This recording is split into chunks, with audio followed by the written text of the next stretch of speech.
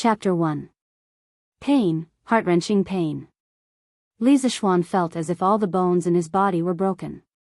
He couldn't help but wonder, didn't I just drink a little too much last night? Why is my whole body in so much pain? I won't drink again even if I'm beaten to death. Li Zixuan was an engineering graduate student at an ordinary university.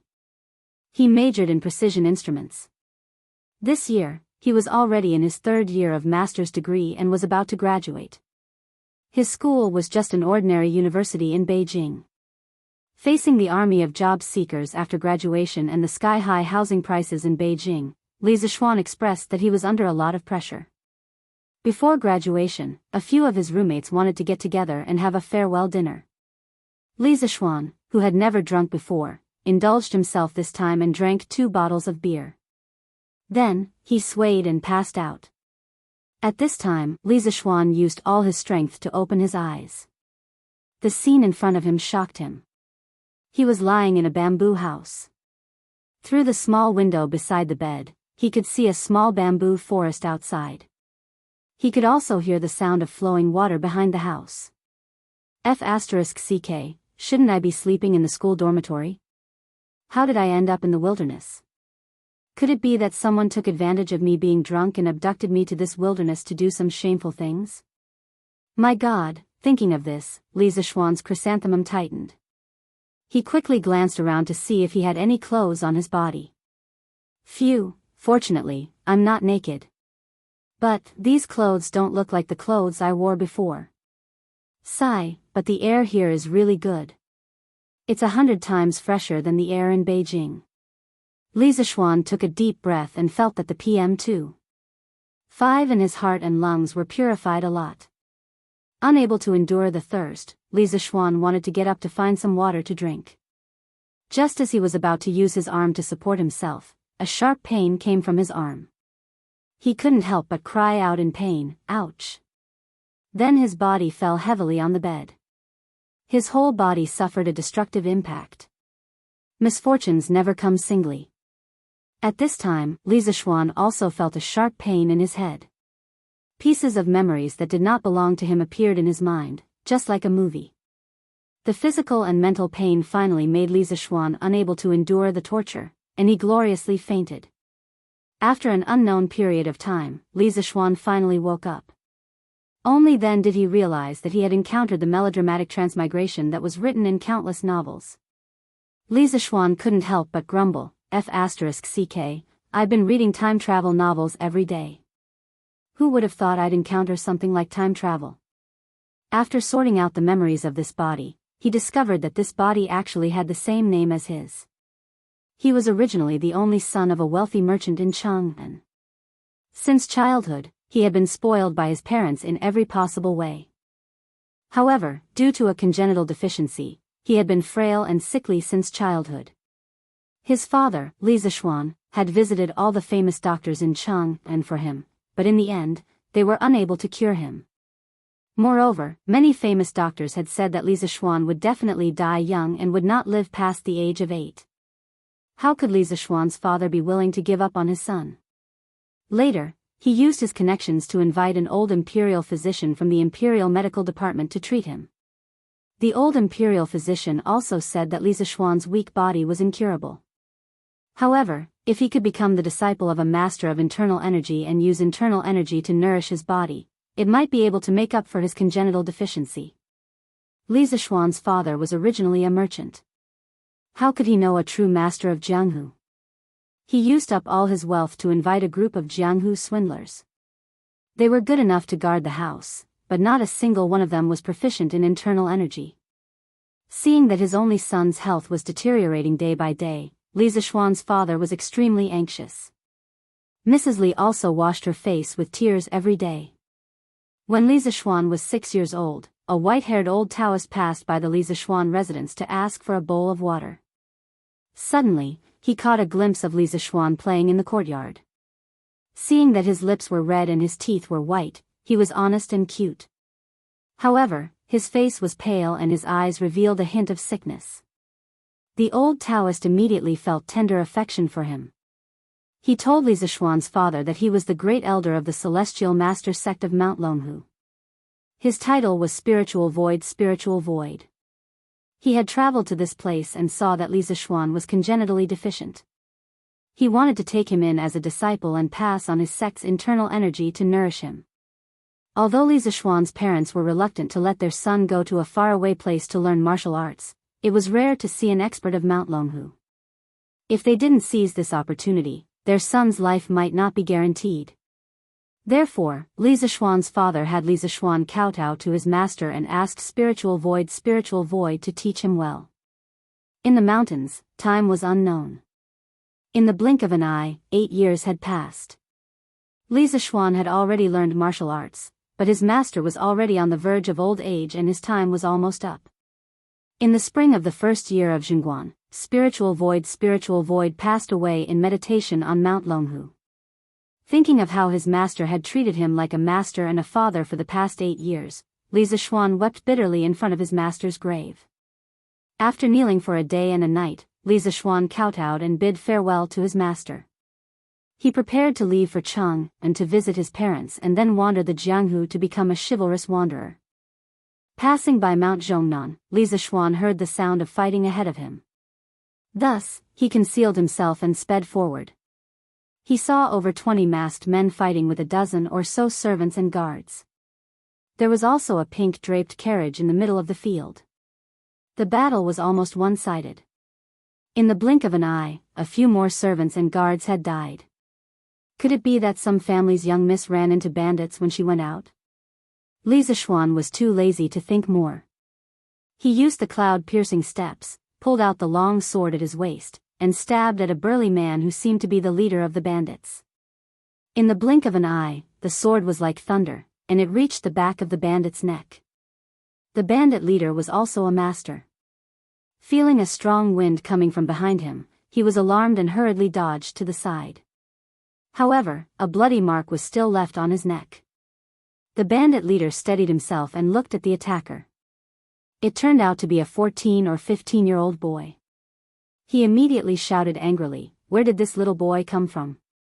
How dare you meddle in my blood-wind stockade's business? Second brother, third brother, go and chop this little bastard up." In an instant, 2 bandits on the battlefield turned to attack Li Zishuan.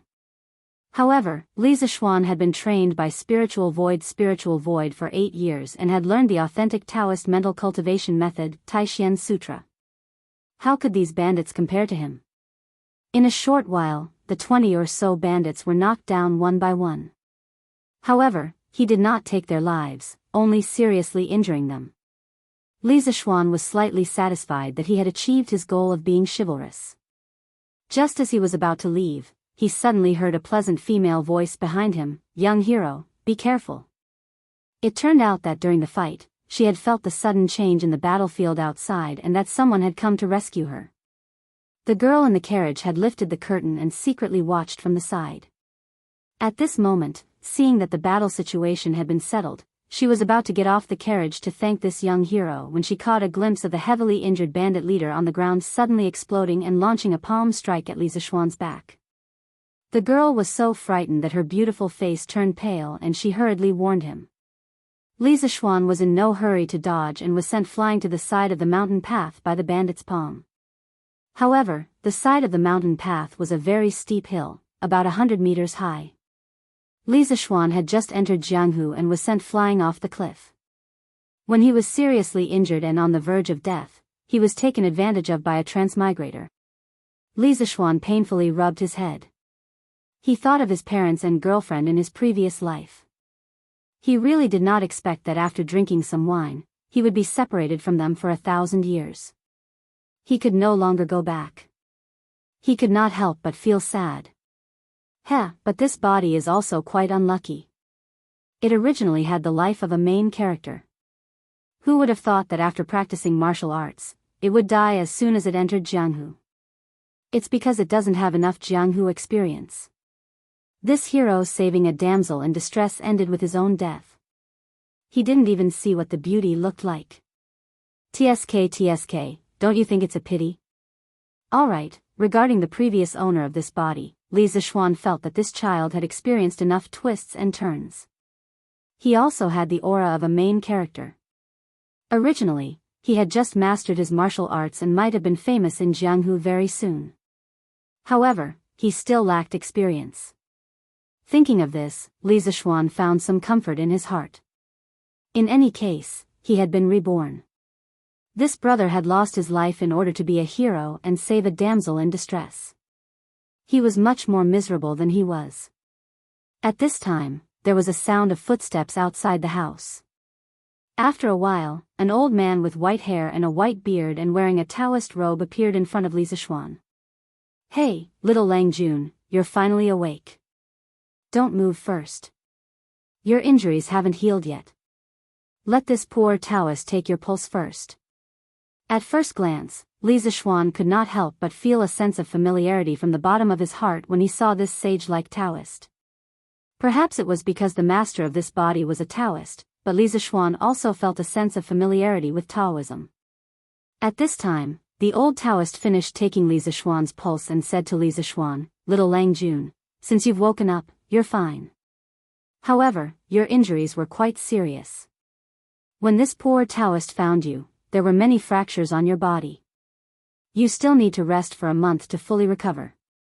Li Zixuan hurriedly propped himself up and cupped his fists at the Taoist priest. "Junior Li Zixuan thanks Taoist priest for saving my life. May I ask for Taoist priest's name and where is this place?" "This is Zhongnan Mountain. This is the thatched cottage where this poor Taoist temporarily stayed when he was picking herbs. 5 days ago, this poor Taoist found you at the foot of the mountain. At that time, you were seriously injured and unconscious. This poor Taoist saw that you were still breathing and brought you back to the thatched cottage. Little Lang Jun, did you encounter some bandits? How could you be so seriously injured?" The Taoist priest leisurely went to the wooden basin in front of the door and washed his hands. He turned around and said, "This poor Taoist is Sun Simiao. Little Lang Jun, where do you live? Why did you come to this deep forest alone?" "Sun Simiao? The king of medicine Sun Simiao, who has lived for 14 emperors, saved countless people, and lived for 141 years? Damn, I've just crossed over and met such a powerful person. I'm so lucky. Do I also have a protagonist's halo?" Li Zixuan was extremely shocked. After being stunned for a while, he respectfully clasped his hands to Sun Simiao and said, "So it's Dr. Sunday. I've been saving lives and healing the wounded for a long time. Countless people have admired you for a long time. Thank you for saving my life. If you have any orders in the future, I dare not refuse." Then, he told Sun Simiao about how he was weak when he was young and how he followed his master to Mount Longhu to learn martial arts to strengthen his body. When he returned home, he encountered bandits and accidentally fell off a cliff. Hearing this, Sun Simiao did not expect this little Lang Jun to have such a chivalrous heart after experiencing so many twists and turns. He looked at Li Zixuan with some admiration. "Little Lang Jun, I didn't expect your life to be so rough. When I felt your pulse before, I felt that you seemed to be congenitally deficient. Fortunately, your internal strength is quite good. Little Lang Jun, you should rest here for a few days. There is still some rice in this house.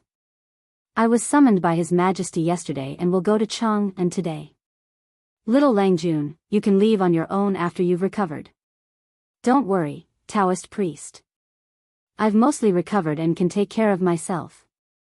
In the future, Zixuan will definitely repay you for saving my life." "Huh, it's nothing. Little Lang Jun, you don't have to worry about me. I'll go first." Sun Simiao laughed heartily and turned to carry the medicine basket out of the door. Chapter 2. Phew, it's so hard to learn how to speak like an ancient person. Li Zixuan sighed as he watched Sun Simiao leave. According to the memory of his predecessor, Li Zixuan was currently living in the first year of Zhengguan. Li Zixuan was still looking forward to this era. Thinking about the heavenly Khan, thinking about the tens of thousands of countries coming to court, and thinking about Chinatown in the United States 1,400 years later, Li Zixuan's heart was filled with passion. He couldn't wait to see this feudal dynasty that the Chinese people were most proud of. But why don't I have a cheat? Before transmigrating, Lisa Schwann had read a lot of transmigration novels. The protagonists who transmigrated either came with an awesome system or had a photographic memory. They were familiar with many poems from the Tang dynasty and Song dynasty. When they had nothing to do, they would recite a poem and then countless beauties would throw themselves at them. TSK, thinking about it made Lisa Schwann salivate all over the floor. But, why don't I have anything when I transmigrated? Lisa Schwann was an engineering nerd in his previous life. After the college entrance examination, he returned all the poems from the Tang dynasty and Song dynasty to his language teacher. He could only vaguely remember some of the famous poems. Apart from writing programs, he usually went online to chat and play games. His girlfriends were all from the internet. Sigh, without a cheat, how can I survive in the Tang dynasty? Without a cheat, I have martial arts. Lisa Schwann suddenly remembered that this body had been learning martial arts from a master for 8 years.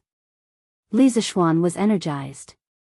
He forced himself to sit cross-legged on the bamboo couch and tried to meditate according to the method in his memory. Originally, he just wanted to give it a try. Who knew that the process would be so natural? He even recited the Taishan Sutra without any awkwardness.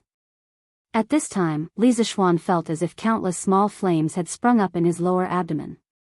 As he circulated the martial arts, these small flames seemed to have received instructions. They followed a specific path over and over again, swimming in his limbs and bones. Lisa Schwann felt warm all over his body. The places where his arms and knees were fractured were a little itchy, making him want to scratch them. Resisting the urge to scratch the itch, Lisa Schwann continued to use the method in his memory. After 36 cycles, Lisa Schwann opened his eyes and spat out a mouthful of turbid air. He looked up and saw that the sky was already dark. He couldn't help but sigh at how fast time passed. Feeling his body's condition, he could not help but widen his eyes in shock. His limbs no longer hurt as much as before, and he even felt his body brimming with strength. Didn't they say that it would take 100 days to recover from a serious injury? I fell down from the mountain and suffered multiple fractures. How could I recover in a few days? Could it be that running the Taishan Sutra could speed up the recovery of the injury? Unable to find any other reason, Lisa Schwann could only attribute the recovery of his injuries to the miraculous Taishan Sutra.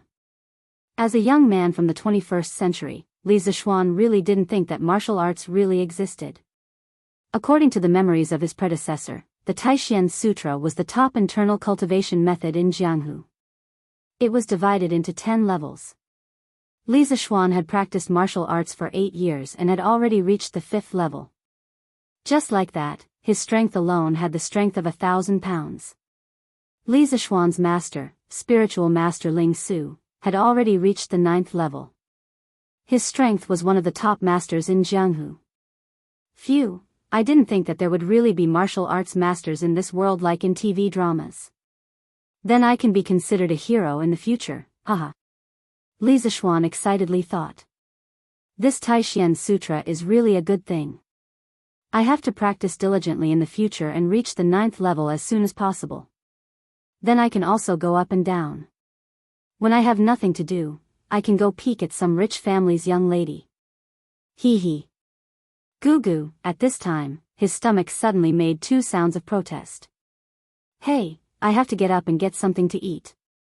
Let's see what old son has here. Lisa Schwann got up and walked towards the kitchen. There's only some flour and vegetables. There's no rice, no eggs, no chicken, duck, or fish. Good Lan Ru, looks like I can only eat 2 bowls of noodle soup. In his previous life, Lisa Schwann was a child from the countryside. His family's conditions were not very good. As the saying goes, the children of the poor take charge of the family early. Lisa Schwann had no problem cooking. Usually during the holidays, when he was with his little girlfriend, Wu Xiaoqian, he would cook because she liked to eat his cooking. In a small rented house of about 30 square meters, the two enjoyed the feeling of one person cooking and the other watching from the side. It felt like a small family. There was a touch of warmth. Forget it, I shouldn't think too much. Let's fill up my stomach first. After sighing with emotion for a while, Li Zixuan skillfully began to knead the dough. He rolled the dough, cut it into slices, boiled water, and then put it into the pot. After 5 minutes, he turned off the fire and put in some vegetables and salt. There was no oil, so he just ate it. After not eating for a day, Li Zixuan ate 3 big bowls of food before he put down his chopsticks with satisfaction. After cleaning up the dishes, Li Zixuan sat on the bamboo bed and began to think about what to do in the future. Become an official? Li Shimin had a lot of talented people under him. He had Feng Mao, Du Duan, Wei Zheng, and the like. He also had Li Jing, Qin Xiong, Qing Yao Jin, and other generals. What can I do if I go? Besides, Li Zixuan was an otaku in his previous life. He was not good at interpersonal relationships. If he wanted to mix well in the government, how could he do it without some tricks of the world? Become a wanderer? This body's wish when he was alive was to go home to visit his parents and then roam the Jianghu to help the weak. Although his martial arts were not bad, there was always someone better than him. What if he met an old monster in the Jianghu who slapped him and made him die? It was not easy to be reborn, so he had to cherish his life. Besides, there were no trains or planes in this era. Going out was bumpy and tiring. Running back and forth was tiring. After thinking about it, Li Zixuan still felt that it was better to go home and be a rich family son. After being reborn, Li Zixuan had lost the love and affection of his previous life. He cherished everything he had now even more. What was the use of living so hard to earn so much money in one life? Life was only a few decades. Many people came and went in a hurry, but they neglected the scenery of their journey. Li Zixuan decided that he would live well in this life. He would protect the people he cared about and live happily for the rest of his life. From the memories in his mind, Li Zixuan knew that his parents in this life loved him very much. In order to treat his illness when he was young, they did not hesitate to use up all their wealth. This made Li Zixuan very touched. Parents in the world were pitiful. The most selfless love in the world came from parents. Their love for their children was really unconditional. He could not help but think of his parents in his previous life. His father faced the yellow soil with his back to heaven and earth, digging for money in the soil to support his education. For more than 10 years, his father had never complained of hardship or tiredness. However, time was like a butcher's knife, urging people to age. No matter how much his father persevered, time still made his father's hair turn white and bent his waist. Thinking of his aging father, Li Zixuan felt as if a knife was being twisted in his heart. Alas, it was not easy being a parent. Brother, go in peace. I will be filial to your parents. Dad, Mom, your son will not be able to go back. Take care of yourself over there. You don't have to support my education anymore. You don't have to work so hard. You have to live for yourself for the rest of your life. Zixuan is sorry. After making up his mind, Li Zixuan lay on the bamboo bed and fell into a deep sleep. Chapter 3. In the early spring morning, the moist morning breeze crept in through the window, gently caressing Li Zixuan's handsome cheeks. Birds chirped happily outside the window, as if they were telling the joy of waking up early. The sun stretched lazily under the urging sounds of roosters crowing in the distance. Not long after, the first ray of golden light pierced through the clouds. Half an hour later, the sunlight finally passed through the window and shone on Li Zixuan's face. Feeling the dazzling light, Li Zixuan finally woke up. Oh, what time is it? Quickly wash up and go to the cafeteria to eat. Habitually, he reached under his pillow to take out his phone to check the time. Naturally, he found nothing. I forgot that I've already transmigrated. Hey, Tang Dynasty, your brother is here. Since he was already here, Li Zixuan felt that his mental state today was quite good. He could go and see this strange world. But the bed board was really hard. Oh, my old waist. After sitting cross-legged on the bed and circulating the Taishan Sutra for 2 cycles, Li Zixuan got up and walked to the stream behind the house to wash his face. He looked down. Wow, who is this pretty boy? He's so handsome. The reflection of the handsome guy in the water had fair skin. His facial features were delicate and youthful, but they were sharp and angular. His eyes revealed a sense of fortitude, and he had a unique kind of ethereal handsomeness, unlike the male idols in the future. He was about 1.78 meters tall, and he was wearing a white suit, looking handsome and spirited. TSK. I didn't expect to be reborn as a handsome guy. This face, this body, if placed in the future, it would completely crush those little fresh meats. Life is really lonely. I can obviously rely on my face to make a living, but I have martial arts skills and a belly full of talent. How can others live with this? Li Zixuan shamelessly narcissistic for a while, then squatted down, cupped the clear water of the stream, and washed his face. After washing up, he hastily made some food. After breakfast and cleaning up the dishes, Li Zixuan picked up his long sword and went out. This sword was called Wind-Chasing Sword. The sword was 3 feet long and weighed 42 pounds. It was made of extraterrestrial iron and could really cut iron like mud. Compared to the current smelting technology of the Tang dynasty, this sword had an absolute advantage. Wind-Chasing Sword was originally obtained by his master, spiritual master Lingxiu, in his later years when he traveled in Jianghu. Later, when Li Zixuan reached the primary level of the Taishan Sutra, his master passed the Wind-Chasing Sword to him. Seeing this sword, the sword. If only his master was still here. In the early spring, Zhongnan Mountain was lush with greenery and beautiful scenery. Walking on the mountain path, one could feel the vigorous vitality of the entire mountain forest after the harsh winter. Li Zixuan rushed toward Chang'an city according to the direction in his memory. Well, I don't have a horse. This Mount Zhongnan should be at least 100 miles away from Chang'an. It would take more than a day to walk. The Tang dynasty seemed to have a curfew.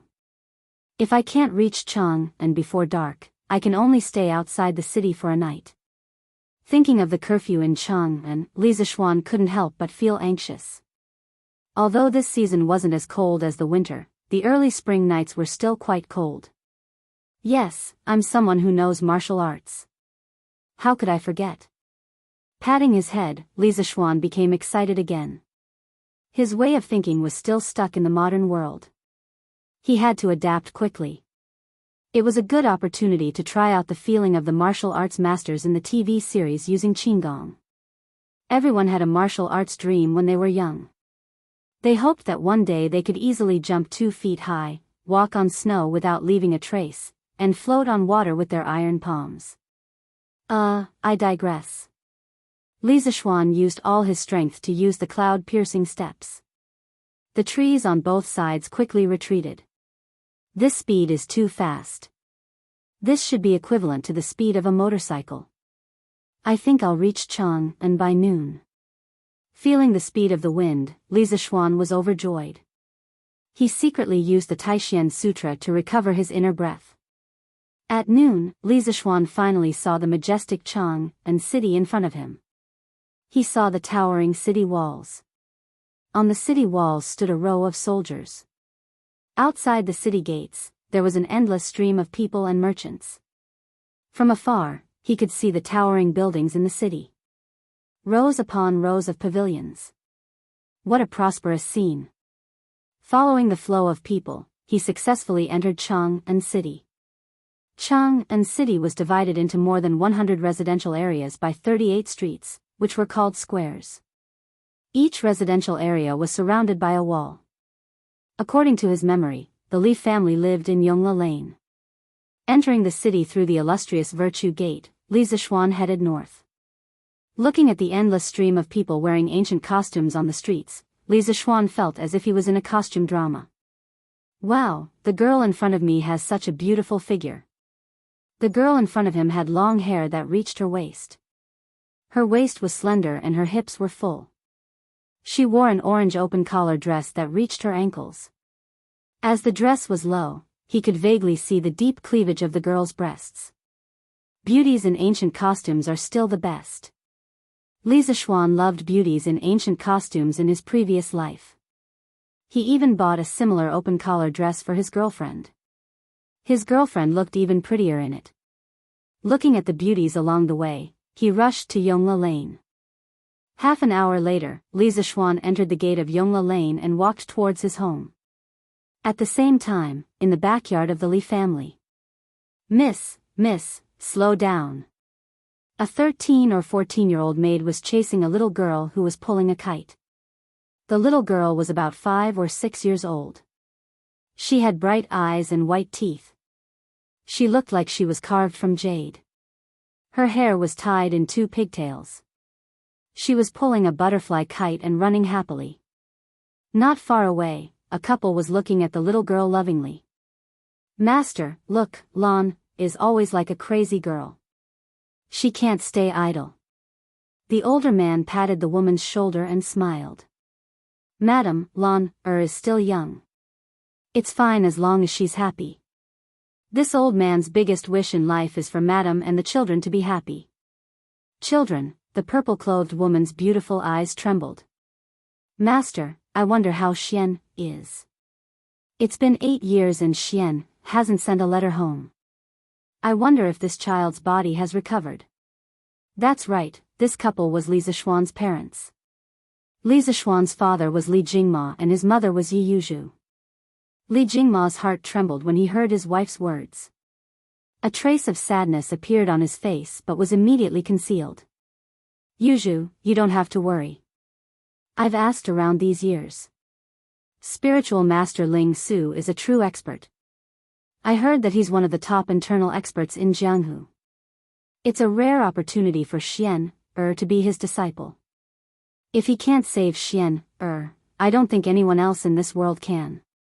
At this moment, a young servant hurriedly ran over and bowed. Master, Madam, there's a young man outside the manor. He says he's Li Zixuan and wants to see you. Who? What did you say that young man was called? Madam Li asked the young servant with a face full of excitement. Her voice trembled. He said he was called Li Zixuan. The servant was also frightened by his wife's excitement and replied reflexively. Xian my Xian Madam Li ran excitedly to the manor door.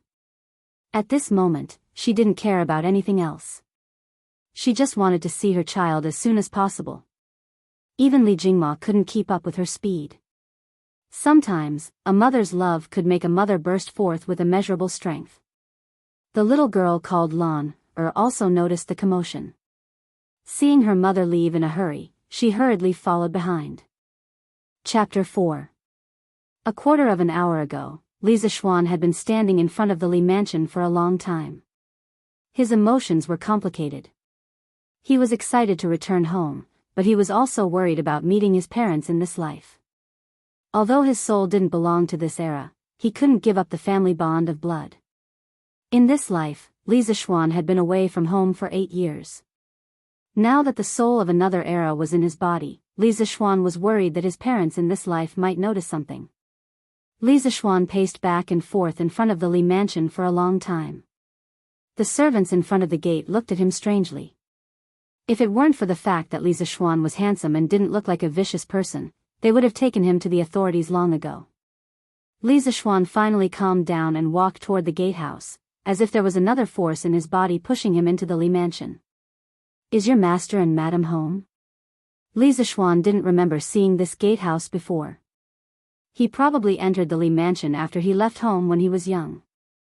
Even if this gatehouse was an old member of the family, he probably wouldn't recognize Li Zixuan after so many years. Seeing Li Zixuan's stately appearance, the gatekeeper was afraid that he was a young master of some family, so he didn't dare to be rude.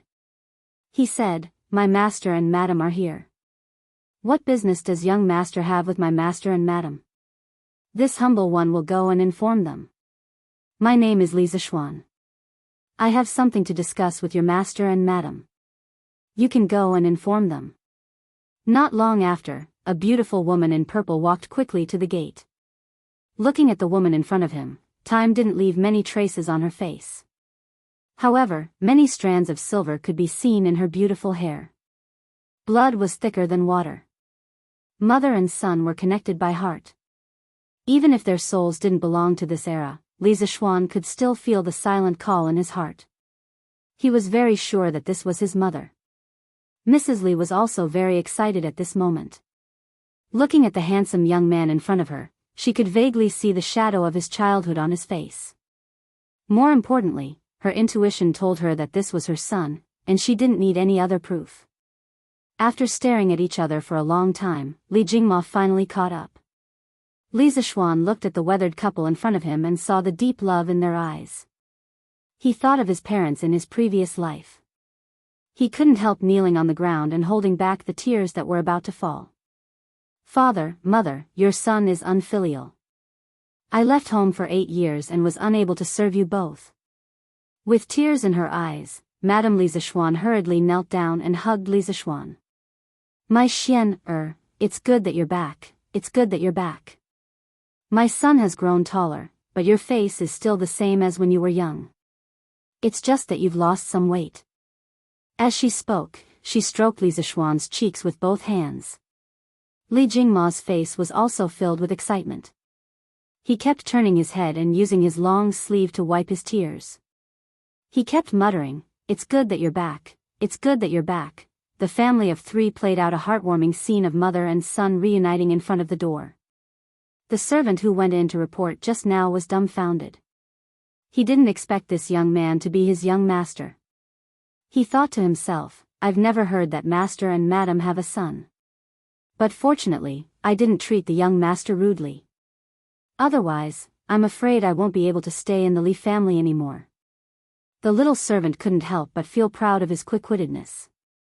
Father, mother, who is this uncle? Uncle is already so old and still crying. Shame, shame, shame, Lan didn't cry when I was 4. A childish voice suddenly interrupted this heartwarming scene, causing the warm atmosphere to become stifled. It turned out that Lan's legs were too short to keep up with her parents' speed. Now that she finally arrived at the door, she saw her mother and a young man hugging and crying.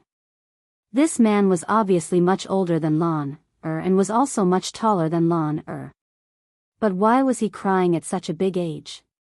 Lan was puzzled. But she remembered that her parents had taught her to be polite when meeting outsiders. Thus, she said that sentence. Cough, cough. Li Jingma's face was full of black lines. His son had suddenly become his daughter's uncle for no reason. What the hell was going on? Li Zixuan also had an awkward expression on his face, but it wasn't because the little girl had called him uncle. After all, the soul in this body was 25 years old, and this little girl looked like she was only 5 or 6 years old. In his previous life, Li Mingzhou was often called uncle by children of this age. What made Li Zixuan feel awkward was that he was being looked down upon by a little girl. He raised his head and looked at the little girl who was at the door. The little girl was leaning on the door frame and looking at him curiously with wide eyes. She looked very cute.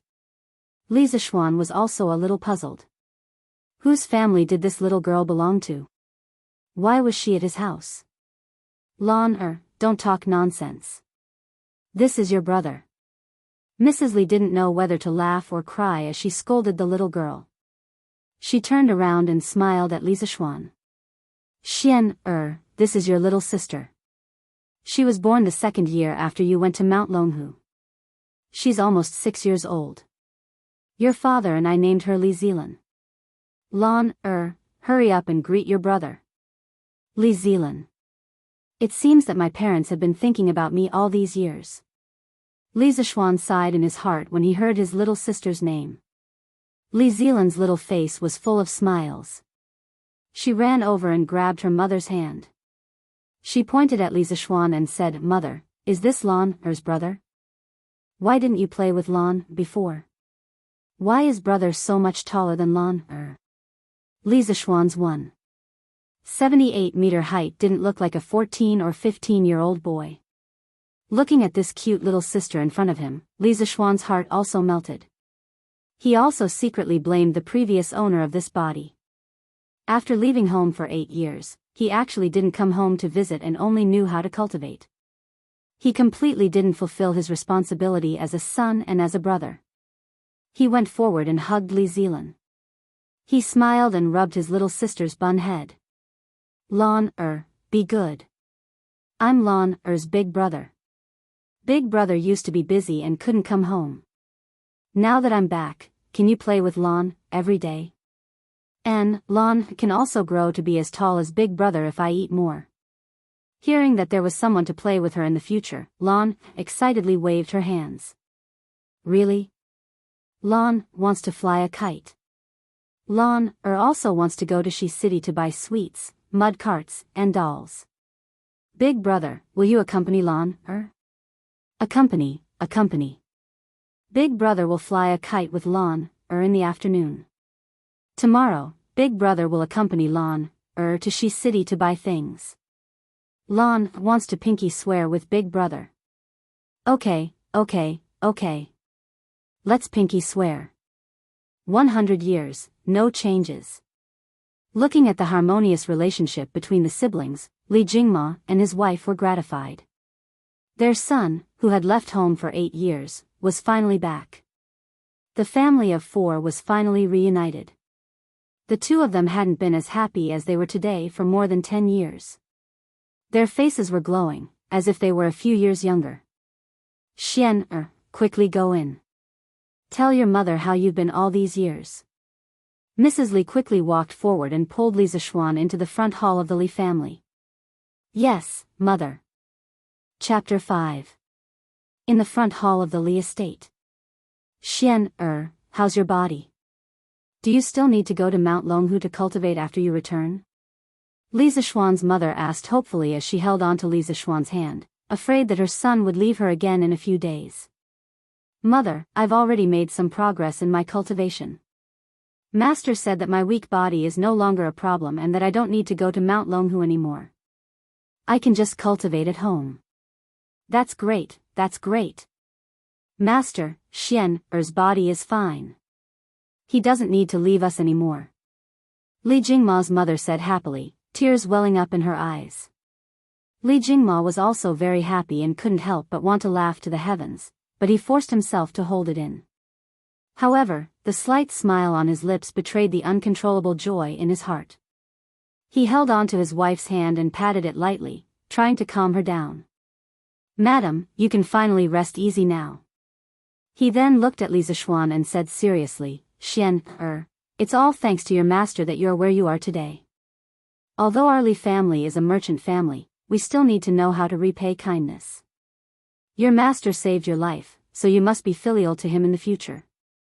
Do you hear me?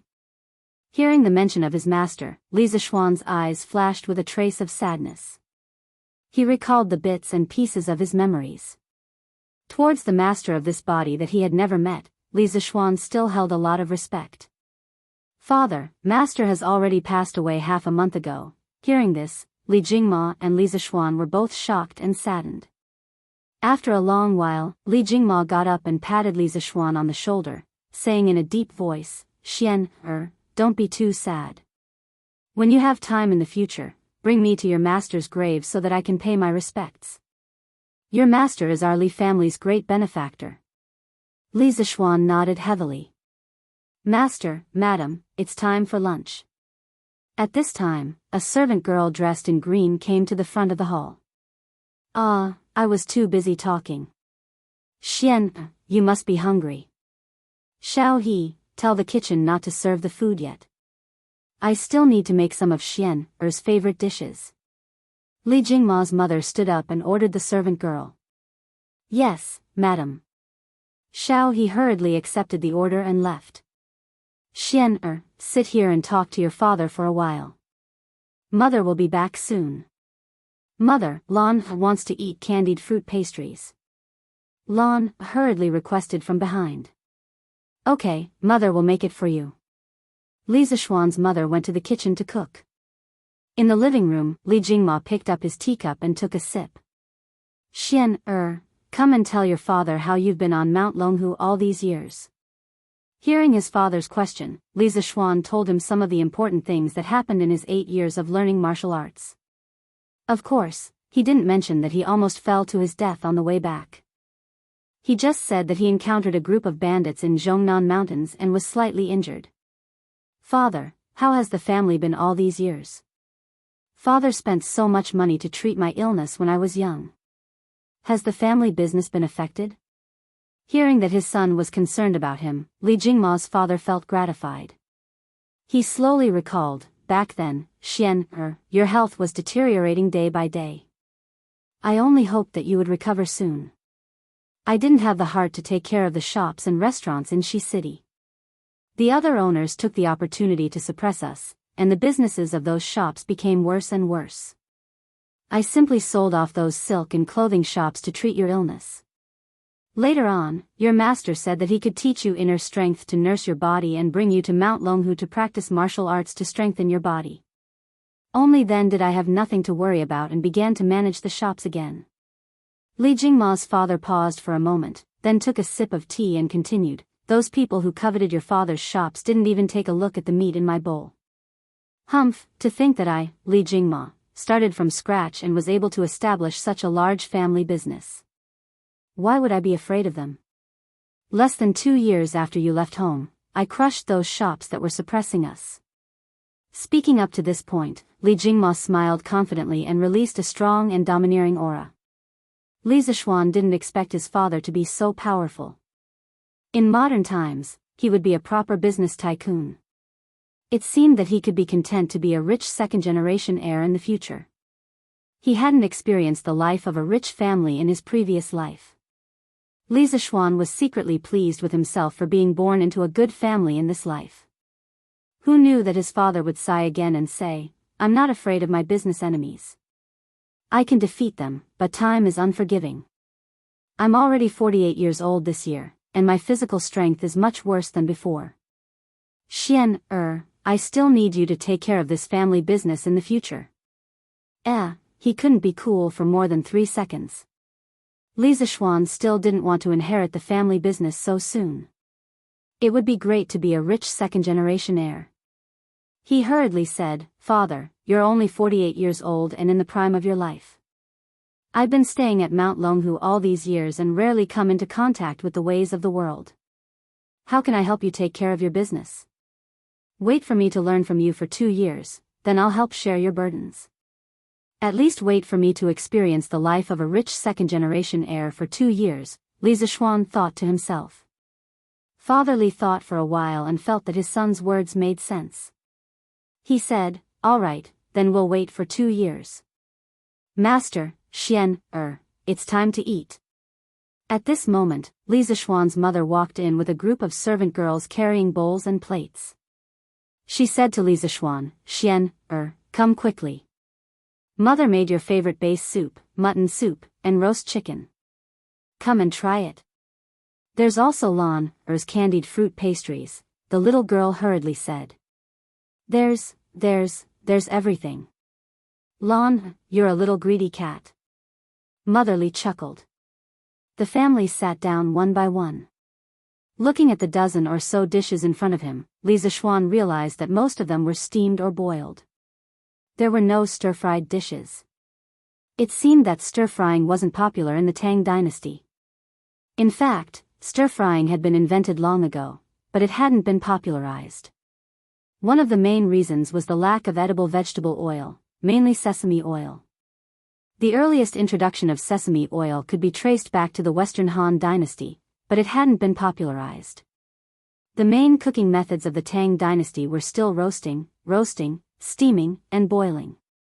Although they weren't stir-frying, these dishes smelled pretty good. Li Zishuan hadn't eaten properly when he was unconscious for a few days.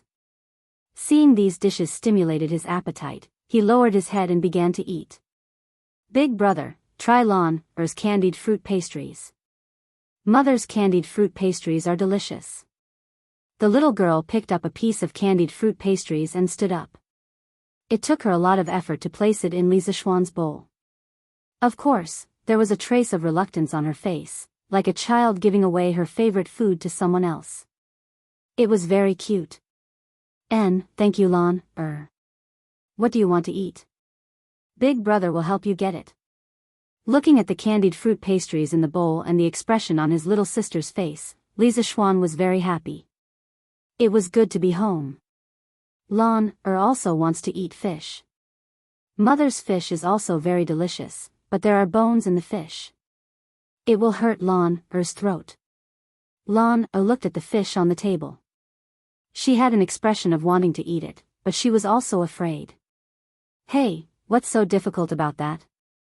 Look at Big Brother. Li Zishuan picked up a piece of fish breast. There were fewer bones here. He infused his internal energy into the chopsticks. With a light shake, a few fish bones flew onto the table. Then, he dipped the fish into the fish soup and placed it in his little sister's bowl. Here, eat quickly. This piece of fish has no bones. The maids and servants at the side opened their mouths in shock. Looked at her brother with eyes full of admiration. She clapped her hands excitedly. Wow, Big Brother is so awesome. Father Li and Mother Li were also dumbfounded. Using internal energy to eat a meal. The two elders really didn't know what to say. Since ancient times, there had probably been no one who ate fish like this. If spiritual master Ling Su saw Li Zishuan using his martial arts here, he would probably climb out of his grave in anger and beat him up. However, Li Zishuan didn't care about this. As long as he could make his little sister happy, this was nothing. This young master had martial arts, so he was willful. Chapter 6. After the meal. Mother, I'm going to take a bath and take a nap. Last night, old son's bed was too hard, and Li Zishuan did not sleep well. He started to feel sleepy after eating and drinking to his heart's content. Li Zishuan tried to convince himself. Isn't there a saying that spring fatigue leads to autumn fatigue and hibernation? Yes, Mother has been getting people to tidy up your courtyard every day for the past few years. You can go there directly. Mother will assign 2 of my maids to your side and let them serve you. Xiao Shi, did you hear that? In the future, the 2 of you must serve with all your heart. Mother Li said to the 2 pretty maids beside her. Yes, madam. The 2 maids hurriedly bowed and agreed. Their eyes were filled with joy. Their young master's martial arts was strong and he was handsome. All the maids in the residence were lining up to serve their young master. They didn't expect madam to send them. Li Zishuan wanted to refuse, but after thinking about it, he didn't say it. He was used to living a poor life. In the past, it was always him serving his girlfriend. Now that he suddenly had 2 pretty maids serve him, he was really not used to it. However, this was a feudal society. He didn't want to be too different. Besides, he didn't want to reject his mother's good intentions over such a small matter. Of course, there was another reason. These 2 maids were really beautiful. Li Zishuan also didn't want to reject them. Although they couldn't be eaten, the 2 maids were only 13 or 14 years old. Li Zishuan wasn't that beastly, they were still pleasing to the eye. Of course, the cold and inwardly passionate Li Zishuan would never admit that the last reason was the main reason. Yes, mother. I'll go back to my room. Li Zishuan turned around and said to his little sister, I'll go back to my room. When I wake up, I'll fly a kite with Yes, brother, you have to keep your promise. Although Lan didn't want her brother to go, she still let him go to sleep when she saw his tired face. The Li residence occupied a large area. It was a courtyard with 4 entrances. Li Zishuan lived in a small courtyard on the west side. He looked at the artificial mountains and ponds in the courtyard, the pavilions and terraces, and the corridors. Li Zishuan was deeply moved. In his previous life, he couldn't even afford to buy a place the size of a toilet in Beijing. He didn't expect that he would be able to live in such an antique supermansion. Even the small courtyard that he lived in was more than 10 times larger than those luxurious villas in his previous life. Sigh, having a rich father sure is great. Xiao He, go get the kitchen to boil some water and bring it to my room. I want to take a bath. Li Zishuan began his depraved life of having everything served to him. Yes, young master. Xiao He, who was behind him, quickly responded. Then, she lifted her green dress, and lightly trotted toward the kitchen. After a while, the kitchen staff brought the hot water over. Li Zixuan walked back to his room. What are you two doing here? Get out. Seeing the two girls following him in, Li Zixuan was speechless and hurriedly chased them away. Young master, this servant will help you bathe. Xiao He blushed and hurriedly argued.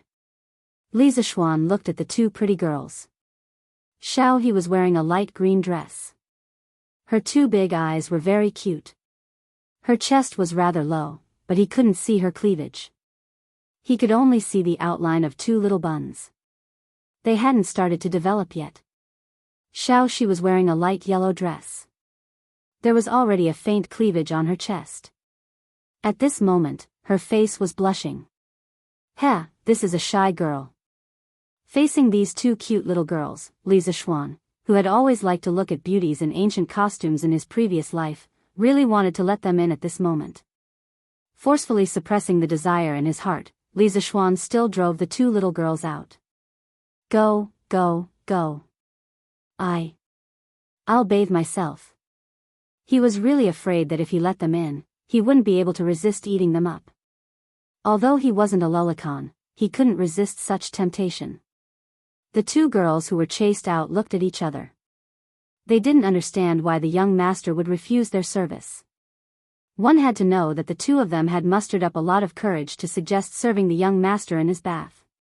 Inside the room, Li Zixuan quickly took off his clothes and jumped into the bathtub. Facing his little brother, Li Zixuan said with disdain, Tsk.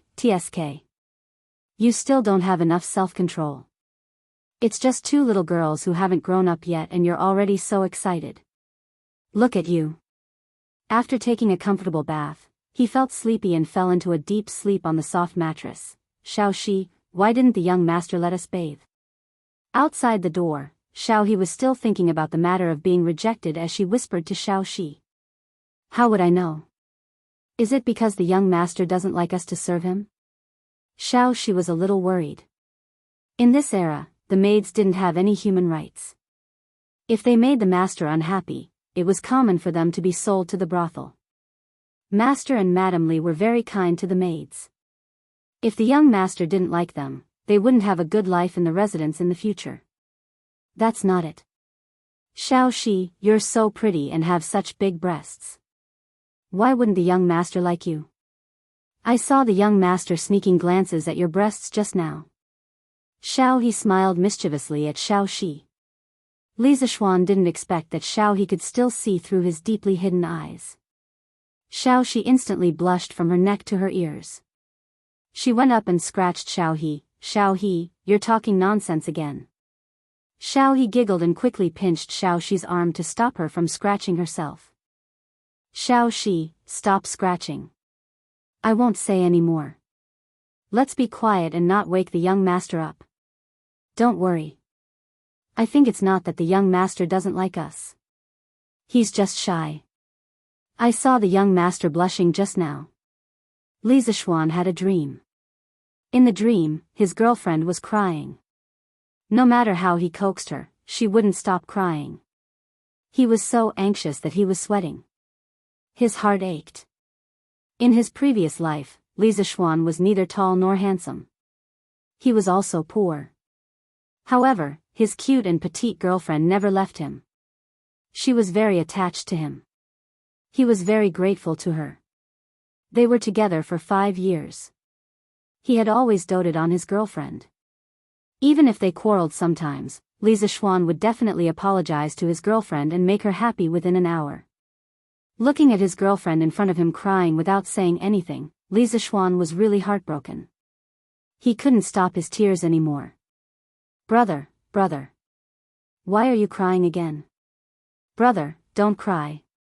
Lan will give you all my delicious food. A crisp and tender voice woke Li Zixuan up from his dream. It turned out that Lan was bored by herself. She was very excited when she thought that her brother would accompany her to fly a kite in the afternoon. However, when she saw that her brother hadn't woken up yet, she came over to take a look. Who knew that her brother's eyes were closed but he was still crying? Lan immediately became anxious.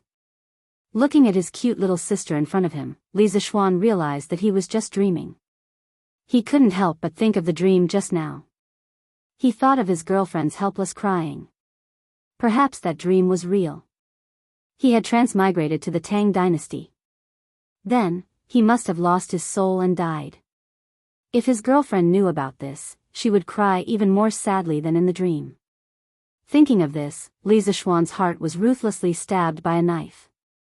Brother. What's wrong?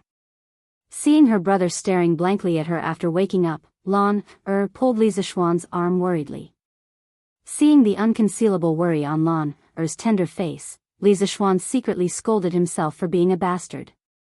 No matter how sad he was, he shouldn't let such a young sister worry about him.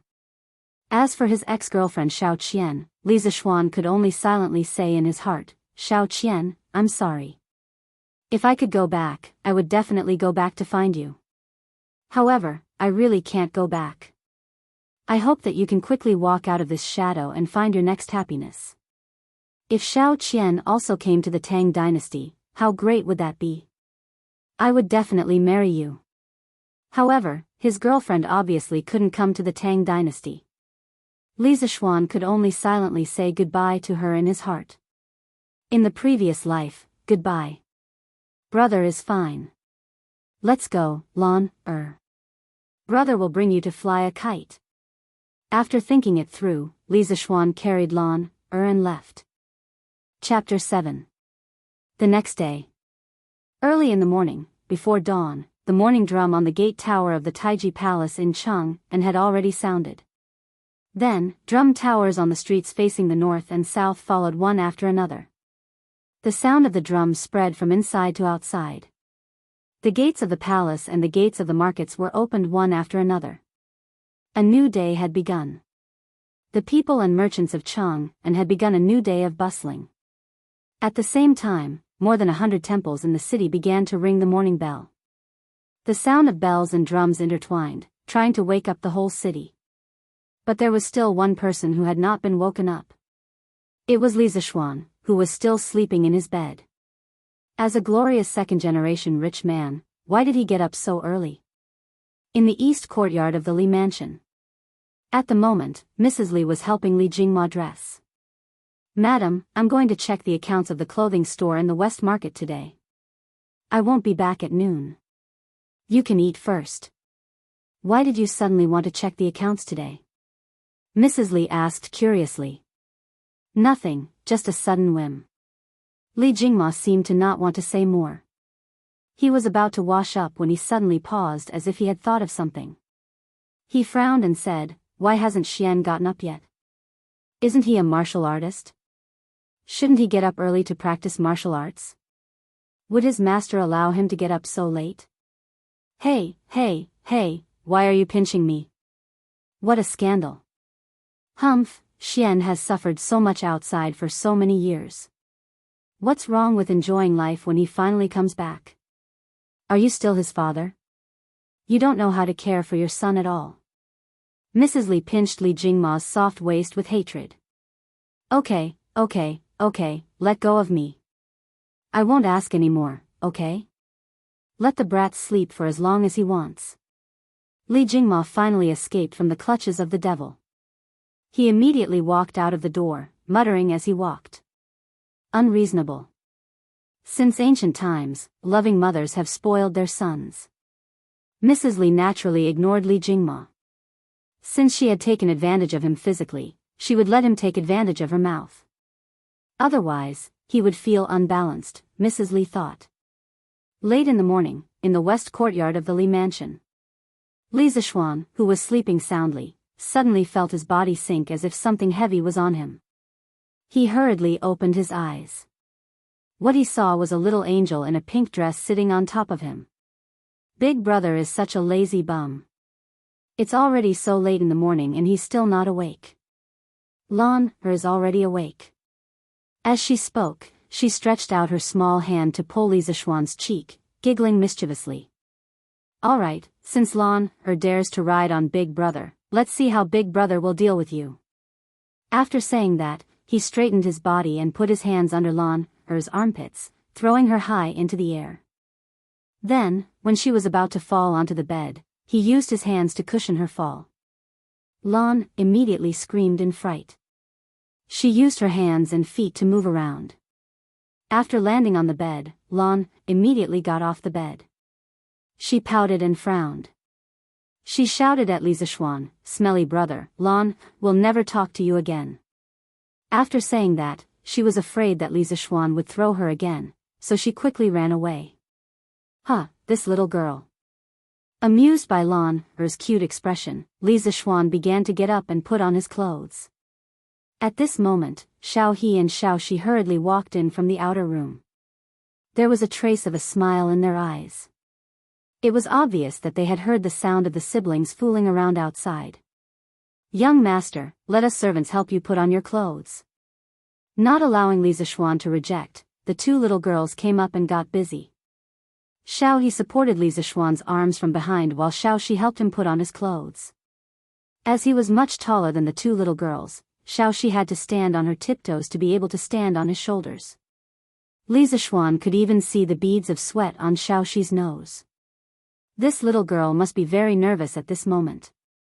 After putting on his outer clothes, Xiao Shi bent down to help Li Zishuan fasten his belt.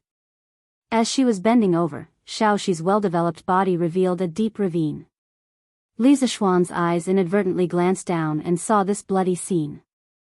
Seeing such an erotic scene early in the morning, this little brother naturally had to show his respect. Seeing the little tent below, Xiao Shi's tender face was so red that it was about to bleed. Before a servant was sold to a rich family by a broker, they would naturally be exposed to some kind of education. Li Zishuan was also extremely embarrassed at this moment. Cough cough, it's a natural reaction, a natural reaction. Xiao Shi, don't think too much. You have to keep your thoughts pure like this, young master. With this, Xiao Shi became even more flustered.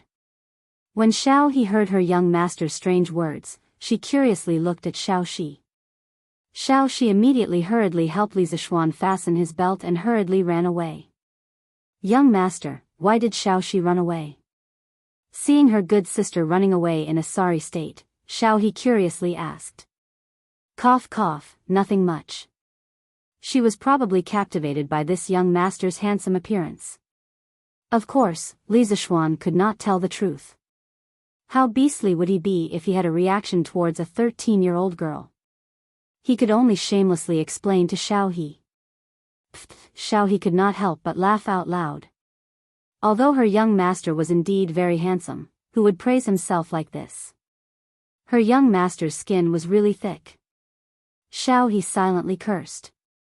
If Li Zishuan could hear her, he would definitely spit out a mouthful of blood. I am still a pure and innocent little virgin. How am I thick-skinned? Is it really okay for you to secretly talk about your young master like this? After breakfast, he greeted his mother and went to find Lan. He had promised to bring her to Shi City yesterday, so he could not go back on his words. When he arrived at the backyard, he saw Lan playing on the swing. When Lan saw her brother walking over, she pouted and lightly snorted. She turned her head and did not look at him anymore. This little girl was still angry about what happened in the morning. What a proud little loli. Xiao He, Xiao Shi, let's go. Today, this young master will bring you two to Shi City. I heard that a group of Persian people came recently. They even know how to perform magic and can make living people disappear. Let's go. I will bring you two to broaden your horizons. After saying that, Li Zishuan was about to walk out of the courtyard. Although Lan did not look over, her ears were always listening to the movements here.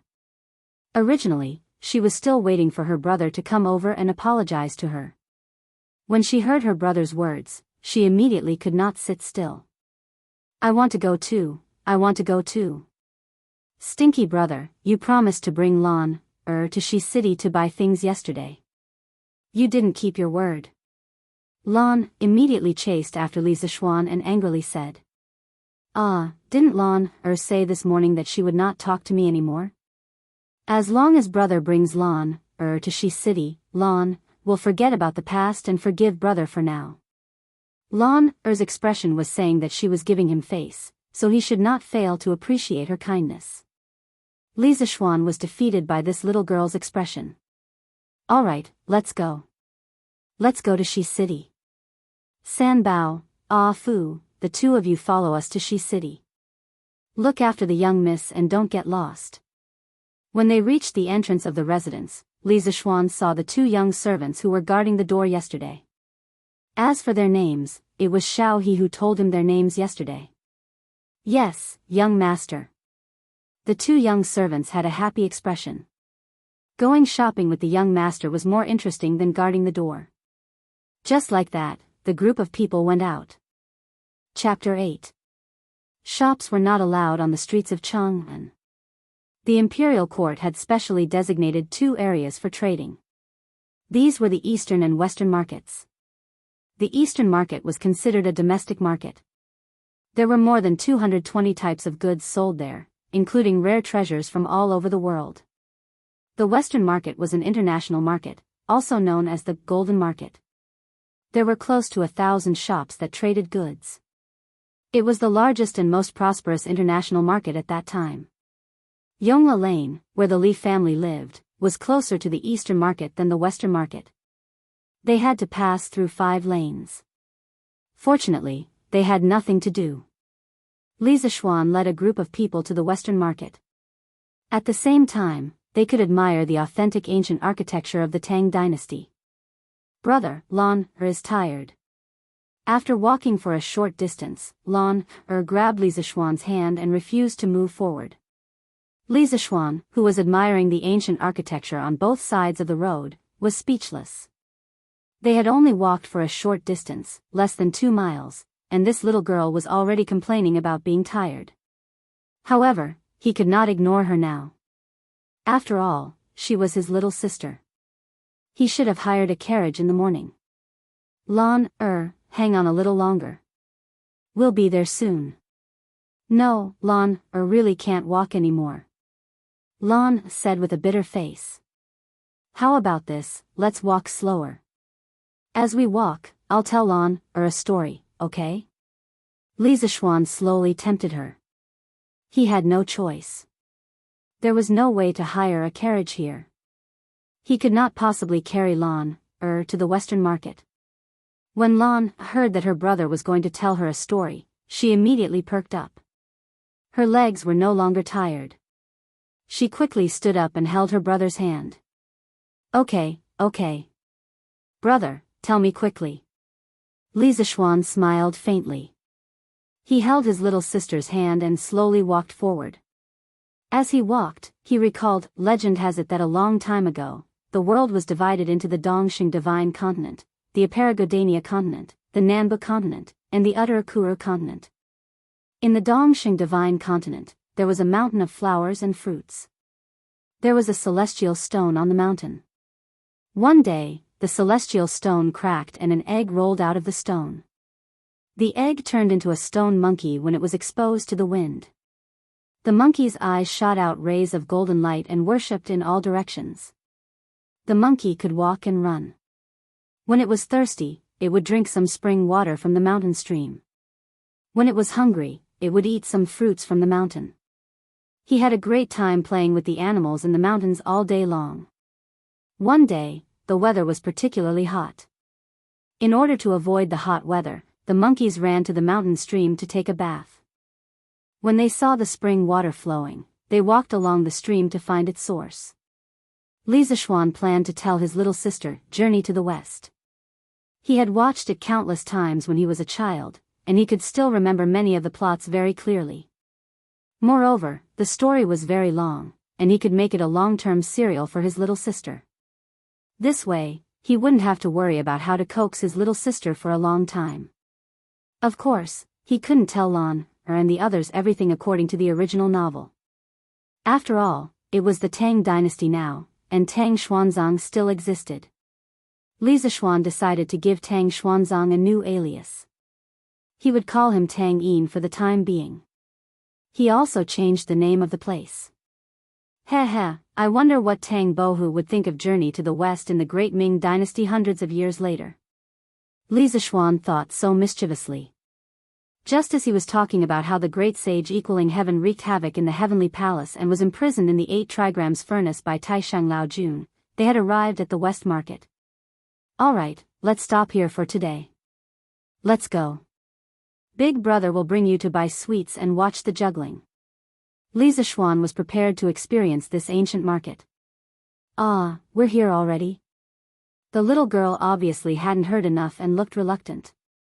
Behind her, Xiao He, Xiao Shi, Ah Fu, and San Bao obviously didn't have enough and looked regretful. Dear friend, please wait a moment. May I ask which story you told me earlier came from? My little sister likes this story very much. Suddenly, an 11 or 12-year-old boy quickly walked out from behind him. Beside him was a 6 or 7-year-old girl.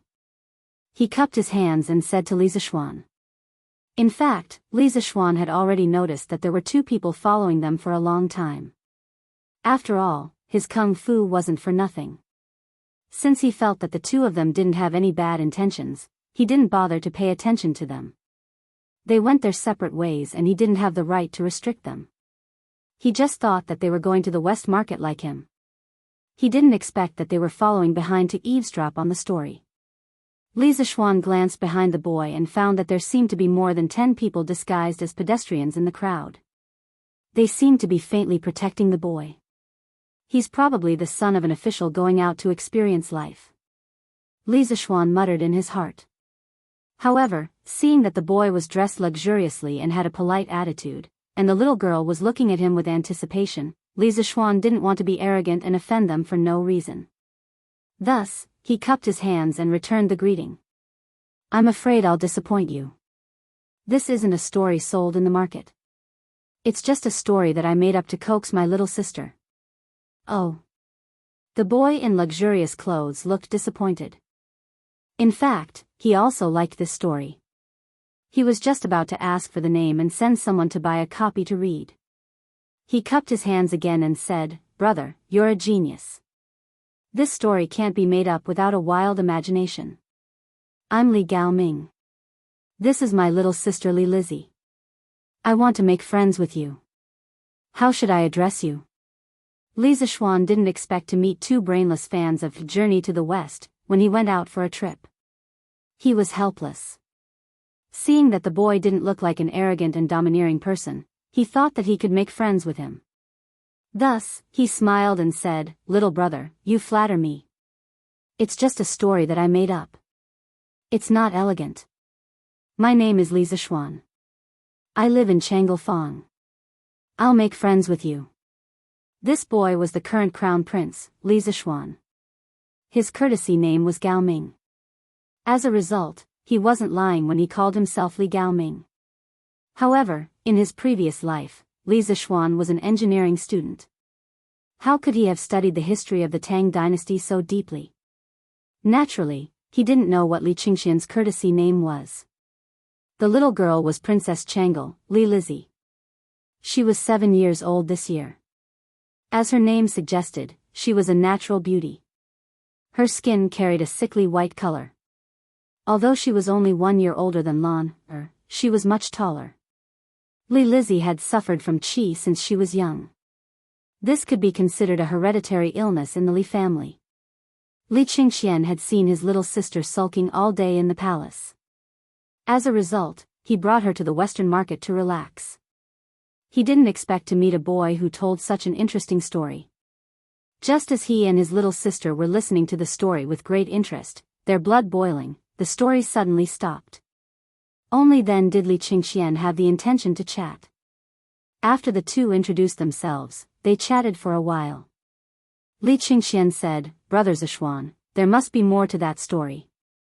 Li Zishuan didn't expect that the charm of Journey to the West would be so great during the Tang dynasty. Of course there's more. What I told you just now was only the beginning. There's still more to come. Li Qingxian's face was filled with joy. In the end, he was only a child of about 10 years old. He excitedly said, Then this little brother will pay a visit another day. Brother Zishuan, you must continue to tell me the rest of the story. Li Lizzie's face was filled with regret. Her brother, the crown prince, could frequently leave the palace, but as a princess, she could not disregard imperial etiquette. Li Zishuan naturally agreed. Afterwards, he parted ways with Li Qingxian, taking his little sister to go shopping. Seeing Li Lizzie's melancholy expression, Li Qingxian understood what was going on after thinking it over. He then said to Li Lizzie, "Little sister, don't worry. In the future, after I finish listening to Li Zishuan's story, I will immediately return and tell it to you, okay?" Only then did Li Lizzie's expression change from gloomy to sunny. She happily smiled at Li Qingxian. Thank you, Crown Prince." Chapter 9. Li Zishuan and his group arrived at the Shi market. There were many inns, pavilions, taverns, and food stalls on the streets. Among them, there was an endless stream of tourists and merchants. In the distance, there were also some, who were from the western regions, Central Asia, and West Asia who came to Chang and to do business through the Silk Road. Some were selling gold, silver, and jewelry, while others were buying silk, porcelain, and so on. Looking at the bustling market in front of him, Li Zishuan was also a little shocked. One must know that the entire Tang dynasty only had a population of 20 million, far less than later. It was really not easy to have such a bustling market in this era. In a few years, the people of the Tang dynasty will welcome an unprecedented prosperity. Li Zishuan sighed in his heart. He accompanied Lan to buy sweets, dolls, and her favorite toys. He even brought her to see the Persian juggling show that she had been talking about for a long time. It was already noon. After walking for half a day, Li Zishuan was also very hungry and wanted to find a restaurant to eat. "Xiaohe, which restaurant nearby has good food?" Not knowing which restaurant to choose, Li Zishuan decisively threw the question to Xiaohe, a native of the Tang dynasty. "Young master, Xiaohe also doesn't know. Xiaohe rarely leaves the residence and has never eaten here before." Xiaohe blinked her eyes and said carefully. Li Zishuan patted his head and thought that it was true. How could this little maid be willing to spend money to eat in a restaurant in the Shi market? "Young master, why don't we go to the Drunken Immortal restaurant opened by old master?" Xiaohe suggested. "Ah. My father opened a restaurant in the Shi market?" Li Zishuan was very surprised. "Pfft, young master, how come you don't even know about your family's business?" Xiaohe could not help but laugh. Li Zishuan was also quite embarrassed.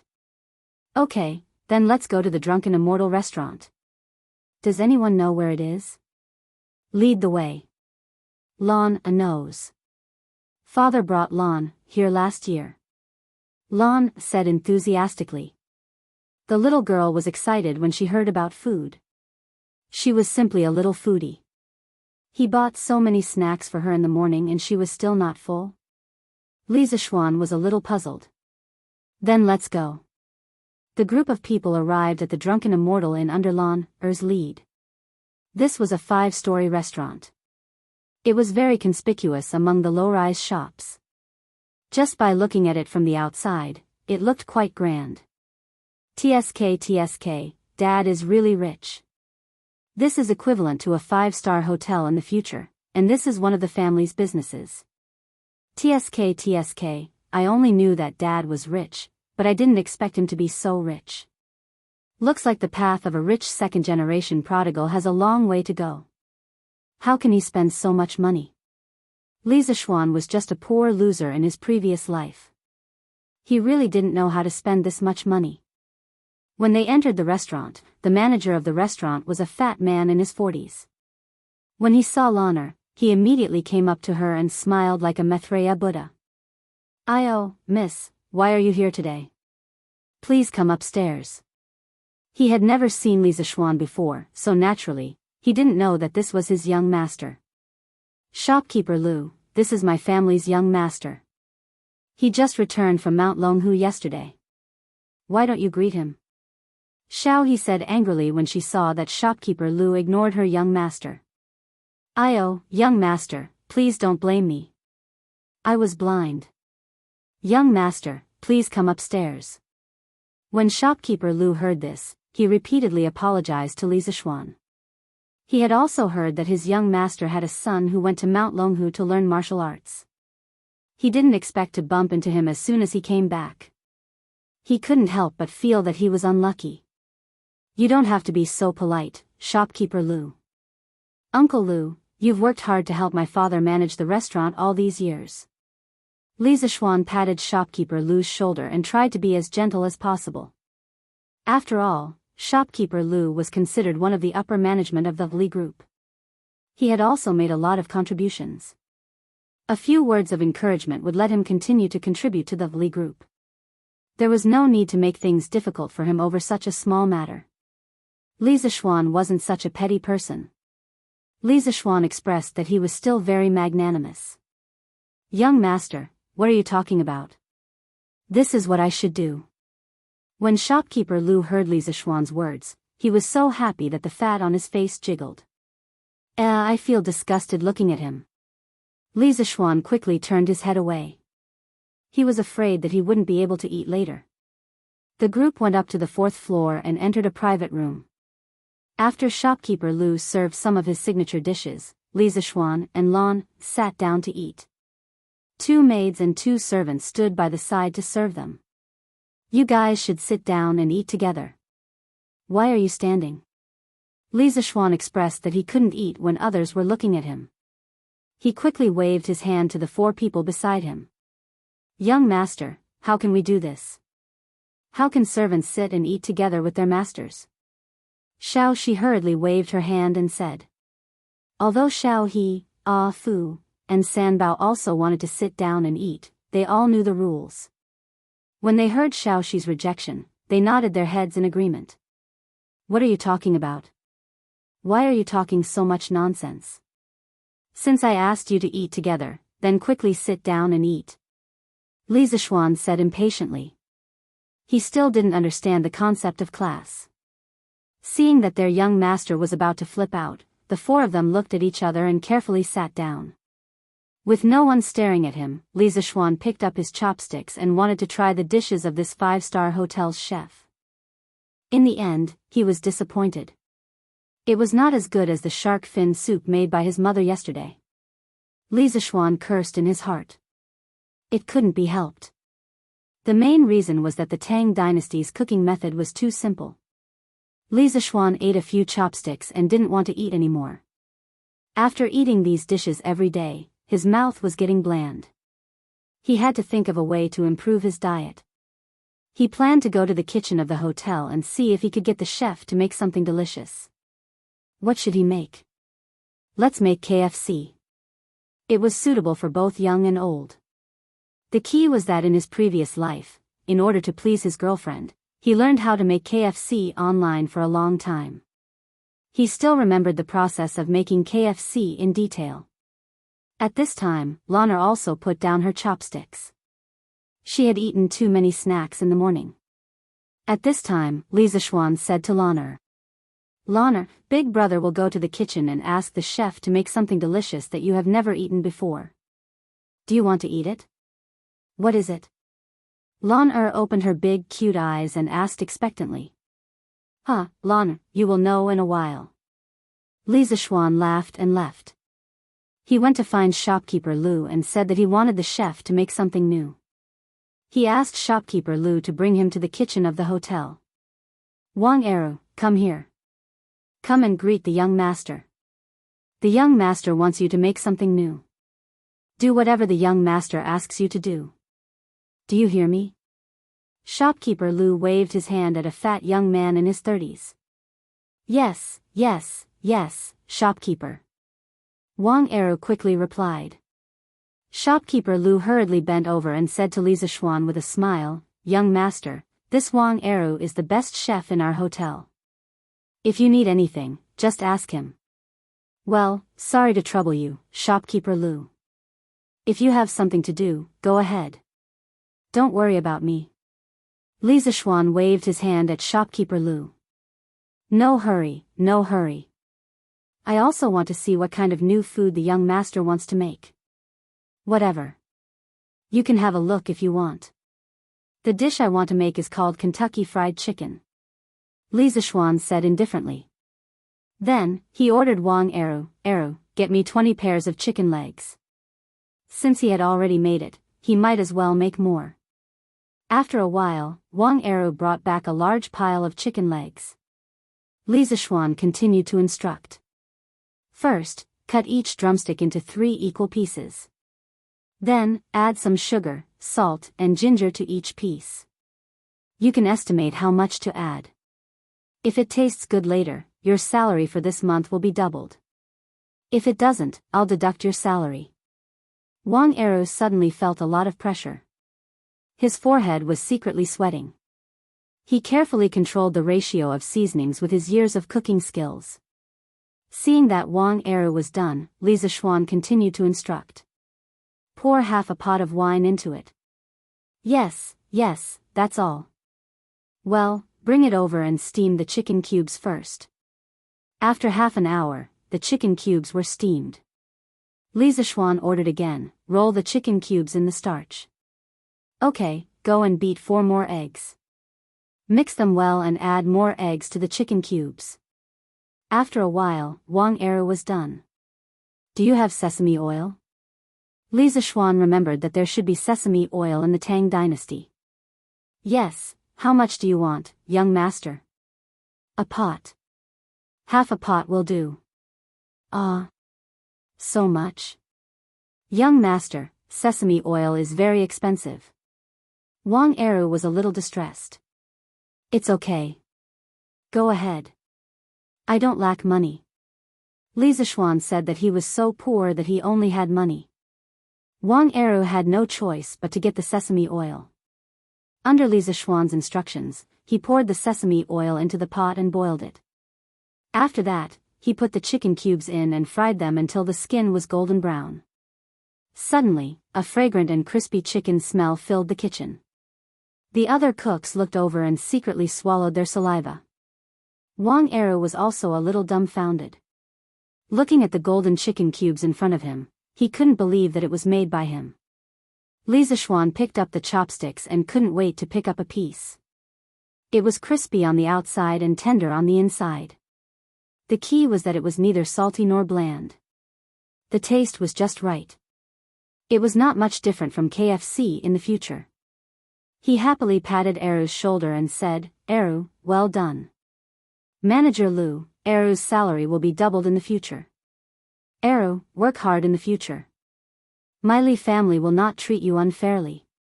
Don't think about changing jobs. I can give you what other families can give you. Li Zishuan valued a talent like Eru very much. After saying that, he ignored Eru's continuous declarations of loyalty and left with the KFC. Passing through the hall on the first floor, the fragrant smell of the fried chicken cubes immediately attracted the attention of all the diners. They all looked at the food plate in Li Zishuan's hand. They all fiercely sniffed and secretly swallowed their saliva. Seeing that Li Zishuan was about to go upstairs, a dark and thin young man stood up and said, Wait a minute, little brother. What food are you holding in your hand? Why haven't I seen it in the Drunken Immortal restaurant? Li Zishuan heard this and stopped. He looked at the dark and thin young man and said, This is KFC. It's a new dish from the Drunken Immortal restaurant. It will be available tomorrow. Today is only a trial. If you want to try it, you can try it tomorrow morning. In a while, I'll ask Manager Lu to add this dish to the restaurant's menu. Perhaps it will increase the restaurant's income. Li Zishuan was inwardly pleased with himself as he thought to himself, this can be considered as increasing my dad's income. After saying this, Li Zishuan ignored everyone's reaction and quickly went upstairs. His little sister was still waiting for him. Chapter 10. In the private room on the 4th floor. Li Zishuan pushed open the door and entered. Instantly, the gazes of the few people in the room all gathered on him. The smell was really too fragrant, and the appearance was also very good. Wow, is this the new delicious food that brother made? It looks delicious, Lan wants to eat. Lan excitedly went forward to take the chicken with her hands. Li Zishuan quickly pushed Lan's hands away. Go, it's hot, use chopsticks. Come, Xiao He, Xiao Shi, Ah Fu, San Bao, try it too. After saying that, he placed a large plate of fried chicken on the table. Lan impatiently picked up a piece of chicken and put it into her mouth. Her small mouth bit on the fragrant and soft chicken, and her cute big eyes narrowed into a line. While eating, she exclaimed, it's really delicious. Brother, what's the name of this? Brother named this food Kentucky Fried Chicken. Lan, don't speak when you eat, be careful not to choke. After saying that, he dotingly rubbed Lan's little head and said to the other 4 people, don't just stand there, come and try it. There's so much, Lan can't finish it all by herself. Don't care about so many rules, follow young master and you will have meat to eat. Xiao He, Ah Fu, and Sanbao impatiently picked up a piece of chicken and began to wolf it down. Only Xiao Shi was more reserved, and she ate in small bites. This little servant girl had always been more gentle and quiet, but from her slightly raised lips, it could be seen that she was eating happily. Sob, young master, this is the most delicious thing that Sanbao has ever eaten in her life. This chicken is really too delicious. The uncultured Sanbao suddenly cried while eating. Then why are you crying? If it's delicious, eat it. No one is stopping you. Li Zishuan was rather speechless. Eating a piece of fried chicken could actually make someone cry. Young master, but Sanbao can't eat anymore. Xiao He and Ah Fu at the side nodded with a bitter face. In fact, this was also difficult for the 3 of them. As servants, it was rare for someone to bring them to such a high-end restaurant for a feast, and the young master didn't dislike them and let them eat together. The food in this restaurant might not be considered delicious in the eyes of Lan and Li Zishuan, but in the eyes of these people, it was a delicacy. Therefore, when Li Zishuan and Lan put down their chopsticks and did not want to eat anymore, they opened their stomachs and ate boldly. When Li Zishuan came back from the kitchen, more than a dozen dishes on the table had basically been finished. Now, facing the even more delicious fried chicken, they really wanted to cry but had no tears. Li Zishuan looked at the dozen or so empty plates in front of him and understood what was going on. Oh, that's a pity. Such a delicious thing is unique in the Great Tang. Lan little Shi, since they can't eat it, let's destroy it, haha. Lan's face was also filled with joy. Fortunately, she didn't eat too much just now. She didn't have time to talk and just kept eating. Xiao He and the other 2 looked at the tempting chicken and drooled. Although they were full, they still couldn't bear to part with such delicious food. The 3 of them resolutely attacked the fried chicken. With such delicious food, it was worth it even if they were stuffed to death. Sanbao thought so tragically. After a while, the 6 of them really couldn't eat anymore, but there were still 5 pieces of chicken left on the plate. At this moment, a voice came from the door. Little brother, since you can't eat anymore, why don't you give the rest to me? Li Zishuan turned his head and saw that it was the dark and thin man he met at the Drunken Immortal restaurant. Although his clothes weren't gorgeous, he had an intimidating aura. Li Zishuan didn't dare to underestimate him and cupped his hands. Old brother, if you really want to eat, why don't you wait until tomorrow and let old brother eat the leftovers? This little brother is truly lacking in manners. It's fine, it's fine. Old Qing doesn't care about these things. Oh, this one is Qing Chumo. How should I address you, little brother? Qing Chumo repeatedly waved his hands to show that he didn't care. In truth, he didn't want to thicken his skin and come here. He was the eldest son of the Qing clan, so how could he be so shameless? But after smelling the fragrance of the fried chicken, he felt like his heart was being scratched by 100 claws. Looking at the plate in front of him, he found it tasteless. So this fellow was Qing Chumo, the son of the demon king of chaos Qing Yaojin. He couldn't offend him. Li Zishuan was inwardly alarmed and hurriedly cupped his hands. This little brother is Li Zishuan. This is my little sister, Li Zilan. Since brother Qing doesn't mind, then sit down and eat together. It's truly lacking in manners to let brother Qing eat this today.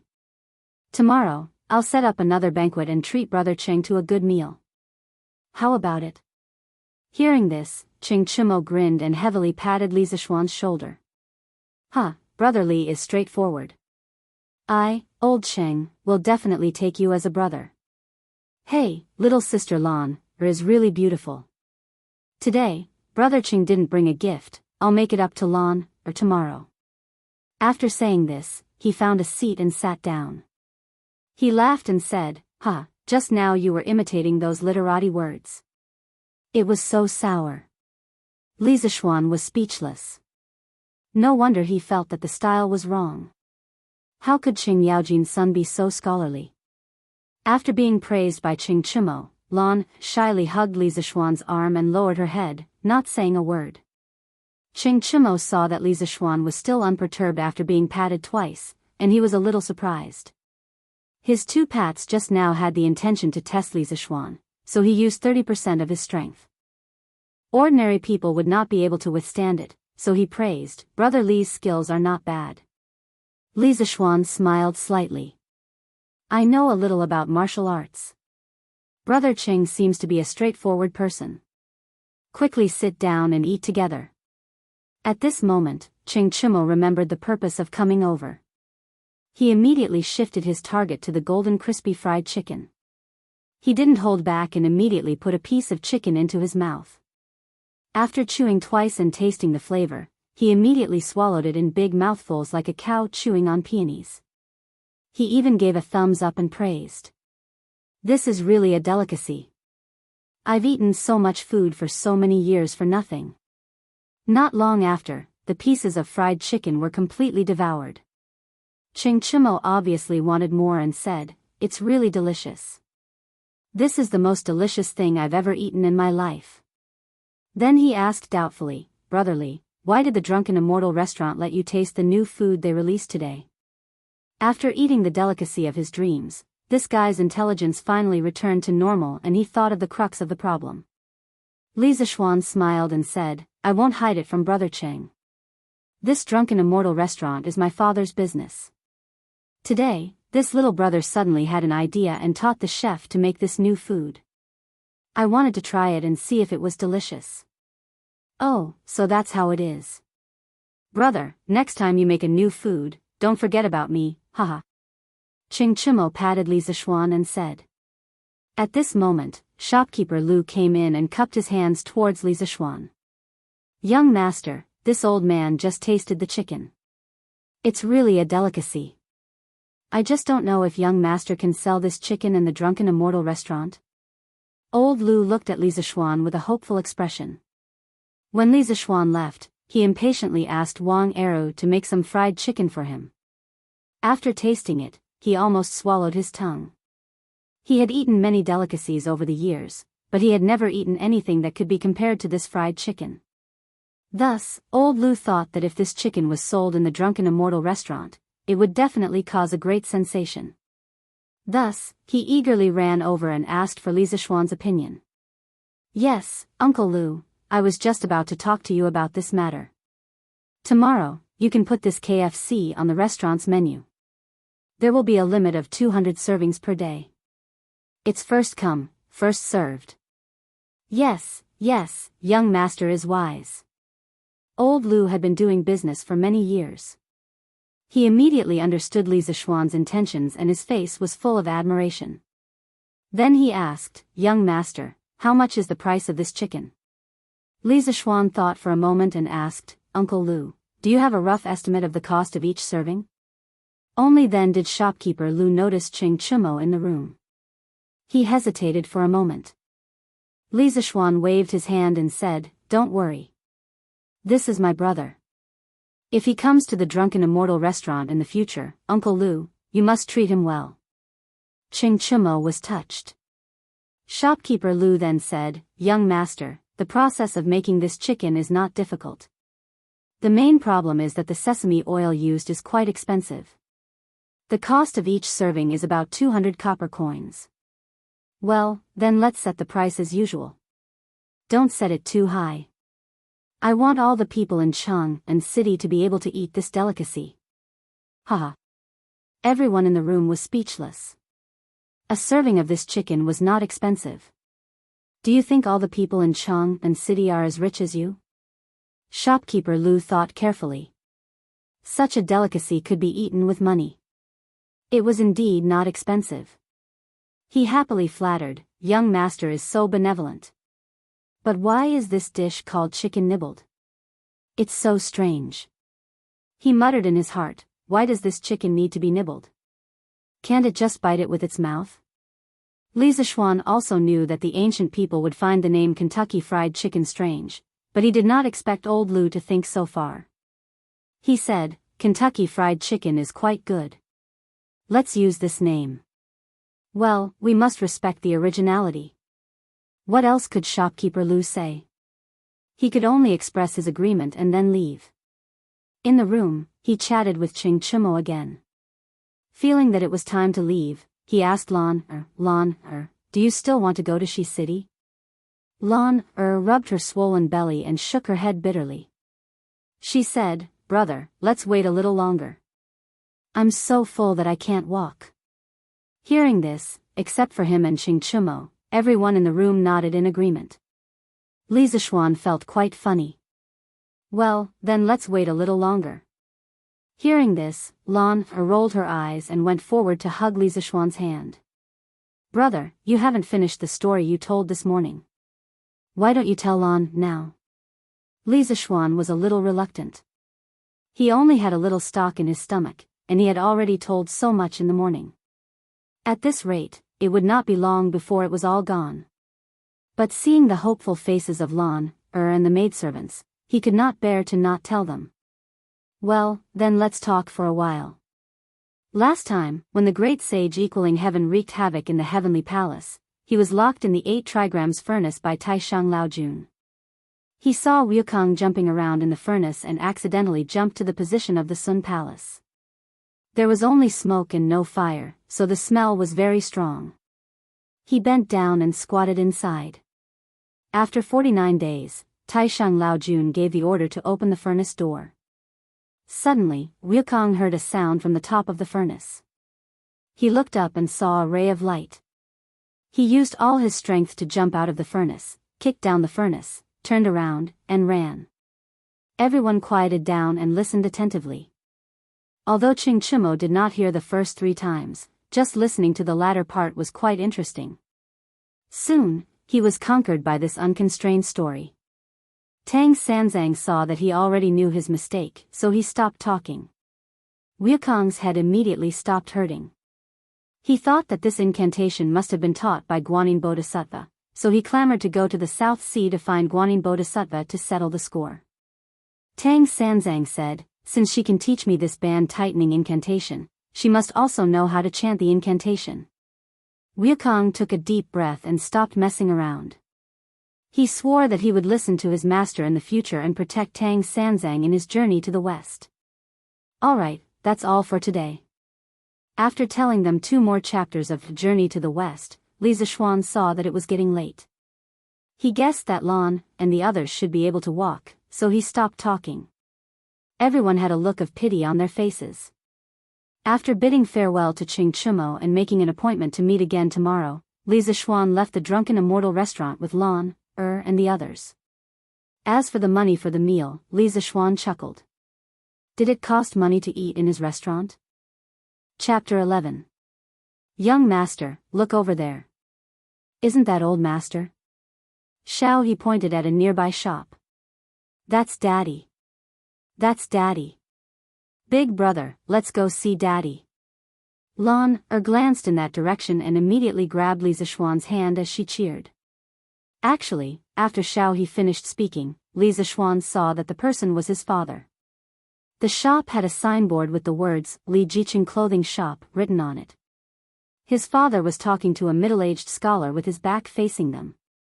Seeing that Lan wanted to look for his father, Li Zishuan could only let her pull him in that direction. Li Zishuan was now completely obedient to his younger sister. When the group of people was about to reach the clothing shop, Lan let go of Li Zishuan's hand and ran towards Li Jingma. Daddy, Lan is here to see you. The little girl was bouncing around like a beautiful butterfly. Hearing the sound behind him, Li Jingma hurriedly turned around and saw his daughter bouncing over. When Li Jingma was talking to the middle-aged scholar, his face was originally very serious. However, when he saw his daughter, his face instantly melted and a smile blossomed on his old face. Worried that his beloved daughter would fall, he quickly went forward and held Lan Er's small hand. Bending down, he patted Lan Er's head and asked worriedly, Lan Er, why did you come here alone? Lan came with Big Brother. After saying that, she pointed at Li Zishuan who had just entered the door. Only then did Li Jingma see Li Zishuan and his group. His heart was slightly relieved. Thinking about how he had been pinched by his wife this morning because he had said a few words about his son in front of his wife. Even now, the soft flesh on his waist was still faintly aching. He couldn't help but want to rebuke this brat. Oh, Xian you're up so early. Why don't you sleep more?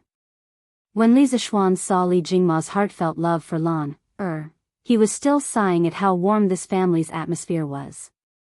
However, when he heard his old man's sarcastic words, he couldn't help but look outside the door. Seeing that the sun was shining brightly outside, it was almost 2 or 3 o'clock in the afternoon in modern times, he couldn't help but feel speechless. He didn't expect to be scolded by his old man for sleeping in the morning. Naturally, he didn't know that his father had been pinched by his mother this morning because he had slept in. Li Zishuan coughed dryly, wanting to change the topic as soon as possible. Father, what are you doing here today? Do you want to buy clothes for your mother? When he saw that this shop was a ready-made clothing store, he thought that his father was here to buy clothes for his mother. He didn't expect his father to be so affectionate towards his mother, hee. Brat, this is my family's shop. Do I need to buy anything here? When Li Jingma heard Li Zishuan's teasing words, he knew that this brat was up to no good, so he said angrily. Lan Xiao He and Xiao Shi at the side couldn't help but laugh. Ah Fu and San Bao didn't dare to be too presumptuous, so they lowered their heads to hold back their laughter while looking at the ants on the ground. Li Zishuan was even more embarrassed. He quickly said, then why did father come here today? After scolding his son, Li Jingma's mood improved a little. When he heard that, he said, father came to Shi City today to check the accounts of our family's shops. This is the last shop. You guys wait at the side first. Once I'm done, we'll go home together. Although Li Zishuan wasn't willing to wait, he didn't want to provoke his father now, so he quickly agreed. At this moment, the middle-aged scholar walked over with the account book and said to Li Jingma, Brother Li, I've already checked the accounts of this shop. Brother Li, this Su has just finished checking the accounts of this clothing store, but there's still something that doesn't match up. As for where exactly it doesn't match up, this foolish brother really can't find out. I'm ashamed. When Li Zishuan heard this person call his father Brother Li, he was a little surprised. He thought that this person was the bookkeeper of the shop. Li Zishuan then introduced him to Li Zishuan. Xian this is Mr. Su Hongji. He's an old friend that I made when I traveled to Cheng and in my early years. Mr. Su studied under Dr. Liu of the Imperial College. He's a real master of mathematics. You have to learn from Mr. Su. I also invited him to help me check the accounts today. When he heard that it was his father's good friend, Li Zishuan also gave his father some face. He quickly cupped his hands and bowed, looking as if he had been looking forward to meeting him for a long time. Hello, Mr. Su. I've admired Mr. Su's talent for a long time. Mr. Su smiled reservedly and said, You flatter me. However, his expression clearly showed that he enjoyed Li Zishuan's flattery. Scholars were always somewhat arrogant. After seeing that his son and Mr. Su had finished greeting each other, Li Jingmo returned to the topic at hand. He frowned and said to Su Hongji, Even Mr. Su can't find out where the problem is. What should we do? Su Hongji was a little ashamed at this moment. His old friend trusted him, but he had failed him. He explained, the person who made the accounts is also a master of mathematics. I have little talent and knowledge. It's really difficult for me to find the loophole in the accounts in such a short time. I've really failed Brother Li. I'm ashamed. When he heard this, Li Jingma hurriedly said, Sir, please don't blame yourself. It's all that old thing's fault for making fake accounts. After saying this, he angrily said to the middle-aged man in gray standing by the door. Wang Zhengkuan, how dare you? This old man handed this shop over to you to manage, but you falsified the accounts to fool this old man. Master, I've been wronged. I've been wronged. How could I dare to deceive you? When the middle-aged man in gray heard this, he immediately bent over and complained tearfully. Li Jingma clearly knew that there was a problem with the accounts, but he couldn't find any evidence. Since the other party refused to admit it, he couldn't beat him into a confession. Li Jingma was very depressed. Father, let me take a look at the accounts. At this moment, Li Zishuan suddenly came forward and said. His father could make up a few things in private, but he couldn't stand others maliciously deceiving his father. Li Zishuan still respected and loved his father very much. Seeing that the old man next to him wanted to use this number game to fool his father, Li Zishuan couldn't help but sneer in his heart. Humph, you dare to play math with me?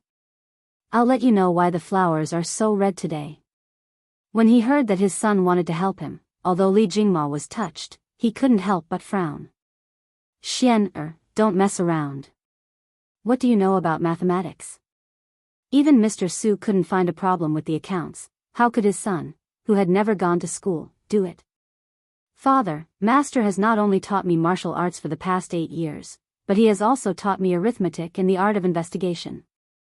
Master is very knowledgeable and can be considered a master in many aspects. Father, please let me try. Li Zishuan tried to convince his father. Fortunately, his master was considered an expert. Ordinary people rarely came into contact with him, so no one knew what his master was capable of. Li Jingma couldn't help but hesitate. Then you can try. Li Zishuan took the accounts book and walked to the counter at the side. Xiao Shi, come and grind the ink for this young master. In his previous life, Li Zishuan's father was only a farmer with a junior high school diploma, but his calligraphy was very good. When he was young, all the couplets at home were written by his father. Li Zishuan also asked his father who taught him. His father said that Li Zishuan's grandfather taught him when he was young. Therefore, although Li Zishuan didn't attend any calligraphy classes when he was young, under his father's urging, he still practiced calligraphy for a few years. The words he wrote were still acceptable. When Wang Zhengkuan saw that Li Zishuan was going to check the accounts, he lowered his head. A trace of ridicule flashed in his eyes as he sneered in his heart, Humph, this little brat is overestimating himself. This old man has been doing accounting for so many years. How could you possibly find out? At this time, Su Hongji also walked over with interest. Although he didn't believe that this young man's mathematical ability was better than his, this young man was his good friend's son. He could give him some pointers and treat it as helping a younger generation. Chapter 12. The sun was setting in the west. In less than an hour, the gongs and drums would sound and the shops would be closed. The customers would have to go home. Chang'an City had a very strict curfew. The peddlers outside shouted even louder. They wanted to sell more goods in the last hour. Li Jiqing's clothing store was quiet. Su Hongji stood beside Li Zishuan and watched Li Zishuan write and draw. He drew some horizontal and vertical lines on the paper, and these horizontal and vertical lines formed a grid. The daily expenses and income were separately listed in the grid and categorized. Finally, a comprehensive calculation was done. Su Hongji praised in his heart. This accounting method was unprecedented. But what were those tadpole-like words? Su Hongji, who wanted to help the younger generation, looked at the Arabic numerals in front of him. He wanted to ask the young man, but when he saw Li Zishuan writing and drawing seriously, he resisted the urge to ask. In less than a quarter of an hour, Li Zishuan exhaled deeply. He stood up and said to Li Jingma, All right. All right, father, I've found out what's wrong with the accounts. Su Hongji was shocked. He had calculated for more than 2 hours and still couldn't figure it out. But this young man found the problem in less than a quarter of an hour? Su Hongji suspected that the young man was fooling him. Although he had never seen this accounting method before and it looked very clever, it was impossible for him to calculate so many numbers in such a short time. Of course, he didn't know that these simple operations were a piece of cake for Li Zishuan, who was always bombarded with power series calculus and even more complicated matrix convolution operations. Wang Jingquan panicked when he heard this, but then he sneered inwardly. In less than a quarter of an hour, he found the problem with his accounts. Who was he trying to fool? Li Jingma also couldn't believe it. He hesitated and said, "Xian, are you serious?" Li Zishuan took the report and walked to Li Jingma. He nodded and said, "Of course." Li Zishuan then turned his head to look at Wang Jingquan. Although Wang Jingquan's face was filled with fear, the mockery in the corner of his eyes was still caught by Li Zishuan. Li Zishuan sneered in his heart. "Humph, old man, if you still don't believe me, I'll expose your crimes today and put you in jail." Li Zishuan didn't waste any time. He took the financial report and said to Wang Jingquan coldly, "Wang Jingquan, on the 20th of the first month of this year, the clothing store was short of 16 strings of cash, 8.3 fun. On the 25th of the first month, it was short of 9 strings of cash, 6.9 fun. On the 5th of the second month, it was short of 8 strings of cash, 4.5 fun. On the 20th of the third month, which was yesterday, it was short of 13 strings of cash, 7.4 fun. In less than 3 months, Wang Jingquan, you secretly embezzled money 26 times, totaling 280 strings of cash, 9.6 fun. Do you admit to your crimes?" Li Zishuan's voice was like thunder. Every sentence was shocking. Lan Er looked at her brother with admiration. Although she didn't understand the twists and turns between adults, she felt that her brother was just right. He was so powerful. Xiao He and Xiao Shi's eyes were also full of splendor. In their hearts, they were praising their young master for his handsome appearance and excellent martial arts skills. Now, he even knew arithmetic and was better than that student from the Imperial College. He was simply a master of both the pen and the sword. The 2 young maidservants were now a little infatuated. However, Wang Jingquan was not in such a good mood right now. As Li Zishuan reported the accounts one by one, even though it was still spring, his sweat could not help but drip down. The ridicule in his eyes was no longer there, replaced by endless fear. When Li Zishuan finished, his back was completely wet and his legs were trembling. He couldn't help but kneel down in front of Li Jingma and cry, "Master, master, I know. Master, master, this old servant knows his mistake. It's all the fault of this old servant's unfilial son. He was swindled into the gambling house and owed a debt. If this old servant didn't help him pay his debts, those people would break his arms and legs. This old servant only has one son. Master, this old servant was blinded by greed. Master, please forgive this old servant this time for the sake of this old servant's conscientious work in the clothing store." At first, Su Hongji didn't believe that Li Zishuan found the problem with the accounts. However, seeing Wang Jingquan like this, it was obvious that Li Zishuan was right. He was shocked and eager to try. He wanted to grab Li Zishuan and ask him about his accounting method and the strange words. However, it was obviously not the right time. His old friend still had family matters to deal with. Li Jingma saw Wang Jingquan pleading guilty and was very surprised by his son's arithmetic ability. He was angry at Wang Jingquan's malicious deceit. If it wasn't for his son's help today, he would have been deceived by this old servant. He was very angry and was about to send this old servant to the officials. However, after hearing Wang Jingquan's words, he was a little soft-hearted. He also had a son. As a father, he sympathized with Wang Jingquan's experience. However, since he embezzled so much money, it would be unreasonable to not send him to the officials. Seeing that Li Jingma was a little soft-hearted, Li Zishuan hurriedly said, "Father, don't be soft-hearted. Father, please don't be soft-hearted. Even if he wants to repay his son's debt, he can't harm the interests of the boutique. He can borrow money from you. Taking money without permission is stealing. He falsified the accounts to avoid responsibility.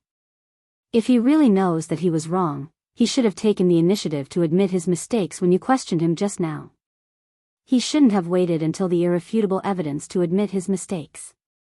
If the price of committing a crime is so low, then who will abide by the law in the future? A pitiful person must have something hateful. Father, you should send him to the officials. You should choose another honest shopkeeper for the clothing store. Su Hongji nodded repeatedly as he listened. When Li Zixuan finished speaking, he said to Li Jingma, Brother Jingma, what your son said is true. People like Wang Jingquan must not be condoned. After that, he looked at Li Zixuan and praised Li Jingma, Brother Jingma, you have a good son. Your son is knowledgeable in mathematics and is sensible. His reasoning has impressed even your foolish brother. It's true that a hidden dragon in the abyss will turn into a dragon when it encounters the wind and clouds. Li Zixuan hurriedly said that Mr. Su was overpraising him. He didn't deserve such praise. Li Jingma also felt that his son's words were quite reasonable. When he heard his old friend's praise, he was also very happy. However, he couldn't show it in front of others. He said in a reserved manner, Mr. Su is overpraising. My son is lazy and needs to be polished. Then he ordered, San Bao, Fu, you two send Wang Jingquan to the officials. After that, you two can go back to the mansion directly. The two of them accepted the order and went forward to support Wang Jingquan, who had fainted from fright. Father, it's time to go home. Shi City will be closed soon. Seeing that it was getting late, Li Zixuan urged. And then let's go home together. Li Jingma nodded and invited Su Hongji, Mr. Su, do you want to come to my humble abode for a chat? Su Hongji hurriedly waved his hand and said, not today, but I will definitely pay a visit another day. Your foolish brother still wants to ask your son for advice on how to keep accounts. When the time comes, I hope your son will not be stingy with his teachings. Li Zixuan repeatedly said that he didn't dare. The few of them parted ways in Shi City. Li Jingma hired a carriage. The family of 3 sat in the carriage and slowly drove towards the Li mansion. On the way, Li Jingma asked, Xian, why did you come to Shi City today? Don't tell me you came here to see your father. I don't believe it. Li Jingma immediately added when he saw that Li Zixuan wanted to flatter him. Li Zixuan really wanted to say that just now, but he didn't expect that his quick-witted father would see through him. He had no choice but to swallow the words that were about to come out of his mouth. After a while, he said, I saw that my younger sister was rather bored at home, so I accompanied Lan, to Shi City today to watch the juggling. That's right, father. That vaudeville was really good. Big brother even made Lan, a chicken that Lan had never eaten before at the Drunken Immortal restaurant. It was so delicious that Lan's stomach became big. In the end, there were still a few pieces of chicken left that we couldn't finish, so they were snatched away by a black-faced big brother. That black-faced big brother ate so much that he almost licked the plate clean. Big brother even asked shopkeeper Lu to take out the chicken to sell tomorrow. Lan immediately chattered like a little sparrow and shared the happy events of the day with her father. Li Zixuan was sweating profusely when he heard this. What was bloated? Was this something that a girl should say? There were also those words about Ching Chimo's brother Blackface. If Ching Chimo heard this, would he vomit blood? When Li Jingma heard about the chicken, he didn't think much of it. He only thought that it was his child playing around. He didn't care whether it earned him money or not. However, this name was very strange. The curtain of night slowly fell and the carriage gradually moved further away. Chapter 13. The next day. Once again, Li Zixuan slept until the sun was high in the sky before he woke up. Thinking about how he had woken up too late yesterday and hadn't been able to cultivate, he couldn't help but feel a little ashamed. Previously, he had wanted to cultivate the Scripture of Supreme Mystery to the 9th level. It wouldn't do for him to slack off like this. Thus, he sat cross-legged on the bed and circulated the Scripture of Supreme Mystery a few times. Brother, brother. Lan Er's soft voice came from outside. Then, he heard light footsteps walking towards the door. Sigh, this girl would wake him up every morning like an alarm clock. Every time, she would barge in without even knocking on the door. This was not a good habit. What if one day he was in the room with Xiao Shi? Bah, wrong. What if one day he was in the room with his future wife doing something embarrassing and this girl barged in and ruined it? Li Zixuan would never admit that he had feelings for Xiao Shi. Xiao Shi was still a 13-year-old child. He was definitely not a lolicon.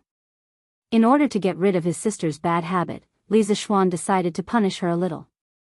In a flash, he hid behind the door. Just then, he heard Lan Er's footsteps walking towards the door. As expected, Lan Er didn't have the habit of knocking on the door. She directly pushed the door open and ran towards the inner room. "Brother, big lazy worm, wake up quickly." Lan Er started shouting before she reached the bed. When she reached the bed, she naturally found that it was empty. Where is brother? Why is he gone? Lan Er was about to turn around and ask Sister Xiao He when she suddenly saw a face with white eyes. Naturally, it was Li Zixuan who was rolling his eyes. A big tongue was sticking out and moving towards her little face. After 3 seconds, an ear-piercing scream suddenly rang through the Li residence west courtyard. "Ah!" Lan Er screamed in horror. She closed her eyes and used her hands to hit the monster in front of her. She didn't want him to eat her. She prayed that her brother would come quickly to save her. Lan Er, what's wrong?" Li Zixuan was shocked by Lan Er's reaction. He was afraid that Lan would be too scared, so he quickly held Lan Er's shoulders with both hands and spoke gently to Lan Er. Lan Er only dared to open her eyes when she heard her brother's voice. When she saw that her brother was really in front of her, she hurriedly ran over and hugged her brother. "Big brother, where did you go?" Just now, there was a demon with a big tongue who wanted to eat Lan Er. Li Zixuan didn't expect that he would scare Lan Er to tears. He secretly blamed himself, but now that things had come to this, he could only make the best of it. Otherwise, Lan wouldn't let him off easily. "Lan Er, did you not knock on the door when you came in?" No. Lan Er sobbed. "Lan Er, the monster you saw just now is actually a door demon. If you don't knock when you enter the room, he will come out if he's in a bad mood and will only eat young ladies." Li Zixuan began to trick her. Don't eat Lan Er. Lan doesn't taste good. Lan will knock on the door next time. Lan immediately became scared. As long as Lan knocks on the door, the demon won't come out. Lan Er, don't cry." Li Zixuan was very happy to trick children now, but when Lan Er grew up and remembered this incident, he would regret what he did today. But that's a story for the future, so let's not talk about it for now. After coaxing Lan Er, Li Zixuan went to wash up and eat breakfast.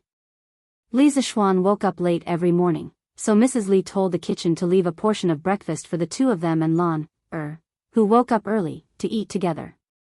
At this moment, Li Zixuan was eating breakfast alone in the front hall. He happened to see his parents walk in. His father even had dark circles under his eyes. "Father, mother, why are you here? Let's eat together." Li Zixuan greeted his parents as he ate. "Xian Er, hurry up and eat. Your father and I have already eaten," Mrs. Li said with a smile as she and Li Jingma sat on the bench next to him. Mrs. Li sat down and looked at Li Zixuan with a smile. Her face was full of love, and the more she looked at him, the wider her smile became. Li Zixuan felt his hair stand on end under his mother's gaze. He thought to himself, "I haven't done anything bad recently. Mother, if you have something to say, just tell me. I can't eat with you staring at me like that," Li Zixuan said helplessly. He really couldn't eat with his mother staring at him.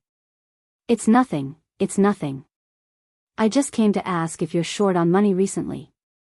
Li Zixuan was stunned. He didn't expect that his parents were here to give him pocket money. Generally, people would ask their parents for pocket money. Which parents would take the initiative to give pocket money to their children? Li Zixuan was a little touched at this moment. He smiled and said, "Mother, I don't lack pocket money recently." Mrs. Li was a little disappointed. Last night, she heard her husband tell her everything about Li Zixuan at the ready-made clothing store.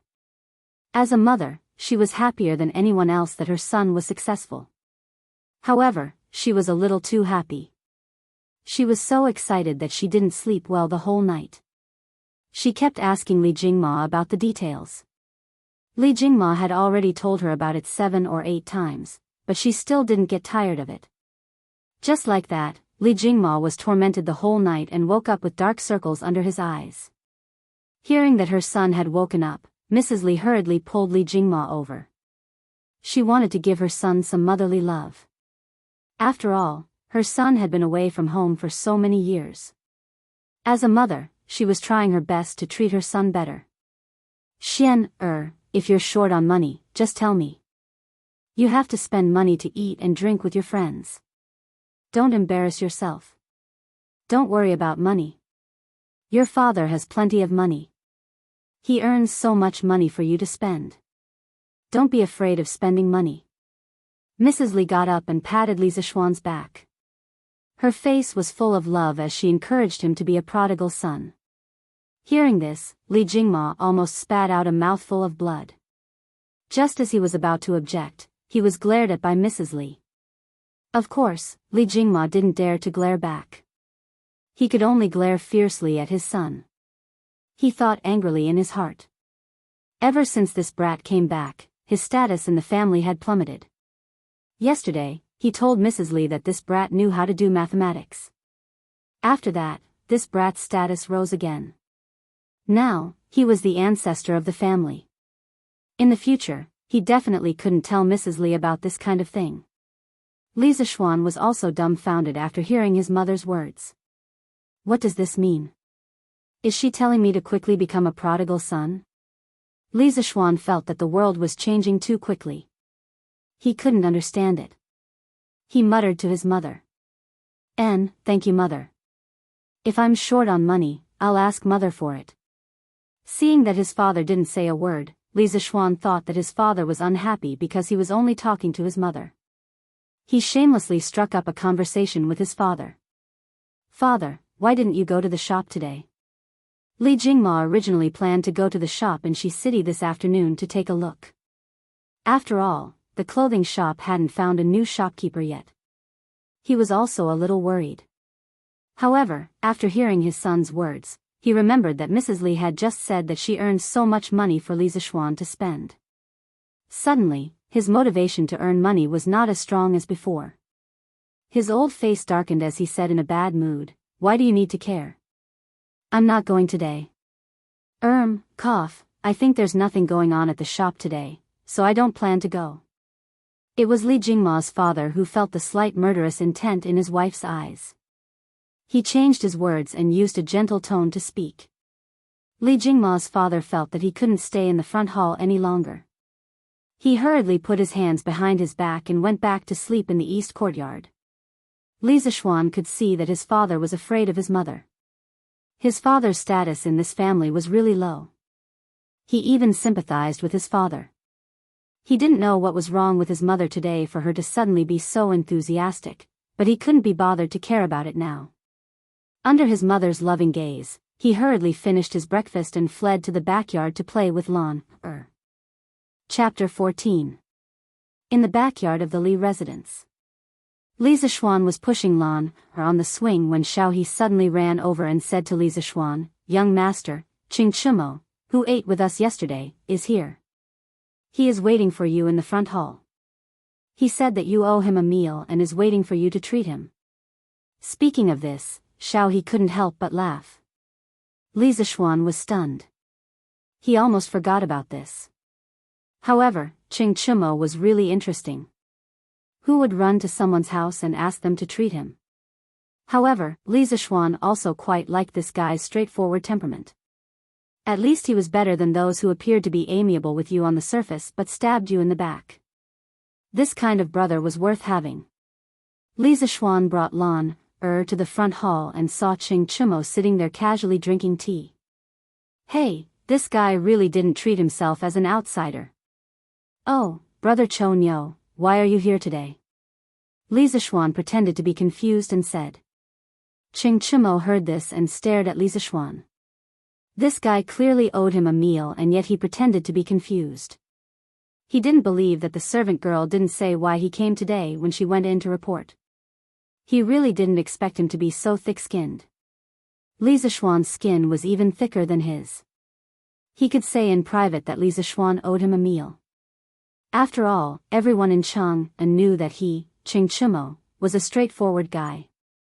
However, he couldn't say in front of others that he was here to ask them to treat him to a meal, right? Ching Chimo huffed and puffed there for a long time. He didn't know what to say and his face turned red. Li Zixuan didn't want to tease him anymore and hurriedly said, "Oh, I was just about to invite Brother Ugly Bull to eat KFC at the Drunken Immortal restaurant yesterday. I almost forgot. My bad, my bad. Let's go to the Drunken Immortal restaurant now. Today's KFC is limited for others, but for Brother Ugly Bull, you can eat as much as you want." Ching Chimo also knew that Li Zixuan was deliberately teasing him. It was normal for brothers to joke around, so he didn't take it to heart. However, when he heard the last sentence, his eyes suddenly lit up. He instantly felt that this joke was worth it. If possible, he didn't mind Li Zixuan joking with him a few more times. He stepped forward and patted Li Zixuan's shoulder with all his might. He laughed and said, "Brother, you're very kind. If you ask me, you're good in every way, but you're too polite. However, I, old Sheng, like it." Li Zixuan was speechless.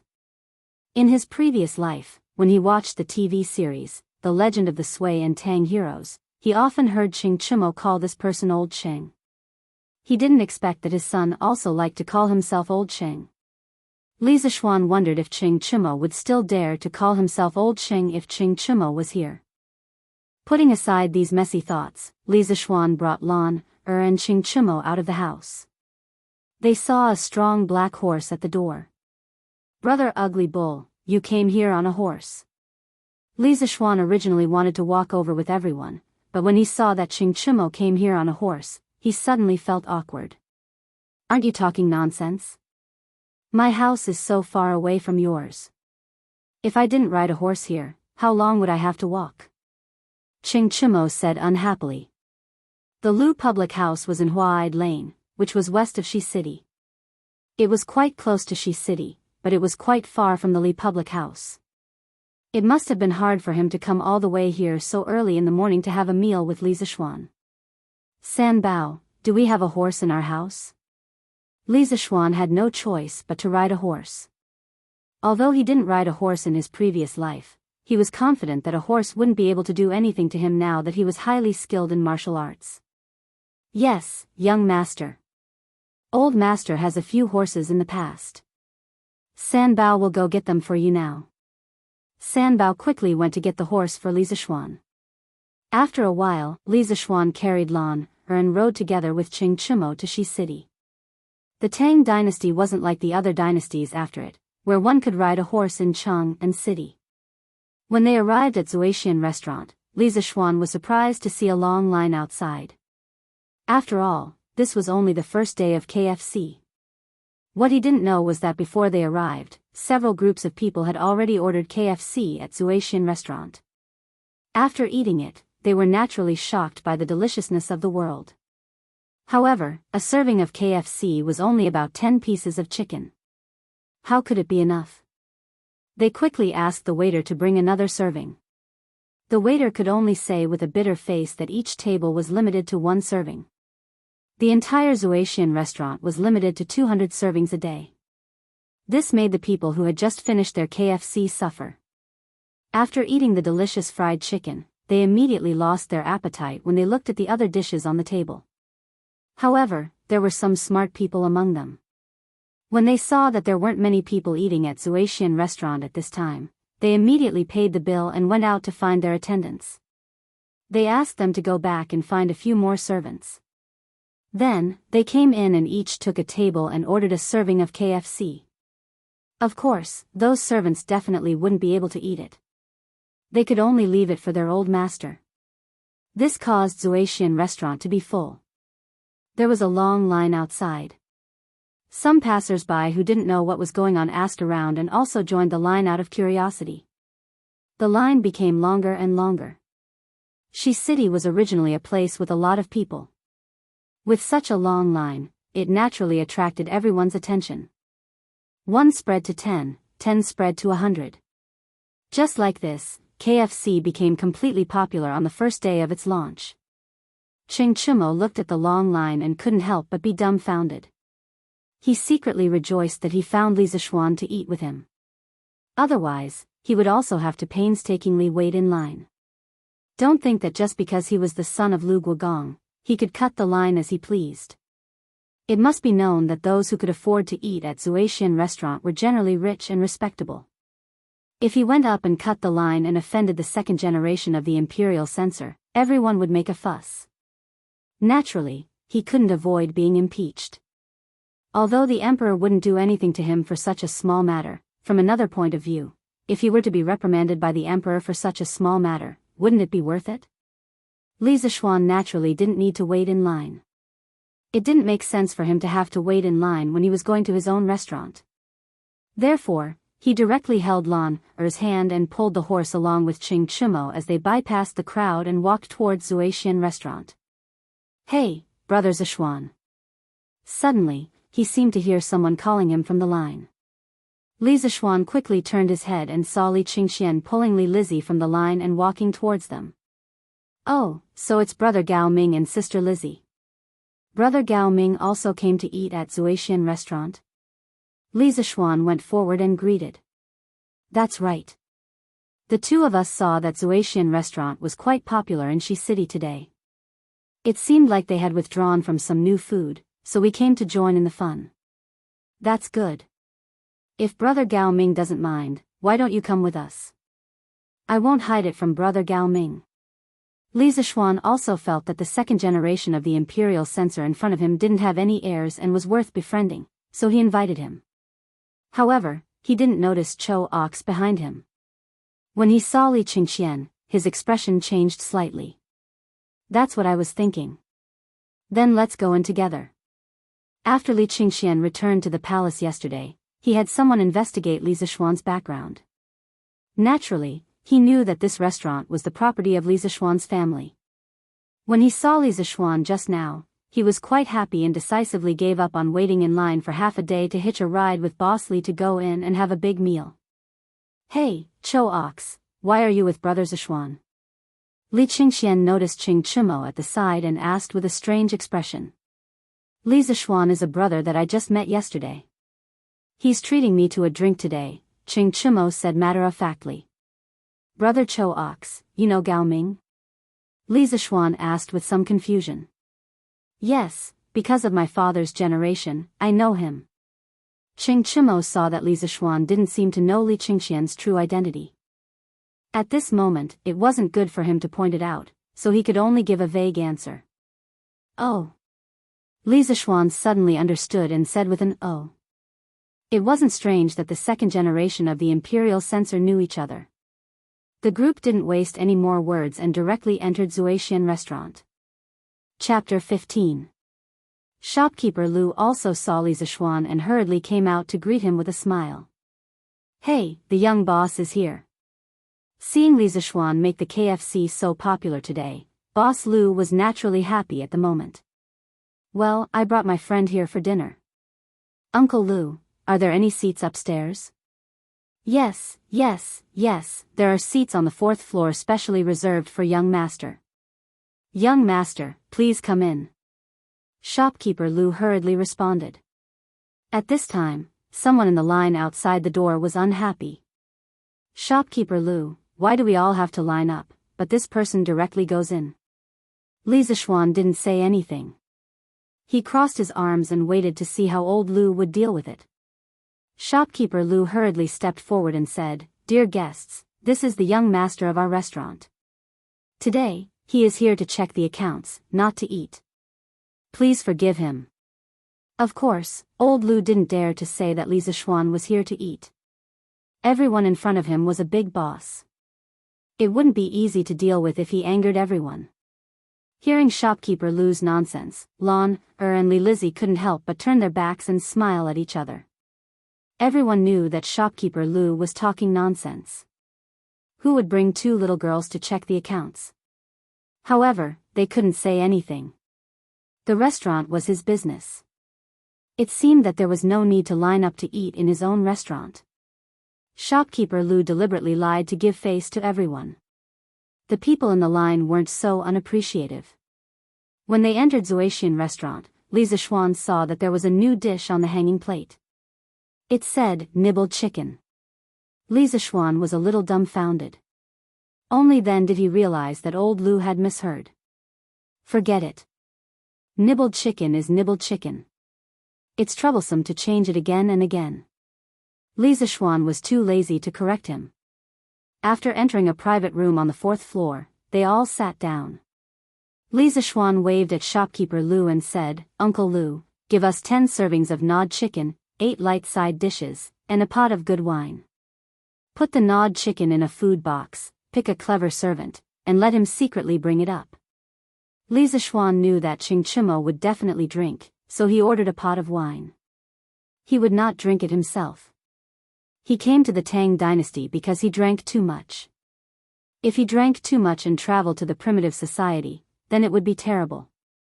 The reason why he asked the servant to secretly bring up the chicken was to prevent the people downstairs from getting angry if they saw it. After all, other people only had 1 serving per table. Why did he have 10 servings per table here? No matter what era it was, making an exception would be hated by others.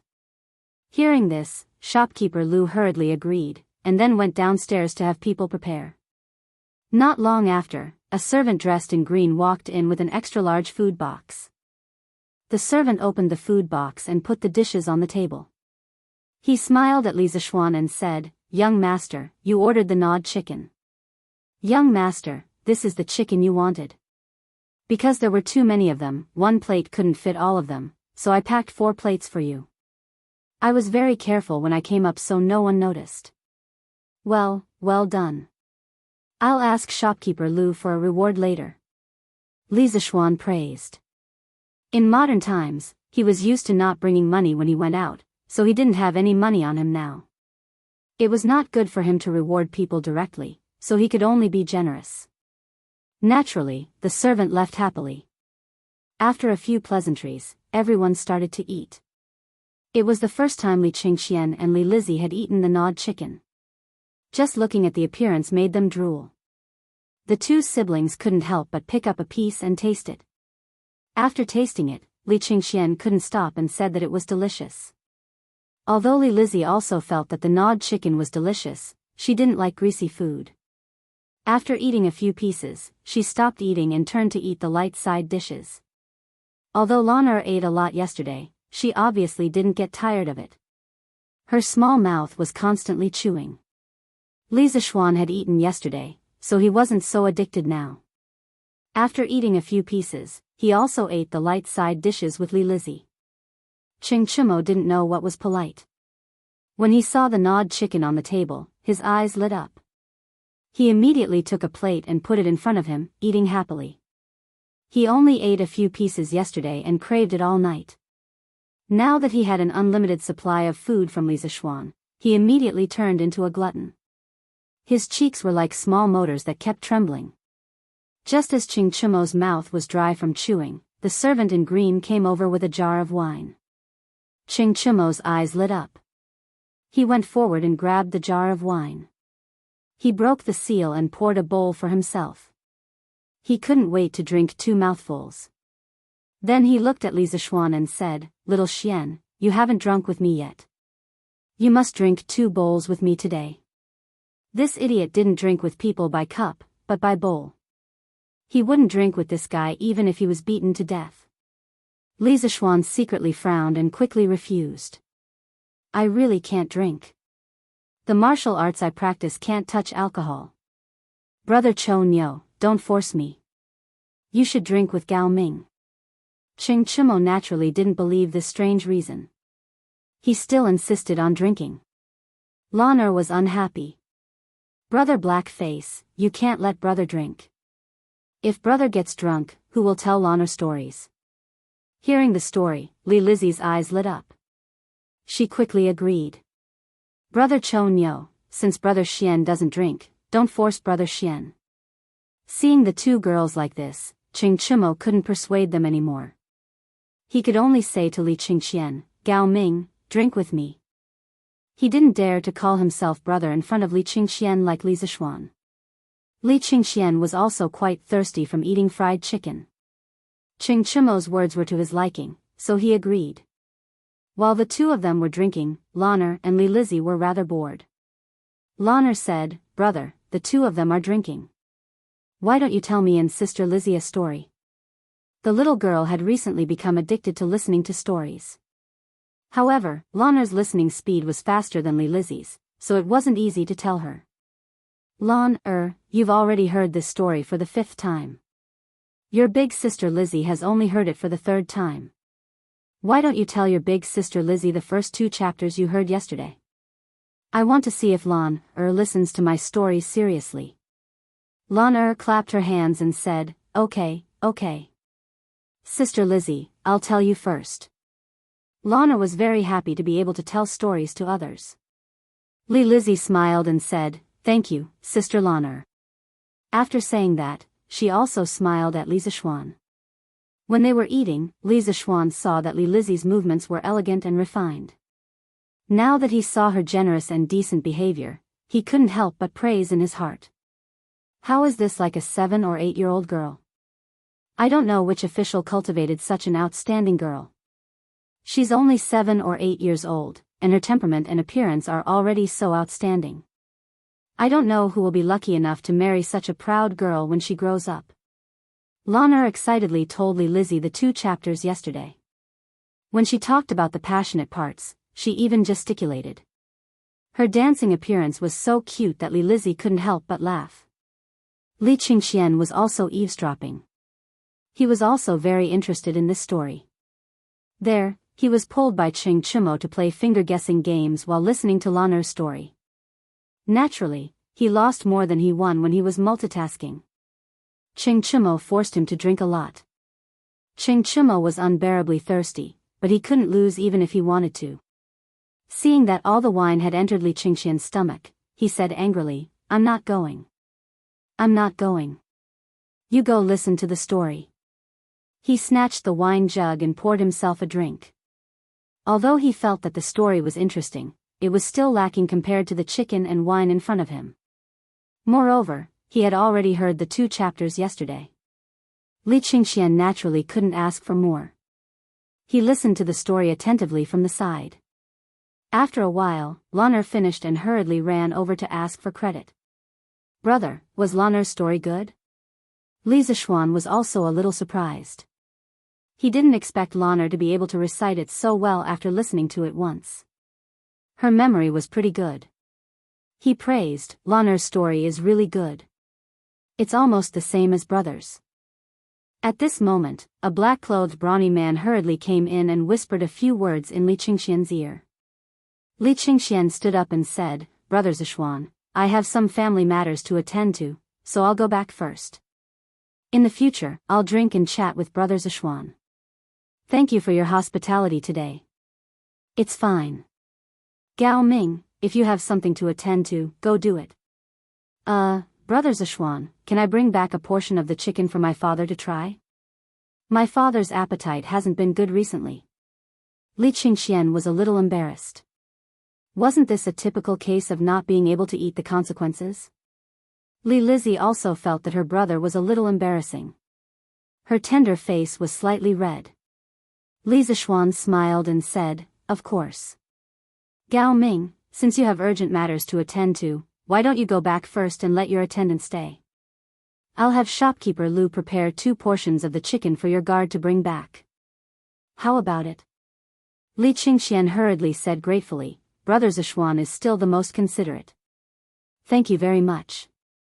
Wu San, did you hear that? Go to shopkeeper Lu and get the chicken. Go back later." The black-clothed brawny man bowed and said, "Yes." Li Lizzie stood up and smiled at Li Zishuan. She politely said, "Brother Xian, goodbye.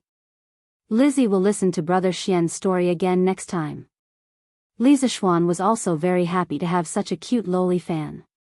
He hurriedly replied, "Okay, goodbye Lizzie sister." Li Qingxian then pulled his sister out of the private room.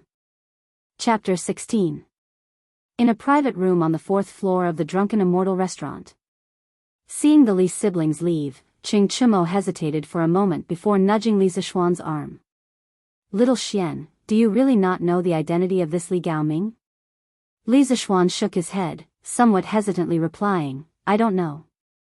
If they don't say, it wouldn't be good for me to take the initiative to ask. However, judging from the temperament of the siblings, they should be from an official's family. Qing Chimo somewhat admired his observation skills. Leaning over, he whispered, not only are they from an official's family. It's not just the families of officials. That Li Gaoming is the current crown prince, and that Li Lizzie is the emperor's most beloved Princess Changel. Li Zishuan was stunned. Isn't the current crown prince Li Qingxian? Are you stupid? Crown Prince Li Qingxian's calligraphy is brilliant. Don't tell me you don't even know this? Qing Chimo was speechless. He was actually being looked down upon by this uncultured fool. If he wanted to blame someone, he could only blame himself for choosing engineering. He only knew that the crown prince was called Li Qingxian. Who knew what his calligraphy was? At this moment, Qing Chimo said somewhat worriedly, Little Xian, you have to think carefully. The matters of the imperial family are not as simple as you think. The waters are deep. It's best if you don't get too close to the crown prince. My father has told me to stay away from the crown prince and the Prince of Wei. His attitude towards them is to not offend them, nor to cling to them. Moreover, His Imperial Majesty is still in the prime of his life. If you get too close to the crown prince, the Prince of Wei, and the others, it will not be beneficial to your future. Li Zishuan was somewhat moved. For Qing Chimo to say these words to him, it proved that he truly regarded him as a friend, a brother. Smiling, he patted Li Zishuan's shoulder and said, Brother Chimo, don't worry. Don't worry, Brother Cho Nyo. I've been cultivating in the mountains with Master for 8 years, and I've long since become indifferent to these fights for fame and fortune. Leaving the mountain this time, I have no intention of pursuing an official career. I only want to stay at home and be a rich man, accompany father and mother, tease Lon, or drink with Brother Cho Nyo. If I'm tired of staying at home, then I'll go to the pugilistic world and find a confidant. Isn't life like this wonderful? Qing Chimo also admired his open-mindedness, but he couldn't live such a life. He was the kind of person who couldn't stay idle. Letting him stay at home was worse than killing him. Little Xian, since you already know how powerful it is, then I won't say any more. Li Zishuan nodded. Thank you for your reminder, Brother Cho Nyo. If the Crown Prince continues to treat me as a friend like this, I'll naturally still treat him as a brother. If he feigns civility and wants to use me to achieve his own goals, then there's no point in having such a friend. Although Li Zishuan knew that in history, Li Qingxian had a violent temperament and was excessively extravagant, resulting in his rebellion being defeated, at the very least, the current Li Qingxian was still a humble and courteous youth. Although he didn't know why he became like this, perhaps he could be saved. Hearing the conversation between the two, Lon opened her mouth in surprise. Wow, so big sister Li Ji is a princess. Brother, isn't the position of princess very important? Li Zishuan patted Lan's head in amusement. The position of princess is indeed very important. In the entire Great Tang, only His Majesty the Emperor has such a position. Does Lan also want to be a princess? Lan frowned and thought for a moment before answering. Lan doesn't want to be a princess.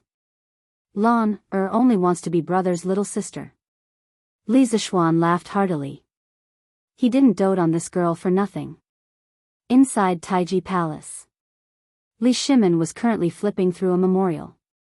After reading the memorial, the corners of his mouth revealed a trace of a smile.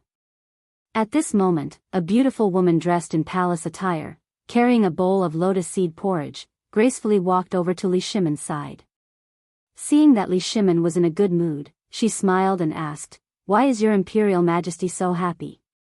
Li put his arm around the beautiful woman in palace attire and handed the memorial in his hand to her. He smiled and said, this is a report of victory sent by Jingda from Yuzhou.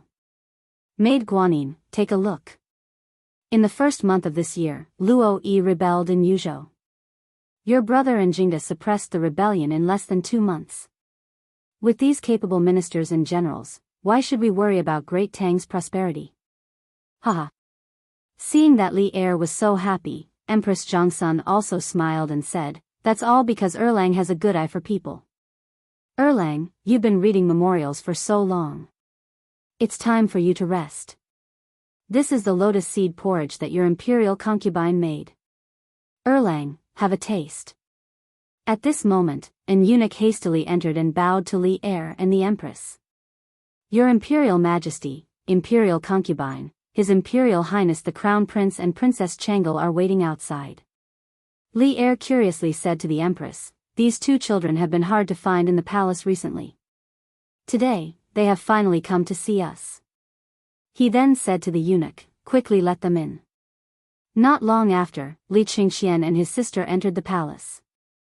Bowing to Li Er and the Empress, they said, this son pays respects to Imperial Father and Imperial Mother. Dispense with the formalities. Changle, quickly come to Imperial Father and Imperial Mother. Li Er beckoned to Changle. He doted on this eldest daughter of his.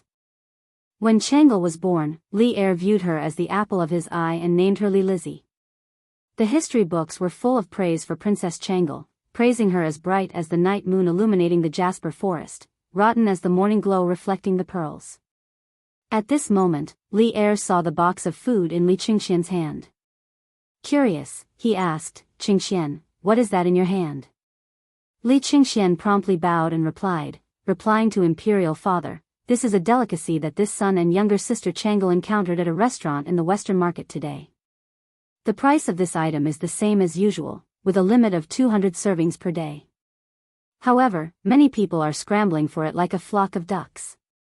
By the time this son arrived, there was already a very long line in front of the restaurant. This son asked a friend that this son had just met to obtain 2 servings. Seeing that Imperial Father's appetite has not been good recently, this son wanted to bring it over for Imperial Father and Imperial Mother to try. Li Er and Zhongsun glanced at each other, smiling with gratification. Li Er said, it is rare for Qingxian to show such filial piety. Hearing you say this, we are rather curious. What is so miraculous about this delicacy? Despite the price being so expensive, it still causes so many people to scramble for it. Zhao Song, go and bring out the box of food.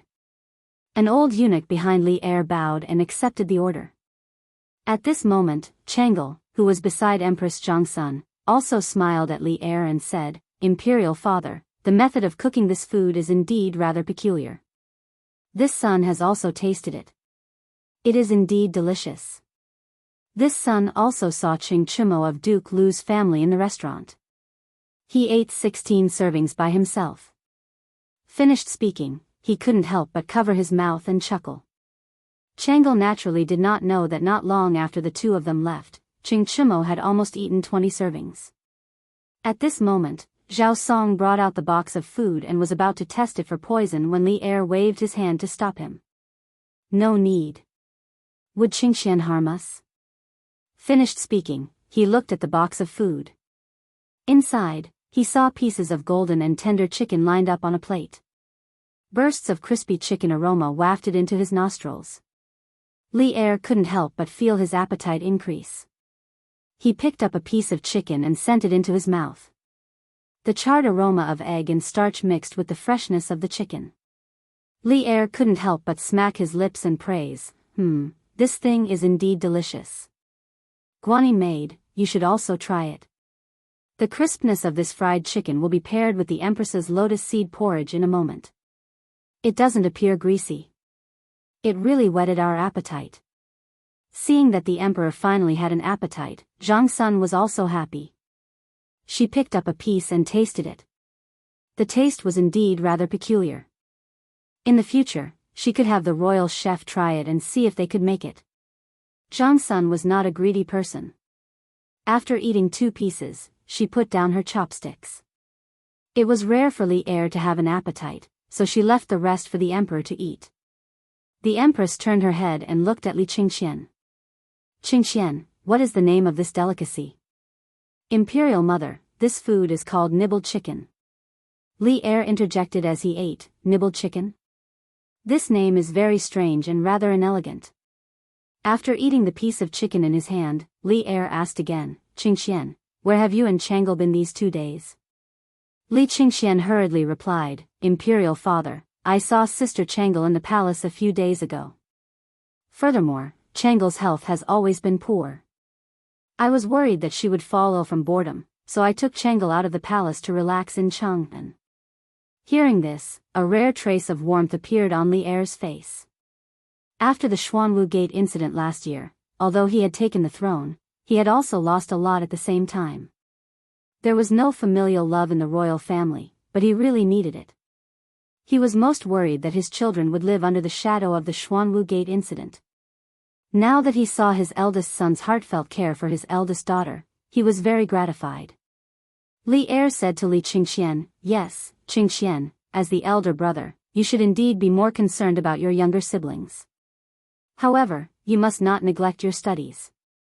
You are the future crown prince, so you should prioritize your studies. You can leave first. Chang'e will stay with Imperial Father. Li Qingxian hurriedly excused himself from Li Er and the Empress. Zhang Sun smiled and nodded. She had seen the warmth in Li Er's eyes just now. She and Li Er were husband and wife and had helped each other in difficult times for 15 years. They had long known each other deeply. She was also quite satisfied with what her son had done this time. Chang'e, has your qi flared up recently? Why did Qingxian say that you were depressed a few days ago? Li Er asked with some worry. Chang'e and Zhang Sun had always had qi. The imperial physicians in the palace were all helpless. A few days ago, they had asked Sun Simiao to enter the palace to treat the two.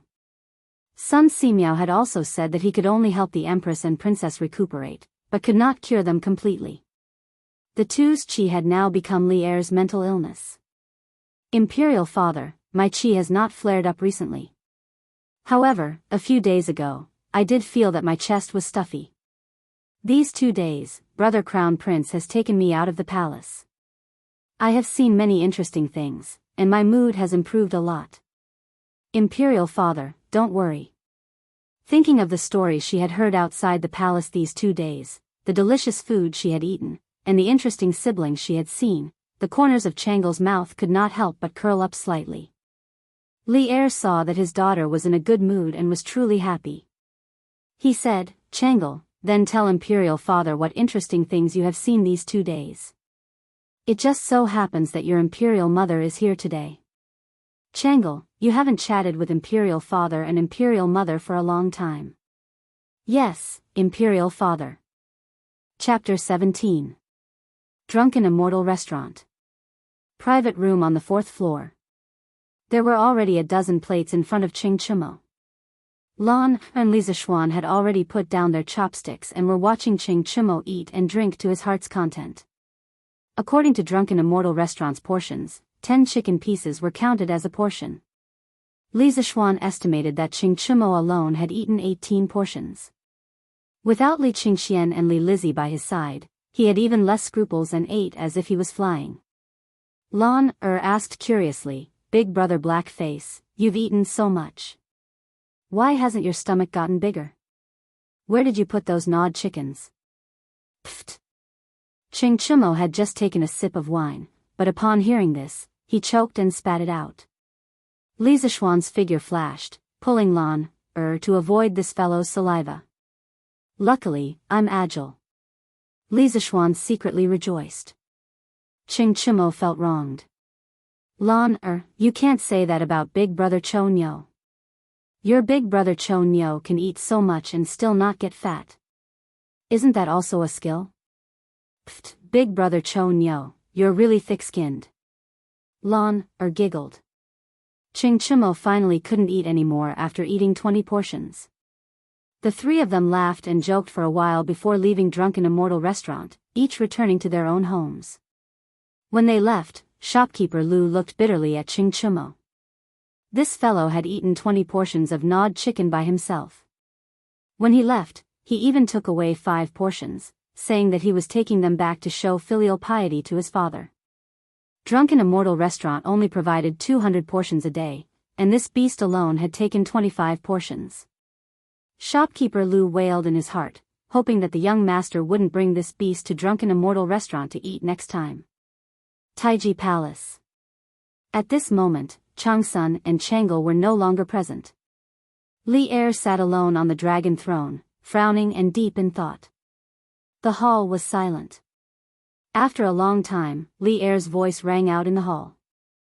Zhao Song, send someone to investigate Li Zishuan's background, especially his activities in the past month.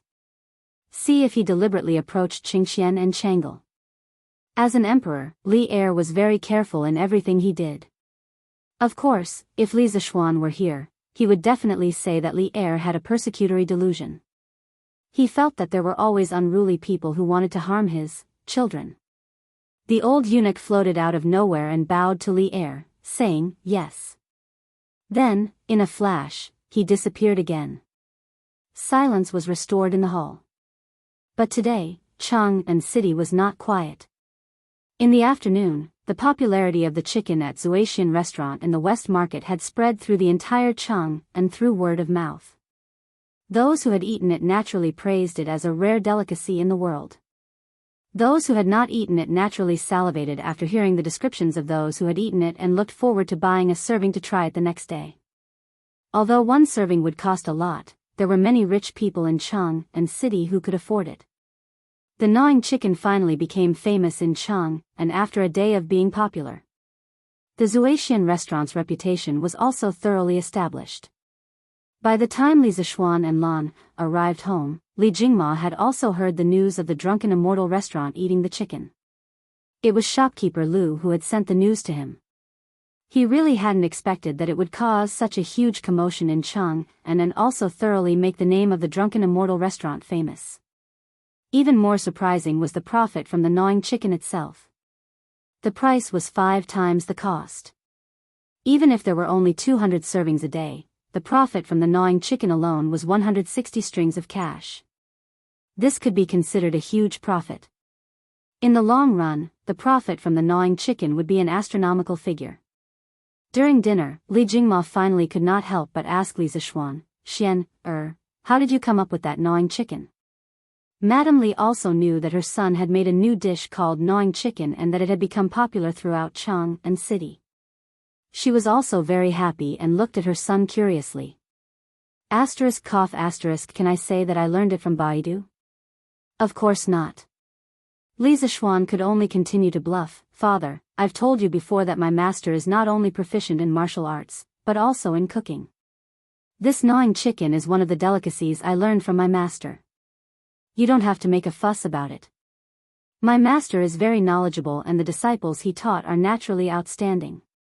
It's just that my master's nature is indifferent and does not like to interact with outsiders, so the world does not know of my master's talent.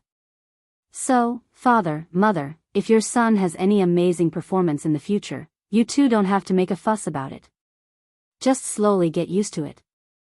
In order to not be questioned by his parents over small matters in the future, Li Zishuan could only throw away his face. Li Jingma unhappily glared at his son who did not have any sense of shame. Madame Li covered her mouth and laughed. Child, why are you speaking as inappropriately as your father when he was young? Did your master also teach you how to be thick-skinned? Xian, mother found that your face is much thicker than when you were young. Father Li's old face darkened. He was innocently implicated again. Li Zishuan was also embarrassed by his mother's teasing. At this moment, Lan, also jeered, brother is thick-skinned, hee. Duke Lu's estate. A black-faced man with a face full of beard was eating gnawing chicken and drinking wine in the front hall. He was extremely satisfied. Chonyo, where did you buy this thing? How come I, old Cheng, have never eaten it before? Cheng Chimo took credit and said, Father, this is a brother I just made. His restaurant just released a new dish called gnawing chicken. You don't know, but the line in front of the restaurant today was very long. Moreover, it was limited to 200 servings a day. If it was not for my brother, father, you would not be able to eat such delicacies today. Qing Yaojin laughed in a rough voice and said, yes, my Chonyo is filial. However, your brother is too stingy. He only gave me this little. It's not even enough to fill the gaps between my teeth. Later, you have to talk to him properly. How can he be so stingy to his own brother? Next time, ask your brother to send me a plate of gnawing chicken. Qing Chumo was sweating profusely. The emperor only ate 2 servings, and you ate 5 servings alone. Qing Chumo did not expect his father to be even more shameless than him. Qing Yaojin said again, Chonyo, tell your father about your brother. Old Qing is quite interested in the person who can think of this gnawing chicken. Qing Chumo knew that his father wanted to check him out.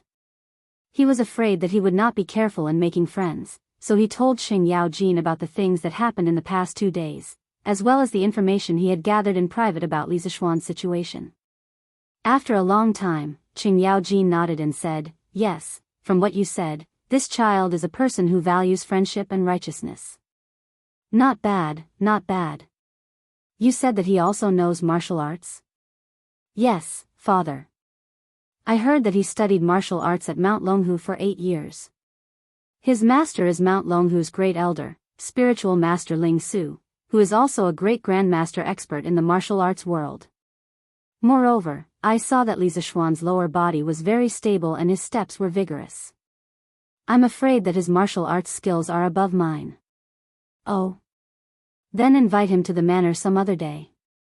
I, old Qing, will exchange a few blows with him. The world is at peace, and there are no more wars to fight.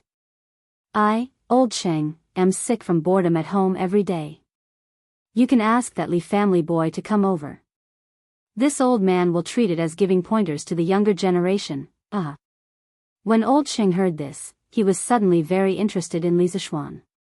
At this moment, Qing Chumo could only mourn for his good brother in his heart. Chapter 18. The popularity of the gnawing chicken continued. On the second day, when the Western market opened, many people went straight to the Drunken Immortal restaurant. In less than a quarter of an hour, all the seats in the Drunken Immortal restaurant were taken. Those who couldn't enter the restaurant began to line up outside. Brother Wang, are you also here to eat the chicken? A short youth in white in the line saw that the person in front of him was an acquaintance and began chatting with him. Yes. Yesterday, after Chen Eru ate the chicken from the Drunken Immortal restaurant, he bragged to me the entire afternoon. His Chen family is just a nouveau riche, yet he dares to come to my house and show off. It's not like I can't afford to eat this chicken. The one surnamed Wang had a face full of arrogance. We came so early. How come there aren't any seats left? This Drunken Immortal restaurant is really too small. I heard that the chicken is only limited to 200 servings a day. We should be able to get in with our position. Those behind us are miserable. Today, we'll have a taste of what the chicken that everyone talks about tastes like. 2 hours later, the 200 servings of chicken from the Drunken Immortal restaurant were all sold out. However, there was still a line of at least 100 people outside. Those who did not get in immediately became unhappy and began to make a ruckus. The order was in chaos, even alarming the Marquis of Chang'an. Helpless, shopkeeper Lu could only announce that the supply of chicken for the day would be increased by 100 servings. Only then was the chaos resolved. Taiji Palace. The old eunuch Zhao Song was reporting to Li Er everything he had found out about Li Zishuan's background. He also presented a piece of paper to Li Er. After hearing this, Li Er stood up and walked 2 steps with his hands behind his back. He said, according to what you said, Li Zishuan did not intentionally get close to Qingxian and Chang'e? Finished speaking, he picked up the piece of paper and said with interest, this Li Zishuan is actually proficient in mathematics, and even better than Su Hongji. I didn't think that this kid would have so many skills. But what are these squiggly words on the paper? If Li Zishuan was here, he would definitely recognize that the piece of paper was the financial statement he made at the ready-made clothing store that day. He didn't expect that the old eunuch would even get this. This old servant doesn't know either. According to the servant who was present at the time, Su Hongji didn't know what the word was either. Li Zishuan didn't explain either. While Li Er was still confused by the Arabic numerals, Li Zishuan was lying on a recliner in the west courtyard of the Li residence, flirting with two servant girls. No, he was telling a story. This recliner was made by carpenter Zhou from the east of the city by Sanbao 2 days ago. The blueprint was naturally drawn by Li Zishuan. Such a simple thing was a piece of cake for an engineering student like him. Li Zishuan told them Liang Shanbua and Zhu Yingtai. In fact, he didn't have many stories in his head. He only remembered some TV dramas that he had watched many times when he was young. He basically didn't watch TV dramas during his university days. He felt that they were all the same, and it was heart-wrenching to watch. If he wasn't playing games every day, he would be chatting with his little girlfriend online. Being in a long-distance relationship was also very tiring. Young master, this Liang Shanbua is so stupid. He slept with Zhu Yingtai for so long, yet he didn't know that she was a girl. How is this possible? Young master, you are making things up again. Not long after, Xiao He protested. How is it impossible? How am I making things up? Li Zishuan wasn't convinced. How could the love classics in his previous life be made up? Young master, a girl is a girl. Even if she is dressed as a boy, she can still be seen through. Young master, you must have watched too many TV dramas. Xiao He said as if she was very experienced. Who said that? Some girls dressed as boys can be easily seen through. For example, Xiao Shi. But for a girl like you, if you dress as a boy, it will be very hard to see through you. He. After Li Zishuan finished speaking, he looked at Xiao He's small chest with some bad intentions. Young master, Xiao He followed Li Zishuan's gaze and looked down. She instantly jumped up and blushed. She mumbled something to Li Zishuan for a long time, but she didn't know what to say. She stomped her feet in embarrassment, turned around, and ran away. Xiao Shi's face was also red. She didn't dare to raise her head to look at Li Zishuan again. She thought in her heart, did young master just compliment my big chest? The more she thought about it, the redder her face became. At this moment, Li Zishuan noticed a tall servant girl in green walking into the courtyard. Li Zishuan recognized this servant girl. She was his mother's servant. She seemed to be called Qing. Seeing that she was almost here, Li Zishuan stood up and said, "Why is Sister Qing here? Is my mother looking for me?" Qing nodded with a smile and said, "Madam invites young master to the front hall." After a while, Li Zishuan came to the front hall and saw his mother sitting in front of the hall. There was also a skinny old man in the hall. This person was the Li residence's housekeeper Wang. Li Zishuan had met him a few days ago. "Xian, you're here. Come sit with mother." When Madame Li saw her son coming, she quickly smiled and waved her hand. Li Zishuan walked over and sat down. He said, "Mother, why did you ask me to come over?" Madame Li handed a small booklet to Li Zishuan. Li Zishuan took it and flipped it open. It seemed to be an account book. He asked curiously, "Mother, what is this?" Madame Li smiled and said, "This is the rent account that Steward Wang just sent over from the Han Manor in the eastern part of the city. Originally, the rent should have been paid a long time ago, but last year's harvest was not good, so Mother gave them a few more months.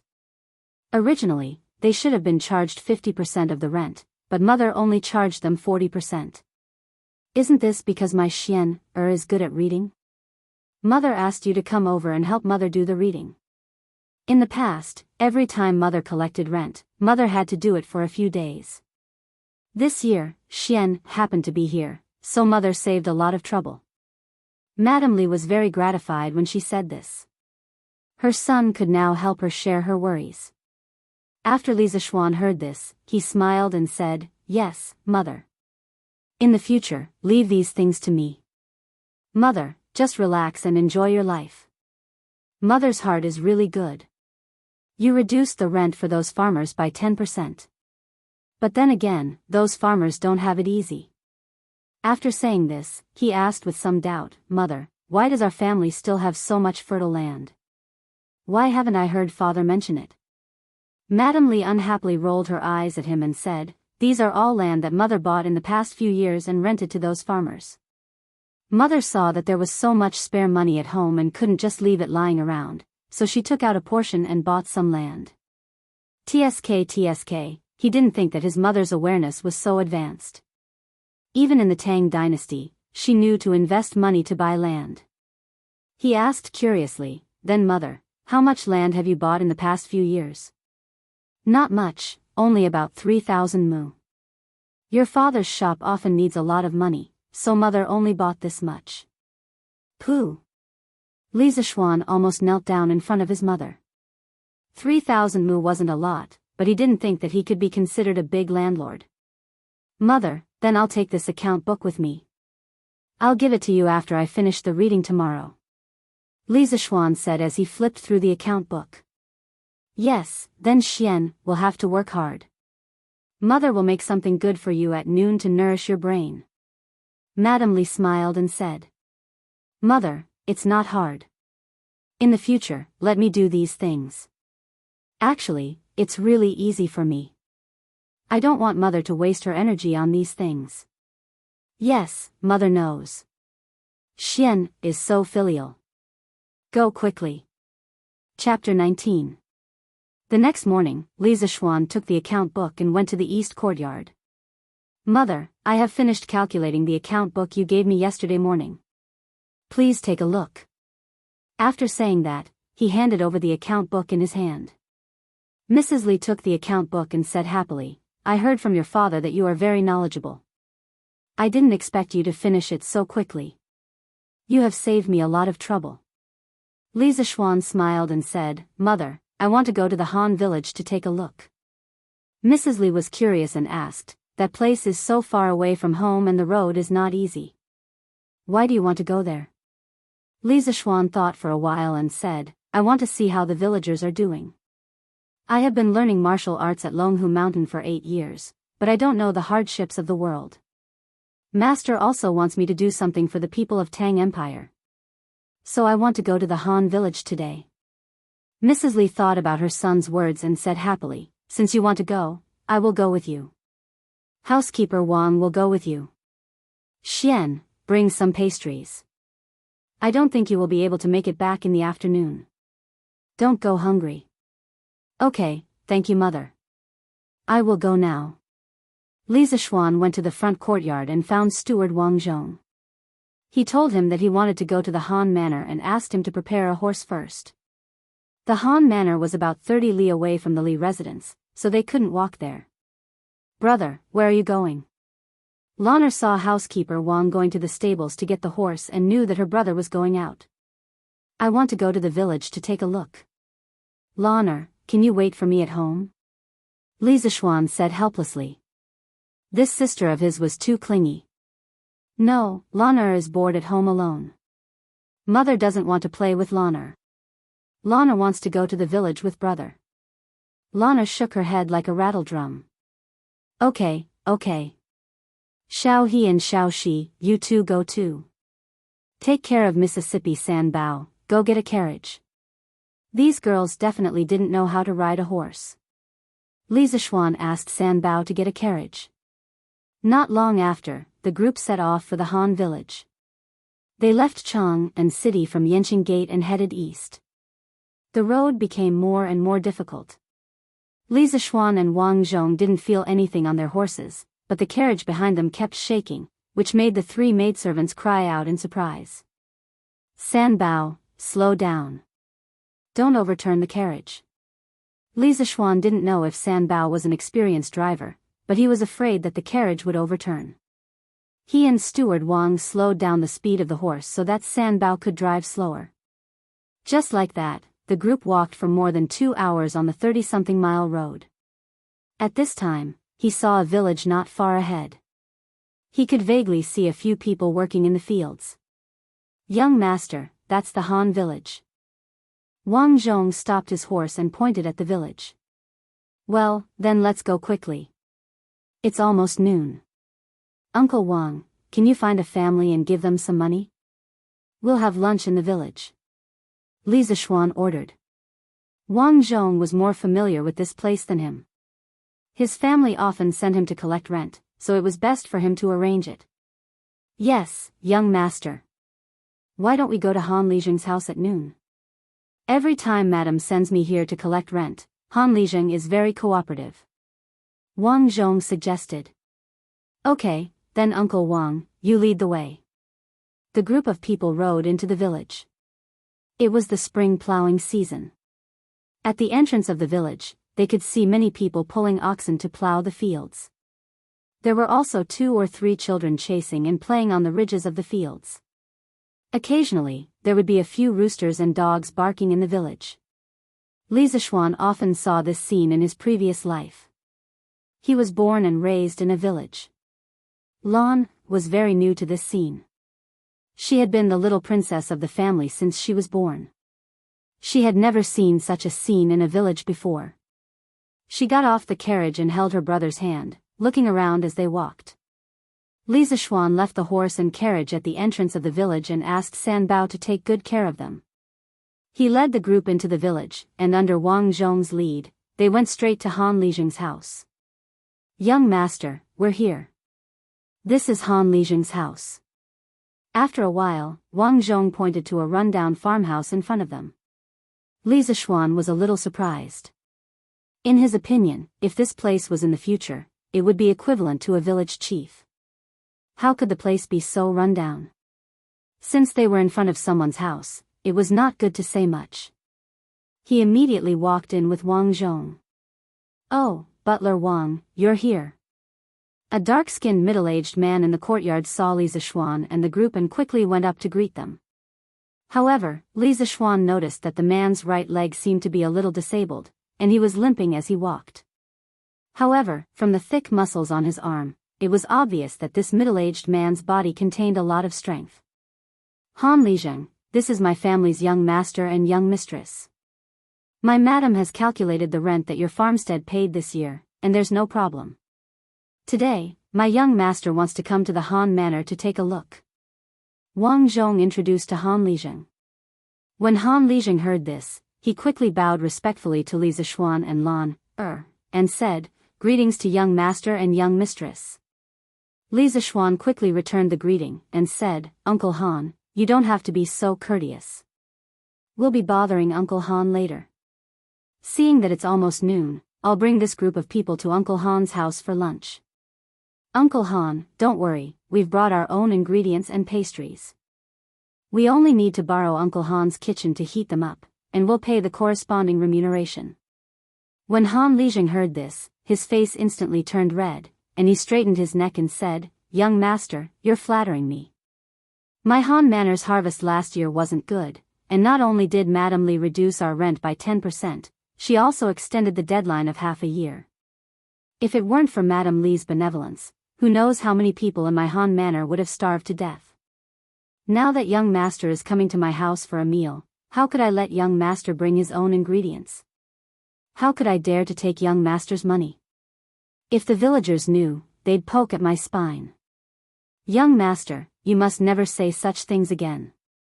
Although I, Han Tianhu, am a boor, I still know how to repay kindness." Well, he accidentally hurt the other party's self-esteem. Li Zishuan quickly explained, "Uncle Han, don't misunderstand. I don't have any other intentions by giving you money. This is what you deserve. There's no such thing as not paying for a meal in this world."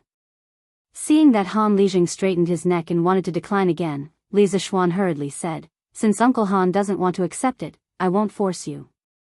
Thank you for your hospitality today, Uncle Han. If the Han Manor has any difficulties in the future, Uncle Han can look for Steward Wang. I'll try my best to solve it. Use our ingredients for lunch. After all, the ingredients we brought will definitely spoil if we don't eat them. It's just that we'll have to use some of Uncle Han's firewood." Only then did Han Lijing reluctantly accept. He waved his hand and said, "It's just some firewood, it's not worth much money. Young master, use it as much as you can. Once you're done, I'll go to the mountains to chop some more. Young master, young miss, please come in and have a seat." The group of people then entered the house. Chapter 20. My humble abode is too simple and crude. I'm sorry for neglecting young master and young mistress. After entering the house, Han Lijing said embarrassedly. Li Zishuan looked around. It was indeed very simple and crude. The only valuable thing was probably the Mo sword hanging on the wall. However, Li Zishuan was a little confused. This kind of sword was usually only found in the army. Why did Han Lijing have one in his house? It's okay, Uncle Han.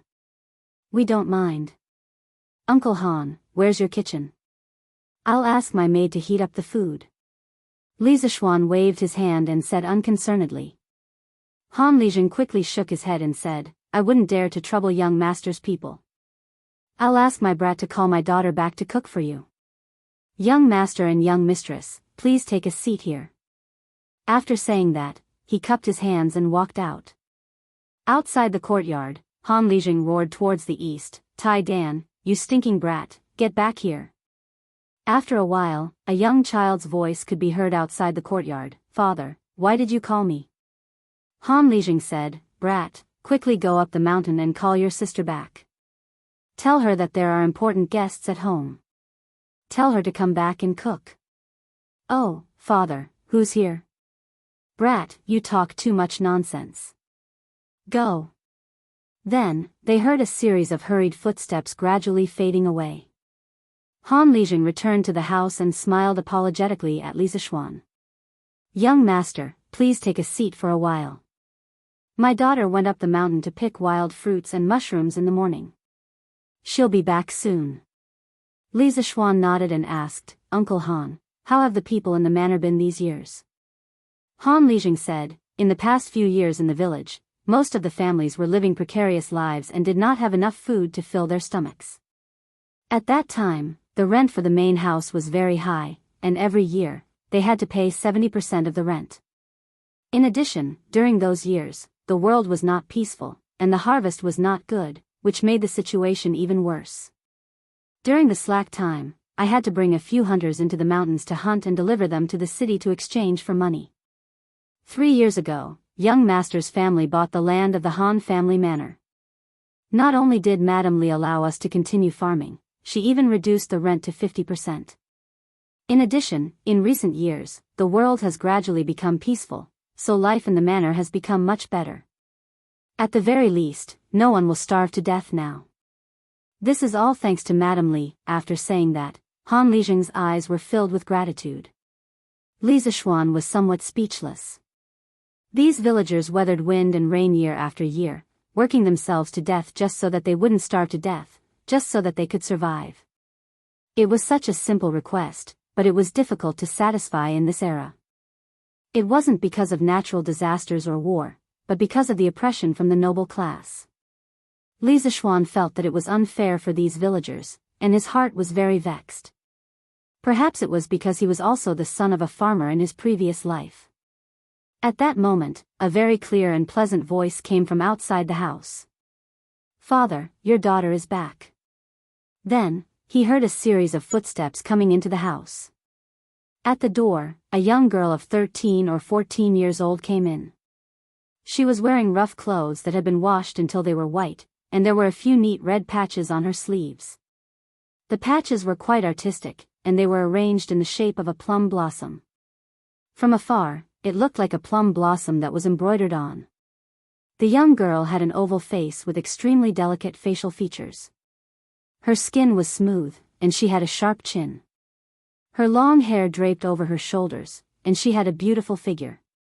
Just by looking at her face, she was as pure as a fairy from the heavens. However, her pair of lively eyes were not like those of a fairy from the heavens who did not eat the food of mortals. Her pair of eyes contained the wind and frost of the world. The simple hemp clothes matched the young girl's beautiful face, but it did not reduce the young girl's peerless elegance. It made people feel that she was a peerless fairy who had descended to the mortal world. Just her current appearance was more beautiful than any of the pure girls he had seen in his previous life. If she were to wear the fresh and beautiful clothes of those celebrities, Li Zishuan could not imagine how beautiful she would be. Li Zixuan didn't expect that he would be able to see such a stunning woman in such a remote and desolate place. The two little maids by his side were already very beautiful, but in front of this young girl, they were somewhat overshadowed. Xiao He's beauty was a kind of lively and cute beauty. Xiao Shi's beauty was a kind of beauty from a small family in Jiangnan. The girl in front of him was a kind of beauty that was fresh and refined, like a poem or a painting. Li Zixuan was stunned for a moment when he saw her. It was only when Lan'er tugged at him that he woke up. Father, daughter heard from Iron Egg that there are guests in the house? The young girl asked Han Lizheng. Yushi, come here. This is Steward Wang. You have seen him before. This is the young master of Chang An's Li family. This is the young miss of the Li family. Young master, young miss, this is my daughter. Her name is Han Yushi. Yushi, quickly greet the young master and young miss. Han Lizheng pulled Han Yushi and introduced them to each other. Han Yushi, what a beautiful name. Li Zixuan inexplicably praised in his heart. Yushi greets young master, greets young miss. Han Yushi bowed to Li Zixuan and Lan'er. Li Zixuan hurriedly returned the greeting and said, Hello Miss Han. Lan'er saw Han Yushi and happily jumped up and said, Wow, Sister Han is so beautiful. It would be great if Lan'er could be as beautiful as Sister Han when she grows up. Han Yushi was a little embarrassed by Lan'er's praise. Her pink cheeks were slightly red. However, seeing that Lana was really cute, she couldn't help but like this little girl. She squatted down and touched Lan'er's little face. She smiled and said, Young miss will definitely be 100 times more beautiful than Yushi when she grows up. Really? Really? Lan heard this and became even more excited. At this moment, Han Lizheng said to Han Yushi, Yushi, young master and young miss will be having lunch at home. Father knows that your cooking skills are excellent. Quickly go to the kitchen and prepare a few dishes. Stew the pheasant that father hunted yesterday. Go quickly. Don't let the guests wait for too long. Okay, father. I will go now, Han Yushi responded crisply. She then turned to Li Zixuan and Lan'er and said, Young master and young miss, please take a seat. Yushi will be back soon. Listening to her gentle voice, Li Zixuan felt that his heart was about to melt. It was as if the dry land was moistened by the spring rain. Xiao He, quickly go to the carriage and get the ingredients and pastries that we brought. Send them to the kitchen and let Miss Han heat them up, Li Zixuan said to Xiao He. Xiao He was about to accept the order and leave when she heard Han Lizheng say to the door, Brat, quickly come in. What are you hiding outside the door for? A little boy with a strong head walked in. He was about 6 or 7 years old. When he saw so many strangers, he was still a little shy.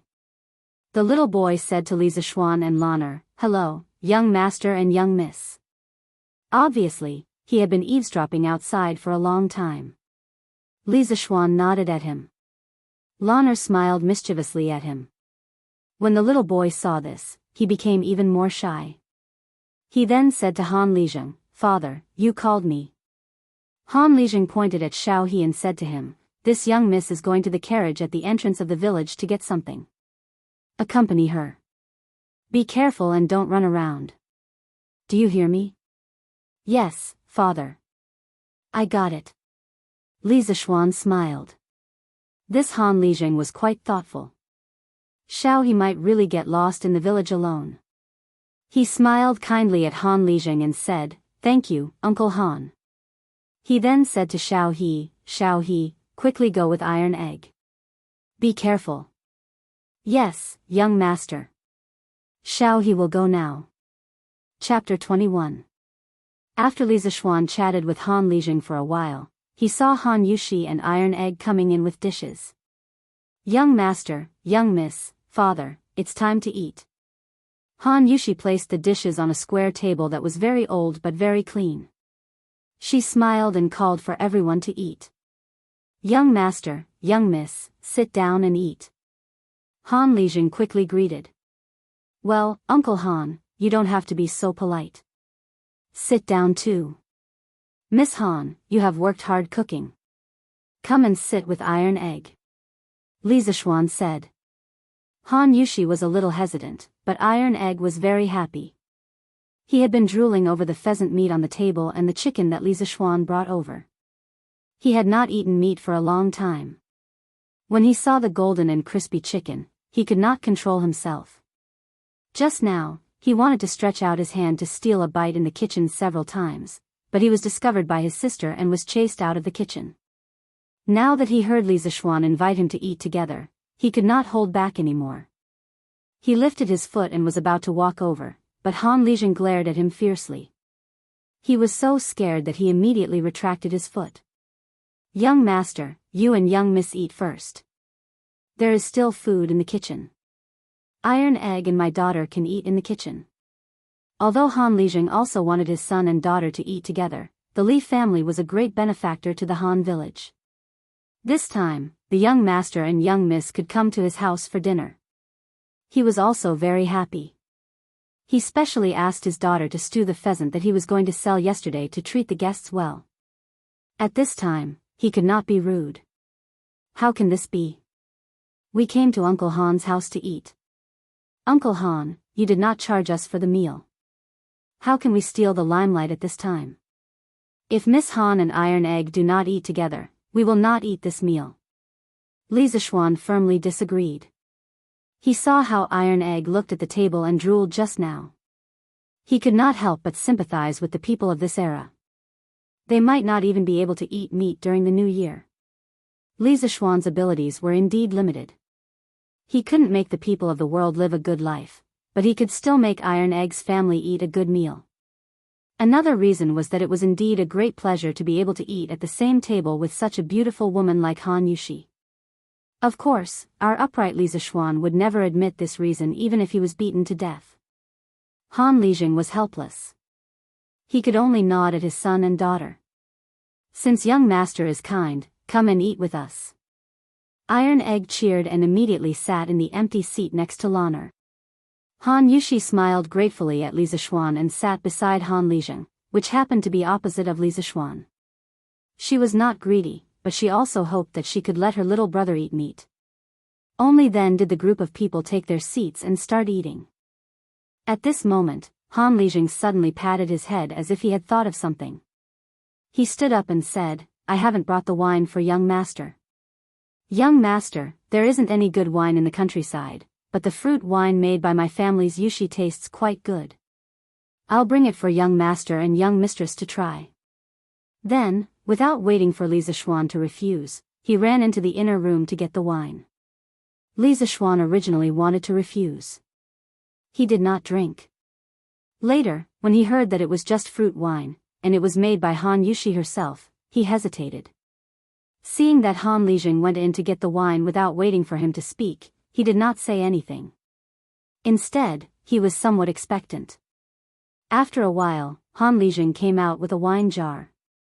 He said to Li Zishuan, young master, this is the fruit wine made by my family's Yushi. It is made with wild strawberries and hawthorns on the mountain. I'm not boasting, but the taste is really good. Yinshi restaurant buys this wine every year in Chang'an City at a high price of 10 copper coins per caddy. As he spoke, he poured a bowl for Li Zishuan and the others. Father, Iron Egg also wants to drink it. Iron Egg licked his lips and looked at Han Lijing eagerly. Obviously, he must have drunk it before and still could not forget it. Han Lijing glared at his son angrily. Li Zishuan hurriedly said, Uncle Han, since Iron Egg wants to drink it, let him drink it. We can't finish so much. Well, this guy thought that Han Lijing carried such a big jar of wine for them to drink. In fact, Han Lijing also knew that such a big jar of wine could not be finished by Li Zishuan and the others. He even planned to take the rest to the city to sell. However, when he heard Li Zishuan's words, it was even harder for him to explain anything. He poured a bowl for his son and daughter and said, since young master said so, Yushi, Tai Dan, you guys can accompany young master for a drink at noon. Iron Egg was very happy. He did not expect this young master from the city to be so easy to talk to. He was much more modest than the son of the landlord Lu. He was very grateful to Li Zishuan. How could he know that Li Zishuan was interested in his sister? Li Zishuan looked at the fruit wine in the bowl. It was bright red and very beautiful. He sniffed it gently and found that there was no smell of alcohol. Only then did he feel relieved. He picked up the wine and took a sip. It was sweet and sour, with the sourness of hawthorns and the sweetness of strawberries. It was much better than the fruit juice of the future. After all, the ingredients of this fruit wine were all natural and pollution-free. Li Zishuan smacked his lips and exclaimed in admiration. Miss Han's winemaking skills are really superb. The taste of this wine is really great. If you ask me, I'd say that Hao Xunxi has made a great bargain by selling this fruit wine for 10 copper coins per caddy. Lan Er also took a sip and could not stop. This sweet and sour taste had a fatal attraction to children. When she heard her brother's words, she quickly agreed. Yes, yes. Brother is right. Sister Yushi, you are so good. This fruit wine is so delicious. Lan has never drunk such delicious fruit wine in her life. Li Zishuan was a little amused. This little girl was only 6 years old and she still had the nerve to say that she had grown up. Han Yushi said shyly and modestly, "Young master and miss, you flatter me. Actually, this winemaking is very simple. These ingredients are originally some worthless things on the mountain. Yushi is already very satisfied to be able to sell it for 10 copper coins per caddy." Li Zishuan shook his head. He had an idea. If he slightly modified this mountain fruit wine, it would definitely sell well in the summer. He said to Han Lijing, "Uncle Han, do you know the Zuaxian restaurant in Cheng and West City?" Han Lijing nodded, "I know. I went to the West City yesterday and saw that the Zuaxian restaurant's business was very good. There was a long line in front of the door. I don't know what they were queuing for." Li Zishuan smiled and said, "To be honest, Uncle Han, the Zuaxian restaurant is my family's business. Those people queuing in front of the Zuaxian restaurant yesterday were precisely to buy this gnawed chicken." Li Zishuan pointed to the plate of gnawed chicken and saw that there were only a few pieces of chicken left on the plate. It turned out that Iron Egg saw that the adults were talking happily at the side. After he tasted a piece of the golden gnawed chicken, he could no longer stop. While the few of them were talking, this brat wretchedly developed at the side and gorged himself on the food. Han Lijing was instantly furious. "Iron Egg, you little bastard." After saying that, he stood up and was about to beat him up. Li Zishuan quickly pulled Han Lijing back. "Uncle Han, don't be impulsive. This gnawed chicken is not something valuable. I have a lot of it at home." Iron Egg ate it. "Today, everyone is eating happily together. Don't be angry." Li Zishuan persuaded Han Lijing for a long time before he finally stopped. Han Lijing sat down and glared at Iron Egg fiercely. When Iron Egg saw that his father was angry, he was about to run away. Seeing that Li Zishuan stopped his father, he didn't want to run away. He was a little embarrassed and whispered, "Thank you, young master." Lan Er was watching from the side and was quite interested. She said to Iron Egg, "Brother Iron Egg, what do you want to eat? Call me sister and I will get it for you. Then, your father won't be angry at you." Seeing that such a beautiful and cute little girl like Lan Er was talking to him, Iron Egg instantly blushed and said, "Miss Lan Er, you might not be older than Iron Egg, right?" Lan Er picked up a piece of chicken and stared at Iron Egg when she heard what he said. She shook the piece of chicken in her hand and threatened him. Iron Egg looked at the piece of chicken and swallowed his saliva. He had never eaten such delicious chicken before. After hesitating for a long time, he bitterly shouted, "Sister Lan Er." Lan Er smiled and replied, "Brother Iron Egg, good boy." After saying that, she put the piece of chicken into Iron Egg's bowl. Iron Egg looked at the piece of chicken in his bowl and thought to himself, "It's worth it to call me sister." Li Zishuan ignored his little sister's nonsense and continued to talk to Han Lijing. "Uncle Han, as you can see, Drunken Immortal Restaurant's business is very good. In the future, if you sell fruit wine to Drunken Immortal Restaurant, we will buy it for 30 copper coins per caddy. We will buy as much as you have. You can also ask the villagers to go up the mountain to help you pick wild fruits. You can give them some compensation. After all, Miss Han can only pick a limited amount, and if there are wild beasts in the mountain, Miss Han won't be safe alone. Don't you think so? Han Yushi heard that Li Zixuan was faintly concerned about her and felt happy for some reason. She lowered her head and ate without saying anything. When Han Lijing heard that Li Zixuan was offering 30 copper coins per caddy, his breathing quickened. However, after a while, he still rationally refused. No, how can we do business like young master? Young master will lose money if he does this. We will sell the wine to young master in the future, but we will still only sell it for 10 copper coins per caddy. We, the people of the Han village, cannot do such an unkind thing. Alas, why were the people these days so simple? Li Zixuan said, Uncle Han, listen to me. Since I dare to buy it for 30 copper coins per caddy, I will definitely not lose money. I will even make a lot of money. As long as Uncle Han sees that I have made so much money and doesn't regret it, it will be fine. Li Zixuan said half-jokingly. Han Lijing heard this and his face turned red. He stood up and said, Young master, how can I, old Han, be the kind of person who goes back on his words? Seeing him like this, Li Zixuan quickly comforted him, Uncle Han, don't worry. I am just joking with you. I know that Uncle Han is a person who values loyalty. Uncle Han, there is a reason why I am offering 30 copper coins per caddy. Look, you hired the villagers to pick wild fruits for Miss Han. You can't not pay them, right? This is all part of the cost. This will also increase the income of the villagers of the Han family village. When Han Lijing heard this, he carefully thought about Li Zixuan's meaning. As Lijing, he naturally knew that the villagers of the Han family village lived a very poor life. Although compared to the villagers of other villages, it was still much better. However, he also wanted the villagers to live a better life. Li Zixuan's suggestion also moved him.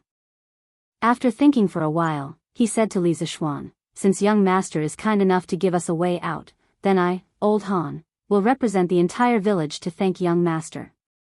After saying this, he stood up and bowed to Li Zixuan with cupped fists.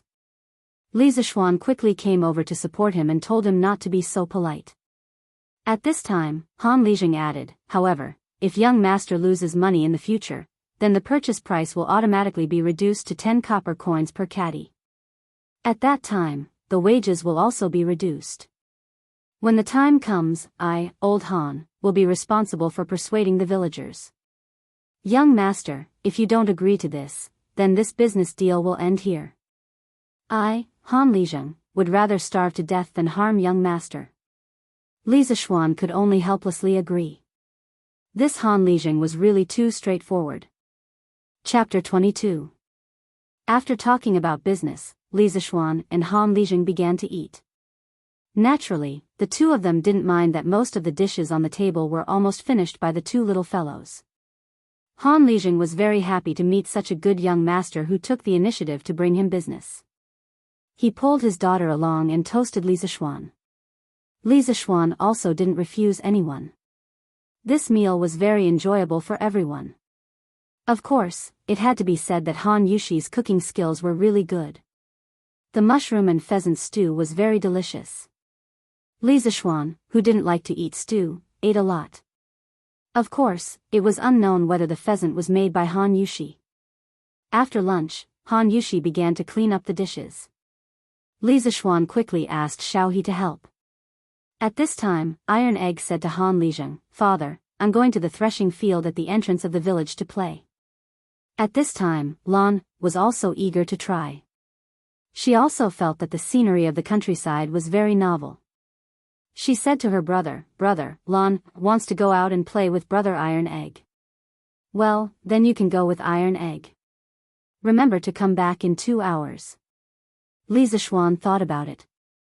Since Iron Egg was Iron Egg's son, there shouldn't be any accidents if Lan followed Iron Egg to the village to play.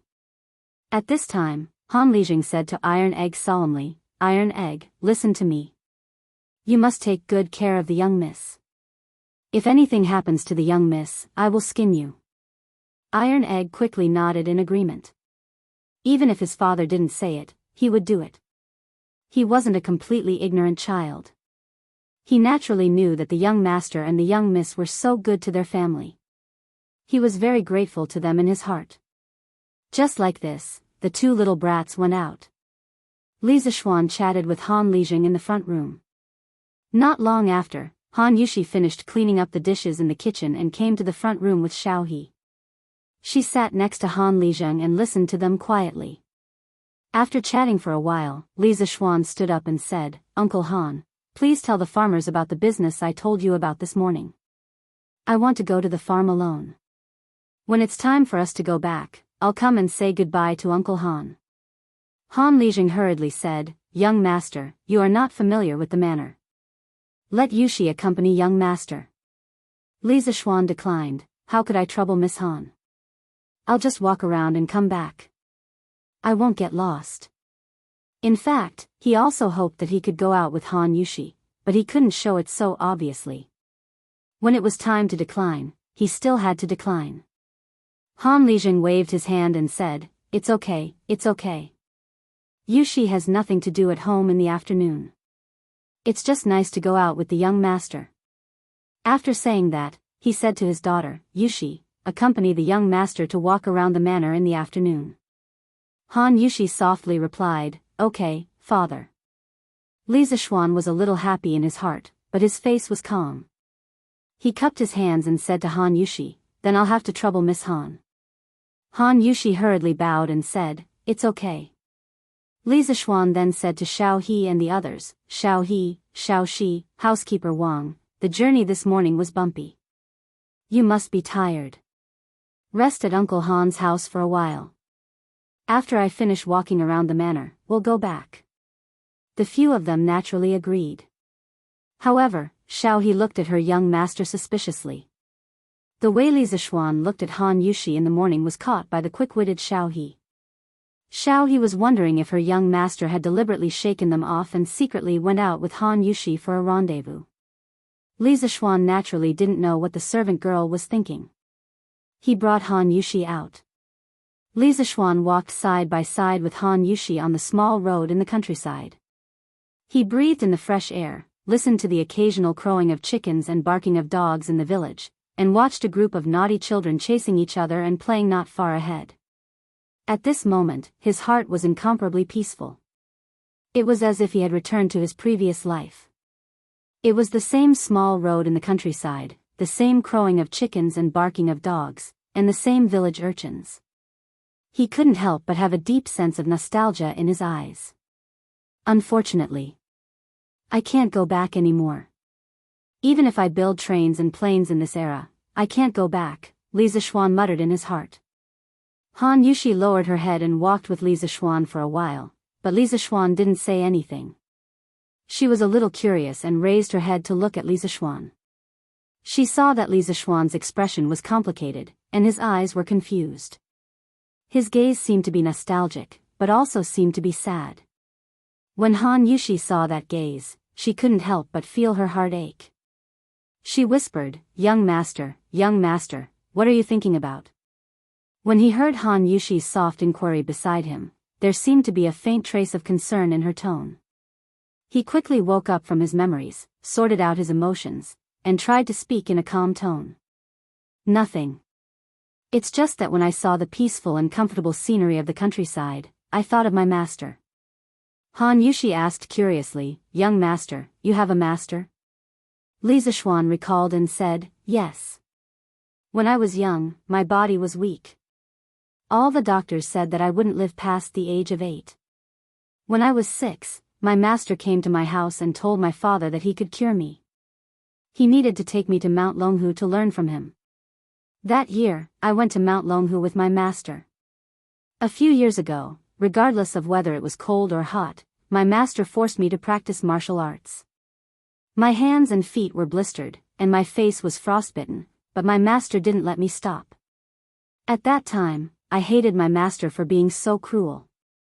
Later, I finally learned something, but my master was old. At that time, I kind of understood my master's painstaking efforts. The conditions in the mountains were poor, but my master was always able to get me meat all these years. Before my master died, he told me that because my body was weak, I would die if I didn't practice martial arts well. He didn't want me to die, so he forced me when I was young and told me not to blame him. In fact, in the later years, I became more sensible and understood my master's painstaking efforts. I never blamed him. I became his disciple when I was 6 years old, and I spent my childhood with him. To me, he was more like a father than a teacher. For 8 years, he taught me top-notch martial arts without asking for anything in return, allowing me to live to this day. Before I could even repay him, he had already passed away. Of course, Li Zixuan couldn't tell her that he was thinking about his family more than 1,000 years later, so he told her what happened to this body when he was young. However, he spoke with sincerity. As he spoke, he couldn't help but put himself in the role of this body. When he got emotional, the corners of his eyes couldn't help but moisten. As Li Zixuan spoke, Han Yushi's heart also became sad. When she heard the end, she couldn't help but cry. She originally thought that Li Zixuan was a rich young master who didn't eat the hardships of the world. She didn't expect his life experience to be so rough. Looking at Li Zixuan's wet eyes, she saw Li Zixuan's bruised soul under his strong appearance. She couldn't help but feel her heart ache. Young master, your master will definitely be very happy if he sees that you're doing well from the heavens. You said it yourself, your master treats you like a father treats his own child. Parents treat their children well, and they don't want their children to repay them. Young master, don't blame yourself. You living well now is the best way to repay your master, Han Yushi comforted gently. That's right. When parents treat their children well, why would they think about their children repaying them in the future? Their love is the most selfless love in the world. They only hope that their children will live well in the future. When Li Zixuan heard this, he couldn't help but mutter in his heart, Father, Mother, your son is unfilial and can't be filial in front of you. However, in this great Tang dynasty, I will live well. I will live well. You don't have to worry. Thank you, Miss Han. I'm fine. After thinking it through, Li Zixuan looked seriously into Han Yushi's eyes and thanked her. You're welcome. Han Yushi was a little flustered by Li Zixuan's serious gaze and hurriedly said. Chapter 23. The two of them chatted and soon finished touring the village. Li Zixuan was a little reluctant to part with her. Miss Han, where do you usually go to pick wild fruits? Li Zixuan, who was reluctant to part with her, began to find a topic to talk about. Han Yushi pointed to the mountain behind them and said, It's on that mountain. Li Zixuan looked in the direction of her finger and saw the dense forest on the small hill. He said, Aren't you afraid when you go alone? What if you meet a wild beast like a tiger? Han Yushi smiled and said, A few years ago, there were indeed some fierce tigers and fierce beasts in this mountain. But during those years, the world was in chaos and the harvest was not good. Many people in the village were starving. My father organized the villagers to go into the mountain to hunt. In the past few years, all the large beasts in the mountain have been hunted. Li Zixuan heard and said, Oh, then let's go up the mountain to take a look. Han Yushi nodded in agreement. The two of them walked up the mountain. At the foot of the mountain, a few peach blossoms were in full bloom. It was very beautiful. A few butterflies danced in the wild flowers by the roadside.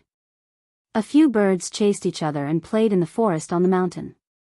Li Zixuan was very happy with the beauty by his side and the beautiful scenery in front of him. Miss Han, I have a question, but I don't know if it's appropriate to ask. Li Zixuan asked. Young master, if you have something to say, Yushi will tell you everything she knows. Li Zixuan hesitated and said, Why didn't I see your mother at your house?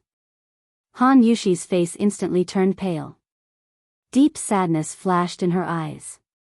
Li Zixuan saw this and immediately apologized, I'm sorry, Miss Han. I took the liberty. Don't be sad. Han Yushi shook her head and was silent for a while before saying, My mother passed away after giving birth to the iron egg. I was 7 years old at that time. My father was still fighting in the front line. In order to support my brother, I went to help Master Lu in the nearby plum village to herd cattle and sheep. I fed the horses and chopped firewood. When I earned money, I bought goat milk for my brother. This Master Lu's family was the previous owner of the Han village. They were very harsh and often bullied the villagers in the village. Everyone was angry but didn't dare to say anything. They were afraid that landlord Lu wouldn't let them plant the land. Iron Egg was very naughty when he was young. He would cry whenever I left, so I could only take him to work. Later, when I couldn't hold on any longer, my father finally came back. It was when I was 9 years old, which was the 6th year of Wuda. My father came back with a limp. My father, Wuda, joined the army in the first year of the Yuan dynasty. Later, he was transferred to old General Qin's personal guard. In the 6th year of Wuda, the Turks attacked the borders of our Great Tang, and my father accompanied General Qin to battle. Later on, I heard my father say that during a pursuit, General Qin was ambushed by the Turks. The Turks' great general Ashina Shirkyu wanted to kill General Qin with a bow and arrow. At the critical moment, my father rushed over on his horse and threw himself at General Qin, but the arrow pierced through my father's thigh. At that time, he didn't have time to treat his wound. My father limped and followed General Qin to kill the enemy. Coincidentally, General Yuqi led the army to help. My father and General Qin fought their way out of the encirclement and followed the reinforcements to destroy the enemy. After returning to the camp, although the arrow wound on my father's thigh was healed, because the treatment was too late, his right leg became disabled and it was difficult for him to return to the battlefield.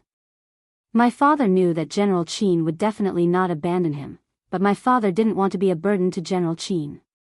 Thus, he left a letter and secretly came back alone.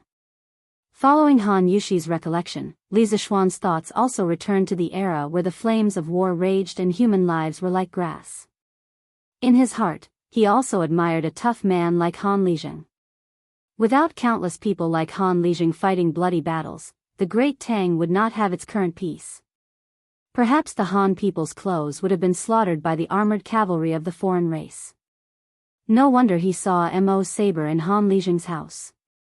He didn't expect him to be a respectable soldier of the Great Tang. He also didn't expect Han Yushi to be so strong on the inside despite her weak appearance. At the age of 7, she raised her infant brother alone. One could imagine the difficulties and hardships she went through. Li Zishuan saw that Han Yushi's eyes were still filled with sadness. He couldn't help but pat her on the shoulder and said, "Miss Han, don't be sad. At least you, Iron Egg, and your father are all doing well now. If your mother knew in the netherworld, she would definitely be gratified. Besides, with me around, the people of the Han family village will live better and better lives in the future." As he spoke, Li Zishuan didn't know how to continue. He wasn't very good at comforting people. Pfft. Seeing Li Zishuan racking his brains to think of words to comfort her, Han Yushi couldn't help but laugh through her tears. She said, "I just comforted young master. I didn't expect young master to comfort me again." Hearing Han Yushi's words, Li Zishuan thought about it and felt that it was rather interesting. He smiled and said, "In that case, let's not comfort each other. We'll be happy in the future. This way, we can let the ancestors who love us live at ease." Han Yushi agreed softly, "Yes." At this moment, she felt the weight on her shoulder. It turned out that Li Zishuan's hand had been resting on her shoulder. Han Yushi turned her head to look and immediately blushed. Li Zishuan followed her gaze and found his hand. He secretly blamed himself for forgetting to take it off when he patted her shoulder to comfort her. Of course, whether it was because he forgot to take it off or because he couldn't bear to take it off at that time, it wasn't for others to know. Feeling the warmth of his fingertips and smelling the feminine fragrance on Han Yushi's body, he couldn't help but feel a little restless. However, seeing that the tears at the corner of Han Yushi's eyes had not dried, Li Zishuan secretly scolded himself for being a beast. He quickly took his hand off and explained awkwardly, sorry. I wanted to comfort you just now. I didn't mean it." Han Yushi's face turned even redder when she heard that. She clenched her small hands and looked down at her toes. She said softly, "It's okay. Yushi knows that young master is not a frivolous person. The ambiguous atmosphere filled the mountain. Li Zishuan didn't know what to say at this moment. Although he had a girlfriend in his previous life, he met her online. In reality, he was still clumsy when he spoke. He was an out-and-out otaku. He wasn't like the playboy in his dormitory. When he saw a girl, he could make her happy with just a few words. He couldn't wait to marry her immediately. He had always been envious of his roommate's ability to flirt with girls, but this thing couldn't be envied. Han Yushi naturally wouldn't speak. At this moment, her heart was also in a mess. Li Zishuan was tall and handsome. He was also very gentle to her. Although she didn't love Li Zishuan very deeply, after all, they had only been together for a day, she still had a good impression of Li Zishuan. After a long time, Li Zishuan finally broke the silence and said, "Miss Han, let's go down the mountain. It's getting late. I should go home." When Han Yushi heard that, her face darkened slightly. She felt a little disappointed for no reason. She didn't know when they would meet again after parting today. She replied softly, "Okay." The two walked down the mountain side by side. Chapter 24. Li Zishuan was about to go down the mountain with Han Yushi when they suddenly heard a muffled tiger roar behind them. The two of them looked at each other in shock and hurriedly turned around. They saw a huge white tiger slowly walking out of the forest. Its ferocious eyes stared coldly at Li Zishuan and Han Yushi. Han Yushi was so scared that her face turned pale. "Young master, you go first. Nothing can happen to you. I will hold it back for a while." Han Yushi was extremely frightened. She had never seen such a huge tiger before, but she immediately thought of Li Zishuan. Li Zishuan absolutely could not have anything happen to him in the Han village. He was the hope of so many villagers in the Han village to live a good life. Li Zishuan was actually a little scared. It was his first time seeing such a huge tiger. Moreover, this tiger was emitting a bloody smell. It was obvious that it had just finished hunting. He did not know if his martial arts could deal with this huge tiger. After all, he had experience fighting with people, but he had never fought with a tiger. However, when he heard Han Yushi's trembling voice, he was really touched. He did not expect this girl to ask him to go first even though she was clearly scared. Of course, Li Zishuan wouldn't leave. Although he didn't have any experience in fighting a tiger, he was quite confident in his martial arts. Besides, even if he couldn't win, he wouldn't let the girl he liked sacrifice herself to protect him. Seeing that the tiger was getting closer and closer to the two of them, Li Zishuan pulled Han Yushuan's soft and boneless hand.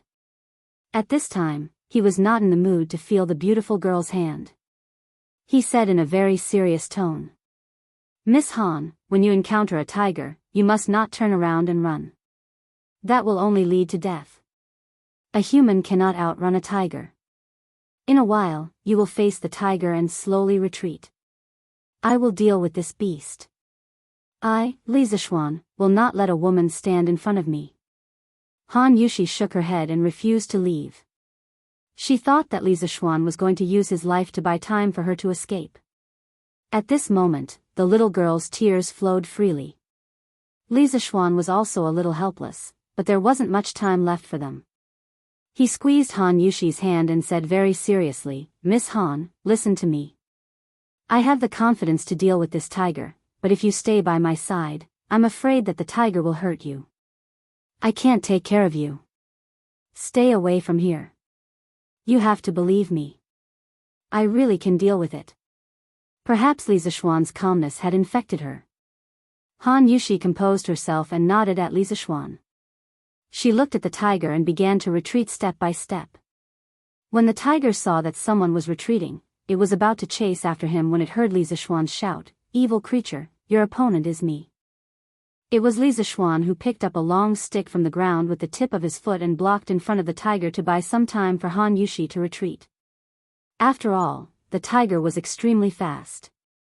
If they fought and the tiger turned to attack Han Yushi, he was afraid that he wouldn't be able to save her.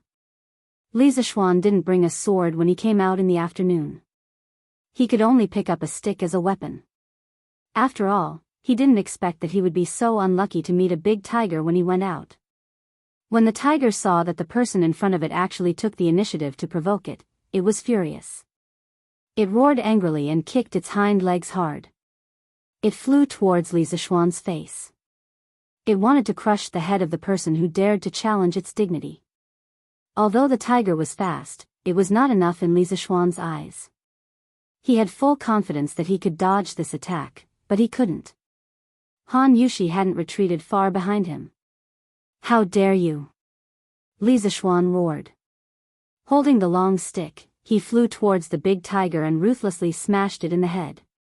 However, the tiger was quite intelligent. It was unwilling to use its head to receive this blow. It immediately turned its head in the air. Li Zixuan's fatal blow hit the tiger's butt. The tiger fell to the ground and cried out in pain. Not only did this blow not scare it away, but it also aroused the tiger's ferocity. The tiger bared its teeth and slowly moved, looking for the next opportunity to attack. Li Zixuan didn't want to give it a chance to think. He used the orchid butterfly steps and arrived in front of the tiger in a flash. The cloud-piercing steps that Li Zixuan used before was a light body technique. It was more useful for long-distance travel and climbing over high ground. The orchid butterfly steps was a close-range footwork technique. The instantaneous burst of speed was very shocking. It was very useful in close-range combat. It was like a vigorous butterfly moving left and right in the battlefield, making it difficult for the enemy to distinguish. The big tiger didn't expect Li Zixuan to be so fast. At this time, it was too late for it to dodge. It used its head to take the blow and was immediately sent flying 10 meters away. Its eyes were seeing stars. The tiger was furious. Since its debut, it had never suffered such a big loss. With a leap, it pounced towards Li Zixuan again. Li Zixuan didn't expect the tiger's head to be so hard. It could still counterattack after being hit by his stick. Therefore, he held the stick in front of his chest with both hands and waited for the tiger to rush over to give it a ruthless blow. Unexpectedly, the tiger changed direction in the air and used its foreleg to block Li Zixuan's long stick. Its hind leg fiercely kicked Li Zixuan's arm and flew straight towards the retreating Han Yushi. It saw that Li Zixuan was not to be trifled with, so it changed direction and wanted to bite Han Yushi. When the tiger kicked his arm, Li Zixuan had a bad feeling and guessed its intention. He secretly cursed this beast for being so cunning, just like a tiger demon that had turned into a spirit. Ignoring the burning pain in his arm, Li Zixuan hurriedly turned around. He couldn't bear to see such a beautiful girl like Han Yushi die in the tiger's mouth. He saw that the big tiger was now less than 5 feet away from Han Yushi, and he was now more than 10 feet away from Han Yuxuan. Li Zixuan's eyes were about to split open. He used all his strength to activate the 5th level of the Taishian Sutra and poured all his inner strength into his legs. His lower clothes couldn't stand the violent power of the true essence. His trousers were immediately torn apart and blood seeped out of his calves. Li Zixuan roared and used the orchid butterfly steps with all his strength. His speed had reached the limit in an instant. Like a sharp arrow, he flew towards the tiger. Li Zixuan even heard a sonic boom at this moment. The air rushed back from his cheeks and scraped his face painfully. Seeing that the tiger's front claws were about to grab Han Yushi's face, Li Zixuan arrived first. He had already reached the top of the tiger's head. He held the long rod tightly with both hands and poured his inner strength into the long rod. Then, he ruthlessly pierced the tiger's neck. The tiger let out the last scream of its life. For a moment, blood splattered everywhere. Li Zixuan and the tiger fell at Han Yushi's feet. When the tiger jumped from Li Zixuan's body to her, Han Yushi was already a little scared and didn't know what to do. She couldn't move her legs. When she saw that the tiger's front claws were about to touch her face was filled with despair. Although her heart was filled with the fear of death, at this moment, she still prayed in her heart that the young master could escape. Just as she was about to close her eyes and welcome death, she saw a man holding a long rod above the tiger. It was Li Zixuan. Because he was too fast, the wind blew Li Zishuan's long hair. His handsome face was full of anxiety and worry. He held the rod with both hands, like a hero. When the tiger was about to grab her face, he stabbed the tiger's neck. Han Yushi, who was in despair, couldn't help but be a little dazed when she saw this scene. She would never forget this scene for the rest of her life. Bang! Two muffled sounds came from the woods. All the dust settled, and the mountains returned to peace. When the tiger's warm blood splashed on Han Yushi's face, Han Yushi came back to her senses and realized that she was saved. She looked lovingly at Li Zishuan, who was kneeling on one knee on the tiger's stomach but still holding the long rod on the tiger's neck tightly with both hands. At this moment, Han Yushi felt that a person had entered her heart, a man that she would never forget for the rest of her life. "Young master, are you okay?" Seeing the bloody scratches on Li Zishuan's arm, Han Yushi hurriedly squatted down and cried. Seeing this peerless beauty crying in front of him, Li Zishuan hurriedly said, "Miss Han, I'm fine. I was just scratched by that beast. It's not a big deal. Don't cry." Han Yushi grabbed Li Zishuan's hand and looked at his bloody arm and calf. She couldn't help but cry out, "What do you mean you're fine? You've lost so much blood. How can you be fine? Why are you in such a hurry to save me? I won't die if I'm scratched by that tiger." Boo! As she spoke, she couldn't help but throw herself into Li Zishuan's arms and cry bitterly.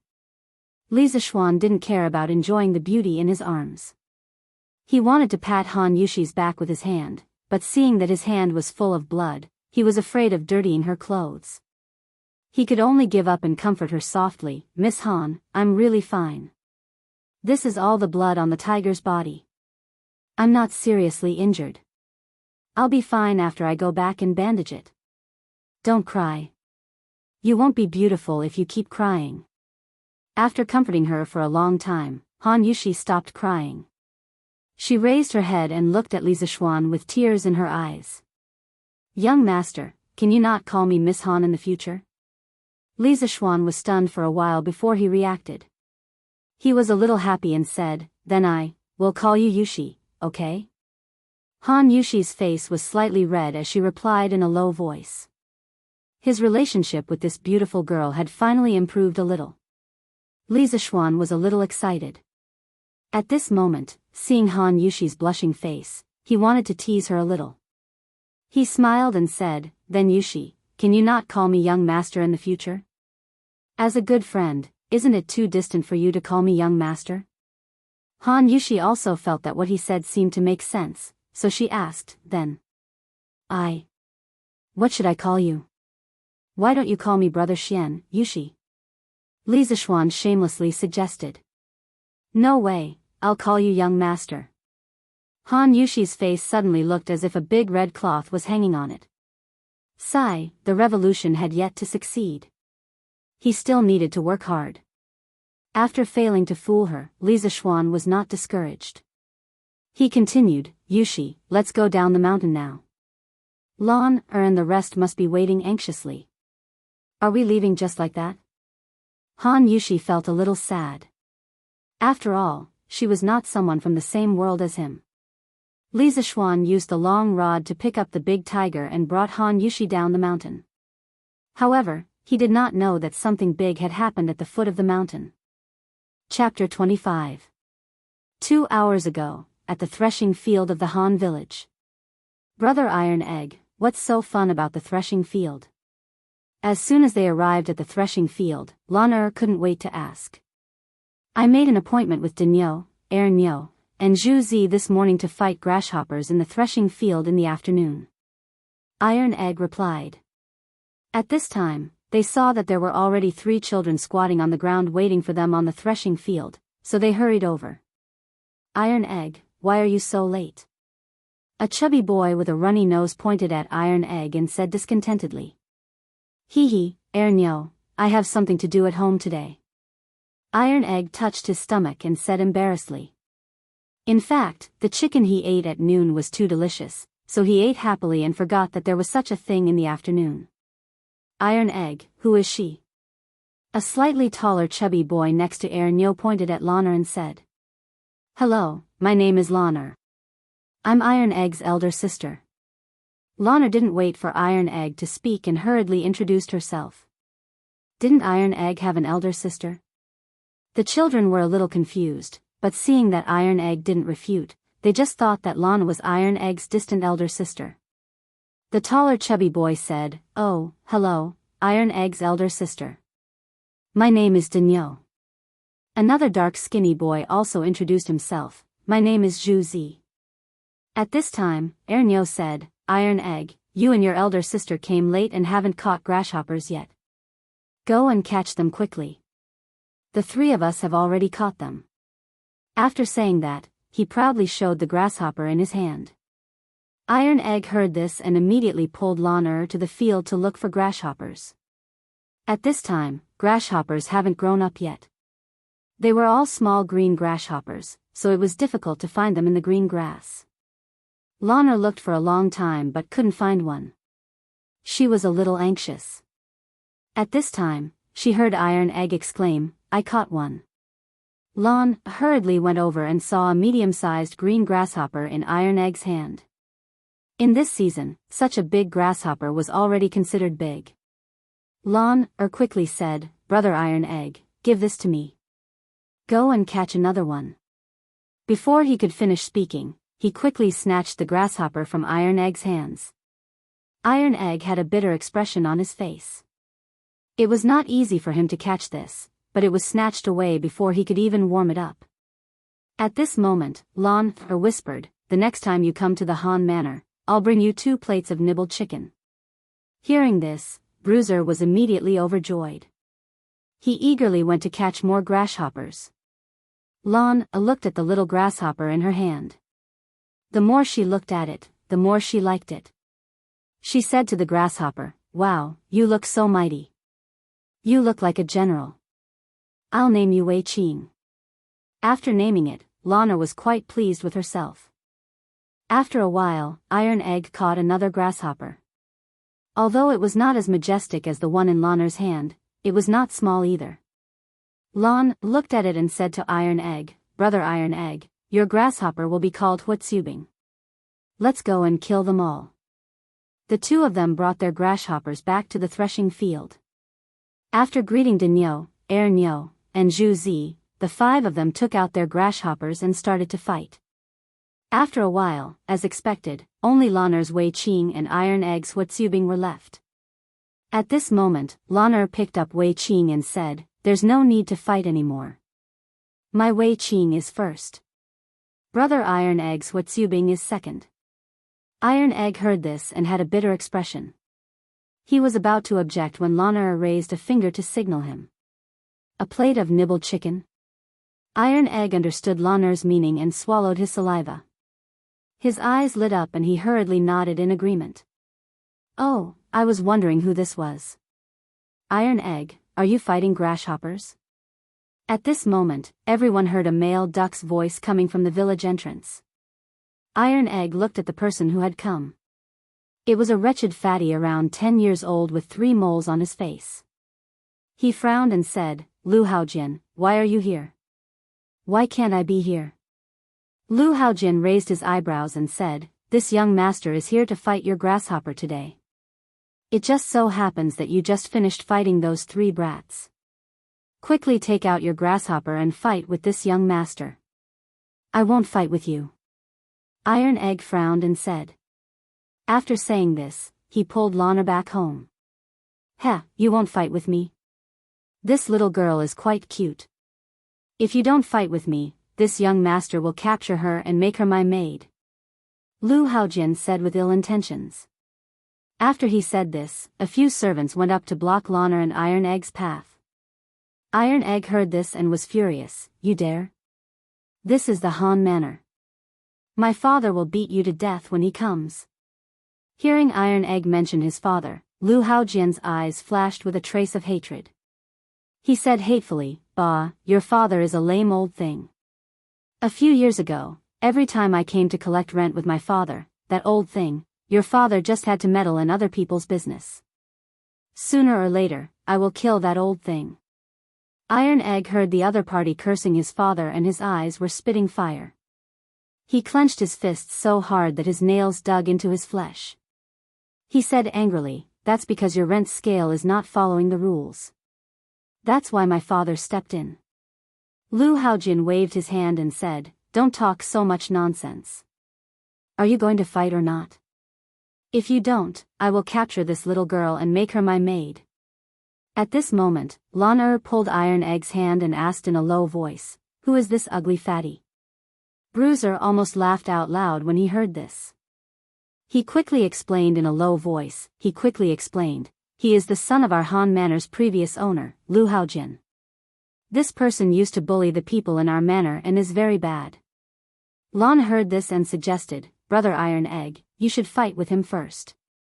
Your Huatsubing will definitely not lose. Let's stall for time and wait for my brother to come and beat him to death." Iron Egg heard this and felt that it made sense. He nodded and walked out. "Lu Haojin, I will fight with you." When Lu Haojin heard that he had finally agreed, he grinned. The fat on his face was piled up with wrinkles. Lan who was watching from the side, felt a little disgusted. She couldn't help but think to herself that when her brother came later, she would definitely ask him to smash this disgusting fatty's face. Iron Egg and Lu Haojin took out their grasshoppers and placed them together. Huatsubing was obviously stronger and killed Lu Haojin's grasshopper in a few rounds. Lu Haojin saw this and was furious. "You cheated. I want to see your grasshopper." Iron Egg naturally had a clear conscience and placed the grasshopper in his hand for him to see. Who knew that Lu Haojin would snatch Huatsubing away and throw him on the ground and stomp him to death? "You!" Iron Egg saw that his favorite had been stomped to death and was furious. He wanted to fight. "What about me? You want to hit me? Come and hit me, come and hit me." Lu Haojin pointed at his own face and taunted Bruiser. Iron Egg was furious, but when he saw the 6 or 7 servants behind Lu Haojin, he calmed down. If he was alone, he would run. If he could not win, he would just be caught and beaten. However, he had Sister Lan by his side. His father had told him to take good care of Sister Lan, so he could not take the risk. A wise man does not fight when the odds are against him. Iron Egg hatefully said in his heart. "Humph, coward, you don't even dare to hit me." Lu Haojin spat at Iron Egg's feet in disdain. Just as he was about to leave, he heard a voice. "Lu Haojin, you are so despicable." Lan could not bear to see Iron Egg's brother being bullied and scolded from the side. Lu Haojin heard this and his eyes turned red. In the past, there were people who used his name to make fun of him, but that person's legs were broken by Lu Haojin's servants. He did not expect to be scolded by a little girl today. Lu Haojin glared at Lan and roared, "You guys, go and grab this little girl and beat her until her mouth is swollen." Chapter 26. A group of servants rushed over to surround Lan in an aggressive manner. "Who dares?" Iron Egg was shocked when he saw this. He picked up a bamboo stick from the haystack next to him and stood in front of Lan, waving the bamboo stick in his hand fiercely. The servants were a little hesitant. Lu Haojin shouted from behind, "Hurry up and attack him. There are so many of you who are afraid of this little brat." Iron Egg didn't wait for them to come up. He took the initiative to attack, waving the bamboo stick in front of him. Immediately, a servant's head was hit. Iron Egg continued to use the crazy devil stick technique to rush towards Lu Haojin. Lu Haojin saw this and ran away, cursing as he ran, "You bunch of trash. You can't even take him down with so many people. I'll teach you a lesson when I get back." Ow! Iron Egg hit the back of Lu Haojin's head with the stick. Seeing Lu Haojin being hit, Lan jumped up happily and clapped, "Little brother Iron Egg, come on, hit him hard." Lu Haojin was completely angry. He shouted at the servants, "Hurry up and attack him. Even if you get hurt, take the stick from that brat for me." Sure enough, when 2 of the servants heard this, they pushed against Tai Dan's rod and approached him. No matter how much strength Tai Dan used, the 2 of them could only endure it. Finally, the two of them got close to Iron Egg. One of the servants grabbed the stick from Iron Egg's hand. The rest of the servants immediately rushed forward and held Iron Egg down. Iron Egg was anxious and shouted at Sister Lon, hurry up and go back and call my father. Lon didn't try to be brave. She quickly ran to Iron Egg's house to get help. Lu Haojin saw this and sneered, want to run? You two go and catch that stinky girl for me. The two servants quickly chased after Lon. Soon, they caught Lon. They didn't notice that Ernia had secretly run away. Lu Haojin walked in front of Iron Egg and ruthlessly slapped the Iron Egg's face twice. He hatefully said, "You little bastard, hit me, hit me." Then he spat at the Iron Egg. Iron Egg's face turned red with anger. He clenched his fists and stared at Lu Haojin's fat face. When had he ever suffered such humiliation? Especially when he was beaten up by this fatty in front of Sister Lon. He felt even more humiliated. He secretly swore in his heart that he would definitely take revenge. Li Zishuan carried the big tiger and finally walked to the front of the Han family's courtyard with Han Yushi. Just as she was about to enter, she saw a little fatty with snot running towards Han Yushi. Sister Yushi, quickly tell your father to go to the village entrance. Iron Egg was beaten up and someone called Lon, was also caught. The little fatty ran in front of Han Yushi and said while panting. Li Zishuan was shocked when he heard this. He didn't dare to talk nonsense. He threw down the tiger on his shoulder and hugged Han Yushi's slender waist. He used all his strength to use the cloud-piercing steps and rushed towards the village entrance like a gust of wind. Ernia put his hands on his knees and lowered his head to catch his breath. He didn't hear Han Yushi speak for a long time. When he looked up, there was no one in front of him. He muttered, "Am I hallucinating?" Just as he was about to turn around and go back, he saw two young girls and an old man come out of the house. The young girl in green grabbed him and asked, "Little brother, who did you say was caught?" Ernia replied, "Iron Egg and Lon, The three of them turned pale with fright. They heard the old man say, "Shao He, quickly go to the village and find Han Lijing. Tell him to go to the village entrance quickly. Shao Shi and I will go first." After saying that, the three of them hurriedly split up. These three people were Shao Shi, Shao He, and Steward Wang, who were resting in the Han family. They heard the noise outside the courtyard and hurriedly rushed out to investigate. Village entrance, threshing field. After Lu Haojin humiliated Iron Egg, he was about to rush towards Lon. Iron Egg said anxiously, "Lu Haojin, if you have the ability, come at me." "What kind of ability is bullying girls?" "Oh, you haven't been beaten enough? Then I'll fulfill your wish." After saying that, he kicked Iron Egg's stomach twice.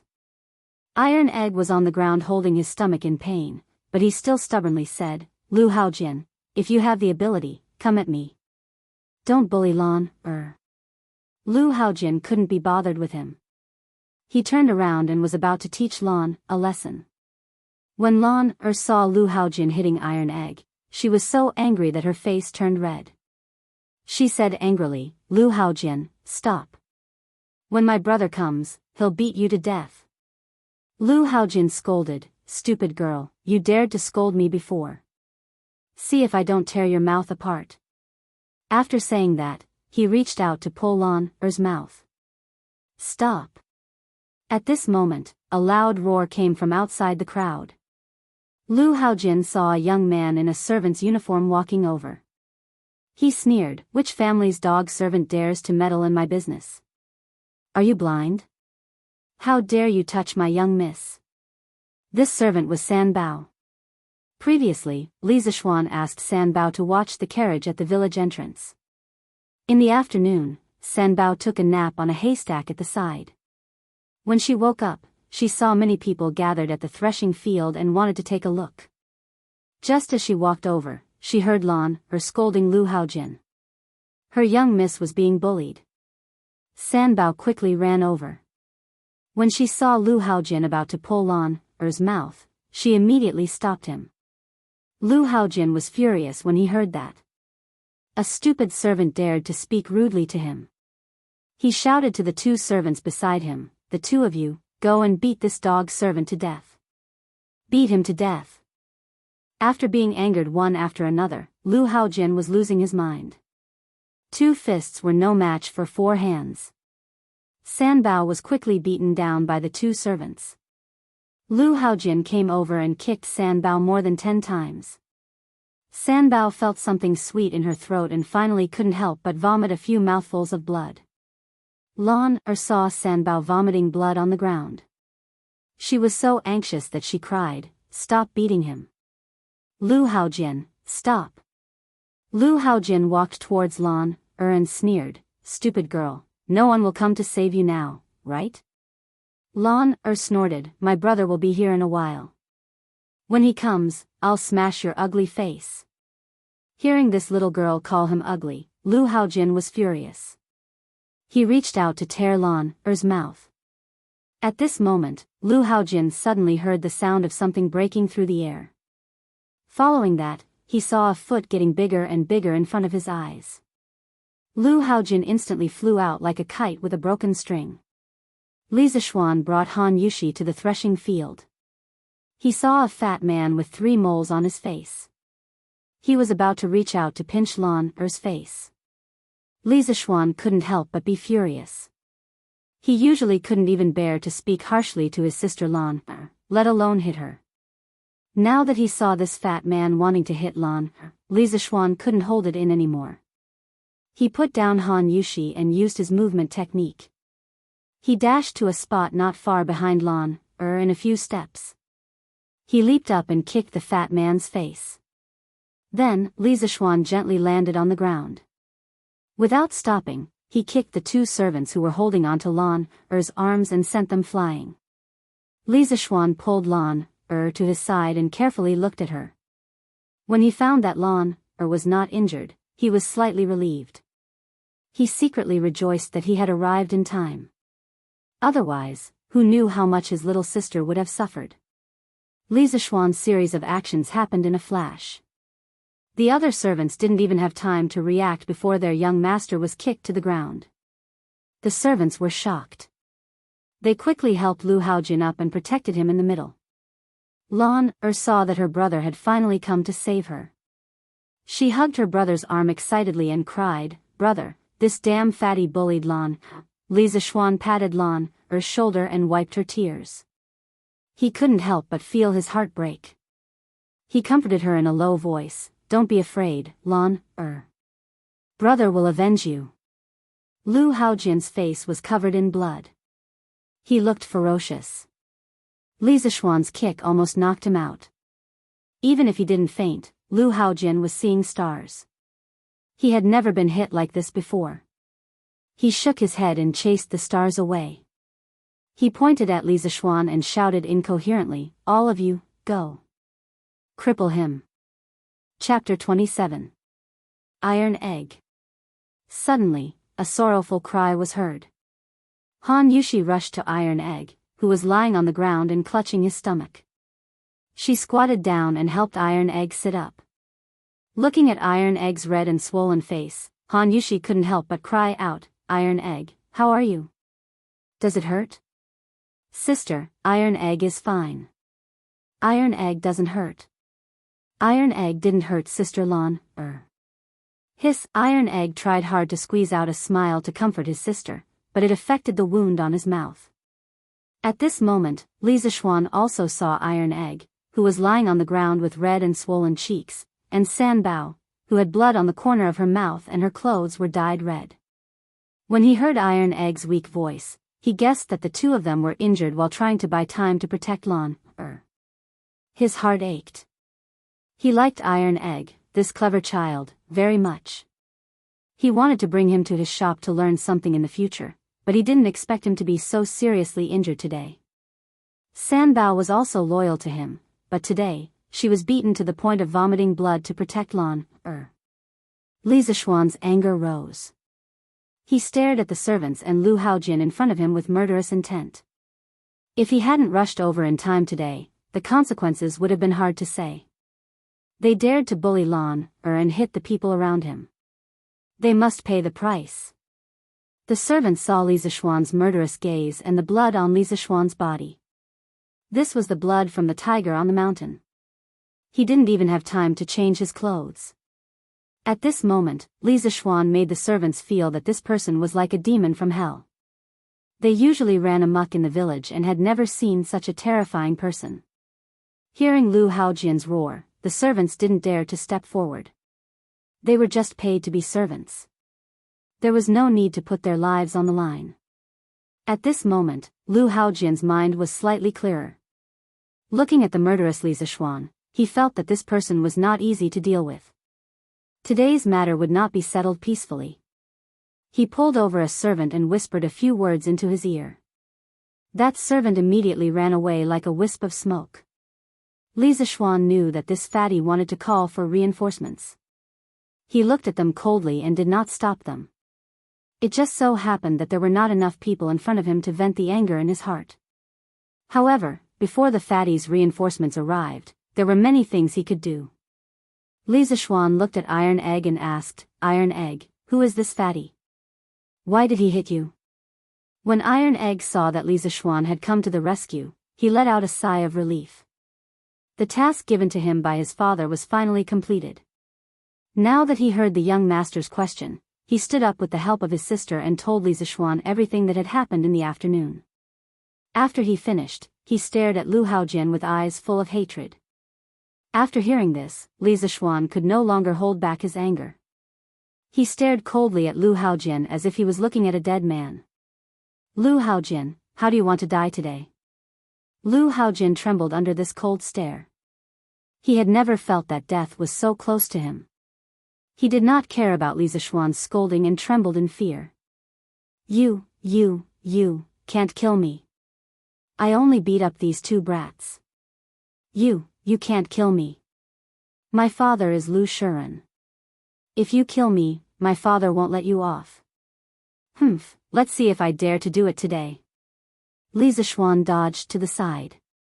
Lu Haojian didn't even see his movements clearly. He only heard the miserable screams of the guards protecting him. He saw those guards fly a dozen or so meters away like kites with their strings cut. They crashed heavily onto the ground, unable to crawl back up. Then, Lu Haojian's vision blurred. He only felt a sledgehammer ruthlessly hit the left side of his face. Before he could scream, he was sent flying. "Brother, hit that fatty's face." He just wanted to tear Lan Er's mouth. Brother wants to avenge Lan Er and brother Iron Egg. Lan Er jumped up and said to her brother. She was not as scared as before when she saw her brother showing off his power. "Young master, you also want to avenge San Bao." San Bao was almost kicked to death by this fatty. San Bao saw that Lan did not mention her, so she quickly added. Li Zishuan naturally wanted to avenge his sister. He went forward and picked up Lu Haojian, who was lying on the ground. Lu Haojian shouted in fear. Don't hit me, don't hit me. I'll give you money, a lot of money. Don't hit me." Li Zishuan could not be bothered with him. He used 10 dragon-subduing slaps on his fat face. Li Zishuan's palms flew left and right. It was dazzling. Lu Haojian's head was twisted rapidly. Soon, his cheeks were swollen. His already fat face became even fatter. His face was even taller than the bridge of his nose.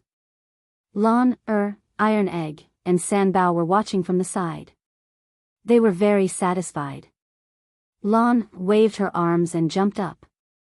"Good hit, brother, good hit." Li Zishuan slapped more than 10 times. He was tired and felt that it was meaningless. The main reason was that these people were too weak. They were not even as powerful as the big tiger on the mountain. If Lu Haojian heard Li Zishuan's words, he would definitely vomit blood. If he was half as powerful as the tiger, would he just stand there and let you hit him? Lu Haojian's face was so swollen that he could no longer speak. Li Zishuan picked him up with one hand and threw him in front of Iron Egg and San Bao. "Iron Egg, San Bao, how did he hit you just now? Give me 10 times the amount." "Young master, what happened to you?" A worried voice came from outside. Li Zishuan looked and saw that it was Xiaoxi. Behind her was Wang Zhong. Xiaoxi saw that Li Zishuan was covered in blood and was shocked. She quickly ran over and asked worriedly. Li Zishuan waved his hand and said, "I'm fine. The blood on me is not mine." He then looked at Wang Zhong and said, "Uncle Wang, why are you here?" Wang Zhong was also worried. When he heard that the blood was not his, he was slightly relieved. He said, "Young master, we heard that something happened to young miss at Han Lijing's house, so we rushed over." "Oh, I also saw a dead tiger at Han Lijing's house." Li Zishuan nodded and said, "Uncle Wang, that tiger was killed by me. Lan is fine now." At this moment, a series of footsteps came from afar. Li Zishuan turned his head to look and saw a chubby middle-aged man leading 50 or so servants to protect the courtyard. Surprisingly, the servant who had just escaped was among them. The group of people rushed over in an aggressive manner. These should be the reinforcements that Lu Haojin had called for. Li Zishuan sneered. "Humph, they came at the right time. I haven't finished venting my anger." Xiaoxi and Wang Zhong saw that there were so many people coming over aggressively. It was obvious that they did not come with good intentions. They were very worried. Wang Zhong could not help but say, "Young master, you should hide in the village first. I have already asked Xiaohe to find Han Lijing. Everything will be fine when Han Lijing comes." Xiaoxi also quickly nodded in agreement. Iron Egg, Han Yushi, and Lan were not very worried. They had seen Li Zishuan's martial arts. They felt that even if Li Zishuan could not defeat so many people, he would definitely be able to hold on until the villagers came to help. With such a big commotion, the villagers would definitely notice it. Li Zishuan shook his head and said, "Uncle Wang, Xiaoxi, don't worry. These dozens of clowns will not be able to hurt me. Stand aside." After saying that, he took the initiative to go up to those people. Chapter 28. Li Zishuan walked a dozen steps towards the group of people and stopped when he was about 20 to 30 feet away from them. He crossed his arms and waited for them to come over. When the distance was about right, Li Zishuan shouted at the group of people, "Is Lu Shiren here? If you are, come out and say something. Today, I will turn you, Lu Shiren, into a dead man." Li Zishuan was also speechless at the Lu family's naming skills. The father was called Lu Shiren, and the son was called Lu Haojin. How uncultured. How scary. When Wang Zhong heard Li Zishuan call out Lu Shiren, he was slightly stunned. He was only concerned about his young master and young miss, so he didn't know who the other party was. At this time, he looked at Lu Haojin, who was lying on the ground with his face swollen. After looking at him for a long time, he recognized that he had seen this person before. His face was ashen. When the leader of the group of people saw Li Zishuan, a 14 to 15-year-old child, speak rudely, he was so angry that he shouted, "Where did this stinking child come from? Today, I will teach you a lesson on behalf of your parents. I will teach you how to behave. All of you, go and beat him to death." This person was Lu Shiren. He was originally at home with the concubine he had just taken in, but he was interrupted by a servant. When he heard that his precious son had been beaten up in the Han family manner, he was shocked and angry. He put on his clothes and led all the servants and guards in the family to storm towards the Han family manor. When Li Zishuan saw that this person was so angry, he concluded that this was most likely Lu Shiren. When he heard his unpleasant words, he was furious. He didn't wait for the servants to come and took the initiative to attack. He was mainly afraid that so many people would hurt Lan, and Yushi. Using the orchid butterfly steps, he flashed in front of Lu Shiren and fiercely punched his chin. Then, he flew up and kicked his round stomach. Lu Shiren was like a heavy artillery shell, smashing into the group of servants behind him.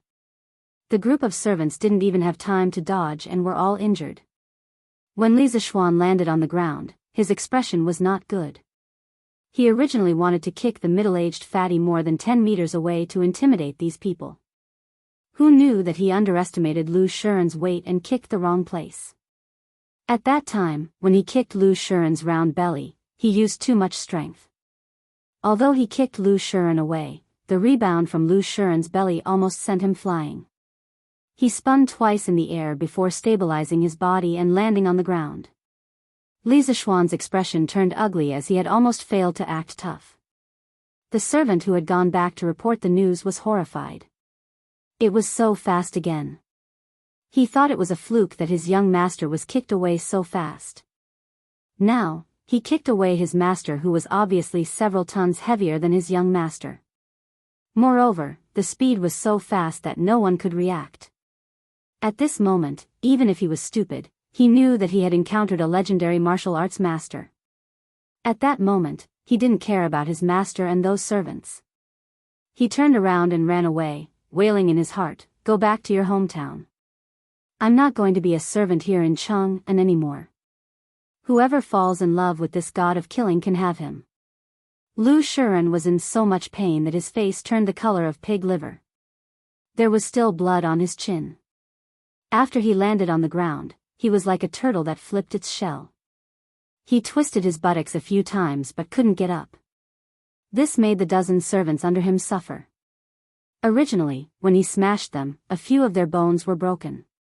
Now that Lu Shiren was twisting his buttocks and trying to get up, they instantly howled in pain. A few servants who were not injured rushed over and spent a lot of effort to pull their master up. Lu Shiren's face was in a mess. The hat on his head was long gone, and his hair was disheveled. Most importantly, his head was bald, and only his hair was around. Lan who was watching from the side, couldn't help but giggle. Xiao Shi and Yushi also couldn't help but laugh. Lu Shiren was furious at this moment. Just as he was about to fly into a rage, he saw Wang Zhong. He was shocked and didn't bother to tidy up his appearance. He staggered over and said flatteringly, "Butler Wang, why are you here?" Wang Zhong's face was ashen. He pointed at Lu Shiren's nose and roared, "Why am I here? Lu Shiren, you have guts. Your son dared to bully my family's young miss, and you brought people to beat up my family's young master. You have guts. Just you wait, my master won't let you off." Lu Shiren was confused at this moment and said, That young man just now was your family's young master?" Wang Zhong snorted and said, "What do you think?" Lu Shiren staggered back 2 steps when he heard this, and his face turned even paler. He had met Wang Zhong many times before. Back then, when he sold the Han family manor, he had contacted Wang Zhong. He naturally knew that the master Wang Zhong mentioned was someone he couldn't afford to offend.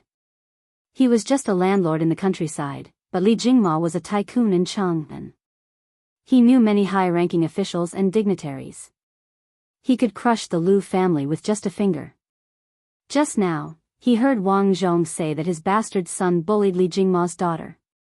It's over, it's all over. Lu Shiren sat on the ground in despair. At this moment, there was a rush of footsteps in the village. Li Zishuan saw Xiao He and Han Lijing running over with a group of farmers holding hoes and machetes.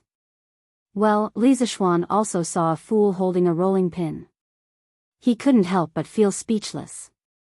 "Damn it, did you come to fight or to roll dough to make dumplings?"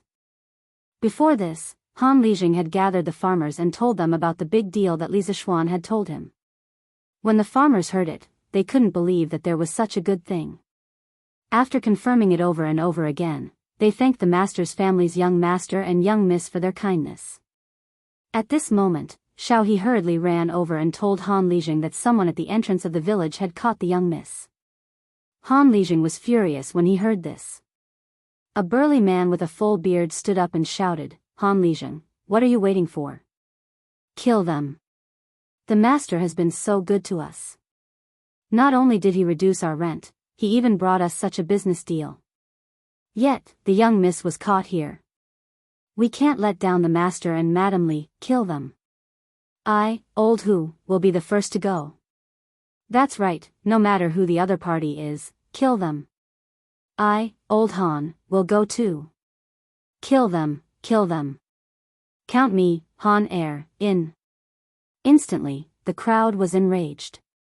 They all shouted that they wanted to save the young miss. The master's family had always been good to the Han village. This time, they had brought them such a good business deal. They were grateful from the bottom of their hearts. Now that the young miss was in trouble at the Han village, the Han village's good days would be ruined. How could they tolerate this? Alright, our Han village doesn't have any cowards. If they dare to bully us and want to ruin our good days, we will fight it out with them. At this moment, Han Lijing stood up and shouted. Fight it out, fight it out. Han Lijing led these angry villagers, picked up the farming tools beside them, and the group of people majestically charged towards the threshing field. When Han Lijing arrived at the threshing field, he saw from afar that the young miss was still safe and sound. His heart was slightly relieved. When he saw Li Zishuan covered in blood, his heart was filled with fear. He quickly walked to Li Zishuan's side and anxiously asked, young master, are you all right?" Li Zishuan waved his hand and smiled, "Uncle Han, I'm fine. The blood on my body isn't mine. It's just that I came late and caused your family's iron egg to be injured." Han Lijing looked at Iron Egg and saw that his face was only a little swollen. He said, "It's good that young master and young miss are fine. Otherwise, this Han would have died 10,000 times. Iron Egg being beaten up is fine. That stinky brat's skin is thick."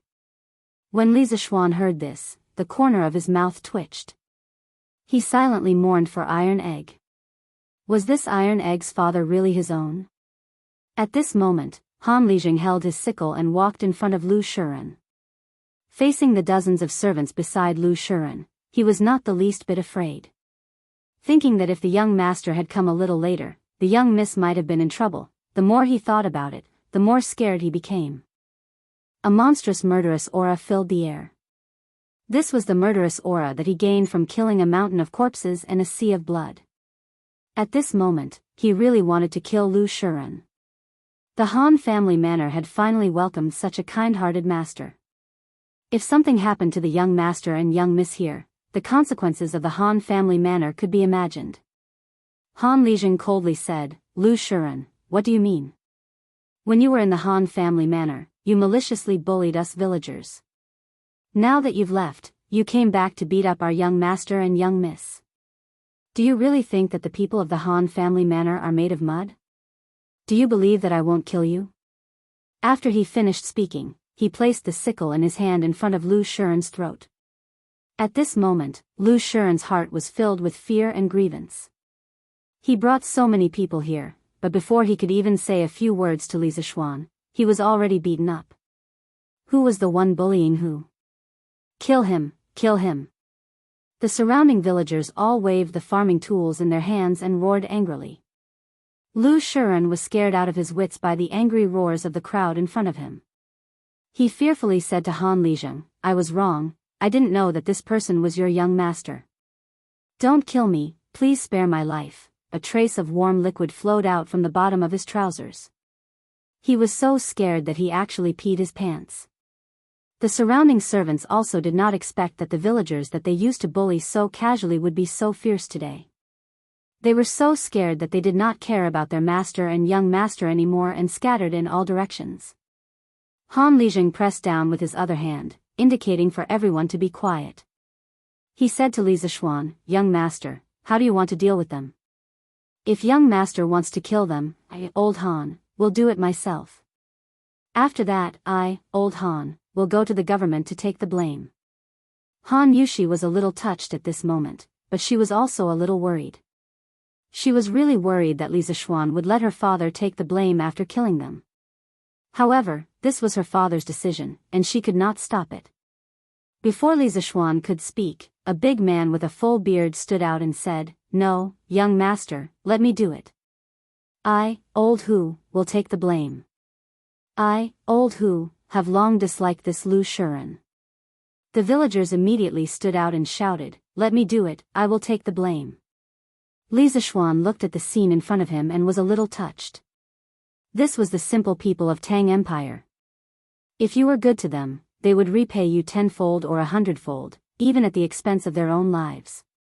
However, he did not want to kill the father and son of the Lu family. It was not worth it. He wanted to make them suffer a fate worse than death. Li Zixuan pressed down with his hands and waited for everyone to be quiet. Li Zixuan pushed the sickle away from Lu Shiren's throat and said to Han Lizheng, "Uncle Han, even if I want to kill them, I won't let you take the blame. Moreover, I don't want them to die. I want them to suffer a fate worse than death. Uncle Han, get someone to break the father and son's hands and feet, then send them back." Han Yushi looked at him gratefully when she heard that. She thought to herself that she had not misjudged him. Young master was not that kind of selfish person. Li Zixuan said to Lu Shiren, "Lu Shiren, if you are not convinced, you can go to the government and sue me. I, Li Zixuan, will accompany you to the end." After saying that, he ignored the father and son of the Lu family who had fainted from fright and brought Han Yushi, and the others back to Han Lizheng's house. Such a bloody scene was not suitable for them to see. The rest was left to Han Lizheng and the villagers. Chapter 29. Wow, what a big tiger! Li Zixuan and the others returned to the Han family's courtyard. Lan saw the big tiger at the door and was shocked. She screamed and immediately hid behind Li Zixuan. Li Zixuan patted Lan's head and said gently, "Lan, don't be afraid. That tiger is dead." Lan heard this and stuck her head out from behind Li Zixuan. After making sure that the tiger would not move, she slowly walked forward and observed the tiger. Iron Egg was also very curious. He ran over and touched the tiger with Lan. Li Zixuan did not care about them and entered the house with Han Yushi, Xiao He, and Xiao Shi. "Young master, I'll go boil some water. You can take a bath later.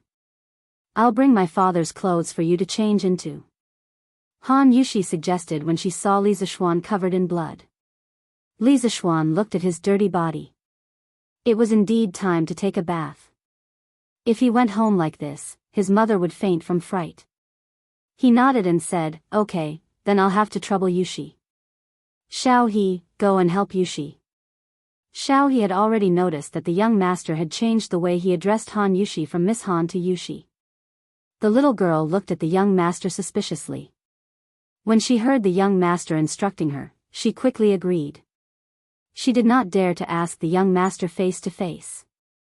Moreover, how could a servant casually ask about the young master's feelings? After a while, Han Yushi and Xiao He carried a bucket of hot water into the house. Then, Han Yushi handed Li Zixuan a set of clothes and said, "Young master, please take a bath in my room. Young master, you can wash in my father's room. These are my father's clothes when he was young. They might not fit you well.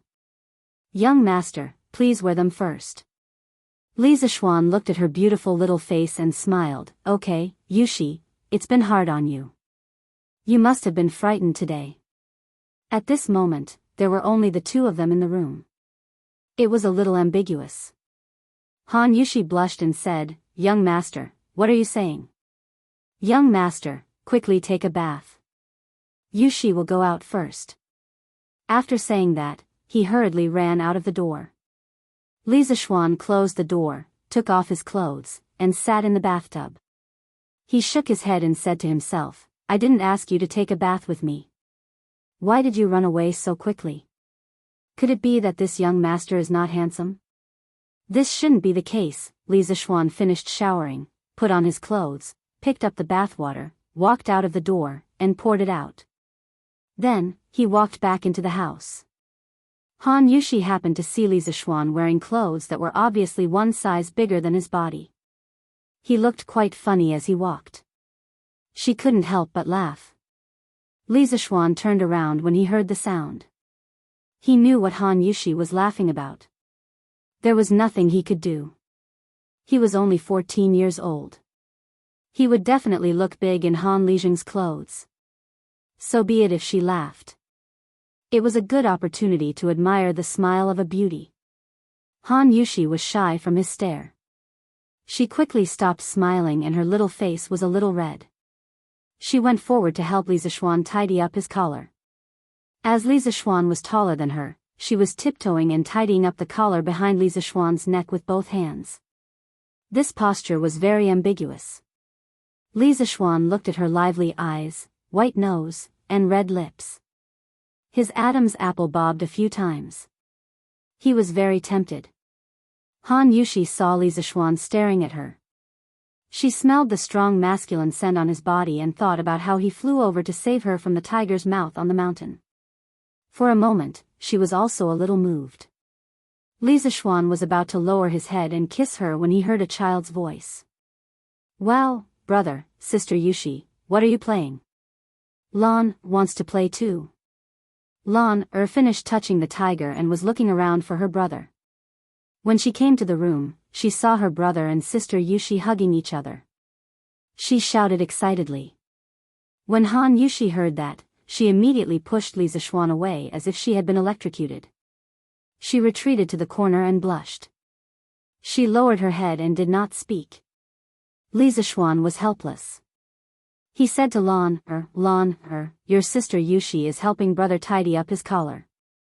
Lan, why didn't you knock when you came in? Aren't you afraid of the door demon?"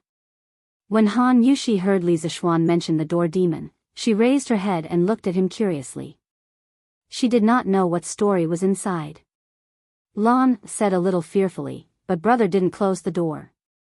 Do I have to knock?" Li Zixuan was stunned. He had made a mistake. He had actually forgotten to close the door. After a long time, Han Lijing finally came back. Wang Zhong and San Bao followed behind. Li Zixuan did not ask how Han Lijing had handled it. He stood up and said goodbye to Han Lijing.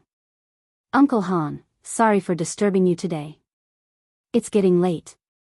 We should go back."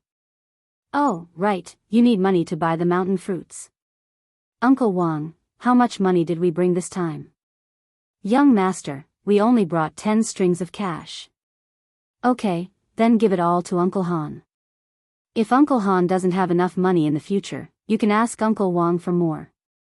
This money can be deducted from the money from selling alcohol in the future," Li Zixuan said. Han Lijing did not expect his young master to be so thoughtful. He took the money and said gratefully, "Thank you for your trust, young master." Li Zixuan waved his hand and looked at San Bao. "San Bao, how are you? Can you still walk? I'll give you a raise when we go back this time." Previously, Wang Zhong had brought San Bao to the village doctor for some simple treatment. After such a long time, she had recovered. When she heard her young master's question, she felt warm in her heart. "Young master, San Bao is fine. San Bao is strong." After saying that, he even showed off his biceps. Li Zixuan smiled and said, "Okay, then let's go." "Lan, let's go home." "Coming." Lan ran over. Li Zixuan clasped his hands and said to Han Lijing, "Uncle Han, we'll meet again someday." He turned back and looked at Han Yushi deeply. Li Zixuan would be lying if he said that he was not moved by this gentle, brave, and fairy-like girl. Although they had only known each other for a day, Han Yushi had left an impression on him that could not be erased for the rest of his life. Li Zixuan waved at her and said, "Yushi, goodbye." After saying that, he turned around and prepared to leave. Han Yushi silently watched Li Zixuan's back from the side. She was very reluctant to part with him, but so what? God could not help her make him stay. Perhaps God had heard the call in her heart. At this moment, the wind and clouds suddenly changed. A muffled thunder came from the sky. Wang Zhong looked at the dark clouds in the west and said worriedly, "Young master, I'm afraid that the rain is not light. We can barely make it back by horse, but it's very dangerous for a carriage to take the mountain road in this weather." Li Zixuan remembered the bumpy mountain road when he came back. He also felt that it was dangerous to take the mountain road in the rain. He hesitated and joked to Han Lijing. "Uncle Han, it seems that we have to keep guests in this weather. We can only trouble Uncle Han for one more night. We'll leave tomorrow when the rain stops." After saying that, he was secretly happy. Was it because he could stay with Han Yushi for one more night? He could not explain it. Han Lijing laughed heartily and said, "Young master, what are you saying? It's my honor that you can stay in my house." I still need to trouble Uncle Han with one more thing. Uncle Han, find a strong man with good skills to go to Chang'an City and tell my mother that I'll be back tomorrow. I'm afraid that my mother will be worried. Li Zishuan suddenly thought of his mother and quickly told Han Lizheng. Yes, young master, don't worry. I'll arrange it. Han Lizheng nodded and replied. Han Yushi was still sad about parting. When she heard them talk, she was happy. She thanked God in her heart for letting Li Zishuan stay. She even thought that it would be great if the rain never stopped. Chapter 30. After dinner, Han Lizheng brought Iron Egg, San Bao, and Wang Zhong out. There were only 3 rooms in his house, and they definitely couldn't fit so many people. He had no choice but to bring the 3 of them to another house to sleep for the night. He had already made arrangements with those families. When they heard that they were the young master's people, they welcomed them with open arms. The rain outside was getting heavier and heavier. Li Zishuan tossed and turned, unable to fall asleep as he listened to the pitter-patter of the rain. Moreover, it was too early now. It was almost 6:00 in the evening in the modern world. In his previous life, he would only sleep at 11 or 12 o'clock at night. However, in this era, there were no cell phones or computers. There was nothing else to do other than sleep at night. Brother, are you asleep? Lan knocked on the door. Li Zishuan got up and opened the door. Lan squeezed in agilely. Li Zishuan looked at her and said, Lan why aren't you asleep? Lan and Han Yushi slept in one room while Xiao He and Xiao Shi slept in another room. Lan came over and held her brother's hand. Brother, we can't sleep. Why don't you come over and tell us a story? Li Zishuan was puzzled. You guys? Lan nodded. That's right. Sister Yushi, Sister Xiao He, and Sister Xiao Shi can't sleep. We're all in Sister Yushi's room waiting for you to come over and tell us a story. Li Zishuan was really tempted. He also wanted to go to Han Yushi's room to take a look. To be exact, he wanted to go to Han Yushi's room to see how charming Han Yushi looked when she was lying on the bed. Just thinking about it made him look forward to it. Lan didn't wait for her brother to agree. She pulled her brother's hand and dragged him out of the room. Li Zishuan came to Han Yushi's room. A faint girl's fragrance seeped into his nostrils. Li Zishuan couldn't help but greedily take in a breath. The 3 girls in the room quickly stood up and greeted him. Young master. Li Zishuan nodded at them and then began to look around Han Yushi's boudoir. Although the furnishings in the room were not luxurious, they were placed very neatly. In addition to the dressing table, there was also a small table in the room. Han Yushi naturally wouldn't lie on the bed and wait for him to come over like he had just fantasized. In fact, Han Yushi didn't want Li Zishuan to come to her room, but she couldn't stand the coaxing and pestering of Lan, and the 2 little maidservants. Moreover, she was quite curious about what story Li Zishuan wanted to tell them, so she agreed to those maidservants half-heartedly. At this moment, the 3 girls and Lan were sitting around a small table, waiting for Li Zishuan to tell them a story. Li Zishuan looked around. There were no more stools. His heart skipped a beat. He sat on Han Yushi's fragrant couch without any trace of politeness.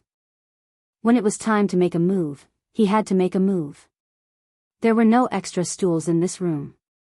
Han Yushi had no reason to blame him for sitting on the bed. Of course, he had to take advantage of this. When Han Yushi saw Li Zishuan sitting on her bed, she blushed shyly. She also realized that there were no other stools in the room. She couldn't help but blame herself for being too careless. Lan didn't notice the small movements of the 2. When she saw her brother sit down, she said excitedly, Brother, quickly tell me. Lan was almost taken away by bad people today. Brother, quickly tell Lan, a journey to the west, to calm Lan down. When Han Yushi and the other 2 heard this, they couldn't help but laugh. No one had ever taken the initiative to ask others to calm them down. Li Zishuan was also very speechless. Lan's lively and excited appearance didn't look like she was frightened at all. Han Yushi was frightened on the mountain today. Since they were here, the story still had to be told. He shook his head and said, Lon, let's not talk about Journey to the West tonight. Your sister Yushi hasn't heard of many of the previous stories. Today, let's talk about another story. Lon wasn't disappointed. Anyway, since her brother made it, it must be the best. At this moment, she shouted even more excitedly, okay, okay. When Han Yushi saw that Li Zishuan had to think about her even when telling a story, she felt very sweet in her heart. Li Zishuan looked at Xiao He and Xiao Shi and said, Xiao He, Xiao Shi, you have heard the first part of this story before. When Xiao He heard this, she immediately remembered that afternoon when the young master said that no one could tell that she was a man dressed as a woman. Her face suddenly turned red. She swore that she would definitely not mention the question that afternoon again today. Li Zishuan didn't tease her anymore. He looked at Han Yushi and said, the story that we are going to tell today is called Liang Shanbua and Zhu Yingtai. It was said that during the Eastern Jin dynasty, there was a woman named Zhu Yingtai by the Zhu family's village in Shanyu County, Zhejiang Province. She was beautiful and smart. She had been learning poetry from her brother since she was young. She admired Ban Zhao and Kai Wenji's talent and learning. She only hated that her family didn't have a good teacher. She wanted to go to Hangzhou to study.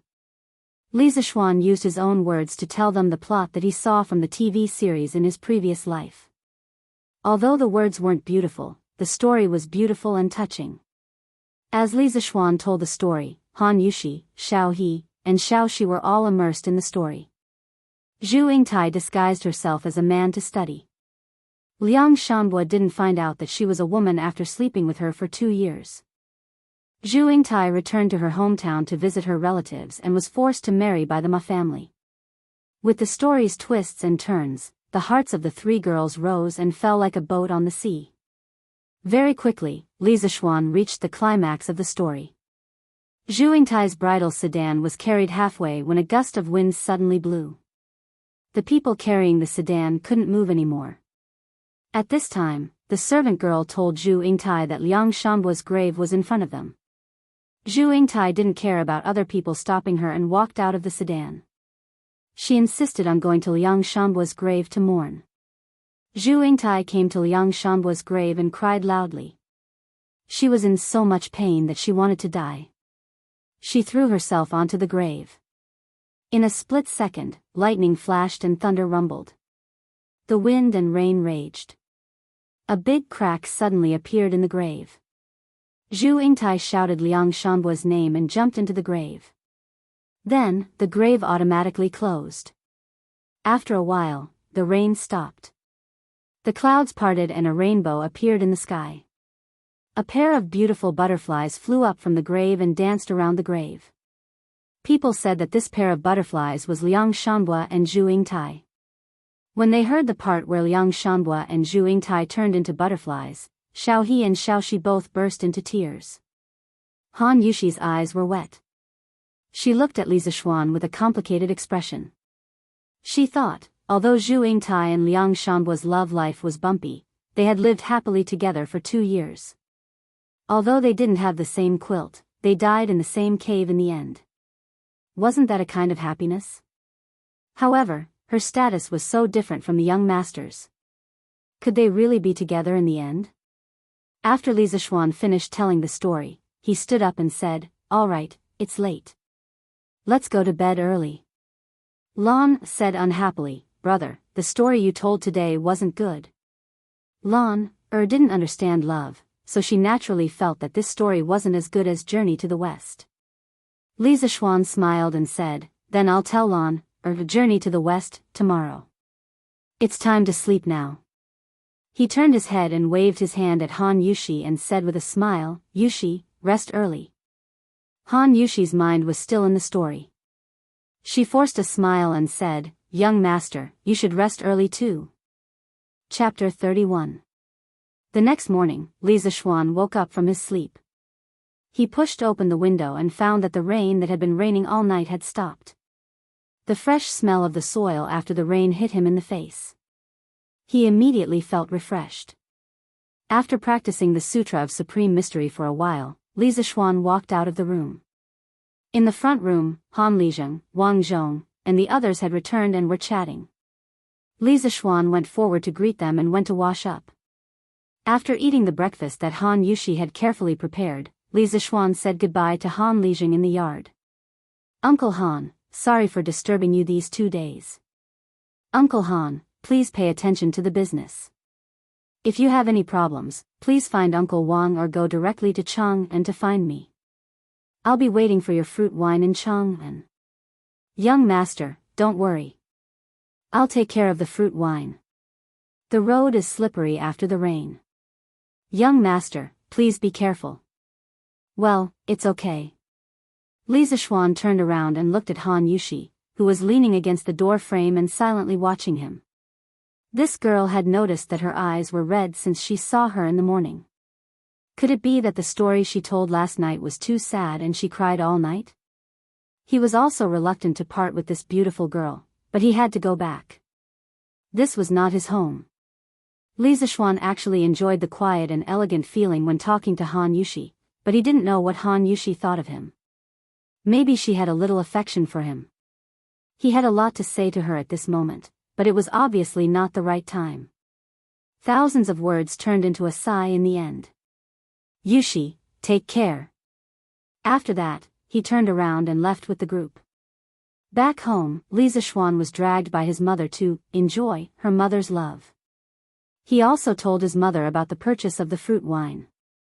Mrs. Li didn't care much about the business. Since her son felt that it could make money, she would certainly support him. She gave Li Zixuan 1,000 strings of cash for him to use first. As for his father, his mother would talk to his mother.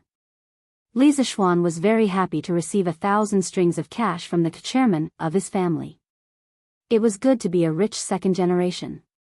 If he liked a business, he could just ask his mother for money to invest. It was not like the time travel novels he read in his previous life. Some protagonists traveled to ancient times and had no money. They had to work hard to make glass and perfume to get their first venture capital. Li Zixuan said that it was too brain-intensive. He didn't want to do it for the time being. His family was already so rich. He didn't need to invent those inventions. What he needed to do now was to think of ways to spend money. A few days ago, his mother was still encouraging him to be a prodigal son. He had a long way to go. When he arrived at the West Court, he was about to go back to the study to plan the modification of the fruit wine when he found Lon, waiting for him in the side hall of the West Court. Lon, what's in the thing you're holding?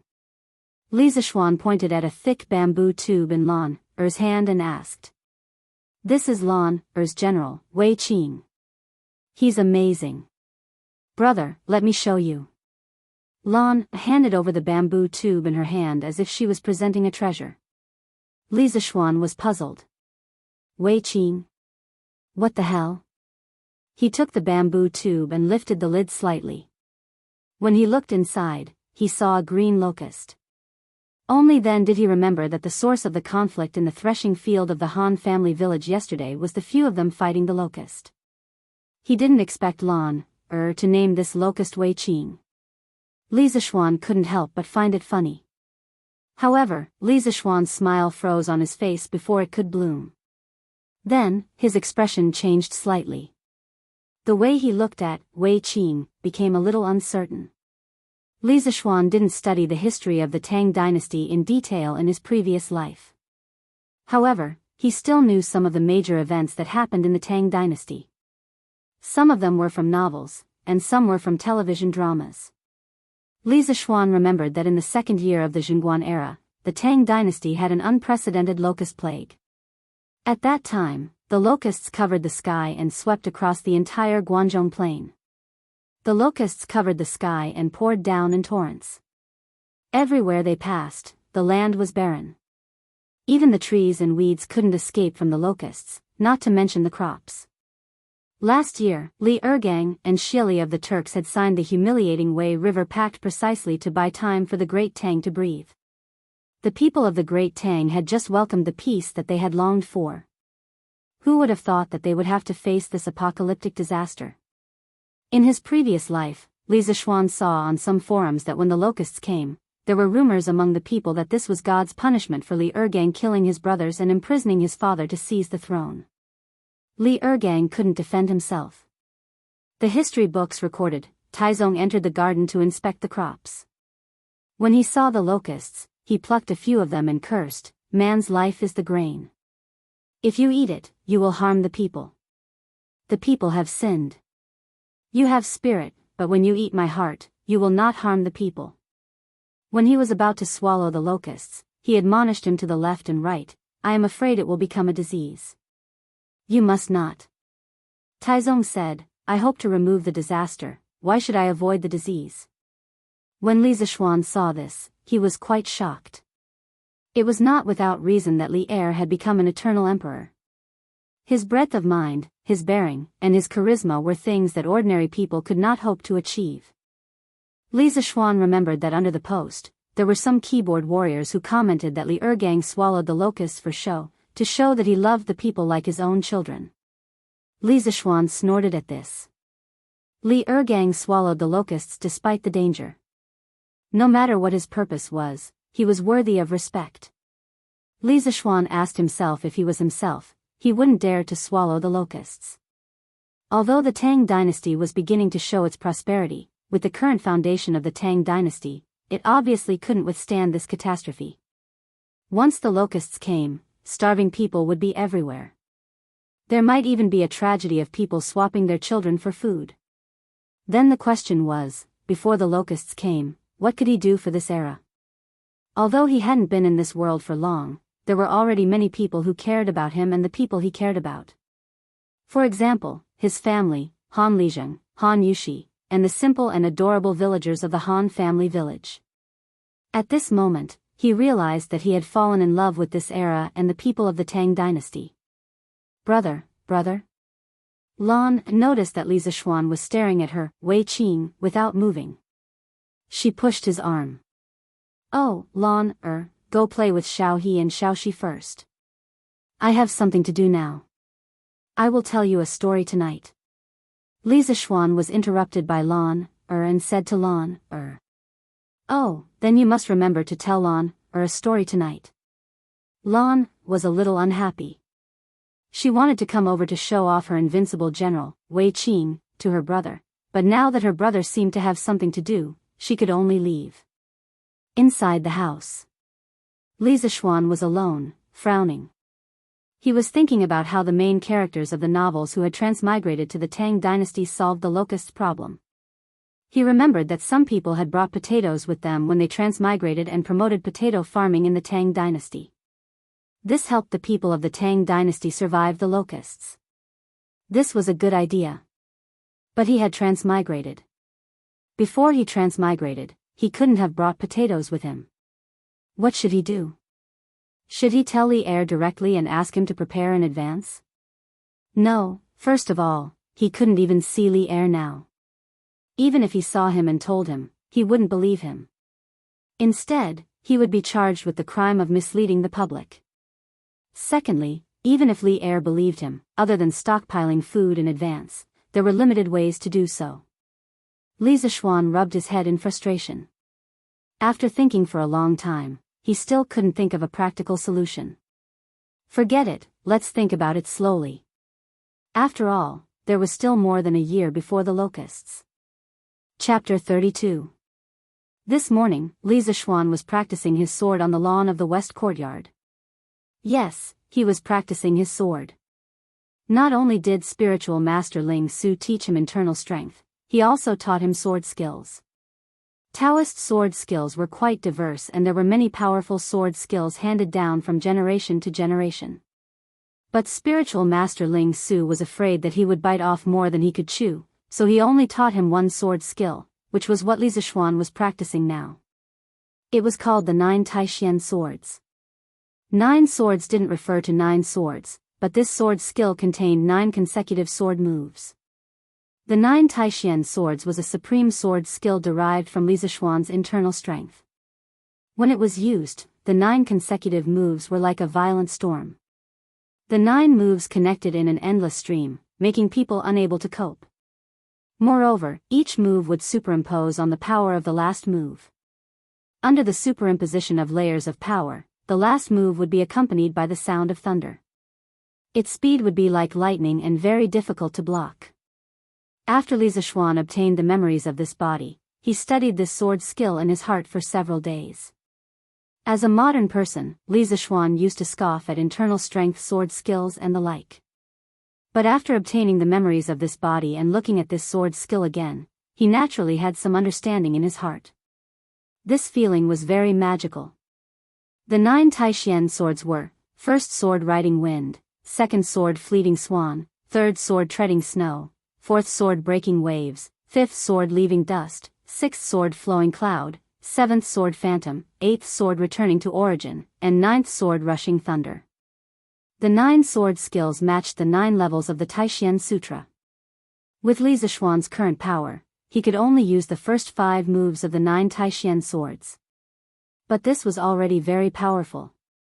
According to his master, with his current cultivation, no one in the younger generation in Jianghu could match him.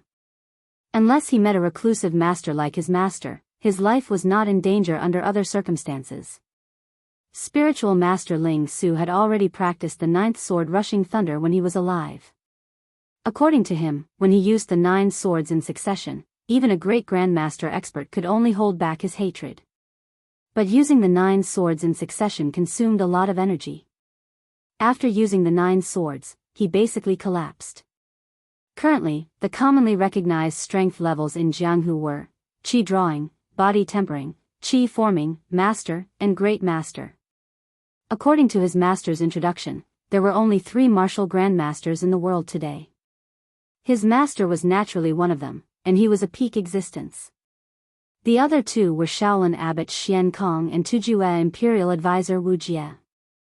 As for the number of grandmasters, there were no clear records, but his master estimated that there were only a few dozen grandmasters in the world. In his memory, the current martial arts world wasn't as exaggerated as what was written in modern cultivation novels. Even a great grandmaster expert couldn't extend their lifespan by several hundred years. At most, they wouldn't get sick easily. Although his master had been a great grandmaster for many years, he couldn't escape from old age, sickness, and death. He passed away at the age of 125. In short, martial arts could only make people stronger and more agile. It would not allow people to transcend the category of humans and become immortals. They were just a little stronger than ordinary people. However, even a great grandmaster expert would not be willing to fight with a small army. Moreover, a great grandmaster wasn't an invincible existence. The gap between great grandmasters wasn't very large. If a great grandmaster was besieged by a dozen great grandmasters, he would still die. Li Zishuan's predecessor had reached the 5th layer of the Taishian Sutra a year ago. Currently, he was an expert at the peak of Qi forming. When he reached the 6th layer of the Taishian Sutra, he would enter the ranks of great grandmasters. The Taishian Sutra had 10 layers, but the Taishian 9 swords only had 9 sword moves. In his memory, his predecessor had asked his master why. Spiritual master Ling Su only said that in the 1,000-year history of Taoism, no one had practiced the Taishian Sutra to the 10th layer, so at present, there was only the Taishian 9 swords. At this moment, in the west courtyard, Li Zishuan's figure changed. The 5 major sword moves, wind riding, graceful grace, snow treading, wave breaking, and dust parting, were used one after another. The grass around him swirled. Even the peach blossoms that had just bloomed on the 2 peach trees next to him were swept away by the strong wind brought by his sword qi. For a moment, the courtyard was filled with sword light and the falling petals were a riot. It was very beautiful. Wow, brother is so powerful. Lan also wants to learn swordsmanship. Lan saw her brother flying around in the field with sword light shining in all directions. He was like a peerless sword immortal. She jumped and jumped around excitedly, shouting that she also wanted to learn this handsome swordsmanship. Xiao He and Xiao Shi's eyes were also filled with extraordinary splendor. They knew that their young master knew martial arts, but they didn't expect him to be so powerful. Especially when their young master was dancing with the sword, he was so handsome that their hearts were beating wildly. After practicing these 5 sword moves, Li Zixuan was also sweating slightly. He took the silk handkerchief that Xiaoxi handed over and wiped the sweat on his forehead. Then, he said to Lan, practicing martial arts is very tough. Do you really want to learn? Li Zixuan didn't want to teach his sister martial arts because it was too troublesome. This girl was obviously only enthusiastic for a short period of time. Moreover, to practice martial arts to his level, one must suffer a lot. He couldn't bear for his sister to suffer. Yes. Lan wants to learn. Lan is not afraid of suffering. Lan seemed to be very determined as she nodded her head. She was just captivated by her brother's handsome swordsmanship and really wanted to learn this swordsmanship. But to learn this swordsmanship, you have to wake up at 3 in the morning to practice. Moreover, you have to continue practicing regardless of whether it's winter or summer. When that time comes, our cute little Lan will become a tanned girl. Lan, do you still want to learn? Li Zixuan said in distress. Lan was a little hesitant. Which girl didn't want to be beautiful?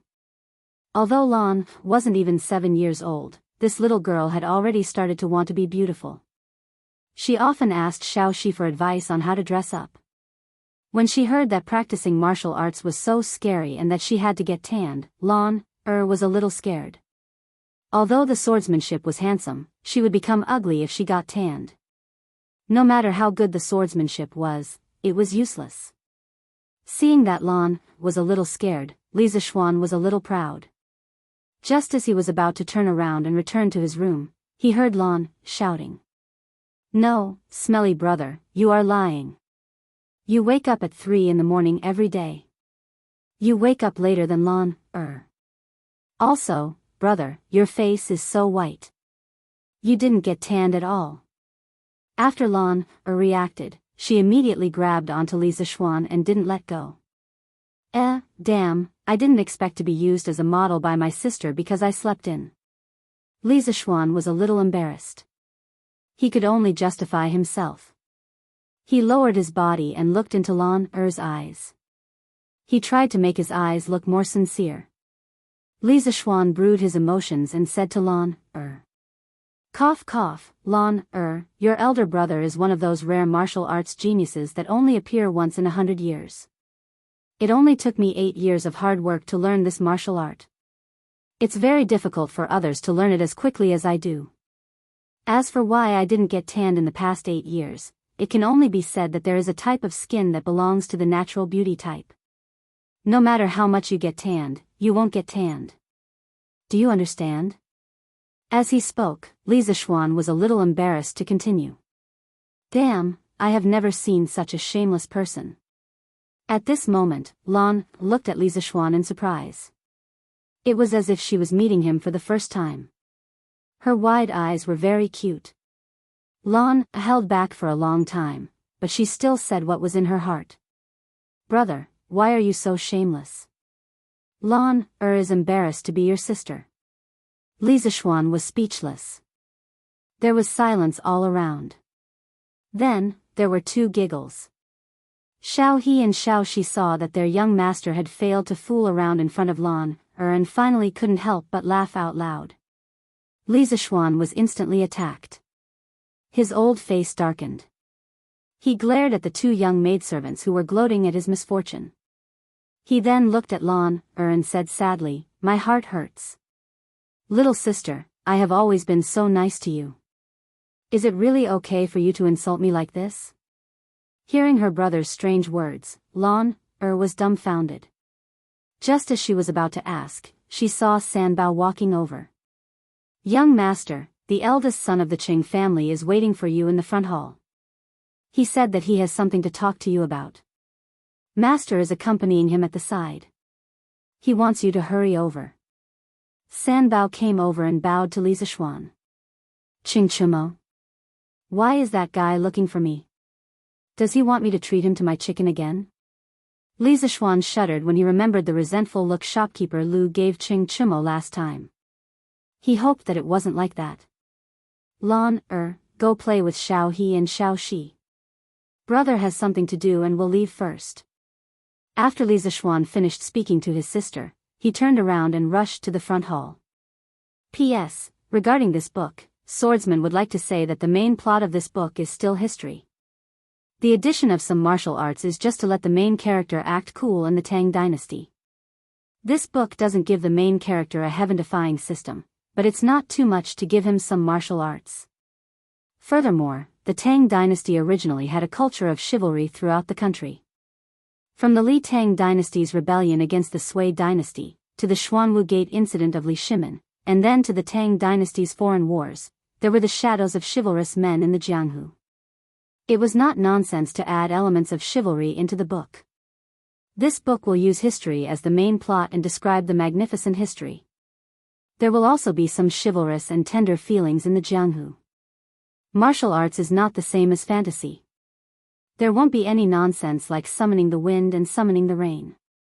Wanderers were a respected profession in the Tang dynasty.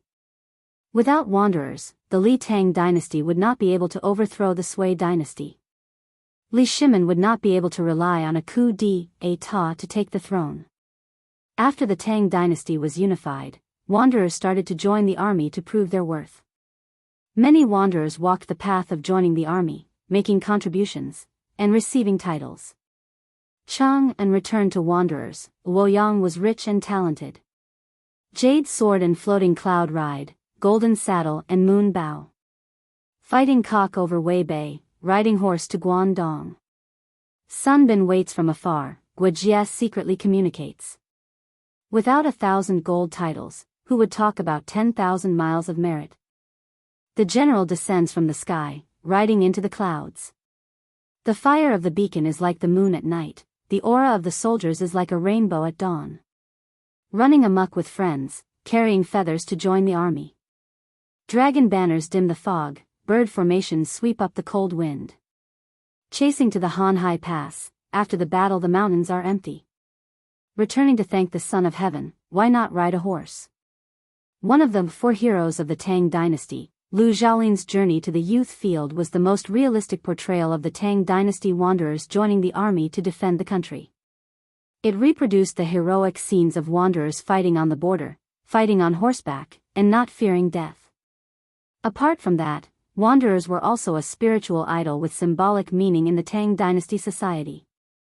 In the strong and prosperous Tang dynasty, the chivalrous spirit of the people who worshipped martial arts was in line with the spirit of the times. Hence, it was not surprising that there were many wanderers in the Tang dynasty. Adding martial arts elements in this book was also reasonable. As for the division of martial arts in this book, it was purely made up. Scholars should not take it seriously with the swordsman. Chapter 33. In the front hall. Li Jingma was chatting with Qing Chumo. He was quite happy that his son was able to make friends with the son of Duke Lu. It wasn't that he liked to cling to the rich and powerful, but that his son had Qing Chumo as a friend. His son's safety would be much better in the future. However, Qing Chumo felt like he was sitting on pins and needles. Although Li Jingma was only a merchant, he had a wide range of knowledge and experience, and his style of conversation was quite good. Qing Chumo was an old man with a rough temperament, and was not suitable for such a scholarly conversation. "Nephew, is Duke Lu still in good health?" Li Jingma asked gently. In fact, he was also anxious. After chatting with Qing Chumo for so long, he was almost done with all the polite greetings. Why was that brat still not here? He was really itching for a beating. He would teach him a lesson later. Qing Chumo tried his best to pretend to be a well-read and modest young master. He replied politely, "Thank you for your concern, uncle. My father is well. As long as he's healthy." Li Jingma stroked his short beard and nodded with satisfaction. Then, he didn't know what to say. This was the first time he had met Qing Chumo. He had already said everything he needed to say. Father Li was secretly anxious. Finally, at this moment, footsteps came from outside the door. The two of them heaved a sigh of relief. Qing Chumo thought to himself, "I'm finally free. If it were anyone else who dared to dawdle with me for so long, would have beaten them up long ago. Unfortunately, this is my good brother's father." I can't beat him up. Li Zishuan walked through the door and greeted his father first. Old man Li nodded, stood up, and smiled. Since you're here, treat nephew Cho Nyo well. You mustn't be rude. You youngsters should have a good chat. This old man won't be an eyesore here, hee. The two of them stood up to send Li Jingma off. After he left, Ching Chumo sat down on a chair and crossed his legs. He didn't seem to be sitting upright at all. Li Zishuan did not care about these things. He asked, Brother Cho Nyo, why are you looking for me today? Knowing that Ching Chumo didn't like beating around the bush, Li Zishuan simply asked directly. A trace of helplessness flashed in Ching Chumo's eyes as he said, My father wants to see you. He wants you to come to my house for a meal. Li Zishuan was a little suspicious. Why would Lu Guogong want to see me? Could it be that you said something bad about me in front of him? Then, he silently stared at Ching Chumo.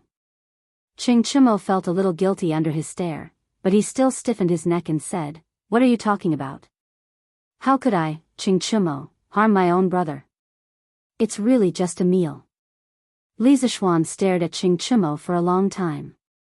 Although he still felt that something was wrong, he couldn't find any flaws for the time being. All right then, I'll pay a visit to Duke Lu. What does your father like? It's not good to go empty-handed on my first visit, right? Ching Chumo impatiently waved his hand. You don't need to bring anything. Come with me. Then, he suddenly paused as if he had thought of something. He licked his lips and said embarrassedly, my father likes to eat that gnawed chicken. Xiao Xian, do you want to bring some? Li Zishuan laughed heartily. No problem.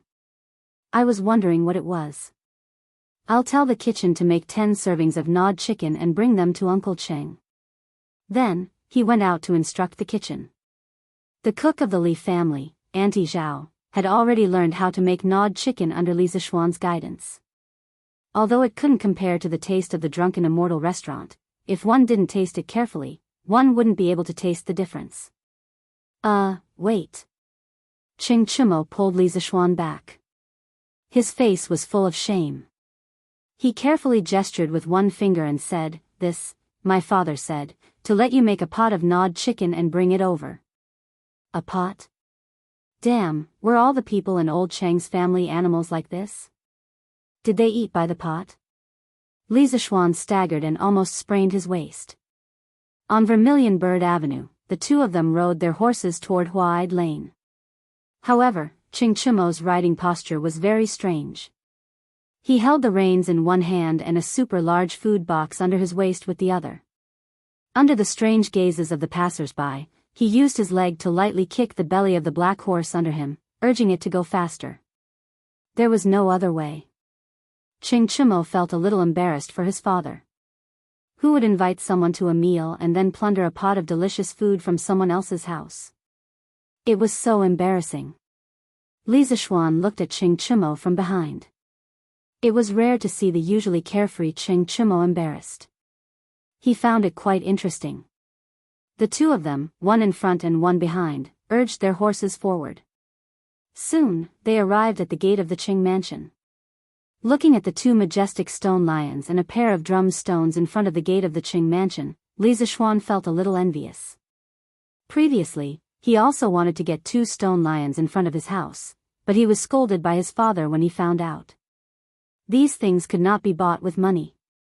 Although the Li family was rich, they were still businessmen and did not have the qualifications to buy such things in front of their house. Walking into the Ching mansion, Ching Chumo pulled a servant over and asked where his father was. Then, he turned to Li Zishuan and said, Xiao Xian, my father is now practicing martial arts in the backyard. It's still early for lunch. Come with me to pay a visit to my father. Li Zishuan nodded and agreed, well, there's no hurry to eat. We should pay a visit to the old duke first. He was also very curious about the famous historical figure Qing Yaojin. He had seen many versions of Qing Yaojin on TV, but he had never seen the real person. Li Zishuan felt a little excited that he was about to meet this amazing person who had left a deep mark in the history of the great Tang Empire. Although the Qing mansion was not luxurious, it still occupied a large area. The two of them passed through several pavilions and buildings before arriving at the backyard of the Qing mansion. Contrary to Li Zishuan's expectations, the backyard of the Qing family was rather large. There was even a martial arts stage in the middle of the lawn. On top of it were 18 different types of weapons. A black-clothed brawny man with a full beard was currently wielding a pair of giant axes. He was swinging them up and down in a vigorous manner.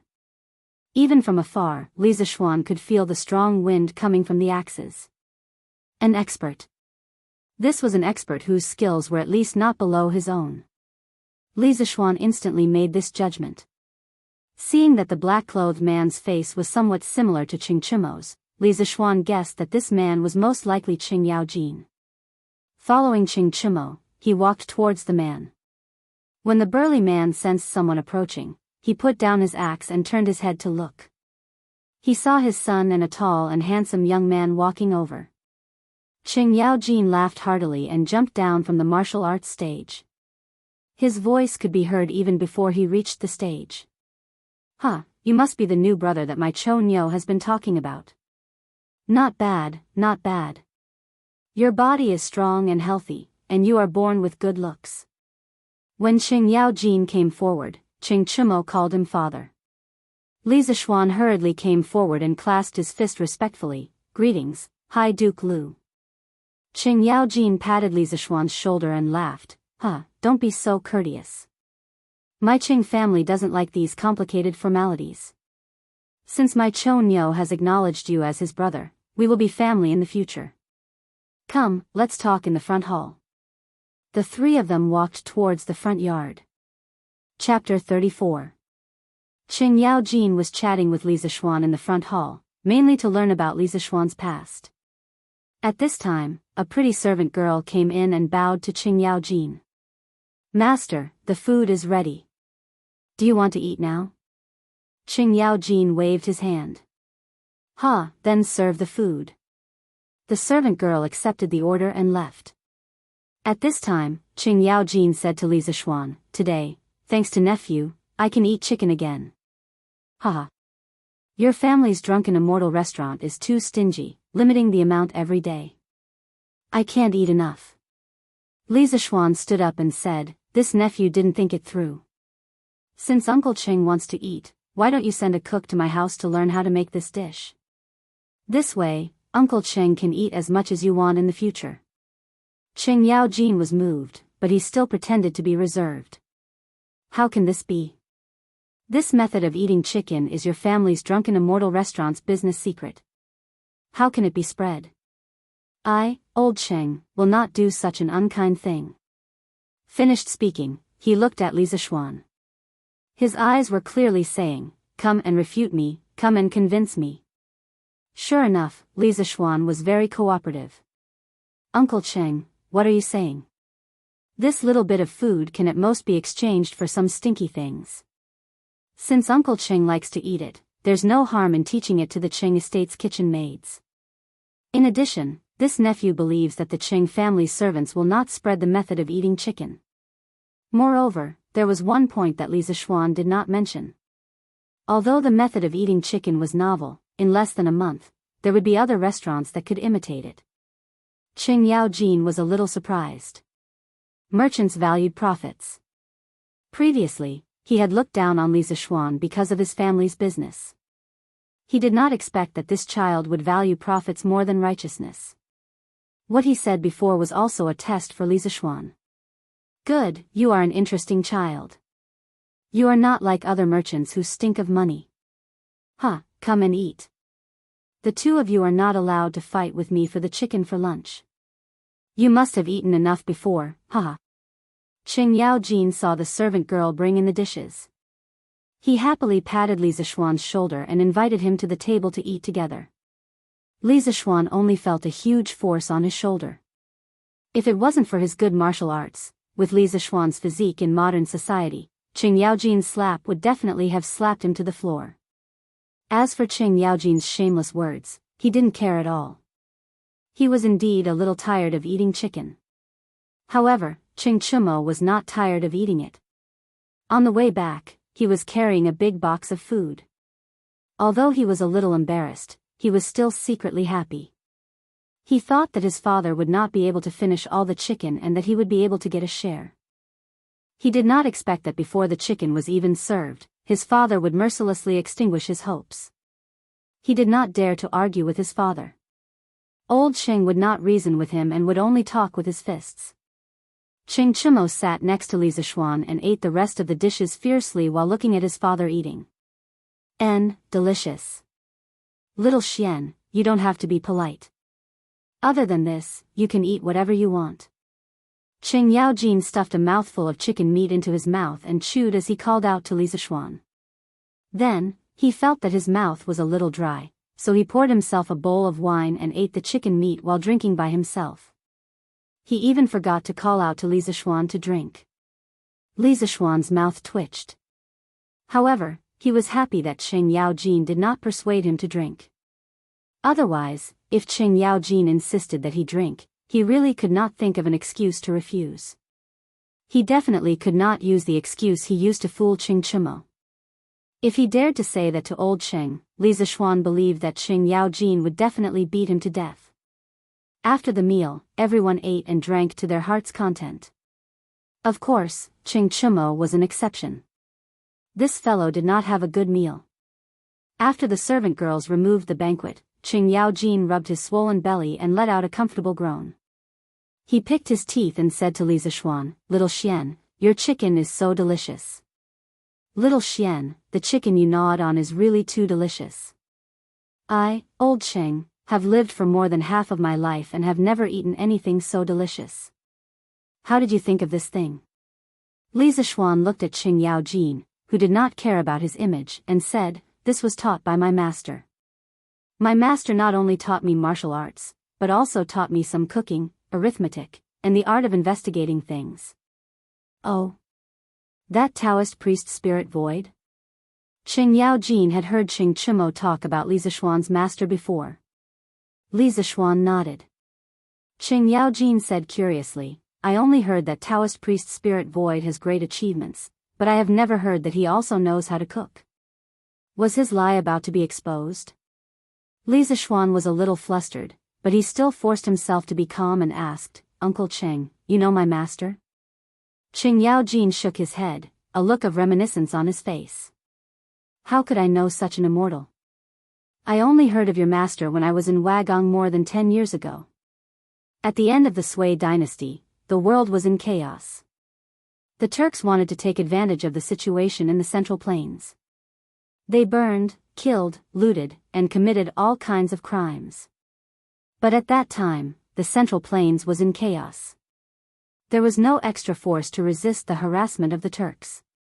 Once, a small group of over 200 Turkic wolf riders was raiding a village to the south of the Een Mountains. An old man in a green Daoist robe came with a sword in his hand. He fought the 200 Turkic wolf riders alone and killed them one after another.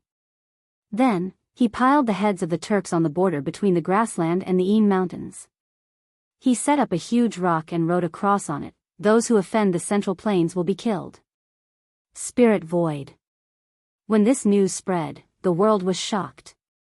In those years, although a large number of powerful martial artists emerged from all over the world, no one dared to face a regular army of more than 50 people, not to mention more than 200 Turks with outstanding combat power.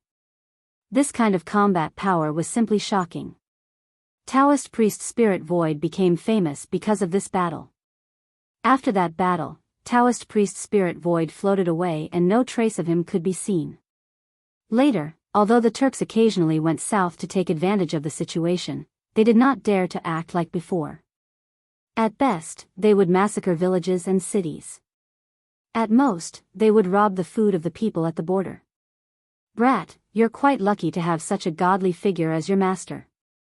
Speaking of this, Ching Yaojin's face was full of emotions. He touched the big beard on his chin and suddenly looked at Li Zishuan. He said with interest, "Since your master is Taoist priest Spirit Void, your martial arts must be quite good. Come and spar with me, old Sheng." After saying this, he began to rub his fists, eager to give it a try. Li Zixuan was listening to Qing Yaojin talk about his master's bravery from the side. His master had never told him about these things before. Who knew that Qing Yaojin would then propose to spar with him? Li Zixuan's face was full of black lines. This Qing Yaojin was like an elder, but with his rough temper, he did not know how to control his strength. Li Zixuan was not willing to spar with him. Li Zixuan hurriedly cupped his hands and declined. My martial arts are low. How could I dare to spar with Uncle Qing? Qing Yaojin patted him on the shoulder and said carelessly, You're so wishy-washy like a girl. What are you afraid of if your martial arts are not good? Just as well, old Qing can give you some pointers. I'll teach you a few moves, haha. Then, without waiting for Li Zixuan's agreement, he pulled Li Zixuan to the practice field in the backyard. Qing Chumo also followed quickly, worried. Chapter 35. Duke Lu's Mansion, Martial Arts Practice Field. Qing Yaojin took a lance from the weapon rack and said to Li Zixuan, The 2 axes from before were too heavy. I was afraid they would hurt you, so I will use this lance to spar with you. Boy, what weapon are you going to use? Go and pick one. Li Zixuan did not bring his sword with him, but even if he did, he was too embarrassed to use it because it was too sharp.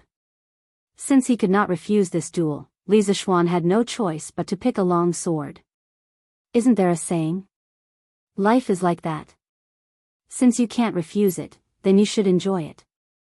It just so happens that Li Zixuan needed some real combat experience to improve his martial arts. This sword was slightly light in his hand, not as heavy as his chasing wind sword, and not as sharp as his chasing wind sword. However, it was still a good sword.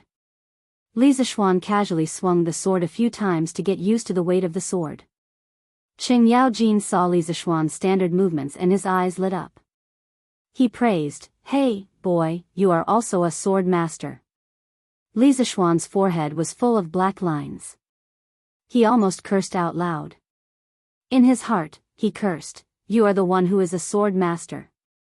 When Li Zixuan saw Qing Yaojin practicing in the martial arts practice field, he knew that Qing Yaojin's skills were not below his. He did not waste any time and poured his internal energy into the long sword.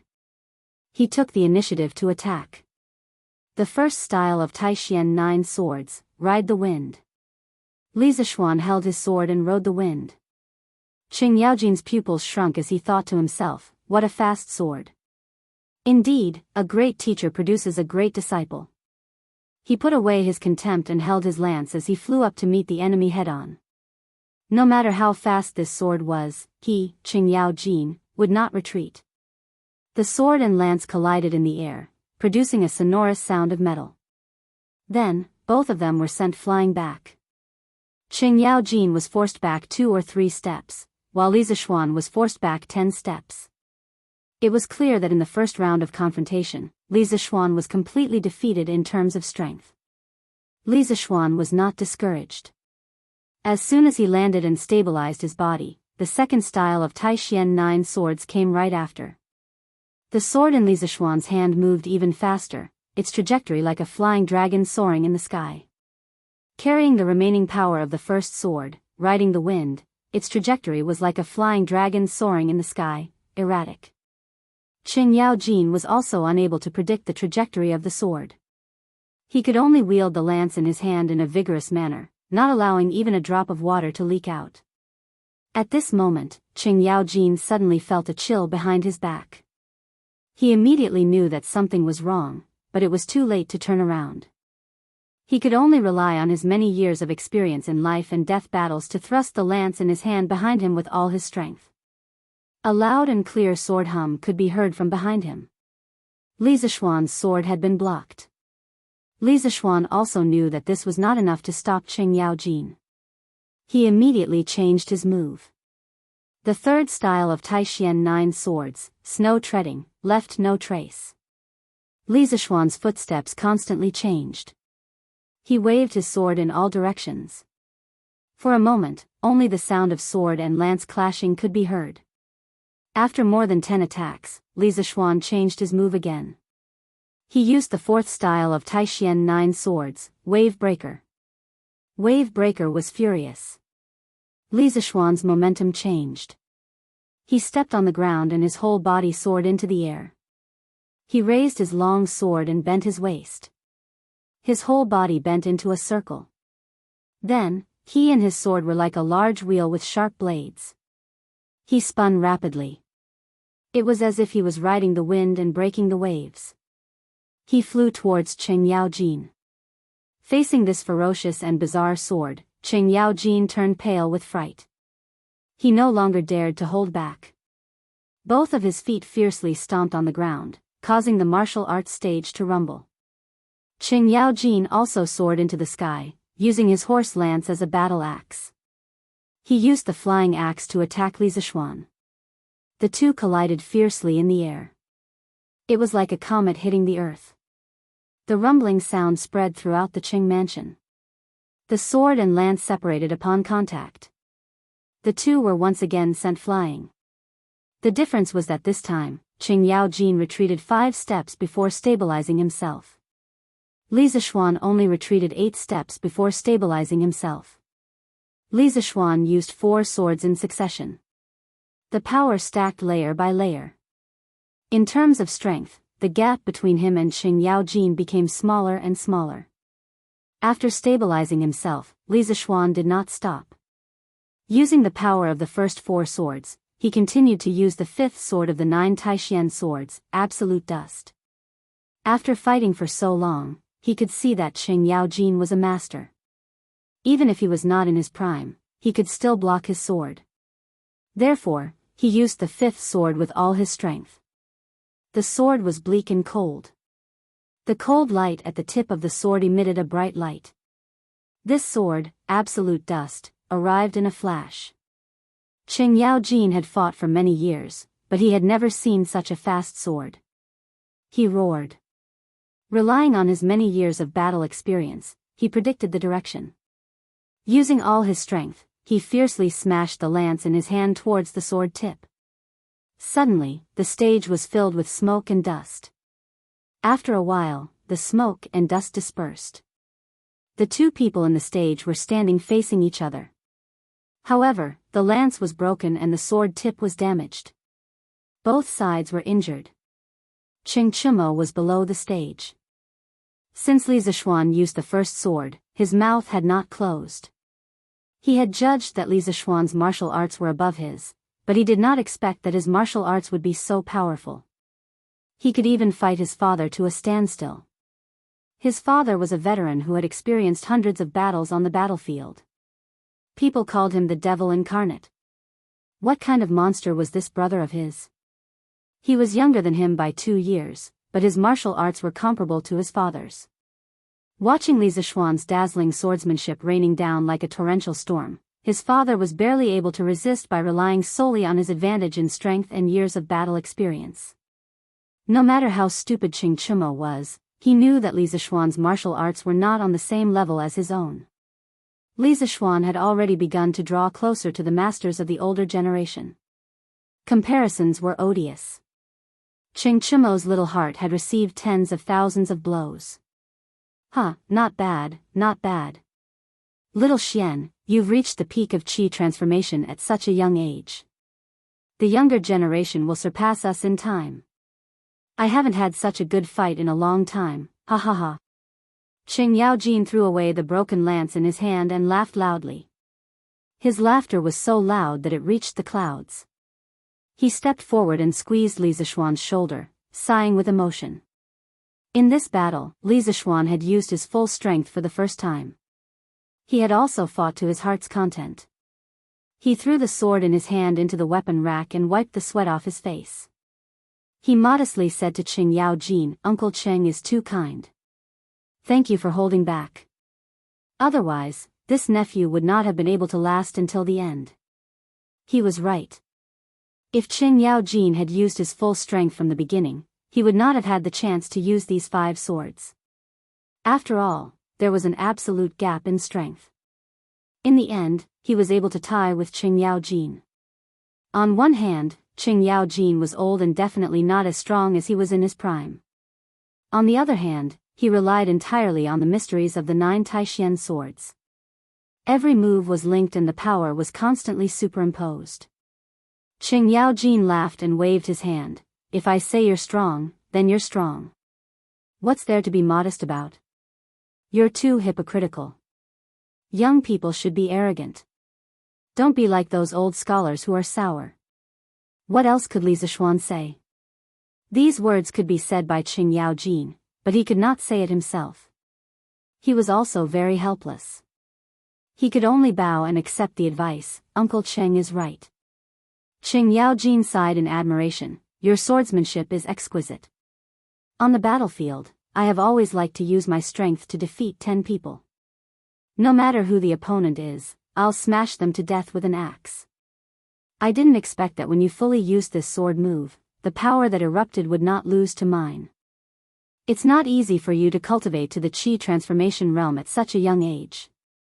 I never expected that you would be able to fight a great master with your Qi transformation realm cultivation. You really are worthy of being the disciple of an immortal. I, Qing Yaojin, am completely convinced by Priest Spirit Void. Li Zixuan bowed and cupped his fists. Uncle Cheng is too serious. How can my insignificant martial arts compare to Uncle Cheng's? My master also praised Uncle Cheng's courage and loyalty when he was alive. He often mentioned you in front of this nephew. Qing Yaojin's expression shook, and he asked urgently, What? You're saying that Priest Spirit Void has passed away? He had heard from Qing Chumo that Li Zixuan had taken Spiritual Master Spirit Void as his master when he was young, but he really did not know that he had passed away. Hearing this, he was extremely shocked. Li Zixuan's expression also darkened, and he replied, My master passed away 3 months ago from Mount Longhu. Hearing this, Qing Yaojin's expression was complicated. He pinched his beard and sighed heavily. I didn't expect that even an immortal like Priest Spirit Void would not be able to escape death. Alas. Chapter 36. In the backyard of the Qing mansion. Qing Yaojin sighed with emotion. Suddenly, he thought of something and looked at Li Zixuan with a smile. Boy, your kung fu is so good. Are you willing to go to the army to gain some military merits and be bestowed with a title? Li Zixuan's heart skipped a beat. He knew he was in trouble. He quickly shook his head and said, Uncle Cheng, I've been away from home for many years and have yet to fulfill my filial duties. I really don't want to be away from home. After a pause, he continued, but if one day, the foreign tribes in the north dare to covet the national treasure of the Central Plains, I'm willing to go to war and be a small soldier in the border army. Just like my master, I'm willing to go to war and protect the country. The main reason was that Li Zixuan was lazy and didn't want to be restricted by the army. Thus, he declined Qing Yaojin's offer on the grounds of filial piety. But the second half of his sentence was also sincere. If the Turks really attacked the Tang Empire, he would also go to war in armor. He couldn't disgrace the reputation of Priest Spirit Void. Besides, if the Central Plains were to fall into the hands of the foreign races, the tens of millions of Han would definitely be massacred. He had many loved ones in Great Tang, and if he wanted to live a peaceful life as a wealthy man, he needed a stable external environment. When Qing Yaojin heard Li Zixuan mention filial piety, he frowned slightly but didn't insist. He knew the situation of Li Zixuan's family. He was the only child. Although he was good at kung fu, the battlefield was ever-changing. No one could guarantee his safety. If anything happened to him, Qing Yaojin would be too ashamed to tell his parents. When he heard the second half of Li Zixuan's words, Qing Yaojin's heart warmed. He secretly thought that this boy was a good seedling. After pondering for a while, he said to Li Zixuan, Since it's like this, I, old Cheng, won't say anything more. If you change your mind one day, come and tell me. How can a dignified man stay at home and wait for death? My Tang Empire's men naturally have to earn military merits. Go back and think about it. After saying that, he patted Li Zixuan and left alone. At this time, only Li Zixuan and Qing Chumo were left in the backyard. Li Zixuan stood on the side and carefully considered Qing Yaojin's words. After a long while, he shook his head and said to himself, I'll just be a rich man. At present, the Great Tang is still filled with fierce generals and powerful soldiers. The borders are safe and secure. There's really no need for me.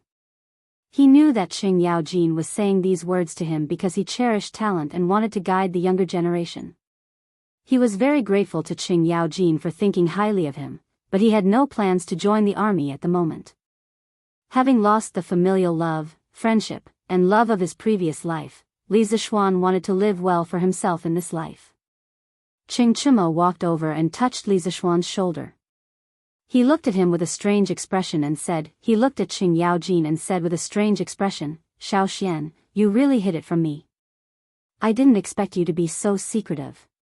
Li Zixuan smiled and said, Brother Chou Nyo, I didn't hide it from you.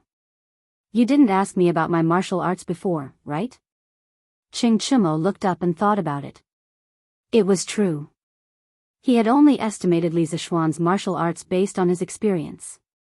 He thought that even if Li Zixuan was better than him, the difference wouldn't be too big. Now it seemed that it was just his wishful thinking. Qing Chimo patted Li Zixuan's shoulder dejectedly and said, Xiao Xian, your martial arts are really good. Other than Uncle Qin and Uncle Yuqi, I haven't seen anyone who can force my father into such a difficult situation. Moreover, you're younger than me by 2 years. Today, I've been dealt a blow by you. Li Zixuan saw that Qing Chimo's mood seemed to be a little down. He patted his shoulder and comforted him, Brother Chou Nyo, what are you saying? You and I are brothers. If you need help, how can I not help? No matter how good my martial arts are, I wouldn't use it against my own brother, right? Qing Chimo thought about it. That's right. If that's the case, won't I have such a great master to help me when I fight in the future? Thinking of this, Qing Chimo chuckled and said, Xiao Xian, I like your words. You're indeed a good brother. If one day I get into a fight with someone, you have to remember to help me. Li Zixuan was speechless. This idiot, he really didn't know what to say to him. Qing Chimo was happy for a while. He then touched Li Zixuan and asked, Xiao Xian, what my father said, are you really not going to reconsider it? My father wants to send me to the Northern Army next year to gain some military merits. Do you want to go with me? With our martial arts, we'll definitely be able to gallop on the battlefield and kill the Turks until they piss their pants. Haha. Li Zixuan shook his head expressionlessly and said, I don't want to join the army for the time being. I have to stay at home and fulfill my filial duties. When I change my mind, I'll come and talk to Uncle Cheng. Qing Chimo chuckled and said, make it up, keep making it up. Do you think I don't know you? You're just lazy and don't want to go to the battlefield. That's why you're using this excuse to fool my father, right? If my father finds out, he'll beat you to death. After saying that, he looked at Li Zixuan with a gloating expression. Li Zixuan's face was full of black lines. He didn't expect this idiot to see through him. He said unhappily, Oh, I just remembered that my cook went home to visit her parents. I'm afraid she won't be back for the next 2 months. The cook from the public house shouldn't come to my house for the time being, right? This idiot just called him brother, and now he wanted to betray him. Qing Chimo immediately panicked and said shamelessly, Don't, I said the wrong thing. Xiao Xian, you're really a filial son. The heavens can be my witness. At this moment, Qing Chimo really hated himself for speaking the truth. If because of this sentence, his family could only eat chicken 2 months later, even if he was not beaten to death by his own father, he would regret it to death. Looking at this scoundrel, Li Zixuan laughed and said, But why did I hear someone say that I'm lazy by nature and that I'm using filial piety as an excuse to avoid joining the army? Qing Chimo stuttered for a while, then he stretched his neck exaggeratedly and looked around. He said, Who said that? Why didn't I hear it? Xiao Xian, you must have heard wrongly. Oh, there was a dog barking here just now. You must have heard wrongly. Li Zixuan looked around and asked curiously, Where's the dog here? Qing Chimo stretched his neck and said, Why not? Look, it's right behind you, woof, woof. Li Zixuan had just turned around when Qing Chimo immediately mimicked a dog and barked 3 times. Qing Chimo shouted, The dog ran away. It barked just now. Did you hear it? Li Zishuan was speechless. This idiot was going all out in order to eat the chicken as soon as possible. He said helplessly, "Okay, I just remembered. I seem to have remembered wrongly. It wasn't my cook. It was my mother's maid who wanted to go home to visit her parents." Ching Chumo was furious. He didn't expect to be tricked by Li Zishuan. He pointed at him and shouted, "Good boy, you dare to lie to me." After saying that, he rolled up his sleeves and was about to beat him up. But he didn't think about it. With his martial arts, he didn't know who would be the one to beat who.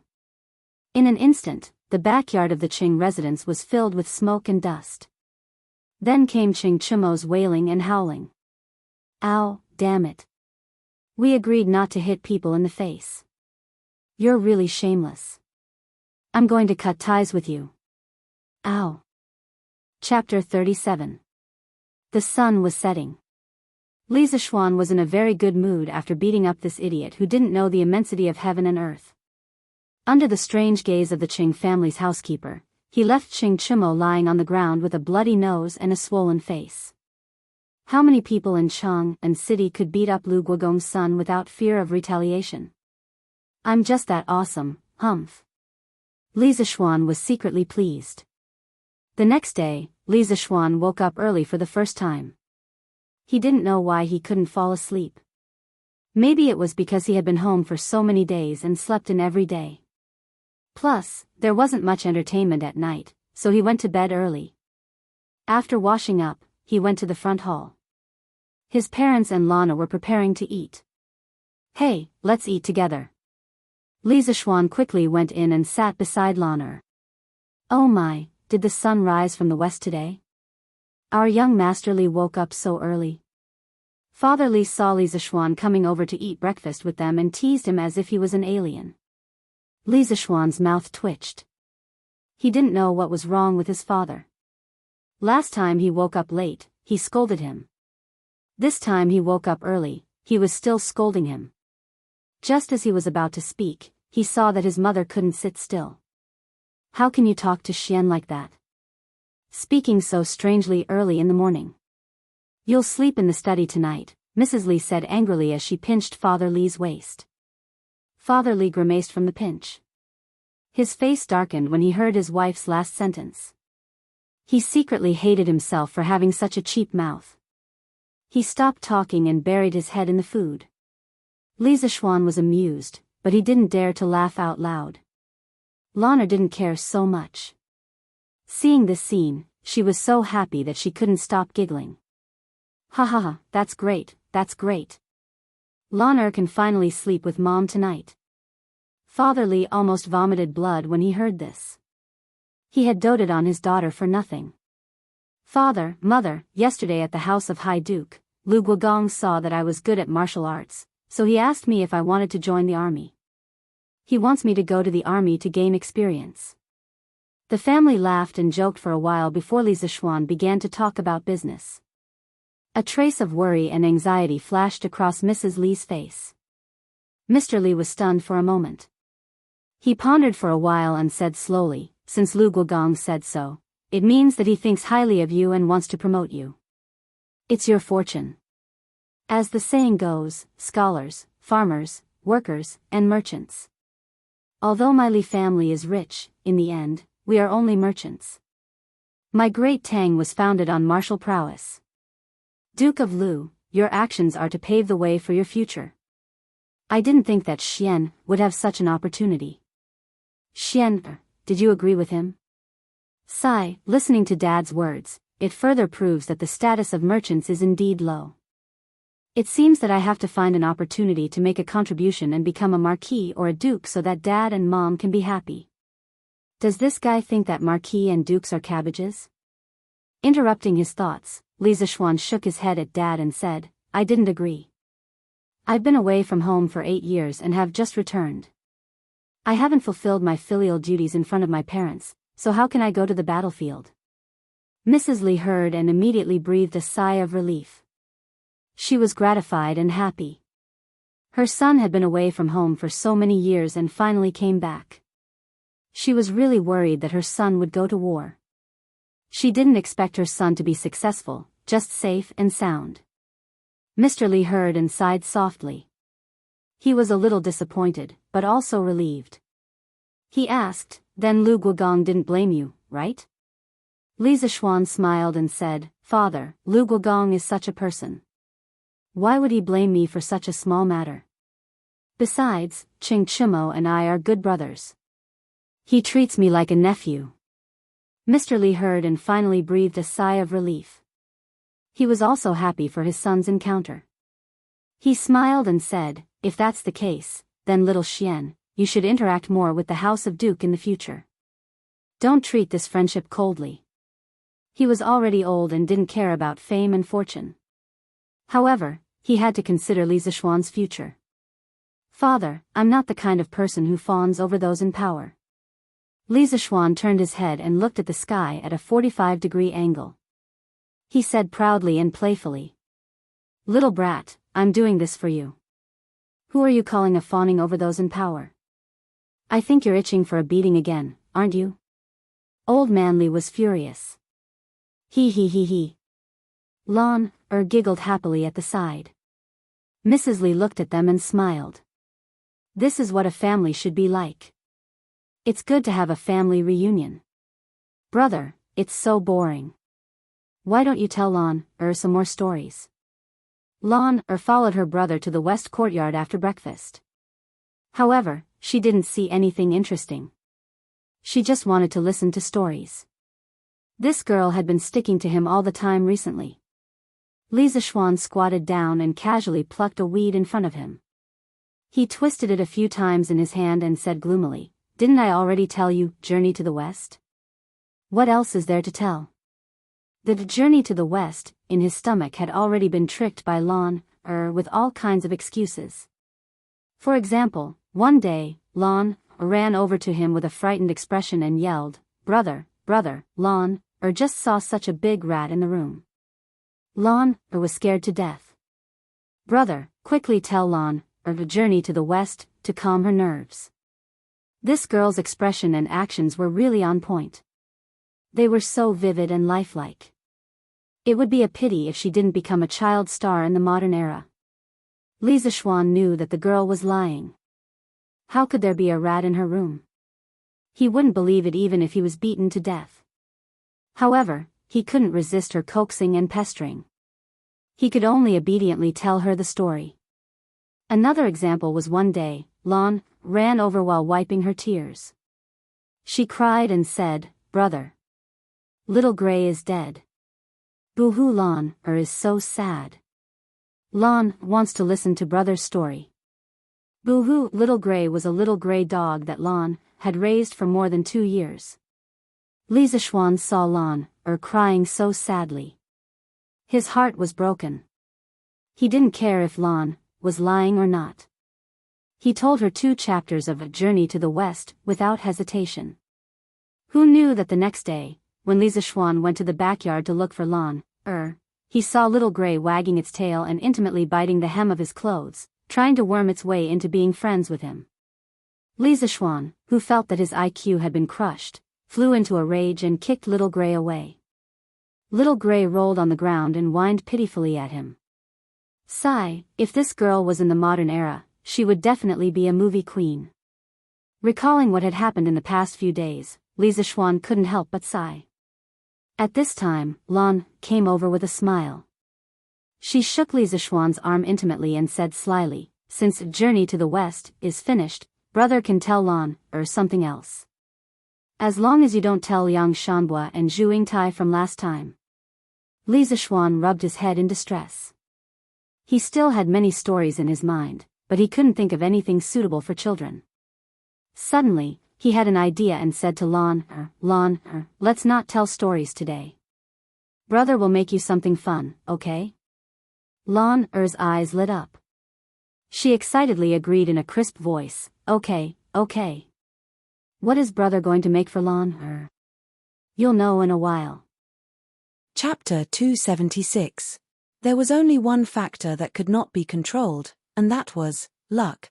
This was the only thing that a sniper could not control. But what was luck? Luck was built on your daily training and your sniping skills. So, in Principal Chen's words, if you failed, don't blame it on bad luck. It was because you were not good enough. Bad luck was just an excuse. The next 2 weeks of dynamic training were even more arduous than before. Principal Chen no longer stood beside Yi Qian to guide her on what to do. Instead, he personally took the role of the enemy's sniper and confronted Yi Qian. Later on, Yi Qian recalled the training she had gone through in the past. She felt that this period of training was the most arduous and difficult. That was because she was facing a world-class sniper, not an ordinary sniper. On the first day, Yi Qian could not even find where Principal Chen was in disguise. He was clearly less than 100 meters away from her, but she did not know where Principal Chen was until she was hit by a blank bullet. Natural camouflage and artificial camouflage must be combined perfectly. Spring as the trees, summer as the shrubs, autumn as the dead leaves, and winter as the snow. This is the perfect natural camouflage. Headmaster Chen, who was wearing a camouflage suit, sat cross-legged. The sun was so hot that the skin on his lips peeled off. There was no water to drink, and there was no wind. He just sat there and gave advice to Yi Jian.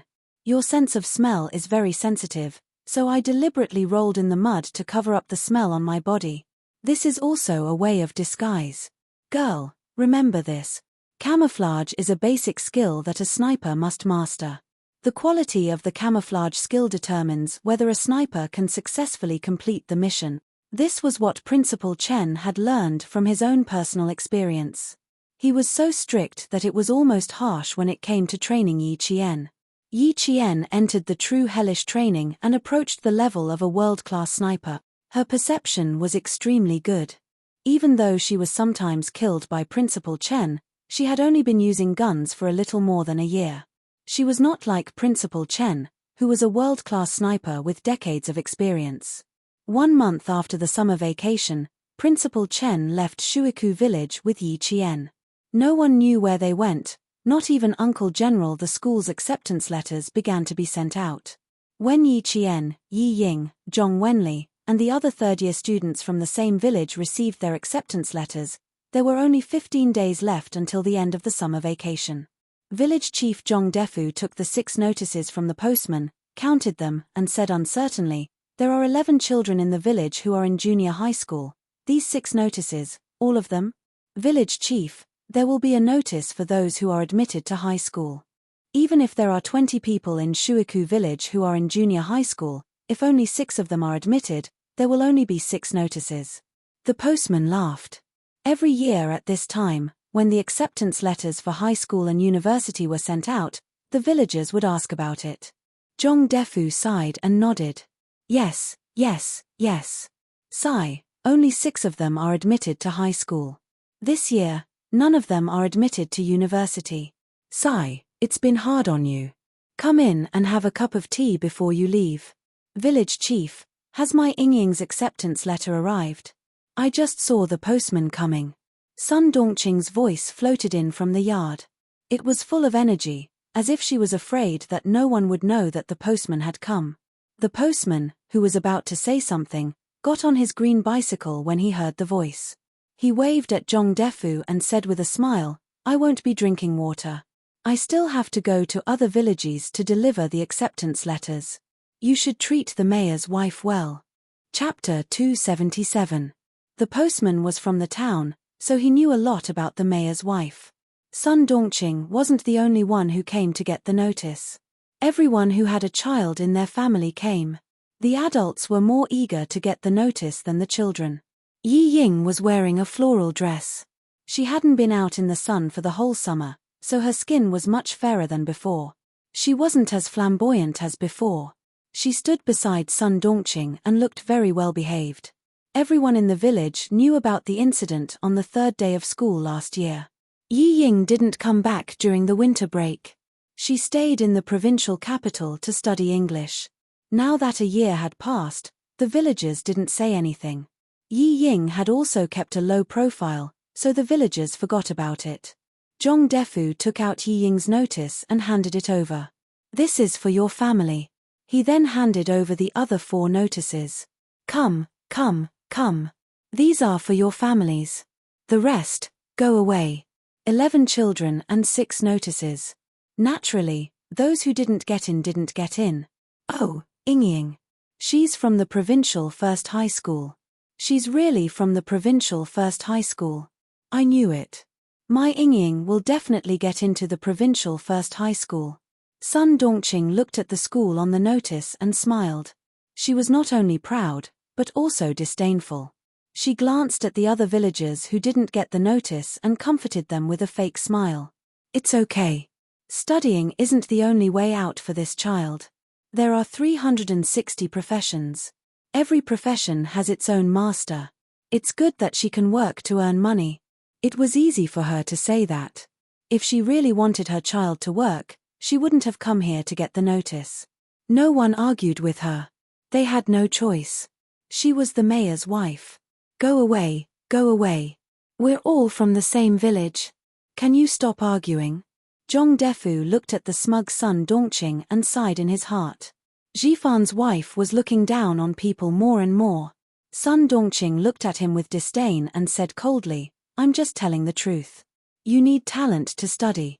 My Ying was born to study. How can she be compared to them? She then turned to the other 4 villagers who got the notice. Look, which school did you get into? Uncle Jen came in just in time to hear this. He walked over with a gloomy face. Defu, give me Miss Jen's notice. As soon as the old man spoke, Sun Dongqing and her mother both stiffened. Zhong Defu smiled in his heart and said respectfully, I was just about to deliver it to you. Is Miss Jen not back yet? He said he would be back in 10 days. Uncle Jen took the notice and looked at the school on it. He smiled. Yi Ying glanced at him and greeted politely, Grandpa General, yes, I'll do better if I get into the provincial first high school. It didn't mean to study hard, but to learn well. The order of the words was slightly different, but the meaning was completely different. One simply meant to study hard, while the other meant to learn how to be a good person. Uncle Jen didn't like adults, but for a child, no matter how bad his character was, he wouldn't mind. Even someone as smart as Yi Ying could tell. She lowered her eyes slightly to hide the coldness in her eyes and said obediently, You're right. It wasn't easy for me to get into a good school. I have to study hard. Otherwise, I won't be able to get into a university. My Ying is so sensible. Uncle Jen, how did the little girl do? She had originally thought that she must be amazing since she had won an international award and the first place in the cohort. But in the end, she didn't come back with any good results. Chapter 278. Sun Dongqing waved the letter in her hand and smiled like a flower blooming on her face. Our Ying's grades are still the best. She got into the provincial number 1 high school without a hitch. Mom, don't say that. Yi Ying seemed unhappy. She took the letter from her and stuffed it back into the envelope. She said to Uncle Jen, Grandpa Jen, my mom's words are unpleasant. Actually, she's quite concerned about whether my sister got into a school or not. Uncle Jen glanced at Yi Ying, who thought she was smart but didn't have any sense of responsibility. He said calmly, It's not bad. Number 1 high school in the city. It's as expected. Number 1 middle school isn't bad either. Although it's not as good as the provincial number 1 high school, with my sister's intelligence, it's the same no matter where she goes. Yi Ying knew that she was relieved. She really didn't want to be in the same school as Yi Qian, there was no other reason. Yi Qian knew too much about her. If he told others in high school, she would have to live like she did in high school. She would have to live a repressed life. Hearing this, Sun Dongqing held back her pride and pretended to be concerned. She sighed and said, As long as she gets in, number 1 middle school will be number 1 middle school. She'll just suffer a little when she gets into university. This is great. I can finally answer to my sister. It wasn't strange that Sun Dongqing could shamelessly take credit for herself. Another boy from the village got into the same school as Yi Qian. When he heard that Yi Qian was in the same school as him, he was very happy. He said, That's great. We'll have a companion when we come back to the village in the future. We won't be afraid when we come back together. Of course. My poor Ying. She has to stay in school for 3 years in high school. No matter what others said, Sun Dongqing would naturally turn the topic to her own daughter and praise her a few more times. A figure stood at the entrance of the courtyard and listened quietly for a while. When he saw that the people in the courtyard were about to leave, he lowered his head and looked at the high school study materials in his hands. He turned around and left without disturbing the people in the courtyard. Yi Ying turned around nimbly. She seemed to have seen a familiar figure flash past the entrance of the courtyard. Her eyes lit up slightly as she stopped in her tracks. She wondered if she had seen wrongly. He only stopped for a moment before he quickly chased after her. There was no one outside, only the sound of a bicycle passing by could be heard. After delivering the package, the postman asked the boy sitting behind him with a smile, "Didn't you just enter the village to look for your classmate? Didn't you find it?" "Yes, he's not at home." Jiao Yang, who should have gone to Australia a long time ago, was already a big boy. Although his expression was cold, he still looked very educated. "Uncle, you can just drop me off in the car in front. Someone is waiting for me in the car." He already has a car at such a young age. When the postman saw the license plate of the car, he couldn't help but take a few more glances. This car must be expensive. It's long and big, and there's even a leopard on it. Tiger. It was an indiscernible symbol. Jiao Yang, who needed to go to Australia in 3 days, came with a pile of high school study materials. When he heard from Uncle Jen that Yi Qian would be back in about 10 days, he knew he wouldn't be able to see Yi Qian this time. His eyes were filled with deep disappointment as he looked out of the car window.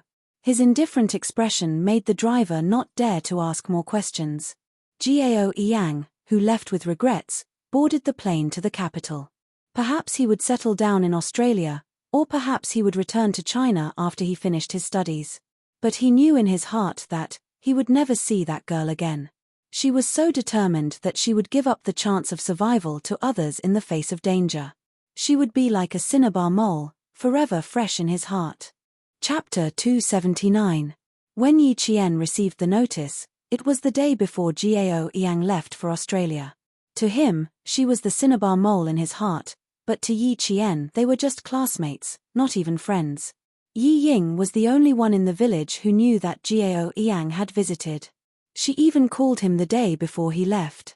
Yi Ying wanted to salvage her image, but Jiao Yang still treated her coldly. At this time, Yi Ying realized that not everyone could forgive her mistakes. Even Jiao Yang, who used to like her a lot, would not let himself get to know her again just because she lowered herself and took the initiative to contact him. After hanging up the phone, Yi Ying threw all the clothes in her wardrobe onto the floor and the bed as if she had gone crazy. She no longer screamed or roared like before. Instead, she vented her anger in silence. Yi Qian, Yi Qian. Every time she threw a piece of clothing, she hated Yi Qian. It was as if she treated the clothes as Yi Qian for her to vent her anger on. Every time she went crazy, she seemed to become gentler. In addition, Yi Zhifan did not hesitate to spend a lot of money to send her to the province to participate in all kinds of training. This made her temperament even more refined. Yi Ying, who was about to become a high school freshman, became slender and elegant. She gave off a refreshing feeling like a lotus flower. She constantly pretended to be a noble person in the south, while Yi Qian underwent dangerous and arduous training in the north. Yi Qian never knew that a person's potential was so limitless. He also did not know that after this summer vacation, her willpower had been tempered to be as strong as steel. From the south to the north, crossing more than half of the motherland, Yi Jian came to this plateau where there were herds of wild horses. Less than 10 days after coming here, Yi Jian felt so tired that she felt like she had shed a layer of skin. She was tired both physically and mentally. After climbing into the herdsman's carriage, Yi Qian collapsed on the thick grass. He was so tired that he could not even lift a finger. Principal Chen chatted happily with the herdsman. He spoke Tibetan very fluently, as if he had returned to his hometown. The moment he entered the Tibetan area, he was completely different from before. It was as if he was a native Tibetan. Yi Qian did not understand this language, which sounded like a paradise to him. He only knew that he wanted to rest, but his cerebral cortex was exceptionally excited. That was because in today's confrontation, Her shooting speed was faster than Principal Chen's by about 2 seconds and she hit the target. This was the first round of dynamic training, and he was faster than Principal Chen. No matter how tired he was still excited. In July, the Tibetan area was as beautiful as a painting. During the day, the green grass, snow mountains, and blue sky were connected. At night, the sky was full of stars. Every star was shining with the brightest light, like a diamond that could be picked at any time. When the sky gradually darkened, the herdsmen began to sing. Their deep voices were powerful and high-spirited. Even if they did not understand the meaning of the simple melody, they could feel the passion for life and hear their happiness. To avoid unnecessary trouble, Yi Qian and Principal Chen disassembled their 2 sniper rifles and put them in their bags after every training session. They only carried a pistol with 12 bullets. From the south to the north, not a single bullet had been fired. "Miss Jen, we can sleep in the tent tonight." In front of them, Principal Chen, who was chatting with the herdsman until he seemed to have forgotten about Yi Qian, turned his head and said to her, "You are sleeping with Uncle Xija's daughter, Yang Jin. You are about the same age, so you can communicate." Chapter 280. Yi Jian, who was about to fall asleep due to the rocking of the carriage, heard the conversation in a daze and laughed. "That would only work if there is no language barrier. I don't understand Tibetan at all. I'm afraid it will be difficult to communicate." She didn't understand Tibetan, and the people in the Tibetan area, especially the Tibetans who were around 30 years old, couldn't understand them either. It was better when they were outside, but now that they were in the heart of the Tibetan area, Mandarin was like a foreign language to the Tibetans. They had to rely on Principal Chen to communicate with them. "We will stay here for about 7 days. Girl Jen, you have to remember my wolf survival rule. As long as you have a wild nature and an enterprising spirit, there is nothing you can't do." When Principal Chen came here, the border between the 2 countries was at its most unstable. It was also the time when the lives of the Tibetans were at its most turbulent. At that time, the first requirement of the soldiers sent by the army was that they must learn Tibetan within a month. Learning Tibetan within a month, in the eyes of ordinary people, was something that was simply impossible. The Han people stayed in the Tibetan area for a year and still couldn't learn it. But for the soldiers, there was no task that couldn't be completed. They had to learn it within a month if they were given an order. If they couldn't learn it, they would be punished by military law. Principal Chen learned it within a month, and Yi Qian had been in the Tibetan area for more than 10 days. She would leave in another 10 days. Although he didn't ask her to learn it, since Yi Qian mentioned the communication barrier, how to solve it was up to Yi Qian. The wolf survival rule: first, you have to know what you need. Under the premise of what you need to get, you have to know if you need to have something. Sharpen your fangs, sharp claws, and develop excellent survival skills and a strong physique. These are the prerequisites for what you need. You need to possess them. Language communication is also a survival skill. Since you found it troublesome, then if you want to communicate with the Tibetans without any barriers, you have to learn Tibetan and clear the barrier. Yi Qian immediately understood. She had a ready-made teacher beside her, but she didn't think of it. My home is right in front. There's warm milk, fragrant beef jerky, and endless mutton. Eat whatever you want. The herdsman was about the same age as Principal Chen, but he looked more than 10 years older than Principal Chen. This had a lot to do with the local environment. Principal Chen laughed and replied, "And the strongest liquor." This sentence ignited the passion of the herdsman, because this was the first time he met a Han Chinese who said that he wanted to drink the strongest wine in the no man's land. It must be known that the greatest danger to the Han people living in the plains was altitude sickness, and drinking alcohol was absolutely forbidden. The laughter in the carriage never stopped, and it was blown far away by the night wind. The temperature in July was neither hot nor cold in the no man's land, but it was also the rainy season. There would be occasional showers during the day and at night as well. The rain came at the drop of a hat. One second, it was a starry sky, and the next, it was a torrential downpour. The Tibetans were already used to it, but Yi Qian was still not used to it even after so many days. The rain beat against the tent, and the temperature dropped sharply. Yi Qian put on thick Tibetan clothing, and the Han girl became a Tibetan girl. Chapter 281. Although she had been basking in the sun for more than 10 days, her skin, which was naturally resistant to tanning, was as white as a peach blossom petal. Dressed in a gorgeous kuba costume, she was so beautiful that Yang Jin's eyes widened. She said the same words several times in a row, which made Principal Chen laugh out loud. "Girl, Yang Jin said that you are a goddess who came down from Tianshan Mountain. You are very beautiful." How could she not be beautiful? She didn't need to draw on her dark, willow-like eyebrows.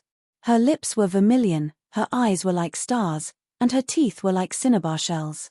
Her palm-sized face had beautiful facial features. She was a natural beauty that didn't need any makeup.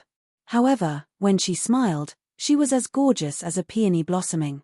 She was beautiful without being seductive. In the kuba costume, Yi Qian was indeed much more beautiful than usual. What made people unable to take their eyes off her was her temperament. She stood upright with a valiant aura that made people feel at ease.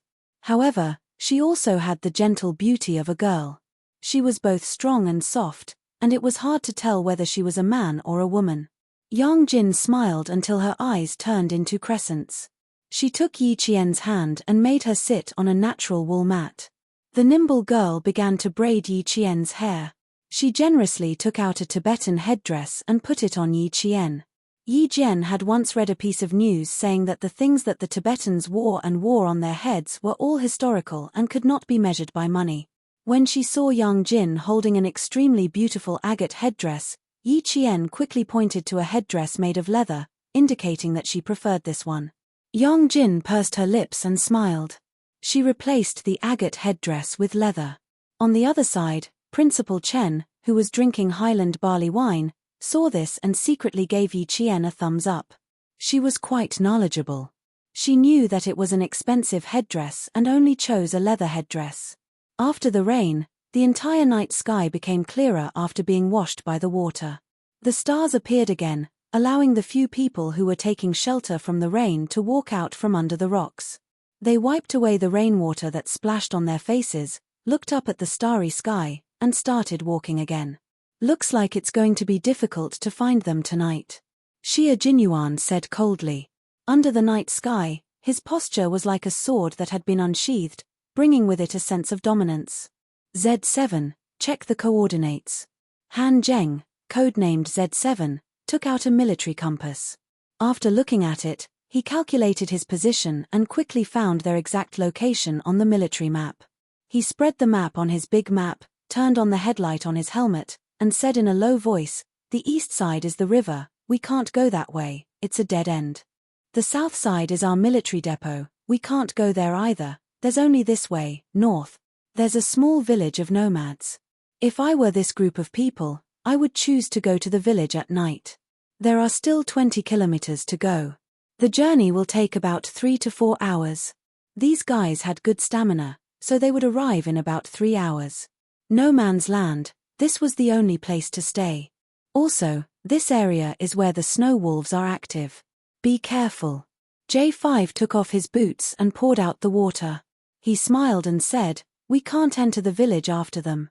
We have to enter the village before them. Z7, see if there's a shortcut we can take." "We have to take a shortcut." No one objected to his suggestion, but there was a big problem. The shortcut after entering the no man's land was not as simple as taking a shortcut on the plains. The no man's land was full of unknowns at night. There were dangers that you couldn't see. The mountains you saw during the day were magnificent, but at night, they gave you fear, the fear of approaching death. Chapter 282. If they took a shortcut, they might get lost, or they might walk into a dangerous area with falling rocks. These were all things that were very likely to happen. Han Zheng looked at the map carefully again and said, "Let's take the main road. We can't take a shortcut. Brothers, it's better to be careful. We'd rather speed up and stop them than take a shortcut." He was a living map. He could remember all the maps sent back by the satellite. If there were any discrepancies, he could combine it with the military map and it would be almost accurate. But even so, they couldn't take a shortcut. The unknown in the dark was impossible to defend against. Fighting in the cold areas of the highlands emphasized on light weapons to reduce the burden of weapons on the soldiers. Therefore, from the beginning to the end, they carried carbon fiber cases, stainless steel barrels, and carbon rifles with an empty weight of less than 178 kilograms. G3 slung the rifle over his shoulder and said in a hoarse voice, "Stop wasting time. They must have run away by now." He turned around and looked at K7. "Can you still hold on? If you can't, let J5 stay with you. The three of us will chase after them." K7 was injured and was not suitable for long-distance tracking. However, the situation of the people chasing this time was special. K7 was the most proficient in Tibetan among the five of them. With him around, communication was not a problem. "Let's go. If we can't, I'll rest." K7 waved his hand. In the dark, there seemed to be something burning in his eyes. A total of 7 people. They injured 6 of the border guards and killed 4 of them. There must be a master among them. This was also the reason why the Snowfield Brigade was sent out. To be able to kill 4 soldiers and injure 6 of them. This was not something a normal person could do. The country had always been strict with the border guards training. First, it was to protect the border. Second, it was to survive, not to sacrifice. The 20-kilometer highland road was much more difficult than the plains. No man's land was called the main road, but sharp rocks were everywhere. If the military boots walked too fast, not only would they cut through the leather, but they would also cut their feet until they bled. After chasing for about 5 kilometers, they found a few empty bullets and a few drops of blood on the side of a rock. Xia Jinyuan raised his hand, and the 4 of them stood guard in front and behind them. He squatted down and bent down on one knee to pick up the empty bullets. He took off his gloves and gently wiped the bloodstains with his fingers. North Korea's .556 caliber bullet is the same as the one found at the border station. When someone was injured, they pried open the bullet and took out the gunpowder inside to stop bleeding and reduce inflammation. They don't have any common medical supplies.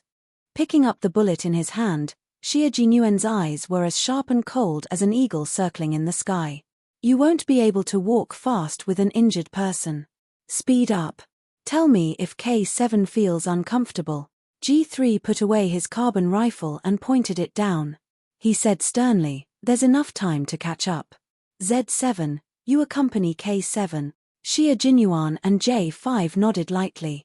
Their military boots stepped on the gravel. Their tall and slender figures were as strong as snow leopards in the highlands. They chased after the murderer for thousands of miles with a murderous aura.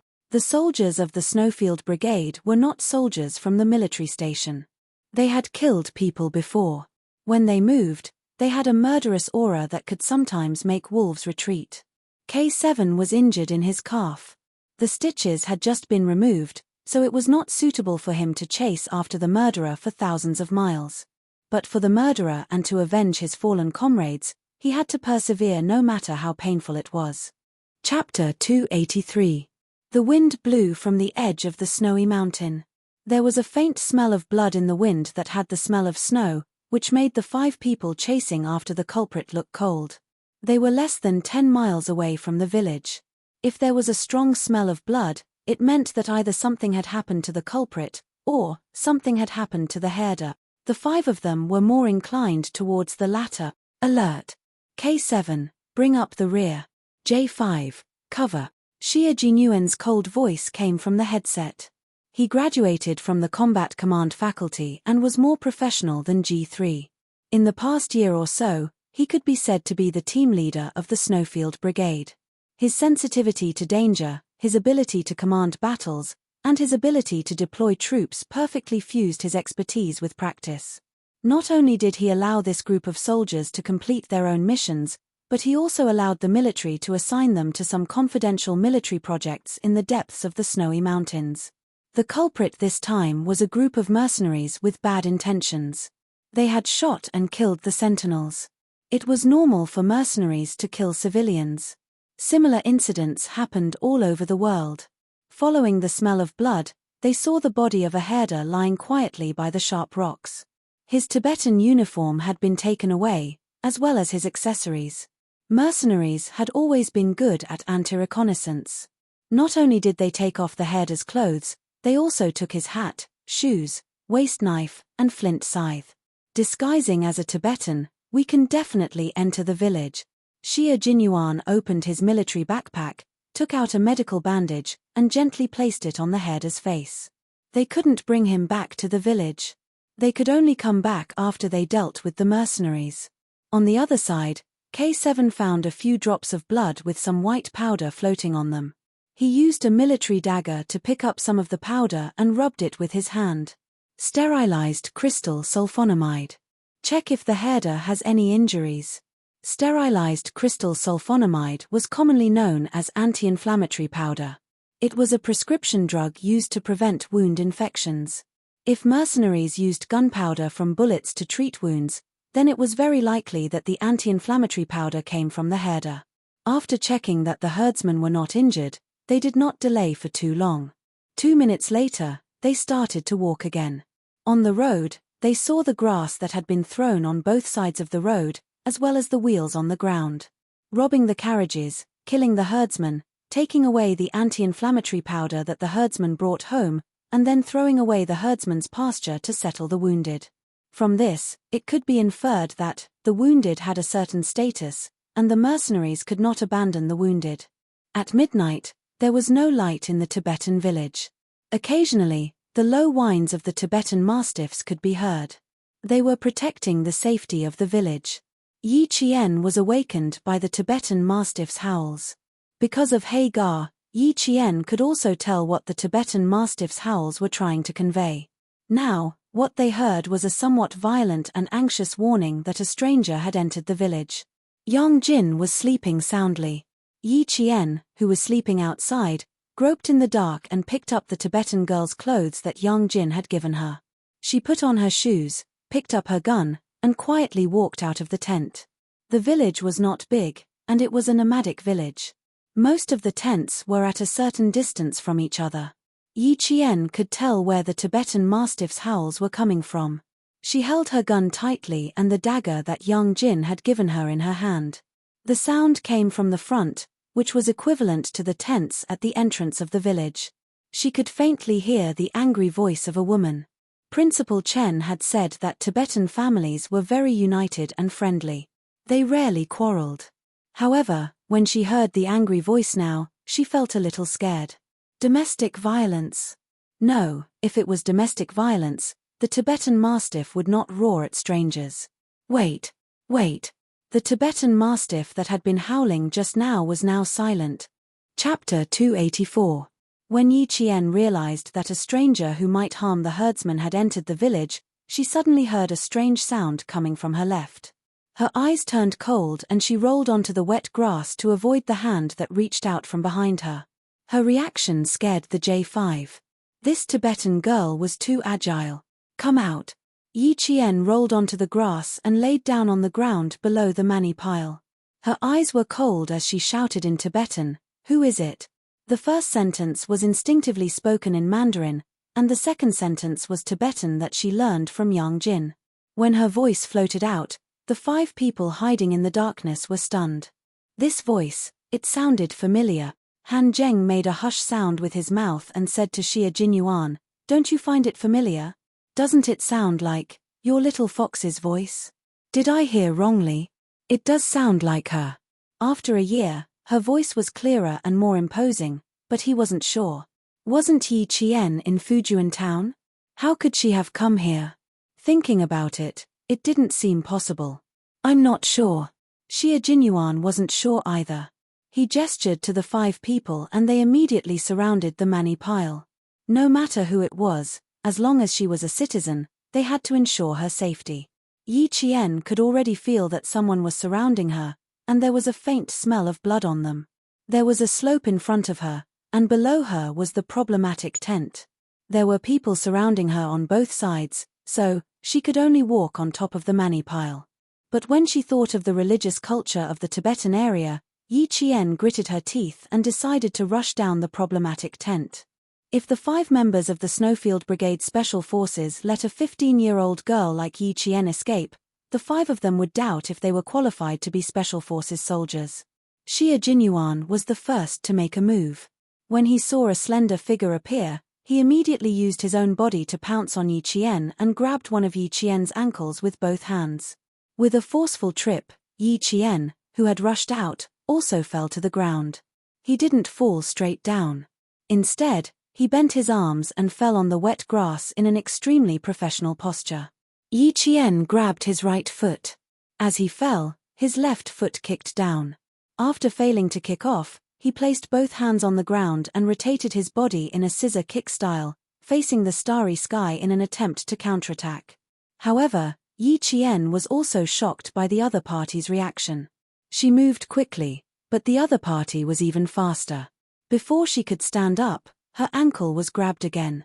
From crawling to protecting the fall, to kicking, and then to using the scissor kick to turn over, the series of movements were not only smooth, but the professional fierceness revealed made the 5 people tremble in fear.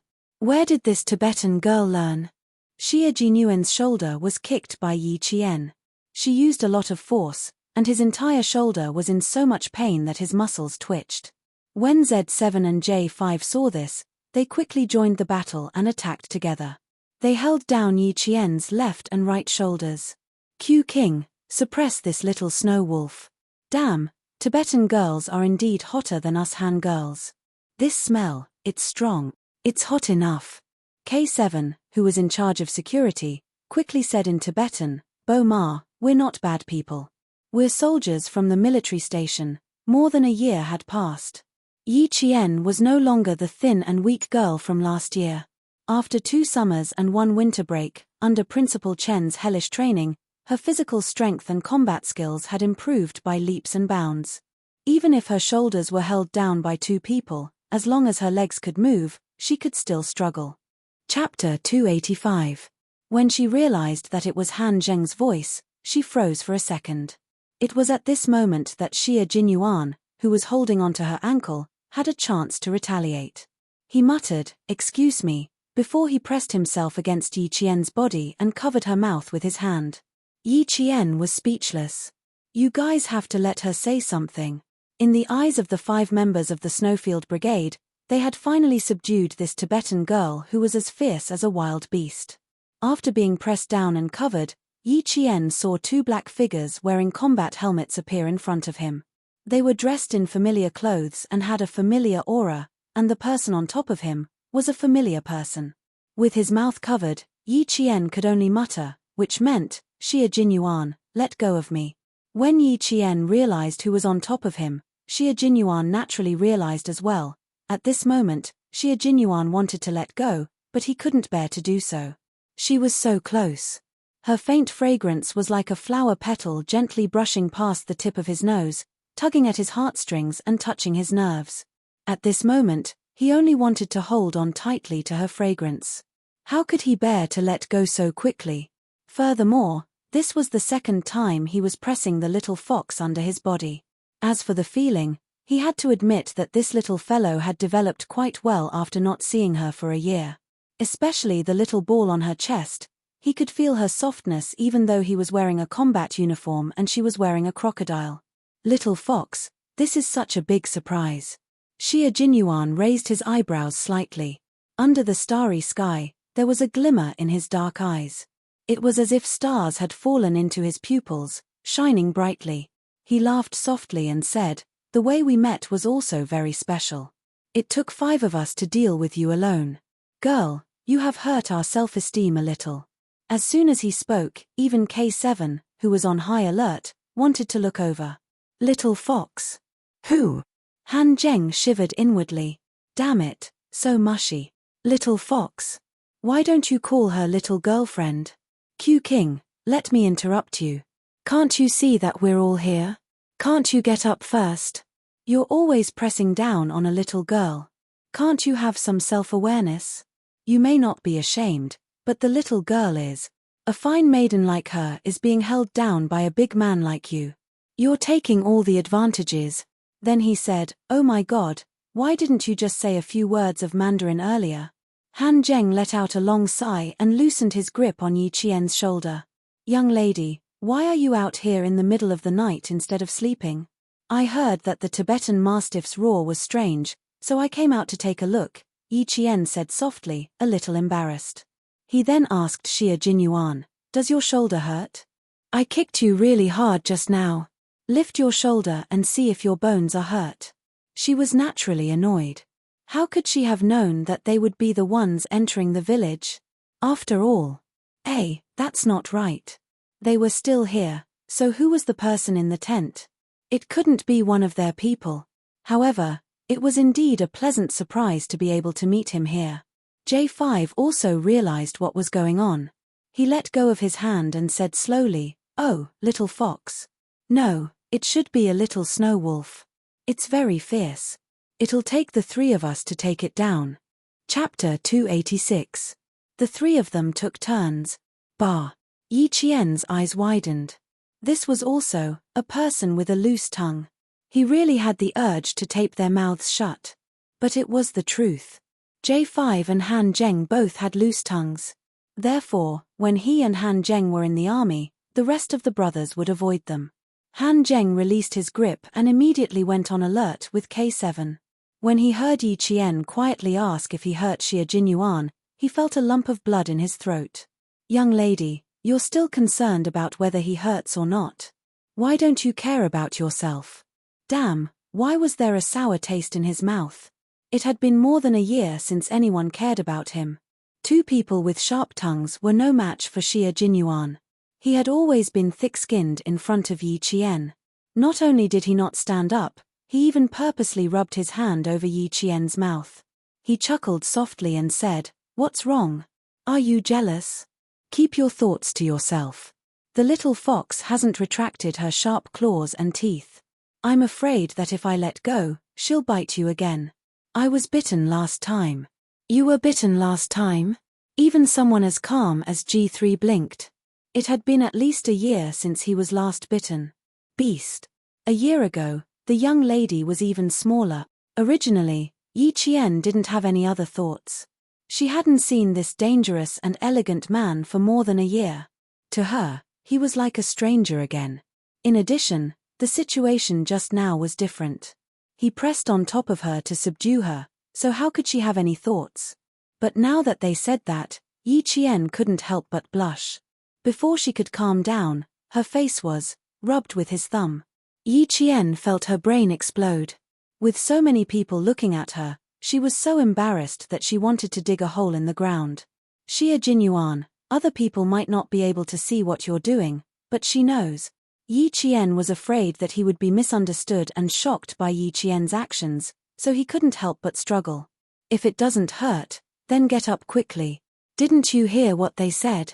She twisted her body slightly. Xia Jinyuan pressed his legs tightly against Yi Qian's legs and pretended not to hear her. He said with a faint smile, little fox, don't move.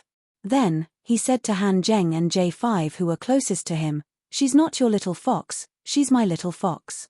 You guys, you can just call her by her name. Be polite, don't call her as if you're all very familiar with her. The only person she knows is me. Do you understand? Yi Qian felt his face heat up even more. He glared at her and gritted his teeth. Get up quickly. You're so heavy. What was his little fox? When did she become a fox? Hurry up, they're all watching. If he didn't get up now, the little fox would be angry. How sad. He had missed her for more than a year.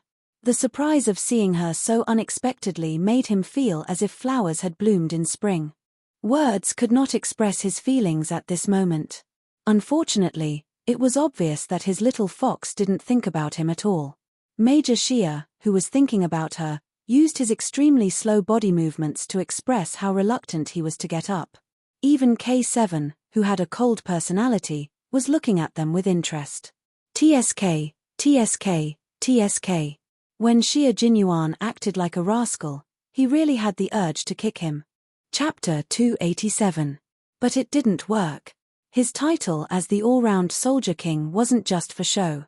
He was flirting with the girl, but his gaze was like a radar, not missing a single corner.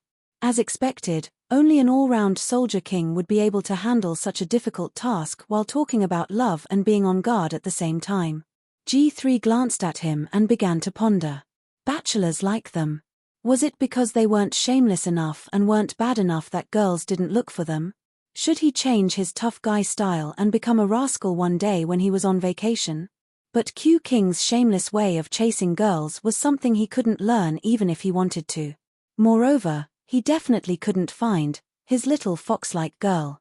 So, there was no need to think about it. It was hopeless.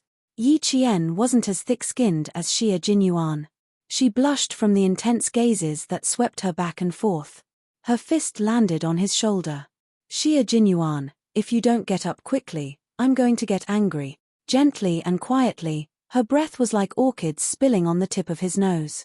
It was faintly discernible and extremely seductive. Yes, get up, get up.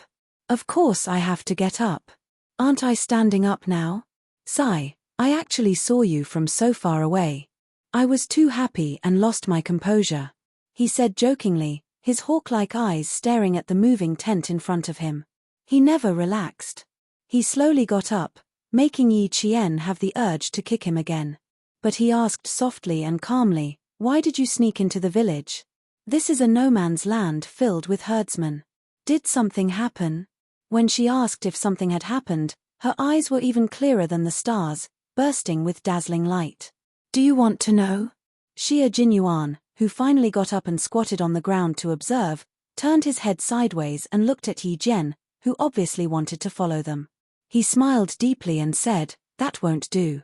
It's not the guy we met last time. There were some things that couldn't be said easily. Yi Qian pursed his lips, nodded, and didn't ask any more questions. Good girl. She was so obedient to him, like a cub looking for a reassuring hug. Xia Jinyuan's heart softened as he raised his hand and gently rubbed her head. The steel like him gave all his gentleness to this obedient girl in front of him. Let's go back first. I'll come find you later. Actually, Yi Qian had only seen their equipment when she met with Han Zheng last year. He had vaguely mentioned it, so the quick-witted Yi Qian could vaguely guess that they were probably a special forces team. After more than a year of training, Yi Qian, who had learned a lot, immediately understood that the special forces were different from other units. Even if she saw them in action with her own eyes, it didn't mean that she could ask them why they were here. So, Major Xia was thinking too highly of himself. I'm in the 9 o'clock direction, the third tent with the windhorse flag on it. If you need anything, you can come to me. Yi Qian didn't delay their mission. Han Zheng and the other three had already taken action, so she couldn't delay Xia Jinyuan any longer. Last time, he didn't reject her for such a dangerous mission in Australia, but this time, he used such a joking tone to reject her. The danger factor was definitely higher than the mission in Australia. Chapter 288. To be honest, Yi Qian wasn't 100% confident in this operation. Because just now, he could see the difference between him and them. He was subdued in an instant and didn't even have a chance to escape. Therefore, he should be aware of his own limitations. Be careful. There are strangers in the tent, but the Tibetan Mastiff that was guarding outside has been taken care of by them. I didn't hear any gunshots or smell any blood. I suspect that someone might have carried the Tibetan Mastiff out to bury it. She was reminding him that there were still people outside. Her meticulous thoughts made Xia Jinyuan's heart soften even more.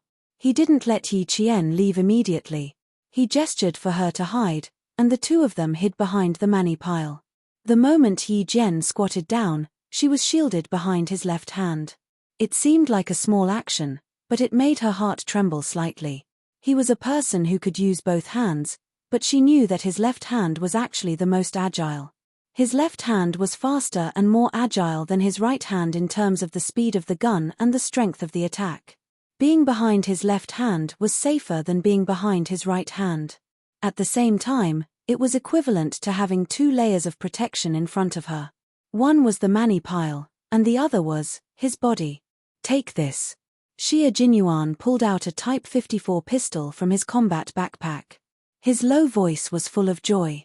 I'll leave my back to you, little fox. It was fine to let her observe him for a while. Sigh, he had no choice. Looking at her eyes, he couldn't bear to reject her. Yi Qian raised her hand and gently pushed his left hand back. I have a gun. Principal Chen prepared a Type 54 pistol for me before we set off. And I have a sniper rifle. After a slight pause, she added, I have bullets too.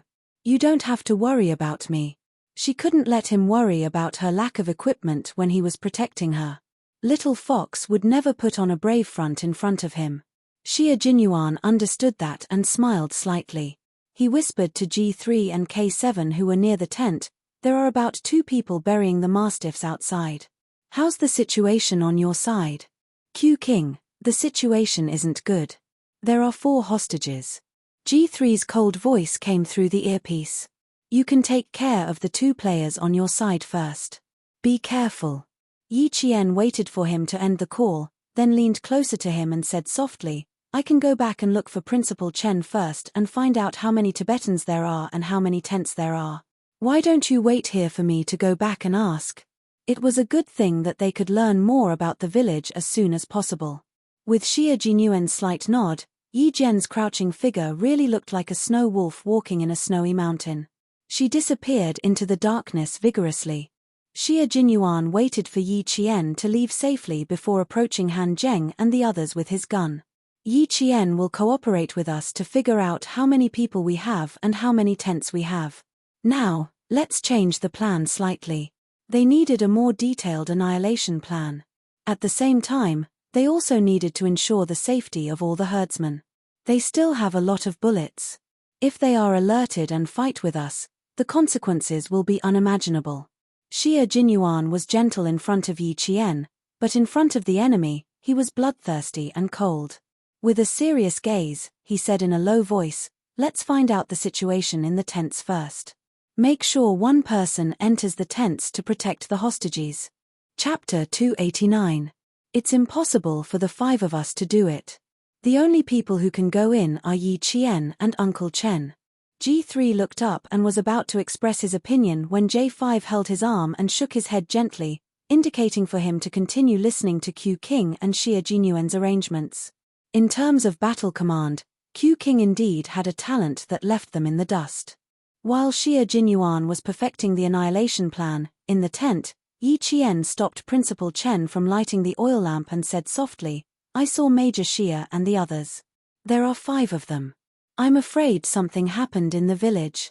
Even the Tibetan mastiff in the outermost tent is silent. Uncle Chen, there are strangers in the village, and Major Xie and the others are chasing after the culprit. Now, they need to know how many herdsmen there are in the village and how many tents there are. I'm afraid we'll have to ask Uncle Jia to help us. Also, they need to ensure the safety of the herdsmen. Do you think we should inform the herdsmen so they can be mentally prepared? Just as Xie Jinyuan thought, Yi Qian's meticulous thinking made their plan even more perfect and thorough. Yi Qian was doing his best to help them. Even though they didn't know who they were dealing with, judging from their expressions, the people they were after must be very difficult to deal with. It was even possible that the other party had guns. If they didn't have guns, they wouldn't have to be so careful and cautious. Principal Chen had carried out missions in the Tibetan area before, so he immediately understood that the people who entered the village were definitely not easy to deal with. He said solemnly, it's not a good thing to meet Captain Xie here. The people who came are also not easy to deal with. Lass, pack up our equipment. The bag that contained the sniper rifle had always been placed together with Yi Qian's luggage bag. After taking the bag out, Yi Qian, who had been trained by Uncle Zhen to be familiar with any part of a gun, quickly assembled the sniper rifle without even needing to light a lamp. The gun, the case, the barrel, the handle, and the stock were all in her hands. In less than a minute, she had assembled a sniper rifle. Finally, she installed the night vision scope, and it was a sniper rifle that could be used to snipe at night. After finalizing the plan with his comrades, Xie Jinyuan quickly found the second tent at 9 o'clock. He gave a signal from outside, and Principal Chen lifted the curtain and walked out.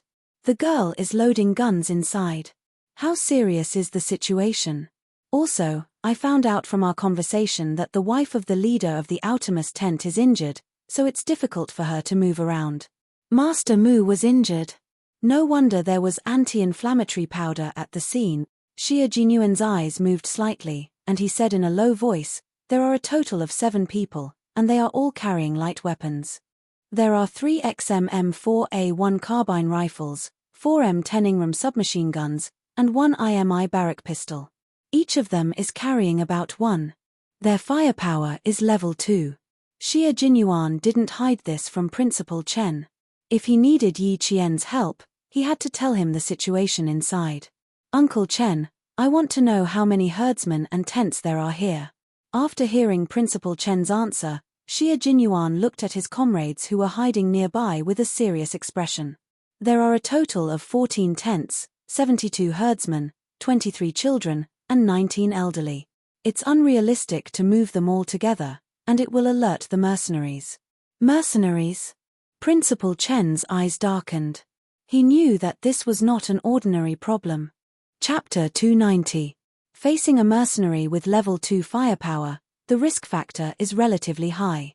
Moreover, there are about 5 of them in the tent and 2 outside. If we don't act in time, once the mercenaries notice us, they will definitely fight with us. Then, the safety of the 79 Tibetans in the village will be threatened, and they may even die. What's your plan? If there's anything you need help with, just let me know. I'm quite familiar with this no man's land. I've been here for more than 6 years. Principal Chen's words made Xie Jinyuan respect him. 6 years in the no man's land. Based on Principal Chen's experience, the time he spent on the mission was around 7 to 8 years. That was when the border was in chaos. G3's voice came from inside. He was reporting the situation. A few seconds later, Xie Jinyuan said, "Uncle Chen, there's no movement from the mercenaries now. It's very likely that they are resting in the tent. We have 10 minutes to inform the herdsmen within 20 meters of the tent in front of us. Also, we need to inform the Tibetans. Our guns are not equipped with silencers. Once we fire, the Tibetans will be alerted. We don't have much time. Inform them all within 5 minutes." Principal Chen had no objections to his arrangement. As he nodded, Yi Qian, who had assembled 2 sniper rifles, walked out. "Is there anything I can do to help? 2 sniper rifles, I think, will be of some help." Seeing her come out with 2 sniper rifles in high spirits, Xie Jinyuan couldn't help but raise his hand and pat her on the head. He said softly, "You." To her, danger didn't make her afraid, but excited. "You don't speak Tibetan, so little fox, your mission is to first go to the front with me and take care of the other 2 mercenaries. Second, guard the high ground. If you see anyone coming out, immediately snipe." "Mercenaries? Is it?" Yi Qian's eyes suddenly lit up. Then, without thinking, he said, "They have rich combat experience, are ruthless, and fight for money. Then can I assume that as long as someone comes out with a gun, I can snipe them on the spot? Of course, I will see the hostages clearly. Yes, except for the hostages, you can snipe everyone." Xie Jinyuan smiled as he looked at Yi Qian's bright eyes. He took out 2 items from the first aid kit and handed them to Principal Chen. "If you can light a lamp, light it first so that we can see the furnishings inside clearly. These are anti-inflammatory drugs and hemostatic drugs, just what they need." After handing over the medicine, Xie Jinyuan said in a low voice, "On the way, we found that a herdsman had been killed. All the anti-inflammatory medicine he had with him had been taken away by the mercenaries. It meant that someone in the mercenary group was injured, and anti-inflammatory drugs were an urgent necessity." Headmaster Chen's face darkened when he heard that a herdsman was killed. He took the medicine and glanced into the tent. He said in a low voice, "Based on the current situation, this group of people won't kill in the village for the time being. They will rest tonight and leave the next day. Would there be a massacre at the moment? Would there be a massacre after they had rested enough and left?" No one knew, so it had to be solved immediately. Yi Qian pursed his lips. Dai Qing frowned and said to Xie Jinyuan, "Uncle Chen's knee has been hurting these days. I'll go and see." Chapter 291. "Girl, if you could speak Tibetan, it would be appropriate for you to go, but you don't." Principal Chen took the medicine and smiled. "I've been out of the army for so many years. I don't have the spirit of a young soldier like you. Girl Jen, work with Captain Shia to get rid of the people outside. Listen to Captain Shia's orders. No matter what kind of battle it was, when the battle plan was set, the commander was the soul of the battle. They had to listen to him and couldn't make decisions on their own. Xia Jinyuan could see that Yi Qian was worried about going in alone. He said softly to Principal Chen, "Don't worry, we have a way to get the people inside out. Uncle Chen going in is equivalent to protecting the hostages inside." Yi Qian was a little relieved when he said that. It seemed that they had a plan. This was a secret battle that couldn't be disturbed. Principal Chen and Uncle Caesar bent over and started to inform the sleeping Tibetans. Only the Tibetans closest to the 6 tents woke up. After hearing what was going on, they picked up their trident guns and wanted to fight with the mercenaries who dared to hurt the herdsmen in the village. The herdsmen were brave. If it wasn't for Uncle Caesar, who was from the Tibetan army, there was no way to stop them. Principal Chen put on his Tibetan uniform and a hat. He looked no different from a Tibetan. Plus, he could speak Tibetan fluently. As G3 and the others held their breaths, the world-class sniper walked calmly towards the tent. Principal Chen, who was standing outside the tent, raised his voice. His voice was clear and there was no trace of fear in it. K7 became the translator. He translated what Principal Chen said in a low voice. "Is Dima here? I brought back the medicine you asked me to bring. You came back so late. You met a snow wolf at night and almost lost your life. Fortunately, I had a trident gun that allowed me to come back alive." After translating, K7 said in a low voice, "This is a master. Is he retired from the frontline Tibetan army? He already went in. That's amazing." There were 2 meanings in one sentence. First, he came to deliver the medicine because he came back late. Second, he had a trident gun in his hand and could fight the snow wolf. That was why K7 said it was an expert talking. After Xia Jinyuan heard this, he smiled gently at Yi Qian and said, "All the brothers respect Uncle Chen. Little fox, we don't have much time. Take care of the first 2 in 5 minutes. What do you think?" The less time they spent outside, the more they could ensure Principal Chen's safety. Naturally, Yi Qian hoped to resolve this matter as soon as possible. The snowy wind in the no-man's land blew close to the snowy mountains. At night, the wind howled like a monster, emitting a power that made people tremble. It was this kind of wind that not only concealed the sound of footsteps, but also brought the thick stench of blood to his side. It was the blood of a Tibetan mastiff. They had used some unknown method to kill the Tibetan mastiff. Hearing the sound of the stone falling, Yi Qian could not help but bite his lower lip. Through the night vision goggles, Xia Jinyuan, who had finished observing the situation, quietly whispered into Yi Qian's ear. The faint scent of mint and manliness enveloped her. "I'll take the right, you take the left. Let's attack together." He extended his clenched fist between the 2 of them. Yi Qian's lips curled up. He extended his fist. The big fist and the small fist lightly bumped together. The 2 of them moved to the left and right sides, each holding a military multipurpose bayonet. What the 2 of them needed to do was to silently take care of the 2 mercenaries who were about to return. Chapter 292. In order to match Yi Qian's speed, Xia Jinyuan slowed down his footsteps by half a beat. He waited for the rocks to fly up, then his slender figure and her slender figure appeared behind the 2 mercenaries at the same time. Yi Qian's eyes were filled with ruthlessness. For Xia Jinyuan and the others to chase after the culprits, they must be unforgivable, not to mention that they had killed a herdsman. The wind was howling, as if it was adding momentum to the upcoming life and death battle. Every fight was a matter of life and death. No matter the situation, staying calm was the key to a battle of life and death. In close combat, not only did the opponent not have a chance to shoot, but they also did not have a chance to shoot. Therefore, it was important to stay calm and not panic. "Soldier, damn it!" One of the mercenaries cursed in an unknown language and threw a fist at Yi Qian. Soon, he realized that the person who dared to fight with him was actually a girl, and he burst into laughter. The biggest taboo on the battlefield was to underestimate the enemy. Facing Yi Qian, He had underestimated him from the beginning. For Yi Qian, this was a good thing, and her performance was also showing weakness. Yi Qian had memorized how to use his advantage on the battlefield from the beginning of training. He did not dare to forget.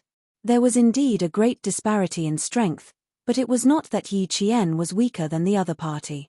From the beginning of the fight, he could tell that the other party's training was not professional. Moreover, leaving the tent and risking being discovered to abandon the Tibetan Mastiff showed that their status was average. In the mercenary army, there was a certain disparity in status. The dagger in his hand swept across with a gust of wind, and he could feel the sharp blade cutting through his skin. The battle of life and death was just that cruel. It was either you die, or I die. Xie Jinyuan was fast and fierce. After a few sweeps, the dagger in his hand had pierced deeply into the other party's thigh. Before he could pull it out, the other party roared in pain and elbowed him hard in the head. This was a professionally trained mercenary. He surrounded Xie Jinyuan from both sides. Through the night vision goggles, he deliberately chose Xie Jinyuan and left the weaker one to Yi Jian. Xie Jinyuan was hit hard in the head. He felt a buzzing sound in his head. Relying on his instinct, he swung his fist and punched the man in the nose. When a person's nose was hit, not only would they subconsciously close their eyes, their brain would also go blank for a few seconds due to the pain. In those few seconds, Xie Jinyuan, as a soldier who had undergone rigorous training, performed bravely and fearlessly. Even though his brain had suffered a heavy blow, he was still able to accurately grasp the dagger in his opponent's thigh. He pulled it out, and warm blood spurted out, staining his combat gloves. The mercenary screamed. He raised his uninjured right foot and kicked Xie Jinyuan in the chest again. Unfortunately, his injured left leg slowed him down and he could not fight back. Xie Jinyuan, who did not retreat, directly used his right arm to block the other party's kick. He needed to finish off this trapped mercenary on the spot. Xie Jinyuan's entire right arm was in so much pain that his face tensed up. In the next second, he leaped up and stabbed the bloody dagger into the other party's neck again. Under the combat gloves, the muscles and bones on the back of his hand were exposed. He was exerting force, forcefully twisting the dagger that was stuck in the other party's neck. This was a fatal blow, one that left the other party with no chance of survival. Chapter 293. There was only coldness on Qing Yai's elegant face. She pulled out the military dagger that had crushed the opponent's throat. The blood was like a flower blooming in the snow and wind. In the darkness, the blood became one with the night sky and fell to the ground. The blood splattered on his face, and when it was blown by the wind, it condensed into blood frost on his face. Xie Jinyuan, who had just killed a mercenary, didn't have time to wipe off the blood frost on his face. He turned around and walked towards Yi Qian. However, he heard Yi Qian shout, "Go and support Uncle Chen, quick." With her own strength, Yi Jian knew that she could get rid of this mercenary who was not very strong. At the same time, she also saw how dangerous the fight between Xie Jinyuan and the dead mercenary was. She was very worried that the mercenaries left in the tent were all strong and powerful. Uncle Chen's shoulder and knee were suffering from rheumatism. How could he be a match for them? "Go. Don't make me worry." Yi Jian's clear voice was like a cold sword in autumn water, breaking through the wind and reaching his ears with a cold ruthlessness. Her dark eyes were filled with frost. Even her gaze was like Xie Jinyuan's, fierce and ruthless. Her eyes were filled with determination. In the face of life and death, in the face of a race against the Grim Reaper, her performance was the performance of an outstanding soldier. She would never back down. "Little fox, remember, you are a soldier. You must know your mission and responsibility. You are not allowed to panic under any circumstances. Do you know what a soldier is? A soldier is the country's last line of defense, and also the line of defense that walks at the forefront." He didn't come over, but his voice traveled over. His low voice was filled with biting cold, and every word traveled into Yi Qian's ears. After he finished speaking, he turned around and left without hesitation. Because Xie Jinyuan knew that his little fox was like a wolf cub that had left the pack and was using its own strength to hunt. She was using her strength to prove that there was nothing wrong with her. His words were just to tell her that even if she killed him personally, it was because he was a soldier, a line of defense for the motherland. There was no need for her to have any psychological barriers. To this day, Xia Jinyuan still remembered that more than a year ago in Australia, when she saw Yi Qian's hesitant expression when he killed someone for the first time, he had solemnly and sternly told her that it was an honor for a soldier to fight for the country, even if their hands were stained with blood. It was Yi Qian's first time fighting without anyone by his side. Even if something happened, there would be no one to support Yi Qian. It was also something he had to go through. As soon as Xia Jinyuan left, Yi Qian calmed down and began to attack fiercely.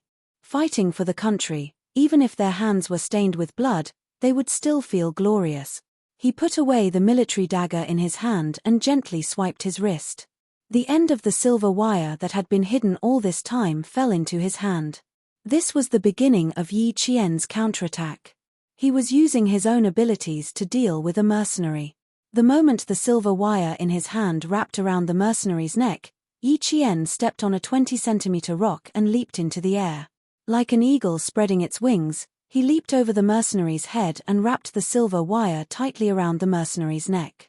With one end wrapped around his arm, no matter how hard the mercenary struggled, he pulled out the military dagger and stabbed forward. Amidst the roars, Yi Qian heard gunshots coming from the front. The battle had begun. Yi Jian forcefully pushed the dagger into the mercenary's body. As the mercenary roared even louder and struggled even harder, Yi Jian's entire body was instantly flung out and she fell onto the sharp stone beach. The silver wire wrapped around her arm showed no signs of loosening. She didn't immediately get up. Instead, she planted her feet on the rocks and pulled out her pistol. Along with the gunshots coming from the front, Yi Qian fired the first of his 12 bullets. Chapter 294. Bang! After the gunshot, the silver wire wrapped around her arm suddenly lost its strength. Her blood seemed to have drifted into the snow and wind, turning into bloody snow beads that fell on her face. All of this happened as the mercenary from an unknown country fell to the ground with a thud. Yi Qian ended this one-man fight. The metallic smell of blood was stronger than before. Yi Qian gently closed her eyes and took a deep breath. After resting, she felt a burning pain on her back. She had been thrown to the ground just now and her back had rubbed against the sharp rocks. She was afraid that her flesh had been injured. She took a deep breath and exhaled a long breath, as if she was exhaling all the blood that had floated into her chest. It's nothing. This is the path you chose, and it's also the path you must go through. She murmured softly and adjusted her panting breathing. When she retracted the silver wire and wrapped it around her wrist, her beautiful face was as calm as before. The path you must go through, you are good, they are evil. As Xia Jinyuan said, soldiers were the last line of defense of the motherland. Fighting for the country and the people was righteous and good. In front, the gunshots were particularly fierce. Yi Qian rushed to the front of Uncle Tsija's tent. The sound of the bullets seemed to have brushed past her scalp. She rushed to the tent entrance and shouted, "Yang Jin." After hearing the answer from inside, she entered the tent. Yang Jin recognized the voice of the Han Chinese girl who came to stay in her house. She walked out from the dark and said quickly, "It's very dangerous outside." "Where are you going?" The only thing she could understand was, "Where are you going?" "Be careful, hide well. I'm going out." Yi Qian used the Tibetan language she had learned to gently remind Yang Jin, who was lying in a corner of the ground. She picked up the sniper rifle left in the tent and went to the sniping spot. She set up the gun, put her eyes close to the night vision sight, adjusted the distance, and searched for the target in the green world. A man in Tibetan clothing entered his line of sight. He zoomed in and slowly focused on him. As the other party retreated, he could see that the man in Tibetan clothing would cover his waist with his hands from time to time. Xia Jinyuan had said that a high-ranking member of the mercenary group was injured. At this time, she found that this Tibetan not only did not hide in the tent, but had been looking for a hiding place outside. His whereabouts were already very suspicious. However, he couldn't just assume that there was something wrong with the other party based on his own guesses. He didn't immediately take action and turn off the red laser. He just kept aiming at the other party. Perhaps it was because the herdsmen were all brave. No matter how loud the gunshots were outside, no one ran out in a panic. In this area, they believed in the uniformed soldiers. In the eyes of the herdsmen, the soldiers guarding the border were their guardians. Every year, they would offer countless harder as a sign of their passion and respect. It was this kind of trust that made them choose to stay in the tent and wait for the gunshots outside to pass. What did the soldiers fight for? Naturally, it was for their country and the people they protected. Every bullet that was fired was a sign of their fearlessness. They were fighting bravely without fear of death. Yi Qian hadn't put on his military uniform yet, but he had already placed himself above the soldiers. He believed that he was a soldier from the bottom of his heart. When he saw Han Zheng holding a gun and chasing in the direction where the man in Tibetan clothing was hiding, he didn't hesitate to pull the trigger of his sniper rifle. The laser flashed, and the bullet was fired. Chapter 295. In 0.3 seconds, the brain of the target, who was still hiding, was pierced by the sharp bullet. After a few centimeters, the bullet burst out of the brain and pierced through the tent with the remaining force, landing somewhere unknown. The target was lying on the side. In order to hit the target with one shot, Yi Qian chose the most brutal way of sniping. The sound of the gunshot made Han Zheng stop in his tracks. He seemed to have thought of something. He glanced at the high ground and made an okay gesture.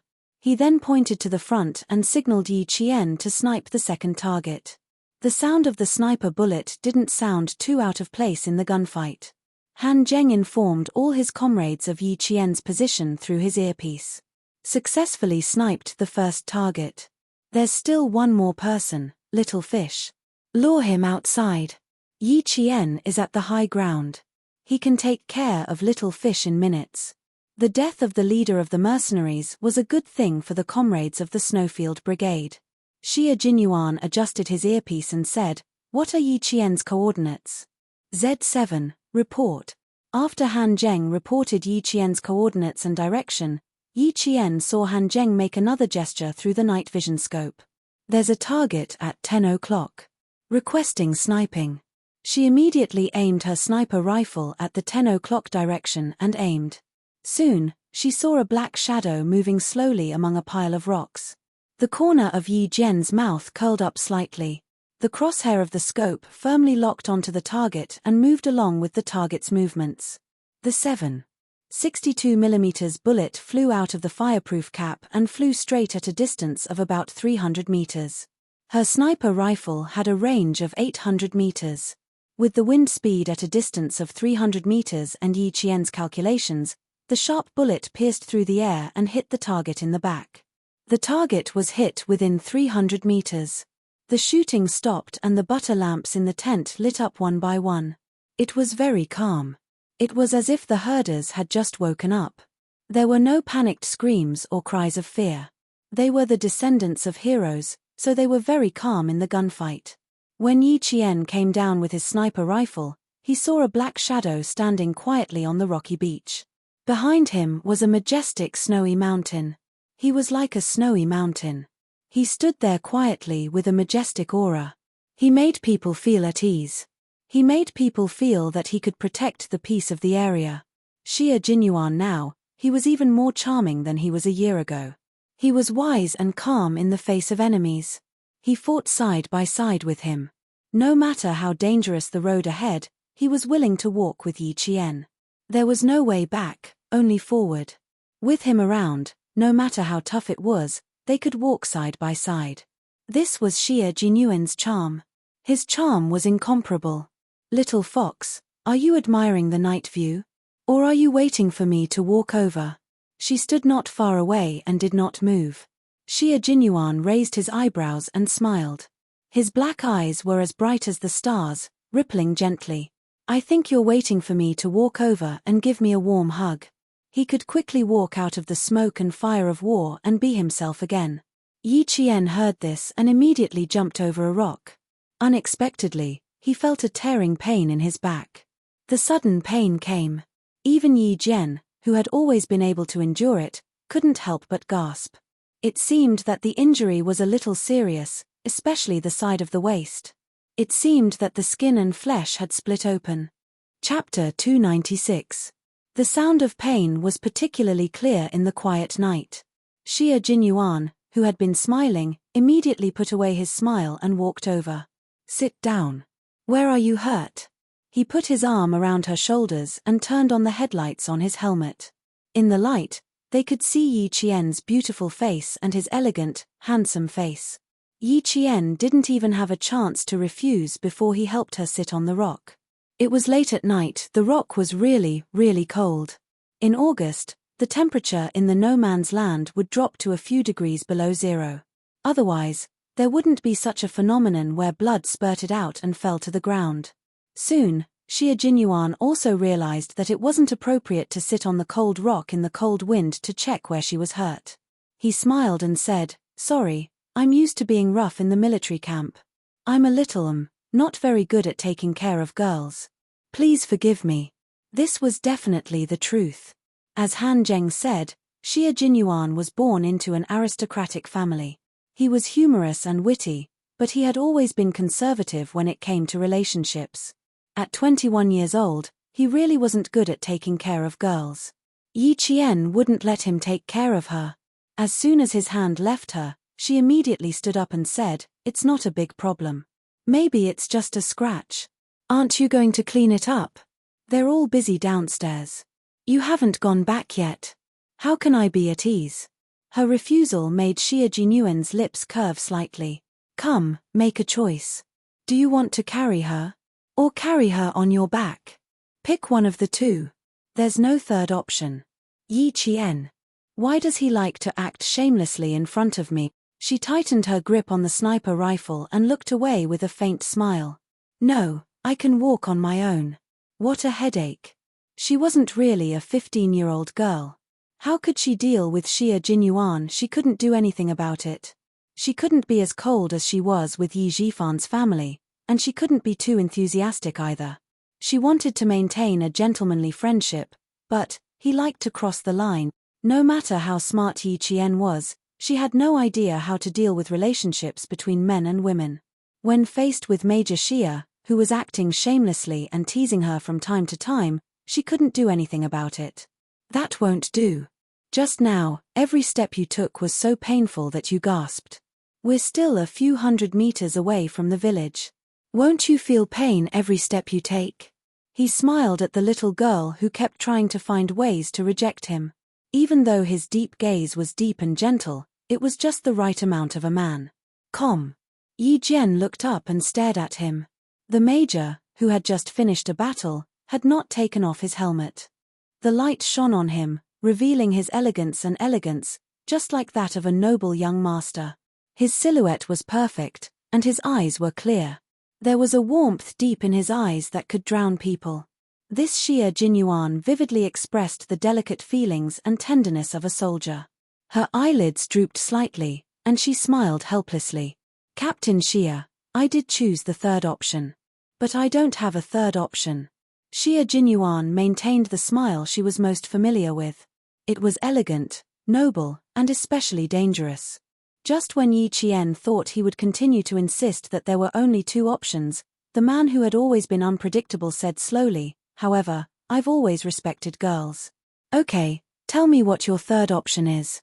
"Oh, I know even without you saying it. You can walk on your own, right?" Chapter 297.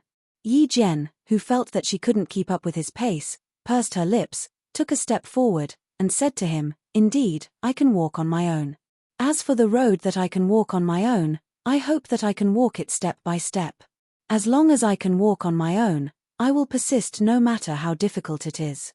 Her injury was indeed serious. Just a small step was enough to cause her back muscles to spasm in pain. This time, she was on guard and did not show it.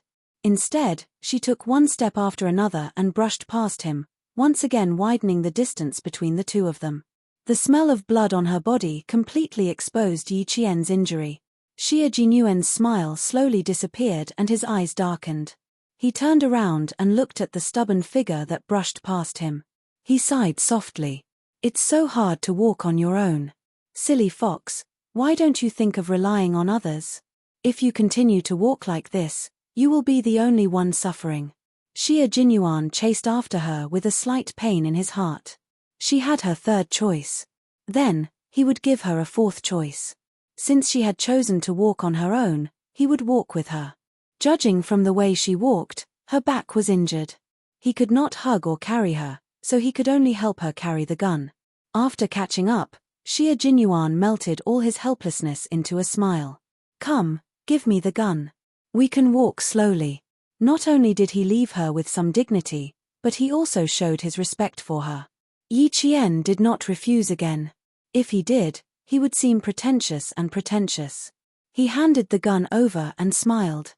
Helping each other on the battlefield is also a form of friendship. Thank you.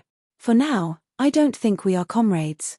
Xia Jinyuan took the heavy sniper rifle and raised his eyebrows slightly. He jokingly said, "The army would not dare to recruit an underage soldier like you." Yi Qian glanced at him. "Didn't you say we were comrades? Why did you change your mind so quickly? It seems like you don't understand what a comradeship is. Just now, I said that I would give you two choices. If it were Han Zheng, there wouldn't be a second choice." When it came to education and brainwashing, Xia Jinyuan had always been good at both. As such, he began to explain to Yi Qian what comradeship was. "You were injured, so it was necessary for me to help you. This is also a reflection of the camaraderie between comrades. In the end, you rejected me without a second word. Little fox, you're the one who rejected my comradeship first." He had to let her know that trusting him and giving him her hand was not a difficult thing to do. If she was too tired, she could rely on him for a while. If Yi Qian was really a 15 or 16-year-old girl, she would definitely be fooled by his serious tone. Fortunately, she wasn't. Therefore, he maintained his composure and answered, "Captain Xia, I haven't seen you for more than a year, and your ability to fool people has improved a lot. What is comradeship? Other than helping each other, there is also encouragement. I encourage my comrades to face difficulties and overcome them.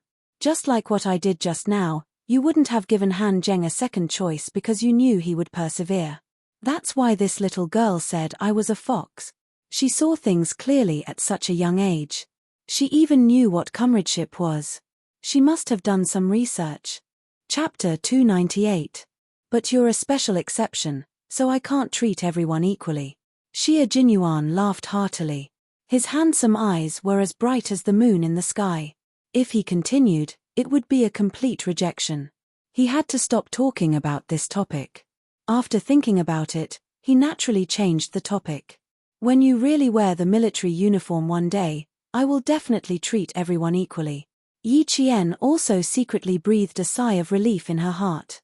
She was really afraid that he would say something else that would make her want to run away.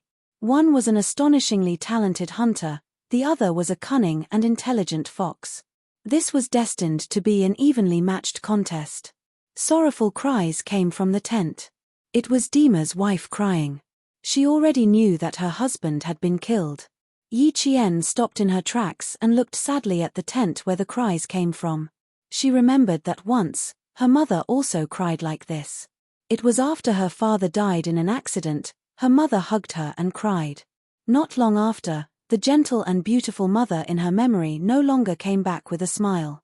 Instead, she was covered by a national flag and returned to the village as a small jar.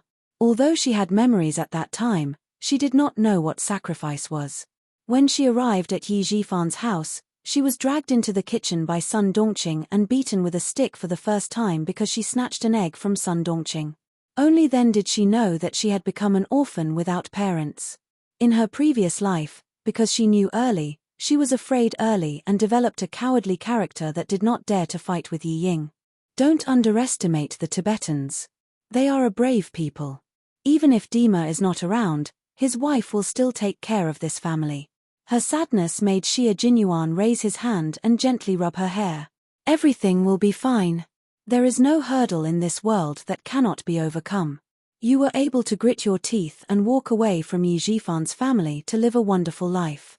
Dima's wife is a mother and will also be strong for her child." Yi Qian nodded gently and did not say anything. She silently returned to Uncle Xija's tent. Xia Jinyuan was afraid that little fox was so sad because she thought about her past. He had sent her to the tent and was about to leave to deal with the follow-up matters in the team. However, he changed his mind at the last minute and chose to stay with her. As she turned around, she did not see Xia Jinyuan's downcast eyes. He sighed and felt sorry for her because of her sadness. He glanced at the swaying shadows in front of him and the nomads standing outside the tent. Xia Jinyuan pressed down on his headset and said to the team members who were cleaning up, "Yi Qian is injured, so I'll accompany her for a while. After cleaning up, accompany the herdsman to the rocky beach and bring the unfortunate Dima back to the village. If there's anything we can help with, we'll do our best to help the Demas." G3 and the others were cleaning up the corpses of the 7 mercenaries. From the investigation to the registration, they had to be very careful. Hearing this, they said in a low voice, "We'll take care of the rest. Take good care of Yi Qian." After all, it was rare to meet a girl who could stand shoulder to shoulder with the male soldiers. Moreover, she was still a student. Yi Qian walked into the tent. The adults were not there. Only young Jin was sitting alone in front of the butter lamp. There was an unsheathed waist knife on the table and a 3-pronged gun next to it. Seeing Yi Qian come in, young Jin immediately got up to greet him and asked, "Are you okay? I was very worried about you." Soon, she saw the strange man who came in after him and stopped in her tracks. Chapter 299. Yi Qian walked up to her and hugged her gently. Since they couldn't communicate in Tibetan, they could only express their feelings through body language. Young Jin, who had gone to primary school, didn't know how to speak Mandarin. She hugged Yi Qian gently and looked at him curiously. She only looked away when he smiled at her. "Her back is injured. You need to be gentler." Xia Jinyuan, who was standing behind them, smiled and communicated with young Jin in Tibetan. "Next, I need to treat her wound." What Yi Jian could understand was that he was saying, "Thank you, sorry for bothering you." When she was about to ask young Jin to help her again, the enthusiastic Tibetan girl said a string of sutras and left the tent with her sutras like a butterfly fluttering in the grassland in June. Once young Jin left, Yi Qian frowned slightly. "My back is injured. Captain Xia, it's not appropriate for you to stay." She was really vigilant, as if she was afraid of what he would do. "Why are you afraid of an injured little fox?" He picked up the sniper rifle beside him and didn't mention Yi Qian's injury. Instead, he asked, "Where should I put it after removing it?" "Give me the bag." Yi Qian didn't feel relieved when he didn't mention it. Instead, he felt even more uncomfortable. "I'll do it myself. Can you go out first? I want to treat my wound myself. Let's see how it goes. Weren't you very strong on the mountain just now? Why are you in such a hurry to treat your wound now?" He sat cross-legged on the sheepskin rug on the ground and removed the sniper rifle from his hands. He looked up and saw Yi Qian still standing there. He couldn't help but smile and teased, "What's wrong? Did I make you angry?" His handsome face was full of confusion. He didn't seem to understand what Yi Qian wanted to do. What did he want to do? Yi Qian couldn't explain it himself. But Xia Jinyuan was sitting there and not leaving. It wasn't good. How was she supposed to take off her clothes? She clearly said that she wanted to treat her own wound. She didn't believe that she didn't understand. However, with the way he was acting, it would seem that she was overthinking if she said anything else. Yi Jian was a little discouraged. "Captain Xia, don't play dumb in front of me. My meaning is very clear. I need to ask you to leave now because," she was a little embarrassed, but she still enunciated each word clearly, "because I want to take off my clothes." "You want me, a 15-year-old girl, to take off my clothes in front of an adult man like you?" In return, he laughed heartily. His deep and handsome eyes seemed to reflect thousands of mountains and rivers. "Firstly, the person I asked young Jin to invite hasn't arrived yet. Secondly, you're injured on your back. It's not convenient for you to treat the wound yourself. Thirdly," he looked Yi Qian up and down from head to toe, then met her gaze like a gentleman. "I still know what it means to look away from indecent things." The sadness in her eyes had disappeared, and she had returned to being a strong and energetic girl. Also, in the past, the little girl's eyes would inadvertently reveal a trace of hostility towards the opposite sex, and there was also a haze that was not easy to detect. This time, other than the clarity in her eyes, the haze that seemed to have been there for many years had completely disappeared. She didn't hide it deeper, but it had truly disappeared. Chapter 300. Such a little fox, full of wildness and vigor. He really wanted to sit quietly like this, quietly watch, and then tease her. He wanted to see her face filled with the vigor that a girl of her age should have because of his words. She would be embarrassed, she would laugh, she would be flamboyant. She would be full of vibrant colors. There were hurried footsteps outside. Someone was coming towards the tent. Xia Jinyuan stamped his feet and stood up from the sheepskin blanket. I heard the footsteps. It should be Yang Jin's men. I will wait outside. Call me if anything happens. Yi Qian rubbed her forehead. In her previous life, she had been forced to observe others secretly and carefully avoid minefields. But Xia Jinyuan, she had never seen through him. Xia Jinyuan walked out and saw Principal Chen walking towards him hurriedly. When he saw him, he immediately asked, "Is Miss Jen injured? Where is the injury? Is it serious?" "You?" He asked a series of questions. It was obvious how worried he was. "The injury is on her back. She told me that she fell on her back when she was fighting. I'm afraid it's serious. As for where it is, I don't know. She's like a porcupine. She's afraid that I'll stay." Xia Jinyuan said helplessly, "I'll have to trouble this Tibetan girl to invite a herdsman's wife who knows a little. She won't refuse." When Headmaster Chen heard this, he stopped in his tracks.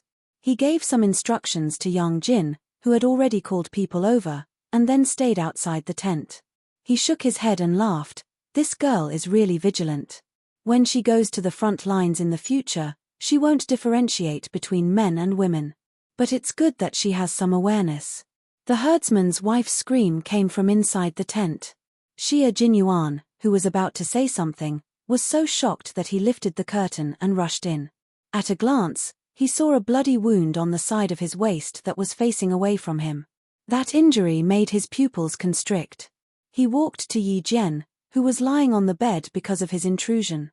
He pressed one hand on her smooth shoulder and said in a low voice, "Don't move." Then, he immediately informed his team members, "Bring the first aid kit, including hemostasis, anti-inflammatory drugs, and normal saline over here. Hurry. Is it serious?" "Right away." J5 was the first to respond. He took out his first aid kit and G3's first aid kit.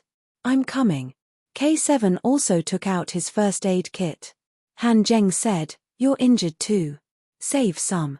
If it's not enough, I'll ask you for more." J5 position. "All right, I'll be right there." Han Zheng's crisp voice came through the earpiece. Not long after, the J5 rushed over with the first aid kit that Han Zheng had sent over. "Q King, come out and get it yourself." J5, who was already standing outside the tent but was blocked by Principal Chen, said in a low voice. Then he straightened his back and saluted to Principal Chen, "Sorry for making you worry." Xia Jinyuan had said that Uncle Chen had spent 6 years in the Tibetan area. As a soldier, he could tell at a glance that this retired veteran had a pair of eyes that were sharper than any of them. And his hands, they were a pair of hands that could hold a gun.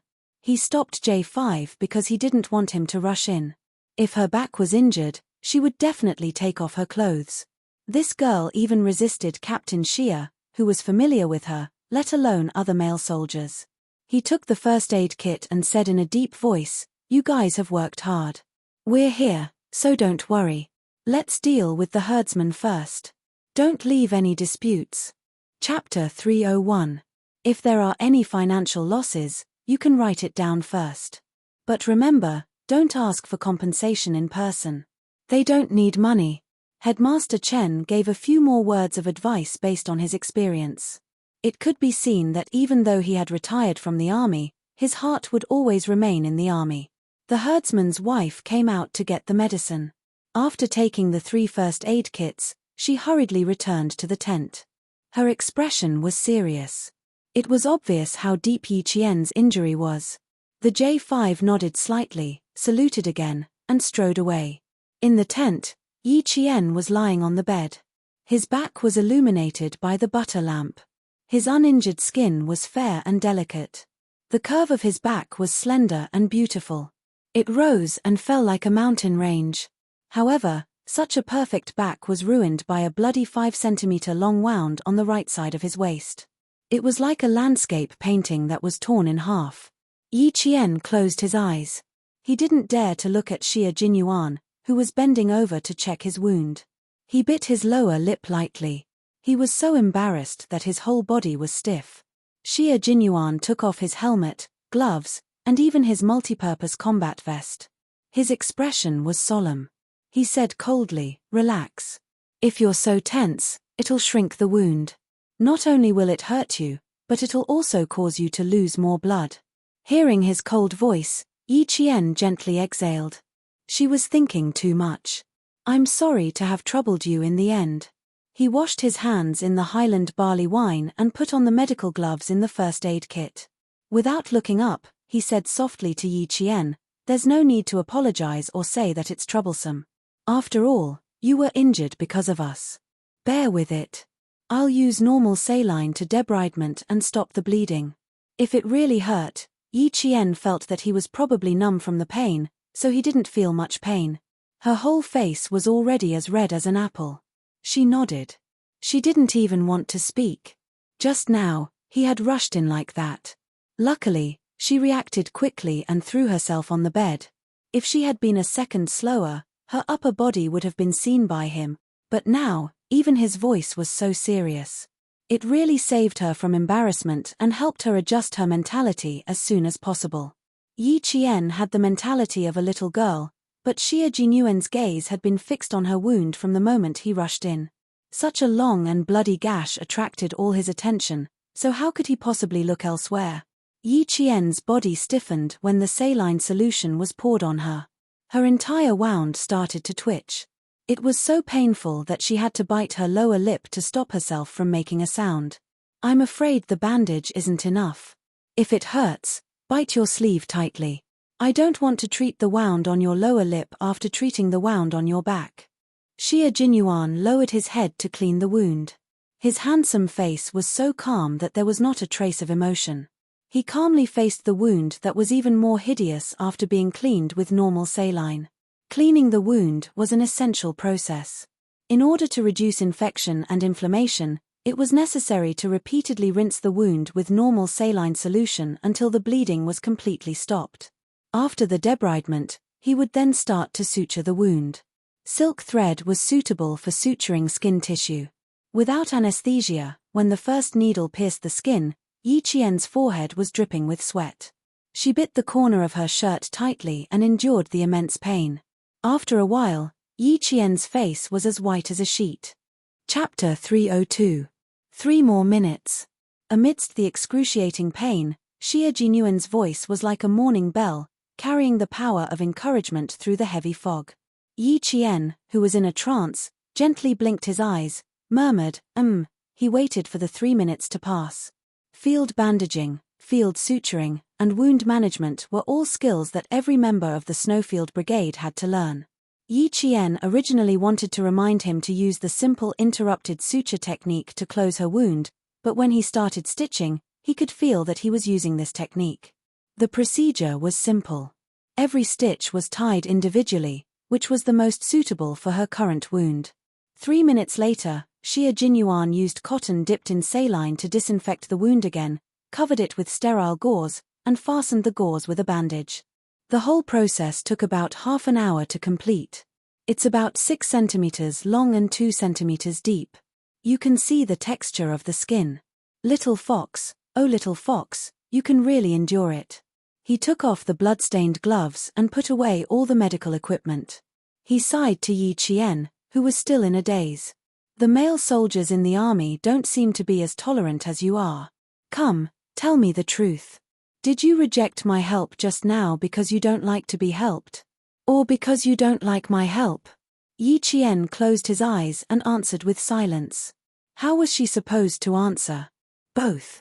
But if she really said it out loud, based on her understanding of Xie Jinyuan, he would probably get angry. Her intuition told her that angering a dangerous man was not a good thing, so it was best to keep silent. It was rare for her to be so shameless. Plus, she was injured and in pain for so long. Xie Jinyuan pursed his lips and didn't ask any more questions. He had enough time to wait for her answer. There was no way to put on the clothes again. Xia Jinyuan, who had tidied everything up, took a look at the environment of the tent and furrowed his brows. She couldn't move, nor could she put on her clothes. Even if she covered herself with a blanket, she couldn't cover her wound. If everyone slept in the same tent, they would more or less notice her naked back. There's no way to put on clothes. When Uncle Chen and the others come in, I'll sit in front of you and block them for you. Xia Jinyuan could only choose to use his body to block Yi Qian's smooth, jade-like, but flawed back. Girls should be more careful. At this time, he was reminding her that girls should be more careful. What was he thinking when he was on top of her and didn't get up? Xia Jinyuan, who was about to wipe her sweat with a bandage in his hand, found it funny that she was still silent. What do you mean by not saying a word? Are you giving me full authority to handle this? Or do you don't need me to block? His body had already gently leaned down, and his slender body perfectly covered her jade-like back. Then do you want me to go out? Xia Jinyuan, I'm injured right now. Yi Qian, who was completely covered by his body, was so embarrassed that her pale face turned an abnormal shade of red. In the past, she could have pushed him away, but now she didn't even dare to touch him. Moreover, her back was still bare. After living for 2 lifetimes, this was the first time Yi Qian exposed her back in front of a man. Her embarrassment greatly pleased Xia Jinyuan. This humorous man only felt that it was his fortune to be able to see her embarrassment. Chapter 303. After living for 2 lifetimes, this was the first time that Yi Qian had exposed her back in front of a man. Xia Jinyuan, who was humorous and witty, felt that he was lucky to be able to see her shyness. He was glad that he was there during her most youthful years. His body temperature spread to the skin on her back through his combat uniform. It was hot and scalding, as if his scent had seeped out of every pore on her body. Yi Qian, whose expression was completely unnatural, closed his eyes. After he steadied his breathing, he calmly said, "Can you stay a little further away from me? Even if you're trying to shield me, you don't have to use such a method." "Captain Xia, aren't you afraid of being misunderstood?" "Misunderstood? How so?" Under the illumination of the butter lamps, Xia Jinyuan could clearly see that Yi Qian's ears were so red that they looked like they were about to bleed. The bandage used to wipe her sweat was gently pressed against the side of her forehead. His deep and magnetic voice sounded like the strings of a zither. "What misunderstood? I'm just wiping your sweat so that you can sleep more comfortably.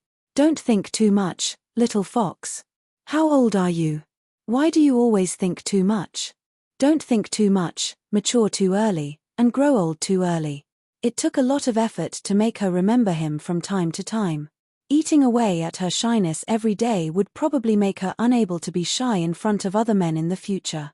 She would be able to maintain her cold and arrogant composure. Major Xia had indeed put in a lot of effort to make sure that Yi Qian would think of him when she was alone.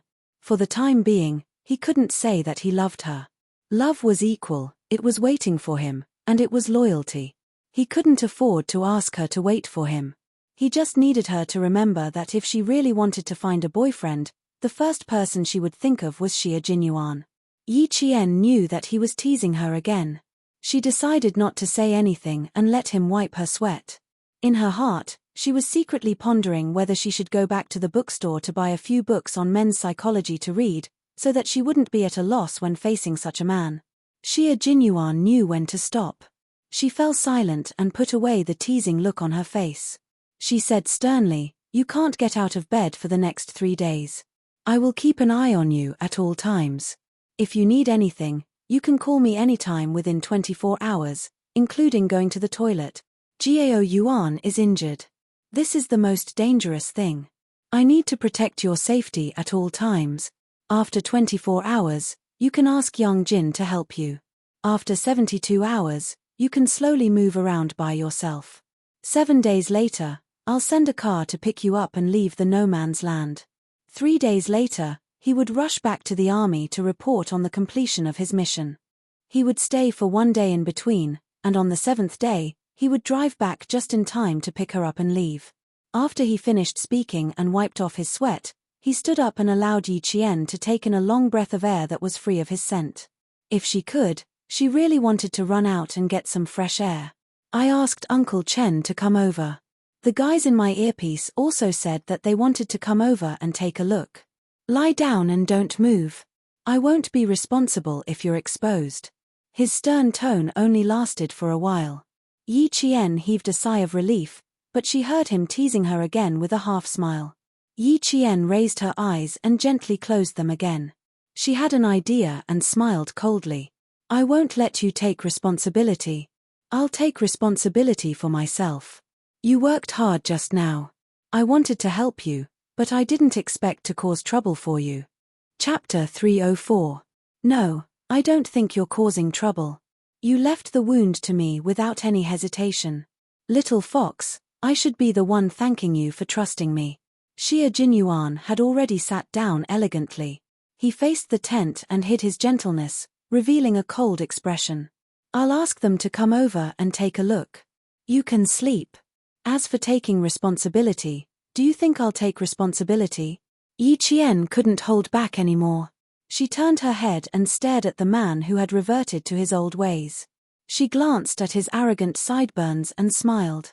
Then, Major Xie, are you willing to take responsibility? If you're willing to take responsibility, I've already shown you my back. You'll have to take responsibility. Little Fox was starting to argue with him again. Not bad, she completed the suture without anesthesia and still had the energy to stay calm and argue with him. Very good, at least she was in good spirits. Although it was ungentlemanly for a man to argue with a woman, what could he do? Little Fox was the only girl that he was interested in teasing both with her words and her actions. Hearing this, he raised his eyebrows and smiled faintly. You can make a guess.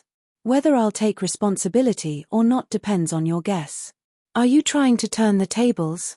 TSK, TSK, TSK. Little Fox, you're still too inexperienced. He lifted the quilt and placed it under Yi Qian's waist. Then, he picked up a blanket and gently placed it on her shoulders. Only her waist, which was wrapped in a white bandage, was exposed. Even so, before Xie Jinyuan let Han Zheng and the others in, he sat up straight. When they wanted to check on the wound, he immediately blocked them. This made the other four little friends dumbfounded. What a shameless behavior. He didn't even see the wound and he chased them away. Was this what you call a visit? A man's head and a woman's waist. Even if Yi Qian is a student, she's still a female student. Just one look is enough. Looking at her more than once won't help her recover. His explanation was so dignified that his friends were speechless. K7 chuckled and gave Xie Jinyuan a meaningful look before leaving the tent. Outside, Principal Chen and Uncle Caesar were talking. K7 came out and joined the conversation. He was good at Tibetan and had no difficulty communicating. Soon, Uncle Caesar patted him on the shoulder and welcomed him to come back next time. A dog that bites doesn't bark. I bet K7 said something bad after washing socks for a week. I bet Uncle Chen will talk to Q King when he comes out. As a former instructor, J5 was very familiar with this tactic. The first step was to snitch, the second step was to provide examples, the third step was to distance oneself, and the fourth step was to sacrifice one's friends rather than oneself. Based on the current situation, K7 was in the fourth step. G3 put on the combat gloves he had taken off and slowly said in a gravelly voice, "What are you best at when you're a forensic doctor? So, don't be surprised." He turned around and glanced at the tent with a faint smile in his eyes. She was indeed an extraordinary woman. No wonder Q King treasured her so much. If she wasn't injured that night, Yi Qian wouldn't have felt sleepy. When he told her to sleep, she actually fell into a deep sleep. Usually, she was so alert that she would wake up at the slightest movement. Now, she was so asleep that she didn't even know when Han Zheng and the others came and left. Chapter 305. Yang Jin blew out the oil lamps one by one, plunging the entire tent into darkness. She slept on the new blanket, not daring to sleep with the injured Yi Qian. Outside the tent, Xie Jinyuan said with a cold expression, "Uncle Chen, Yi Qian's injury is not suitable for him to move. I will watch over him tonight and let Yang Jin take care of him after 24 hours. Although his injury is serious, he has a good physique." As long as the wound is not inflamed, he will recover quickly. Okay, I can rest assured that you will take care of him, but... Principal Chen glanced at Han Zheng and the others, who had not left, and said to them directly, I want to have a private conversation with him. You can all go and rest. It was definitely not convenient for them to listen in on private conversations. Moreover, they could vaguely guess what the topic was. Han Zheng smiled and patted Xie Jinyuan's shoulder. Before he left, he said softly, extreme joy begets sorrow, young Master Xie. He was hugging a little girl and calling her my little fox, as if he was declaring his sovereignty. He was afraid that they would take a second look. Just now, his gaze accidentally fell on Yi Qian's exposed shoulder. Damn! He was sitting by the bed and glanced over as if he wanted to eat someone. His expression was one of prioritizing love over friendship. He had to let Uncle Chen teach him a lesson. What Principal Chen wanted to say was indeed related to Yi Qian. As for what he said, Han Zheng and the others did not know. Even Yi Qian did not know. It was already past 1 in the morning. Although the temperature outside was very low, it was still very warm sitting in the tent. They were not at Uncle Xija's house now, but at another herdsman's house.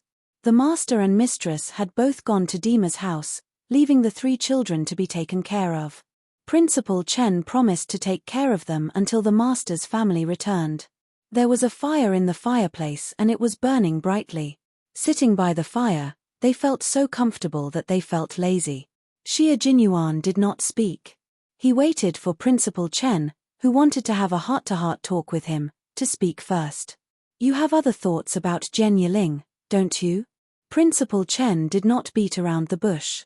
After sitting down, he directly cut to the chase. I can see that Major Xie is interested in Zhen Yiling. If it's a spur-of-the-moment thing, Major Xie, I advise you not to provoke an orphan. These words were a bit harsh. However, it was true that he truly cared about the little fox, which was why he was so direct in protecting her.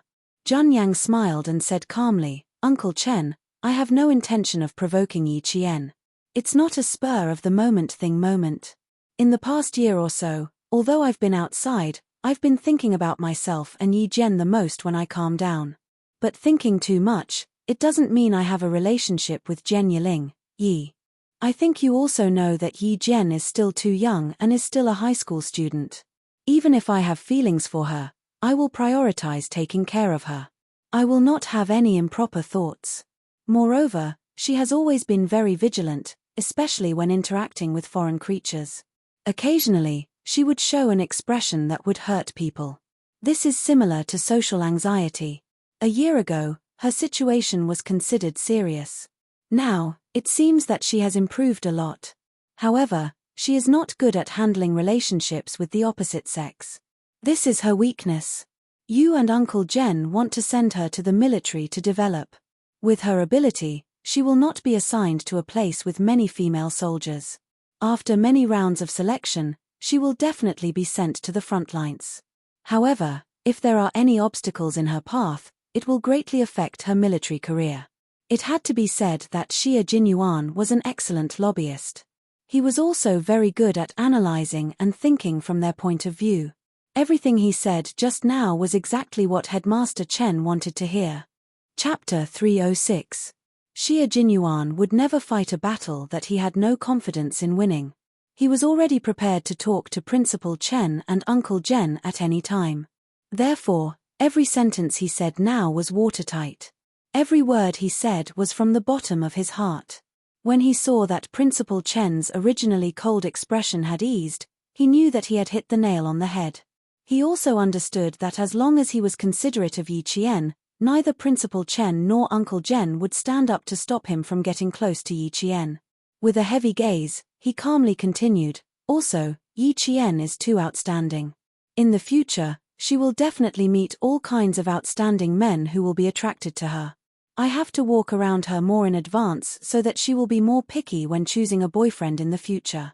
He was just short of saying, who told her to be so picky that Xie Jinyuan is the most suitable boyfriend for her. Headmaster Chen, whose expression had softened a little, instantly darkened when he heard this. This Major Xie was really scheming. No matter how intelligent Miss Zhen is, She may not be his opponent. She will definitely be at a disadvantage in front of him. No wonder when he was in Fujian town, as long as he was around, Miss Jen would definitely spar with him or be his sparring partner. So this was his plan. Even if Miss Jen wanted to find a boyfriend in the future, she could only look for him. Captain Xia, do you think you are suitable for Miss Jen? She is an intelligent but simple-minded girl. Do you think she will think you are the most suitable? Principal Chen was not an ordinary person. Thinking about Yi Qian's personality, he was able to pinpoint the crux of the problem. Xia Jinyuan did not immediately speak. His lips curled up into a smile. His elegant and handsome face was as calm as ever. He sat there casually, his deep eyes looking at the flames in the fireplace. His gaze and the fire intertwined and burst out with scorching heat. He raised his head and smiled at Principal Chen, who had a cold expression on his face. He slowly said, "I don't know if she will like me, but Uncle Chen, what I can tell you is that I am definitely a man worthy of her. Moreover, I am a soldier who has fought for the glory of our country all my life. There is only one Xia Jinyuan like me in this world. That kind of Yi Qian, smart, patriotic, loyal, that's the kind of person she needs in life, Xia Jinyuan." In front of the elders, Xia Jinyuan had always been gentle and elegant, and rarely showed his strong side. But this time, Xia Jinyuan instantly showed his oppressive side. His eyes were smiling, but they were arrogant and awe-inspiring. His expression was calm, but it was extraordinary. Even if he was smiling, it made people feel that this man was really dangerous. Principal Chen, who felt a chill in his heart, narrowed his eyes. Then, he looked over with a deep and probing gaze. It was as if it was the first time he had seen this gentle and elegant young major in front of him. He wasn't refined at all. He was clearly a wolf with deep thoughts and extremely strong patience. The wolf had already made its move, but it still depended on whether the prey would take the bait. Moreover, Miss Jen was a girl who did not like to be the prey. She was very ambitious. However, it was undeniable that there was only one Xia Jinyuan like him in this world. His ability was also very admirable, and he usually took care of Miss Jen very carefully. Principal Chen, who seemed to have thought of something, moved his eyes slightly and revealed an unfathomable smile. "Captain Xia, oh Captain Xia, you really don't show off. I have known you for more than a year, but this is the first time I know what the real Captain Xia is like." Chapter 307. I will not interfere with your relationship with Miss Jen. Just as Captain Xia said, Miss Jen is still young and should focus on her studies. She is not suitable for a relationship at all. She is an underage student. Even if Captain Xia is interested in her, he can only give up. It had to be said that the older the ginger, the spicier it was. Xia Jinyuan could always inadvertently hit the nail on the head. Wasn't that right? Would a soldier dare to pursue an underage student? Commander-in-Chief Xia was the first person who would not let Xia Jinyuan off the hook. Xia Jinyuan's deep eyes revealed a trace of helplessness. He sighed and said, "So, I have to ask Yi Qian to raise her standards for finding a boyfriend in advance. This will effectively prevent her from being seduced by a little boy who has nothing while she is still in school. If she is more focused on her studies, you and uncle will be more at ease." In the end, he just wanted to prevent Yi Qian from being seduced by other boys when he was not around. Principal Chen laughed and made the fire burn brighter. He said to Xia Jinyuan, "We have been out for more than 10 minutes. We will have to trouble Major Xia for the night." The conversation seemed to have ended just like that, but Xia Jinyuan knew that this conversation was just a test. "Uncle Chen, you are too polite. Yi Qian has never been a problem to me, and she will not be a problem to me." Xia Jinyuan stood up and bowed politely to the world-class sniper who had immediately set up a small trap for him. "I won't disturb your rest. I will take good care of Yi Qian. Don't worry." Trouble? How could taking care of his little fox be trouble? He was more than happy to do so. He was definitely not afraid of trouble. Principal Chen had indeed set up a small trap for Major Xia. If he dared to show any signs of being afraid of trouble, then he would really have to trouble him to take care of Yi Qian for the night. Tomorrow, he could forget about taking care of Yi Qian. At night, as soon as Yi Qian moved slightly, Xia Jinyuan, who was guarding beside her, immediately opened his eyes. He patted her shoulder gently and used his gentleness to drive away Yi Qian's struggles in her dream. This was the second time she had killed someone. Yi Qian's dream was still a sea of blood. The roar echoed in her mind, and cold sweat broke out on her forehead. She was in a very restless sleep. She murmured something vaguely. Xia Jinyuan stood up and leaned close to her. He was shocked after hearing what she said. She murmured, "Captain Xia is right, Captain Xia is right." She repeated it over and over again, as if it would calm her down. "My little fox, you're also right. In front of the greater good, your choice is very normal." He patted her shoulder gently and whispered in her ear in a calm and gentle voice. He drove away her fear, drove away her nightmares, and returned her to peace. There was only one Xia Jinyuan in this world, and there was only one Yi Qian in this world. No matter who fell in love with who, all they saw was an evenly matched contest. The next day, Yi Qian woke up to the sound of bells ringing. It was the herdsmen driving their property, the yaks, into the mountains. The crisp sound of the bells seemed to come from ancient times, waking her up to the arrival of a new day. "You're awake."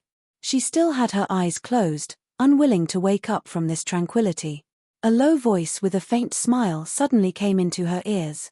Yi Jian was so shocked that she opened her eyes abruptly and saw Major Xia with his upper body naked.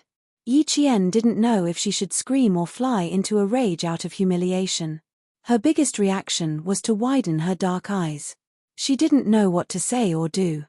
Chapter 308.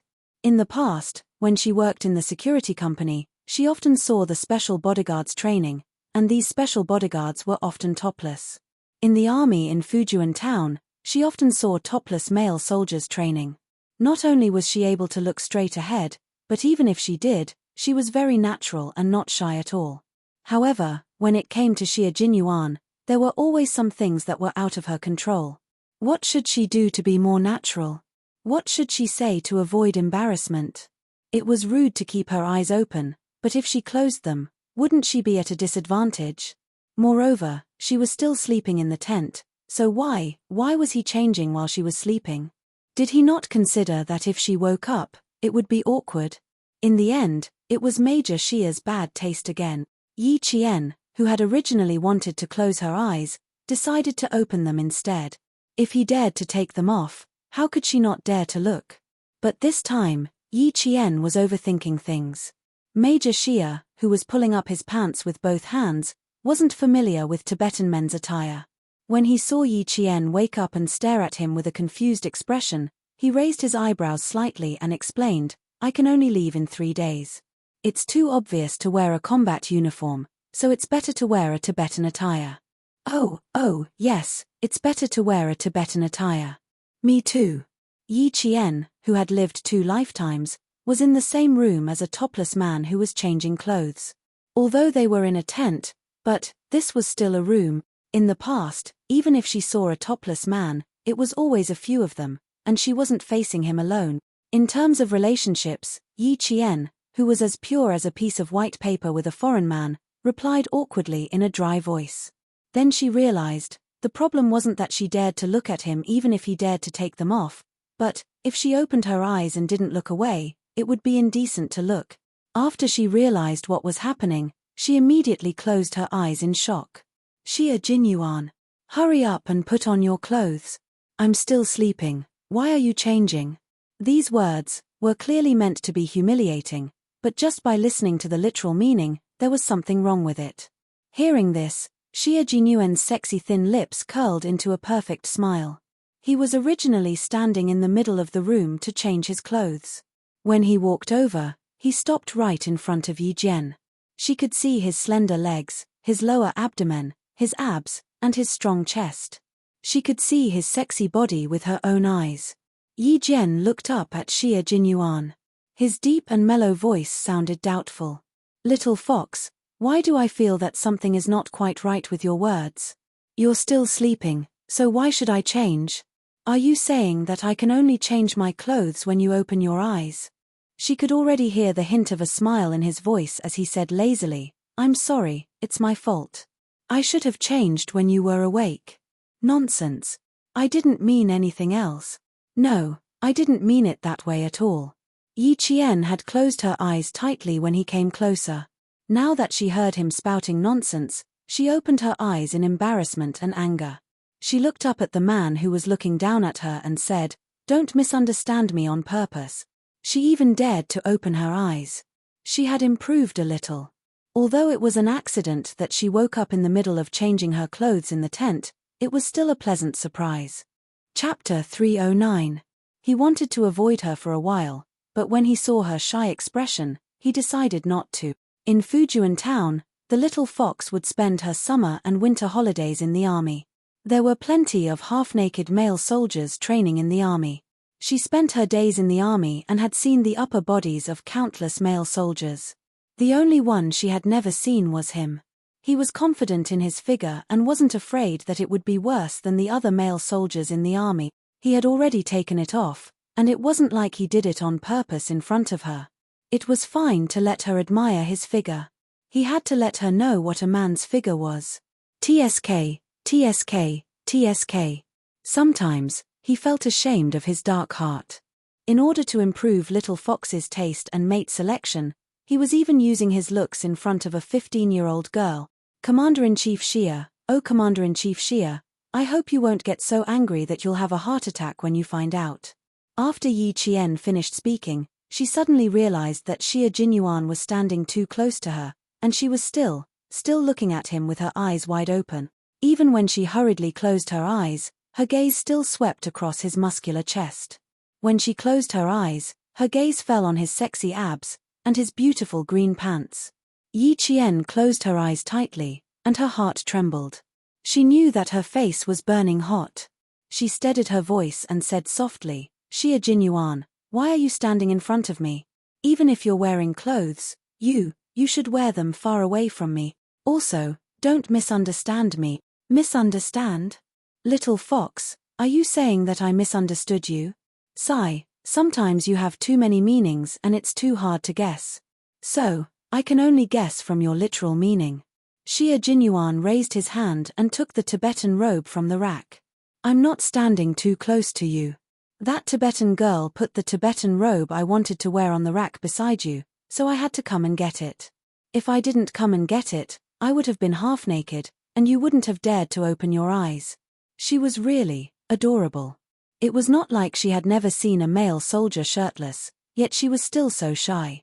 How did she get along with all the male soldiers in the army? Xia Jinyuan, who was laughing in his heart, took the clothes and lowered his head to look at Yi Qian, who had her eyes tightly shut. He was so close that he could see her long and thick eyelashes clearly. When he saw that her face was abnormally red, he frowned and asked in a deep voice, "Why is your face so red?" As he spoke, he had already bent down. His right hand was holding the Tibetan robe, and his left hand was already reaching out. The back of his slightly cold hand gently pressed against her forehead, and his brows furrowed even tighter. "You're having a fever. Do you feel any other discomfort? What about the wound? Does it hurt? Do you feel any nausea, vomiting, or powerlessness?" He closed his eyes to hide the uneasiness in his heart.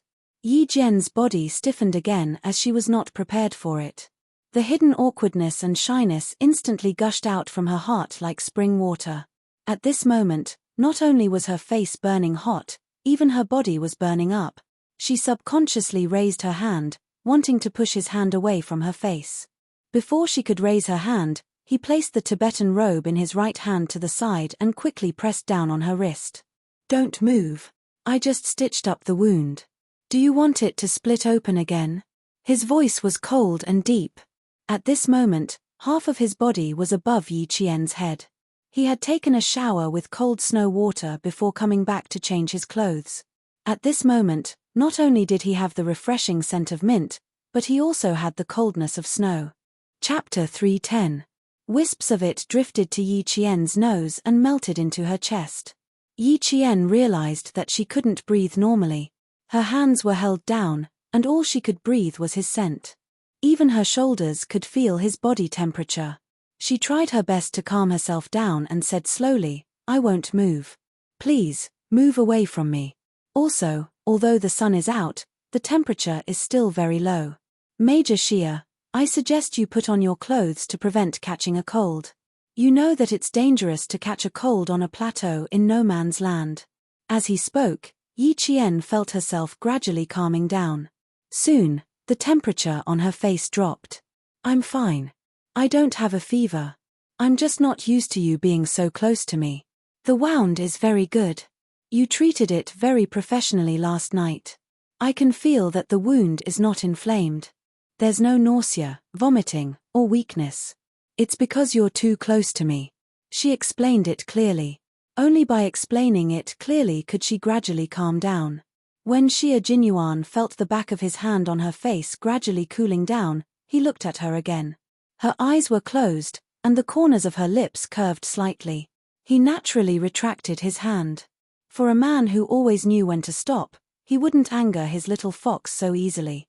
Looking at her beautiful face, which was like a blooming hibiscus, he smiled casually and said, I was too worried.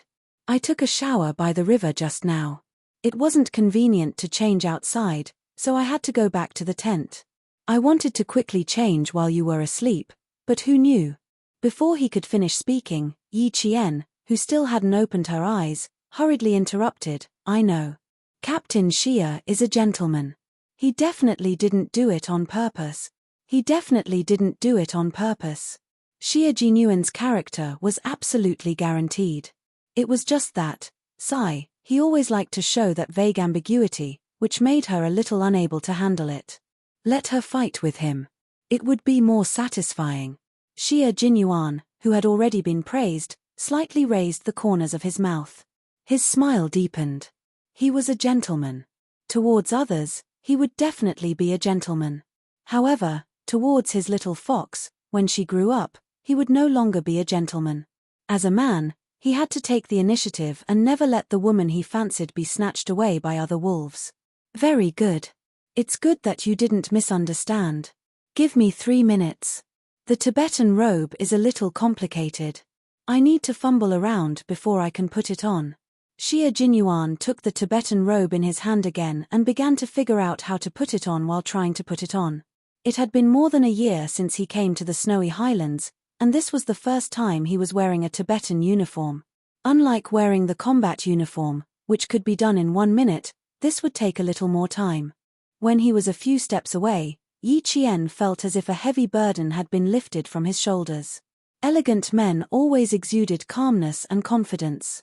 That kind of Xia Jinyuan would always inadvertently make her heart pound.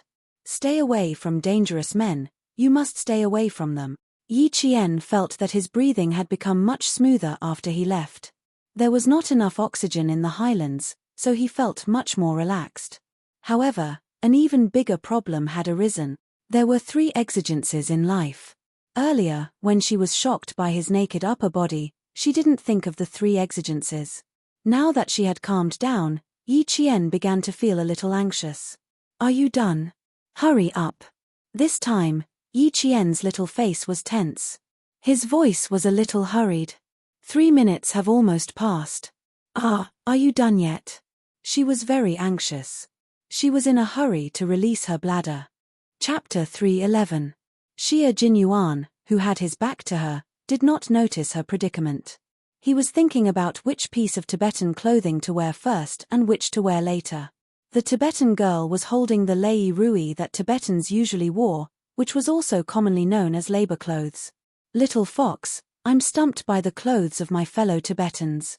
I'm wearing a white shirt, but the left lapel is big and the right lapel is small. Come, help me see if this is how I should wear it.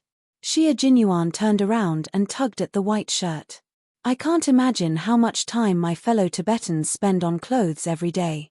You have to give me some pointers. Otherwise, I can't guarantee how long I'll have to wear this in the tent. Just now, he and the others had taken a snow bath by the river.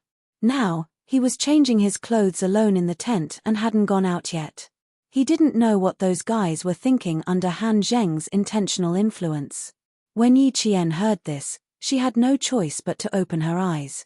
When the scenery in front of her came into view, Yi Qian's heart skipped a beat.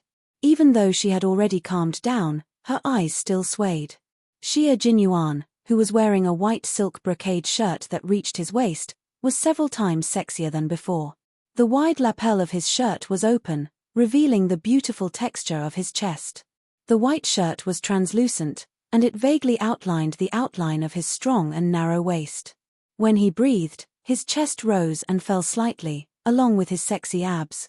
One was moving and one was still and the other was moving. Yi Qian felt that the frequency of her breathing was rising and falling along with his abs. Put on the tuba, which is this cotton and woolen robe with wide sleeves. Put it on. Yi Qian gently raised her finger and pointed. Her smooth and slender arm, which was as smooth as jade, glistened under the sunlight that penetrated the tent, as if it was covered in a layer of lustrous pearls. Xie Jinyuan's gaze gently slid over her bare arm. He thought to himself, it was indeed a good choice to cover her up last night. He had too much foresight. The little girl's skin, under the high-altitude ultraviolet rays, it was as tender as a peeled egg. It was so tender that it was truly beautiful. Retracting his gaze, he began to put it on under her guidance. Then, tie that rainbow-colored ribbon around your waist. Yes, that's it. Tuba, Xie Jinyuan picked up a red, green, cyan, and purple long belt made of different colors and said with a smile, "This is beautiful. I used to think that I could bring one of these back after I went down the mountain." Art piece, hurry up. Yi Qian wasn't in the mood to chat with him, so he urged, tie the chupa around your waist, and tie the sleeves behind your waist. The drooping part of the long skirt is at your knees. Inside the tent, Yi Qian was instructing Xie Jinyuan on how to put on the Tibetan uniform. From the inside to the outside, he taught him which one to put on first, and which one to put on later. Outside, Han Zheng and the others, who had already put on their clothes, gritted their teeth and rubbed their fists as they waited for Q King, who didn't even know how to put on clothes, to come out. "I don't believe that he doesn't even know how to put on clothes," J5 said with a smile, but no matter how one looked at it, his smile looked sinister. "The four of us are already dressed, but he alone still needs a student to teach him. Isn't it embarrassing?" The four of them had come to bid farewell to Xie Jinyuan. The matters in the village had already been settled. The herdsman who had been killed had been brought to a forbidden area that only Tibetans could enter for a sky burial. They would immediately set off for the military station and report all the information they had. Chapter 312. This time, they discovered that the mercenaries weren't just mercenaries. The person who was killed by Yi Qian's sniper attack was an active duty soldier from another country.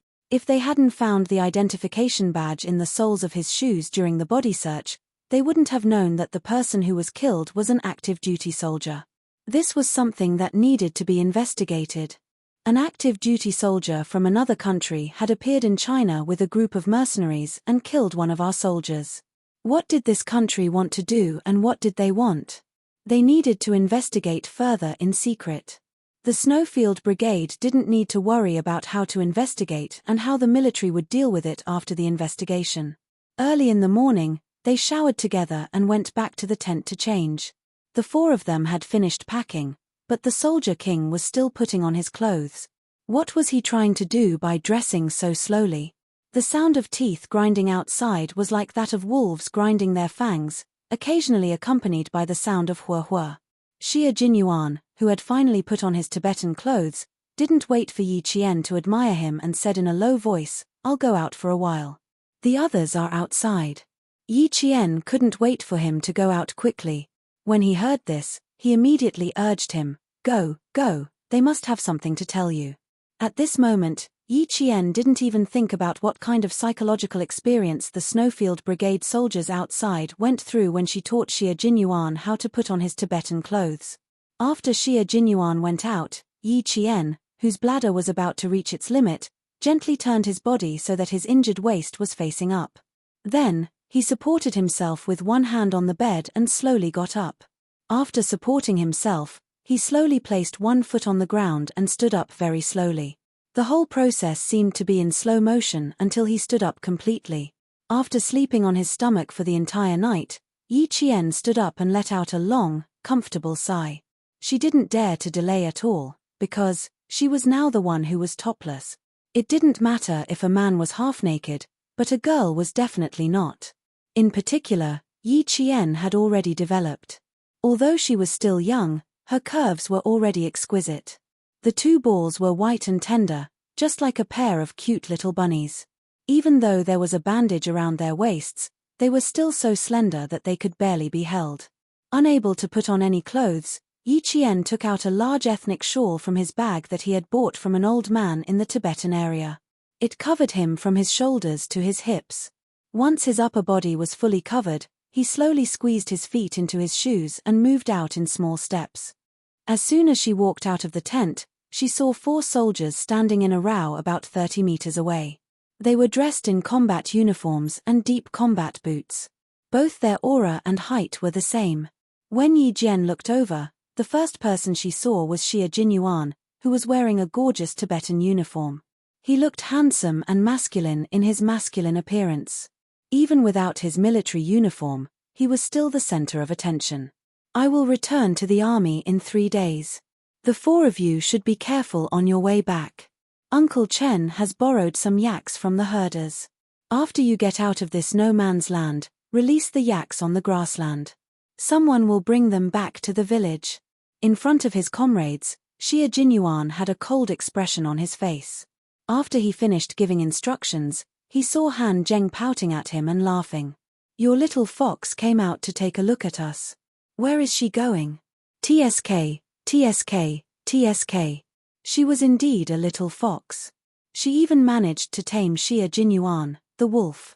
However, she was indeed a little girl who was worth waiting for. In her simple world, she could clearly distinguish between good and evil. Chapter 313. While Han Zheng reminded Xie Jinyuan, he also reminded the rest of his comrades. They all looked towards the tent. They saw a slender figure wearing a skirt and a shawl moving forward with small steps. Although it was slow, she didn't stop at a single step and kept walking forward. Just like this young lady, she didn't admit defeat and didn't give up easily. No matter how difficult it was, as long as she could persevere, she would definitely persevere. Q King, you have good taste. J5 retracted his gaze and gave him a thumbs up. This young lady is very outstanding. It's just that she's still a little young. If you really want to do something, you'll have to wait. He used to be an instructor. Even though he was now a frontline special forces soldier, he still couldn't change some habits, such as constantly reminding his comrades to remember military rules and military discipline. The young lady was indeed admirable. When facing the enemy, she was really an outstanding soldier. She could fight side by side with them and they could trust her with their backs. Therefore, it was completely understandable that Q King and young Master Xie wanted to make her his. After being reminded by his comrade, Xie Jinyuan turned around and looked behind him.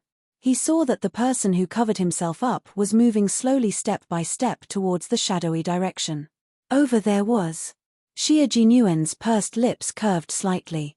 Over there was the direction where the Tibetans went to relieve themselves. No wonder she kept urging him to hurry up. It turned out that there were 3 urgent needs in life. The most dangerous time had passed.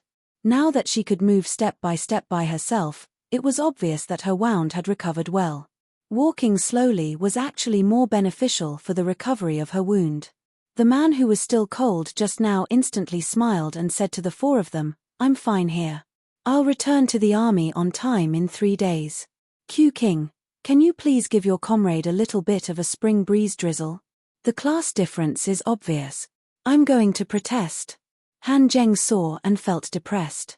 What a big difference, and such an obvious one at that.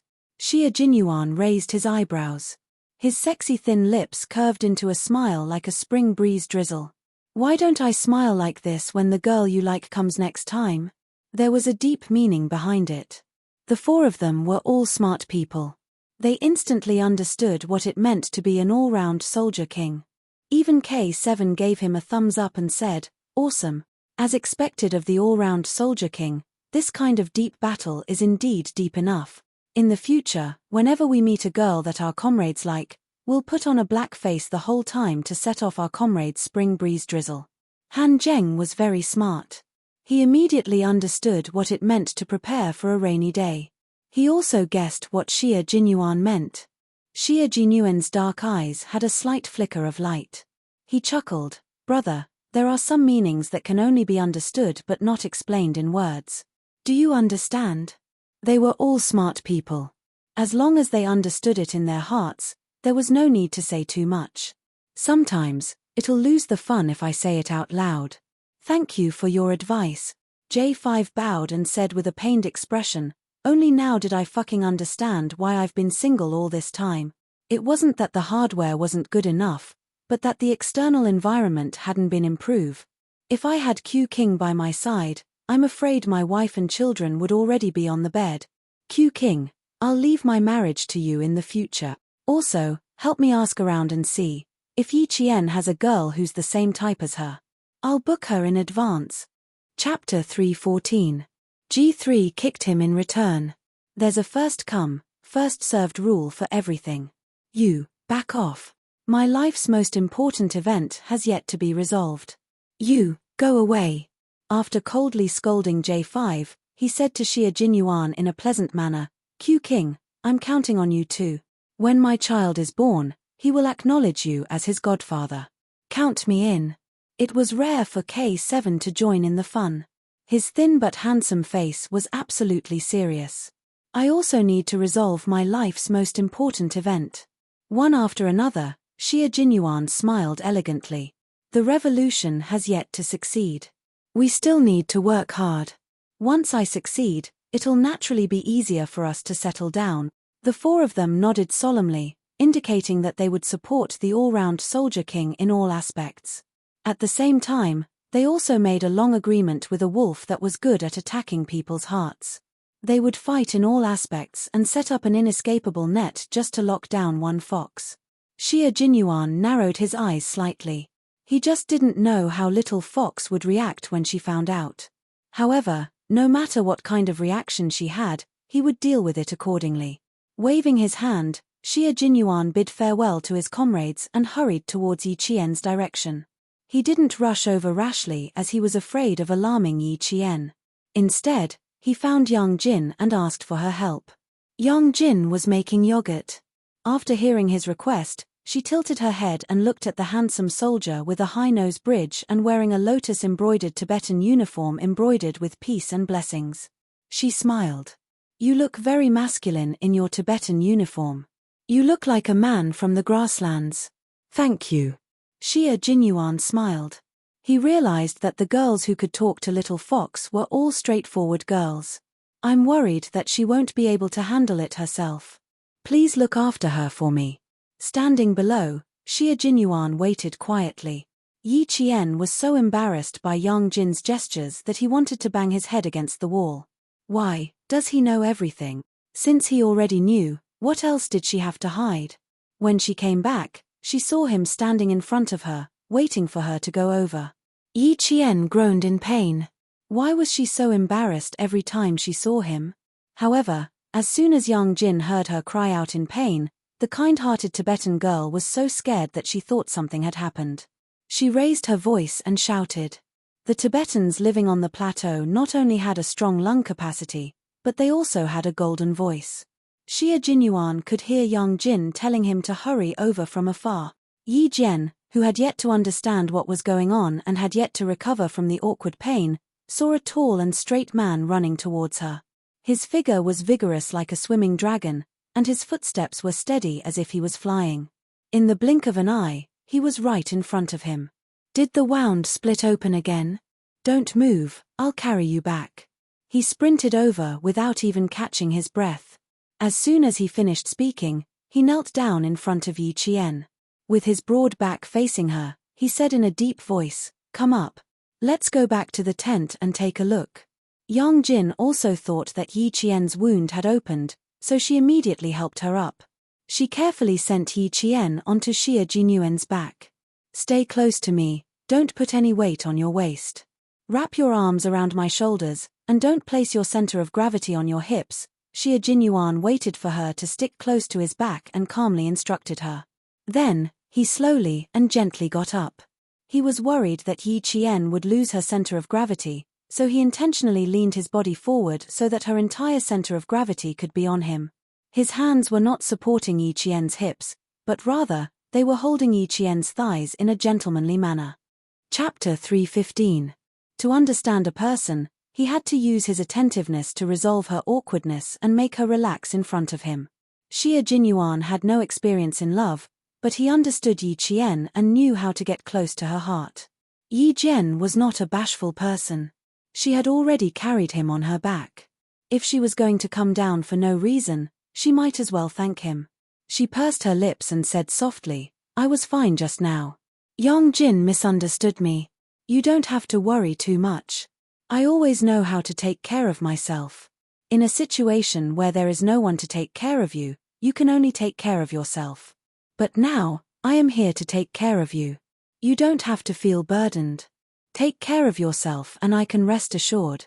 Her words made Xie Jinyuan sigh softly. His love for her grew even stronger. His heart ached for this little fox. She really made his heart ache.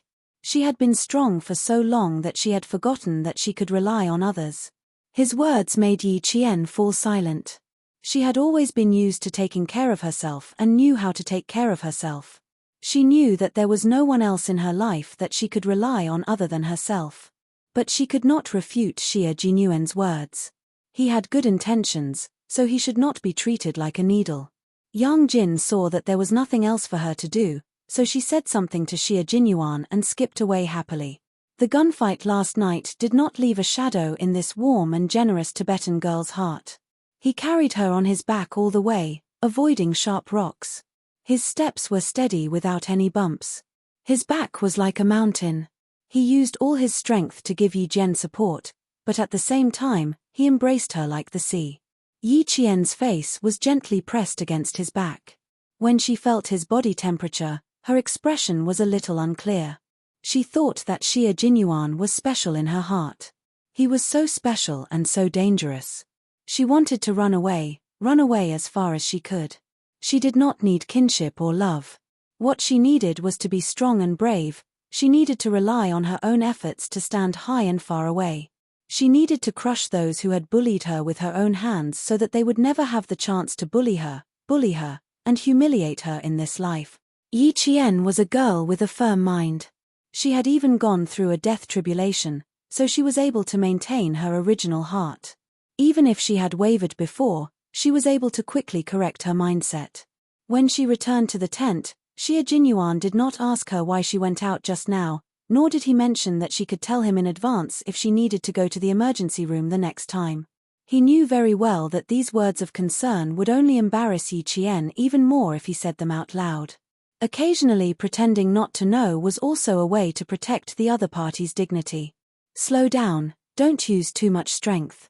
Xie Jinyuan gently squatted down until Yi Qian's feet could touch the ground naturally. He used his strong waist to support her body weight, then slowly let go. I'll let go now. Stand up slowly, don't rush. Yi Qian wanted to recover as soon as possible, so she did not dare to be too careless. As she stood up slowly, her hands had to keep the shawl from slipping down. When she lowered her head to cover it, Xie Jinyuan's helpless voice came clearly from above her head. Don't cover it, I'll close my eyes. I won't take a second look. Yi Qian's heart skipped a beat, but because of his words, her hands tightened around the shawl. Chapter 3:16. After that, Yi Qian felt that she had overreacted. Fortunately, Xie Jinyuan closed his eyes in a gentlemanly manner and did not notice her overreaction. After exhaling softly, Yi Jian said, "Please forgive me. I'm a little unnatural and I'm not used to being taken care of by others. That's why I sometimes overreact. Please forgive me, Captain Xie." Yi Qian felt that it would be easier for her to talk about her discomfort and that it would be easier for her to face him. Moreover, she didn't think that her abnormal behavior could be hidden from Xie Jinyuan's eagle-like eyes. He saw it clearly. That was why she chose to close her eyes and choose not to ask to resolve the awkwardness. Instead of pretending, she might as well tell him clearly and let him know that she was such a person. You are indeed a little fox. After opening his eyes, Xie Jinyuan raised his hand and flicked her forehead with his slender finger. I know you're not used to it. I believe you can see it too. I'm trying to get you used to it. It was natural that she was not used to it, So he needed to work very hard in this short period of time to leave an impression on her so that when she calmed down, he would appear in her mind. Comrades in arms help and assist each other. When you are injured, I will take care of you. This is not a process that you need to get used to, but a process that you must accept. In the future, you will not only take care of yourself on the battlefield, but also take care of the brothers who are fighting side by side with you. Remember, little fox, you are not alone. I, Dad, and Uncle Chen are all people that you can rely on. Yi Qian lowered her head and looked at her toes. After he finished speaking, she slowly said, Grandpa Zhen and Uncle Chen are indeed family members that I can rely on. As for Captain Xia, she raised her head again and a sly look flashed across her starry eyes. She smiled and said, As for you, Captain Xia, I am not one for the time being. One day, when I put on a military uniform and become a real soldier, I will think that we are comrades who can rely on each other and help each other. Right now, we can only be considered as soldiers and civilians. Against Xia Jinyuan, she had no choice but to stall for time. It would take at least 3 years for her to wear a military uniform. 3 years, a few hundred days and nights, was enough to change many people and many things, including forgetting. The meaning behind her words made Xia Jinyuan fall silent for 3 seconds. Then, his thin lips curled up, and his elegant and handsome face was as calm as the wind and clouds. Now, you're just short of a military uniform. You've worked with us 3 times, right? Not only do I think of you as our comrade in arms, even Han Zheng and the others unanimously think of you as our comrade in arms. In our hearts, those who have fought side by side are comrades that we can rely on. All right, my little comrade, I need to check your wounds. Now, please be obedient and lie down gently. Uncle Chen, oh Uncle Chen, now I understand why you had that mysterious smile on your face before you left last night. The person who stopped him from being with the little fox was not Uncle Chen or Uncle Zhen, but the little fox herself. She had always wanted to cut ties with him and even said that they could only be comrades after she put on a military uniform. It would take at least 3 years for her to wear a military uniform. 3 years, a few hundred days and nights. She was thinking that as time passed, their relationship would fade. Chapter 317. Little Fox, oh Fox, you're so smart. I really have to deal with you at any time. Yi Qian knew that he had seen through her. She pursed her lips and sighed softly in her heart. She really wanted to ask, Xia Jinyuan, what's going on in your heart? Look at him now. Who knows what he's thinking? Comradeship, deal. Since he said they were comrades in arms, then they were comrades in arms. It was exactly what she wanted. Comradeship was the relationship she wanted the most. Next time, if he dared to do anything ambiguous or say anything ambiguous, she would just solve it with violence. Outside, Principal Chen had his hands behind his back and was whistling a Tibetan song. He had a cold smile on his face as he walked towards the yak herd. Captain Xia, oh Captain Xia, no matter how fierce a wolf is, it has to tighten its claws when it comes to someone who can make it soft. What's more, Miss Jen isn't a prey that's easy to hunt down. She's smart. With Xia Jinyuan around, Yi Qian didn't have to rely on anyone else. The first day, after checking her wound and changing her bandages, he taught her how to speak Tibetan and occasionally mentioned some interesting things that happened in the army. During the winter break of my 2nd year at the military academy, I was sent to the army. The place was even more remote than Fujian town. The soldiers in the army only received 1 letter from home every 1 or 2 months. On the 15th day I was there was a letter from the army. A squad leader took the letters from a few classes to the field and told me and a few other classes that if they thought it was from their girlfriends, they should do 50 push-ups. When the recruits heard this, they all rushed to do push-ups. I didn't do it at the time. There were about 10 people doing it together. The squad leader had 4 letters in total, so only 4 people had letters. If the others didn't have letters, wouldn't they be doing it for nothing? Yi Qian listened to these interesting stories with great interest. Seeing him stop, he smiled and said, "Why don't you do it? What if it's from your girlfriend?" It was normal for such an outstanding and eloquent Captain Xia to have a girlfriend in school. Of course I won't do it. If I don't have a girlfriend, it would be for nothing. After 50 were done, The class leader asked the recruits to come up and pick up the letters. He asked each recruit, "Is she your girlfriend?" 2 of the recruits answered yes. The squad leader put on a fake smile and said, "Since it's such an important letter, then make a few more." After he finished speaking, he asked the other recruits how many would be suitable. Under normal circumstances, it should not be less than 200. Later, we heard that the class leader didn't have a girlfriend, so he felt unbalanced. Yi Qian was laughing so hard that her shoulder blades were slightly undulating, and her slender waist was trembling slightly. Xie Jinyuan, who was lowering his head to change the sterile gauze on her, couldn't help but laugh. "Is it that funny? Then I'll have you to laugh at." Fearing that she would laugh too much and open up the wound that had already begun to heal, he raised his head and reminded her. Just as he raised his gaze slightly, his deep black eyes instantly darkened. In front of him, her slightly undulating back glowed like a pearl under the sunlight. Her undulating lines were perfect and graceful. It was a gentle beauty that no words could describe. Her shoulder blades, which looked like they were about to spread out and take flight, gently trembled. He could faintly see the little white bunny in front of her chest as she crawled. It was also gently trembling with her laughter. He inadvertently raised his head and discovered her beauty. Suddenly, it fiercely crashed into his heart. From then on, it left the deepest, most beautiful, and most gentle memory in his heart. Chapter 318. This kind of inadvertent beauty was often the most direct and most memorable.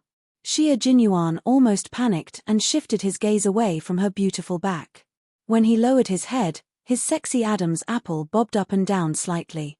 He steadied his breathing and said, "Don't laugh so hard. Your wounds are starting to heal. You can't open them again." If this went on, he felt that he would become more and more of a beast.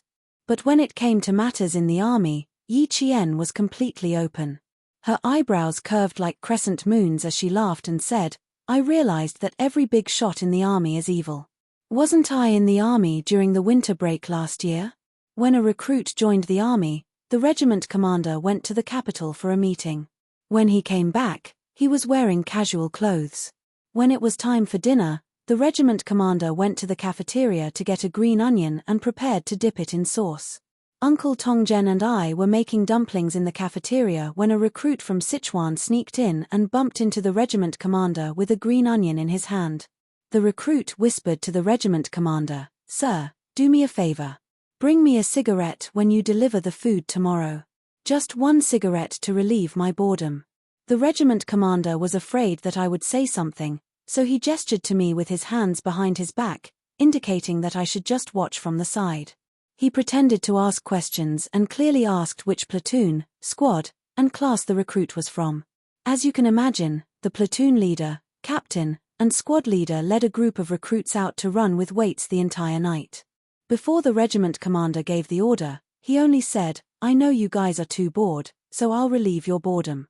After running with weights, the regiment commander, who had slept the entire night, stood at the entrance of the camp and waited for the platoon leader, captain, and squad leader to return with the recruits. When he saw them, the regiment commander smiled and said, "I'm just a delivery man, so I still have the authority to control you recruits. Until now, the platoon leader and the others still don't know which insensible recruit treated the regiment commander as a delivery man. I didn't say anything either, I just secretly laughed behind their backs."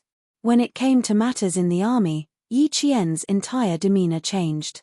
Like the rising sun, he was full of vitality. She spoke happily, but she didn't realize that she was like the most beautiful painting, slowly spreading out in front of Xie Jinyuan. His body, his heart, and his eyes could only see her beauty. After going through so much, she was the one he was looking for. The sterile gauze was gently covered. Xie Jinyuan looked up slightly and stared deeply at it. He lowered his head, closed his eyes sincerely, and kissed the gauze gently with his warm lips. It was an extremely light kiss, like a feather brushing past, but it only caused ripples in his heart. It did not startle Yi Qian in the slightest. "Are you done, Captain Xie?" Yi Qian didn't move when he felt Yi Qian put on the gauze. He was caught off guard and asked with a smile, "You don't have any more bandages? Why don't we just use tape? It should work too." "No, I'm thinking about whether I should tie a beautiful knot on the gauze, Xie Jinyuan replied calmly and asked very seriously, what do you think? Yi Qian pursed his lips and smiled, no matter how beautiful the knot is, I won't be able to see it, so there's no need for that. She didn't know that he kissed her. Even though there was a layer of gauze between them, for Xie Jinyuan, this was the first time he had intimate contact with Yi Qian. After he kissed her, Major Xie sadly realized that it wasn't him who left a good impression in front of Yi Qian. His little fox didn't do anything. In the end, she didn't stay by his side that night and started thinking about it before she even fell asleep. Chapter 319. When Xie Jinyuan opened his eyes again, he got up with a bitter smile. Fortunately, he didn't need to take off his Tibetan clothes in the middle of the night, so he didn't need to tidy up and go out directly. When he walked out of the tent, he consciously walked towards Yi Qian's tent. Just a few steps away, he saw a faint red flickering under the bright moonlight. Still not resting? Headmaster Chen had already seen clearly who came out of the tent. He joked, with Yang Jin guarding tonight, Captain Xie can have a good night's sleep. Xie Jinyuan smiled bitterly and walked to Principal Chen who was smoking. He sighed and said, I finally understand why you smiled that night. You know Yi Qian well. It's not easy to win her heart. Captain Xie, you have to know that the older the wiser. As for me, I'm 2 rounds older than you. The amount of salt I've eaten is no less than the amount of rice you've eaten. She's not an ordinary girl. She's very powerful. Previously, there was a boy named Gao Yang. I could tell that this boy was interested in her. His family background was also very good. However, little Jen didn't have any feelings for him at all. In her eyes, family background isn't an advantage, and it's not worth it for her to waver. Captain Xie, you're on your own now. After that, Principal Chen smiled and patted Xie Jinyuan on the shoulder. He said earnestly, Uncle Jen and I both hope that little Jen is a responsible and independent girl. If she is really easily won over by you, ha ha ha, then she won't be the little Jen we like. This was the reason why Principal Chen and Uncle Jen didn't stop Xie Jinyuan at all. The truth was that they knew from the beginning that Yi Qian was not easy to win over. Hearing this, Xie Jinyuan raised his eyebrows. After a bitter smile, he revealed a calm and confident expression. It's good news for me. She doesn't like Gao Yang, and she doesn't like Xie Jinyuan. One is rich, and the other is handsome. Well, the little girl has high standards. It's really something to be happy about. Ha ha ha, you're right, you're right. As Captain Xie said, I really don't have to worry about little Jen falling in love at such a young age. Principal Chen laughed even louder. There was a hint of schadenfreude in his laughter. Good luck, Major Xie. Falling in love with little Jen? This was a test of one's patience. If he really persevered, it would be a good thing. Both of them were in the army. At least they could walk side by side and understand each other. Under the starry night sky, Xie Jinyuan smiled calmly and said elegantly, I never change my mind about the things I've decided on. No one will interfere. Not even my family can influence my decisions. This was to tell Principal Chen that he was definitely not doing this on the spur of the moment. Moreover, his family background was not a problem. That was why Xie Jinyuan was said to be a very reassuring man. He would always be the first to speak out other people's concerns. The certainty in his words made people feel his sincerity. Every word he said was powerful and resonant.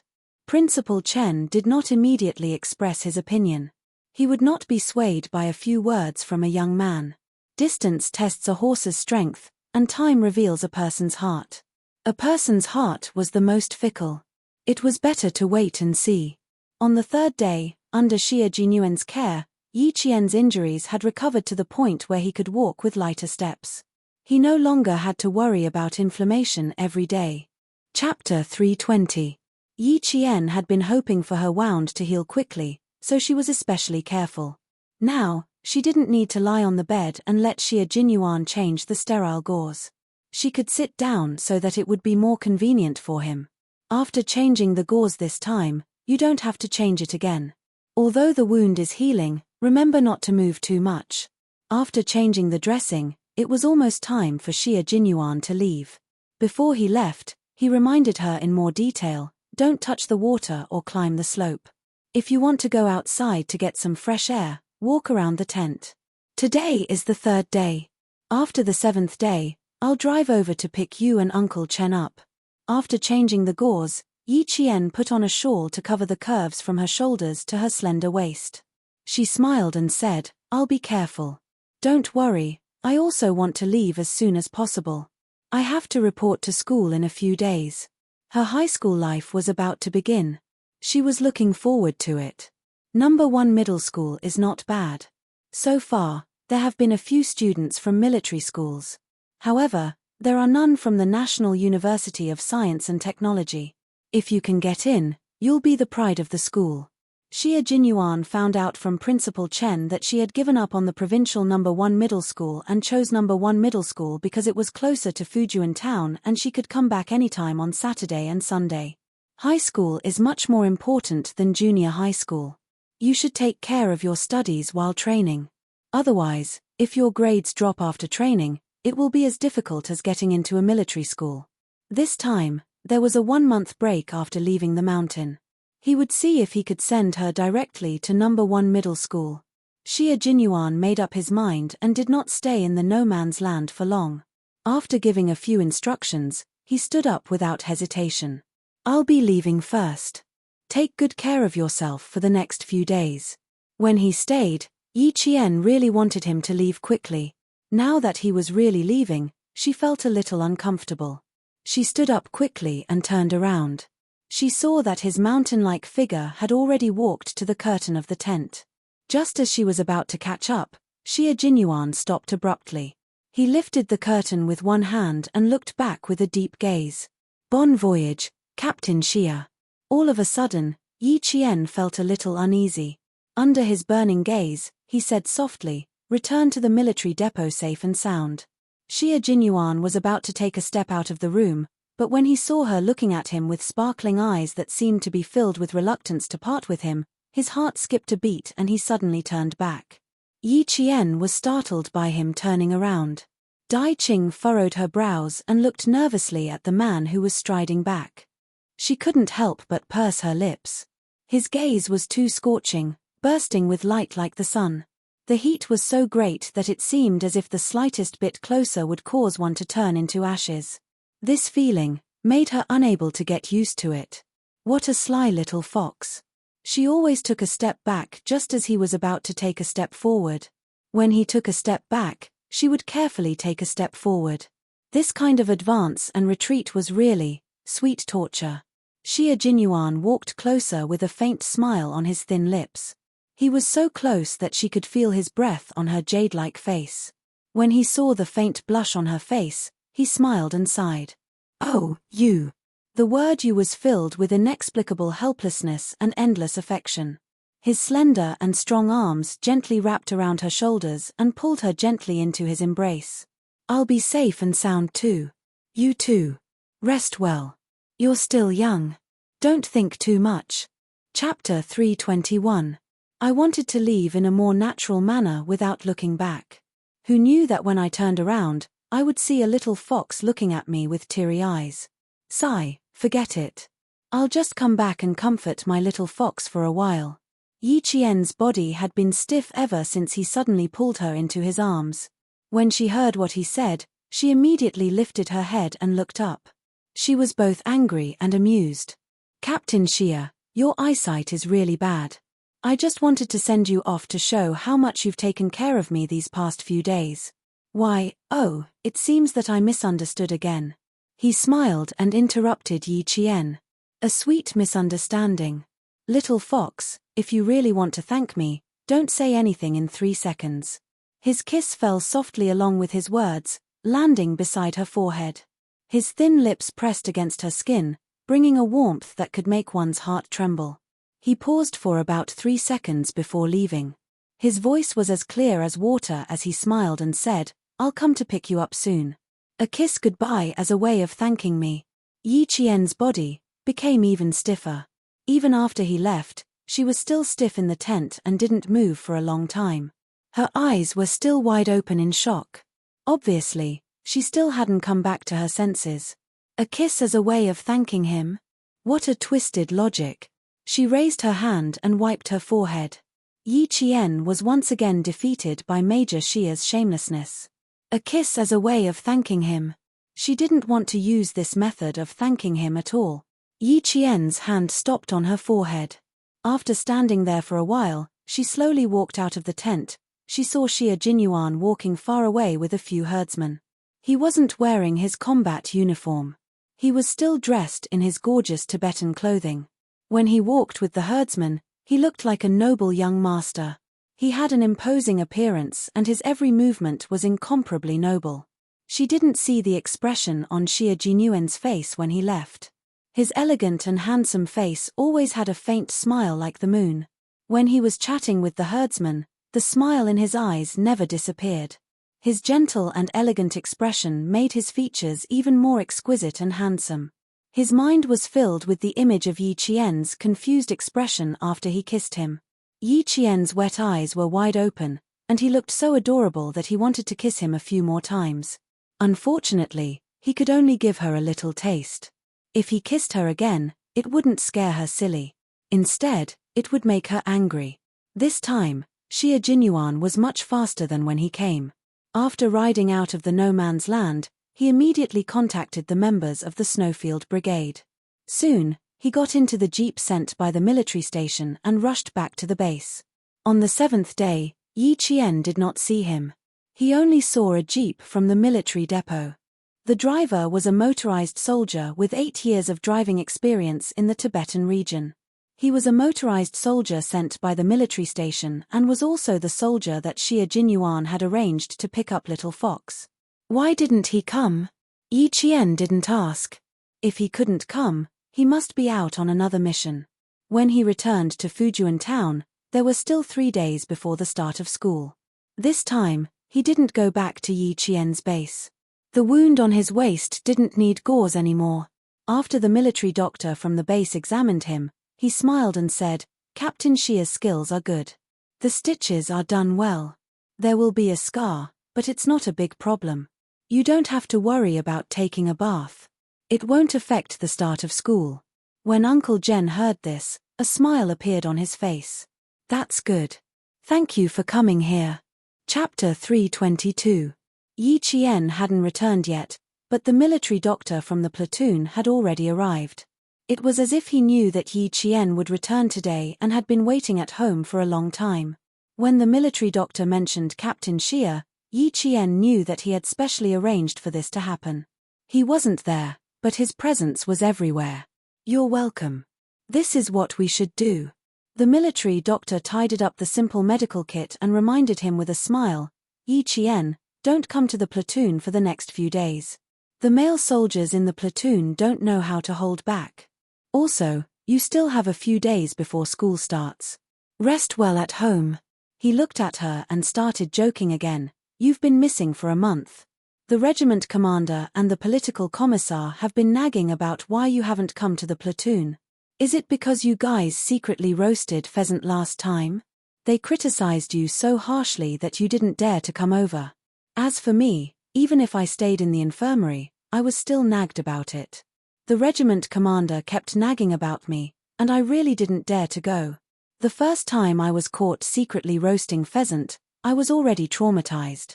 Yi Qian put down his t-shirt and smiled. "I'll return to the platoon after the regiment commander completely forgets about this incident." "Thank you for your hard work today." Everyone in the platoon knew who Yi Qian was. A little girl like her was even more hardworking than the male soldiers. Her shooting accuracy was the highest in the platoon, and she dared to compete with the elite soldiers. This little girl was born to be a soldier. Even the soldiers in the kitchen recognized her. Hearing this, the military doctor laughed and said, "I'll definitely pass on your message."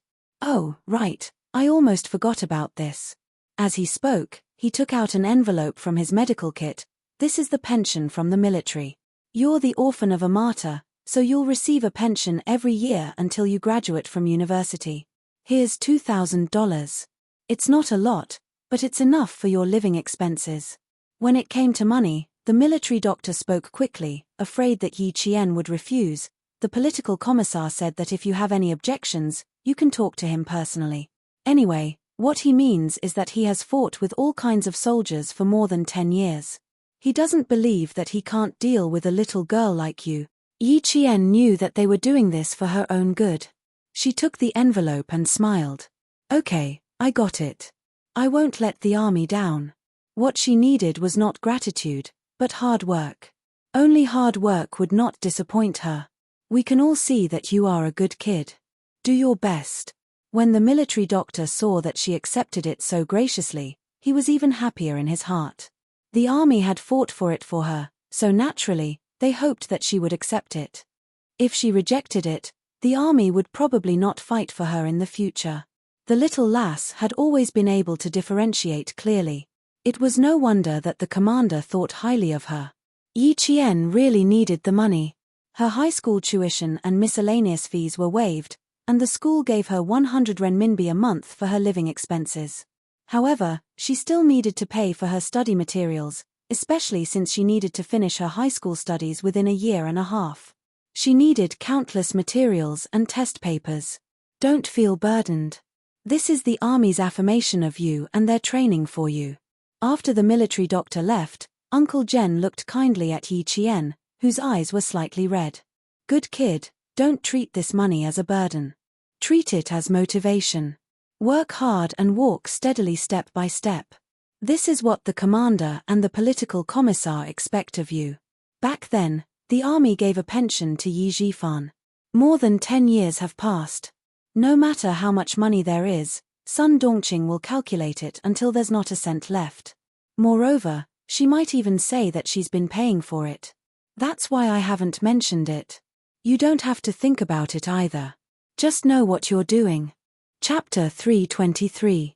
Yi Qian nodded. I'll listen to you. These aren't things I should care about. They're not worth my time. Don't worry. I know what I need. After a slight pause, she smiled. Actually, Sun Dongqing didn't take much of the money. Most of it was given to my aunt's family by my grandpa and grandma. A few years ago, when they came back, I only mentioned the money. My aunt cried, threw a tantrum, and threatened to hang herself. She said that my niece was forcing her to her death. These things. I won't hide it from Grandpa General. I'll remember them. I won't get involved with my dad's relatives. Now that I've moved out, I don't want to have anything to do with them. Uncle Jen remembered what happened a few years ago.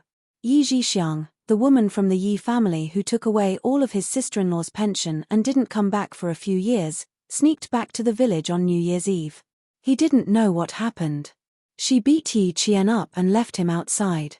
If the village chief, Zhong Feud, didn't pick up Yi Qian on the way home from drinking, the girl in front of him would have been dead. That year, he was in the army for Chinese New Year.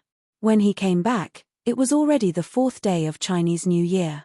Yi Zhixiang's family had already left the village. Since then, he didn't go back to the army for Chinese New Year. Don't think about it. Don't think about it. Girl, think about the future. Think about your future. Think about your future. Uncle Jen tapped his opium pipe on the ground. Behind the smoke, his eyes were cloudy. You live your life, and they live theirs. Let's mind our own business. Yi Qian narrowed her eyes. Her hand that was rolling the cigarette for Uncle Jen paused. Her eyes gradually darkened. She looked up and saw Uncle Jen leaning to the side and smoking. It seemed like he didn't want to talk about the Yi family. Yi Qian wanted to ask about Yi Zhixiang's family and her uncle, but she didn't know what to say. Because every time she mentioned the Yi family, Uncle Jen didn't want to talk about it. Forget it. She shouldn't think too much about the Yi family's matters. She wouldn't even ask about tuition fees or living expenses. To Yi Qian, money was not her main concern, but to Sun Dongqing, money was her life.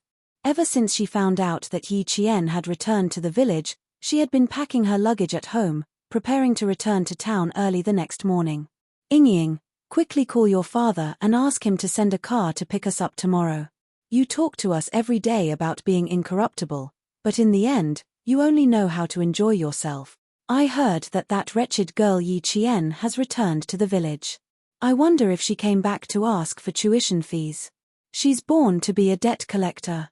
I won't give her a single cent. During this period of time, Yi Ying was very popular in the village. As the only junior high school student in the village who was admitted into the province's #1 middle school, if it weren't for the fact that her father was the mayor and needed to maintain his integrity, he would have held a banquet. Hearing this, she looked up from her English book and said coldly, "Didn't Dad give the money to Grandpa? Now that Grandpa, Grandma, and Auntie are living in the big city, even if Yi Qian comes to ask for living expenses, just tell her that Grandpa and Grandma took the money. Wouldn't that be enough? Those two old farts are enjoying themselves outside. When did they ever come back to see you, their granddaughter? If you say that they took the money, the first one to jump at you is your father. You wouldn't understand even if I told you. Ying, remember this. You can mess with anyone, but never make your grandpa and grandma angry."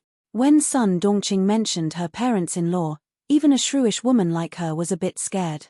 Chapter 324. Yi Ying did not have much of an impression of her grandparents.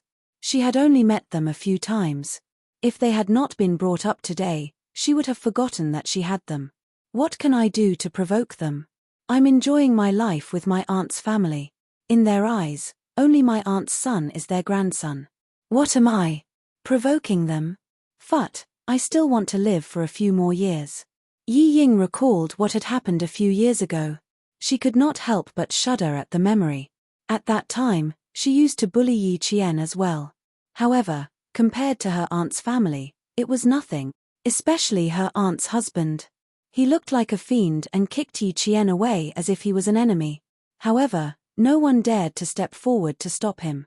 Her grandparents even said, "Jinx, you're a good-for-nothing. At least you're dead." After shivering, Yi Ying grabbed Sun Dongqing's hand and said in a low voice, "Mom, let's not provoke my aunt's family. If anything happens, let's push Yi Qian out. Do I need you to tell me that? I know what I'm doing." Sun Dongqing looked at her daughter proudly. Daughters were their parents' sweethearts. This saying was not wrong at all. If she really comes over and asks us for her living expenses, I'll just tell her that the money is for your grandparents. If she wants it, she can call them herself. Based on how much your grandparents and your aunt's family hate Yi Qian, they'll come back and beat her to death. When Yi Ying heard this, she frowned in confusion. Hate? Why would my aunt's family hate Yi Qian? I remember when I was in the 5th grade, Yi Qian was almost beaten to death by my aunt's husband. Also, how did my aunt's husband become blind in his right eye? Why have I never heard you mention this to Dad? At this point, a trace of panic flashed across Sun Dongqing's face. She brushed her hair to cover it up and said, "You're a child. Why do you care so much? Just remember, don't provoke your aunt's family. Let those two old farts live outside. We'll be happy to have some peace and quiet." Yi Ying, on the other hand, was cautious. It seemed that things were not as simple as they seemed. Her aunt's family didn't come back for years. When she was in the 5th grade, they came back in the middle of the night. After the Lunar New Year's Eve, they left again on the first night of the Lunar New Year. Back then, he was young and didn't think much of it. Now that he thought about it, it was quite abnormal. 2 days before school reopened, Yi Zhifan drove a small sedan back to Shuiku. He came back to pick up his daughter, Yi Ying. The next morning, he personally drove his daughter to the provincial high school to study.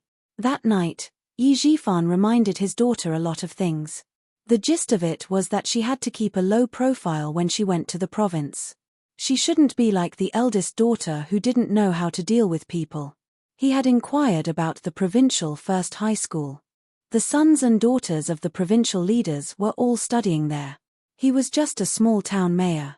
If something happened, don't expect him to step in. Yi Ying wasn't scared, but Sun Dongqing was scared. She stuttered, "Why don't we not let Ying go to the provincial high school? What if they're a bunch of bullies? How can we make decisions for Ying?" At this moment, Sun Dongqing realized that studying in the provincial high school wasn't a good thing. "Mom, don't talk about making decisions for me. I know how to get along with them." Yi Ying pouted unhappily and said to Yi Zhifan, "Dad, tell me everything you know. I know whose son and daughter are." Chapter 325. More than a year had passed. Yi Qian was not the only one who had grown.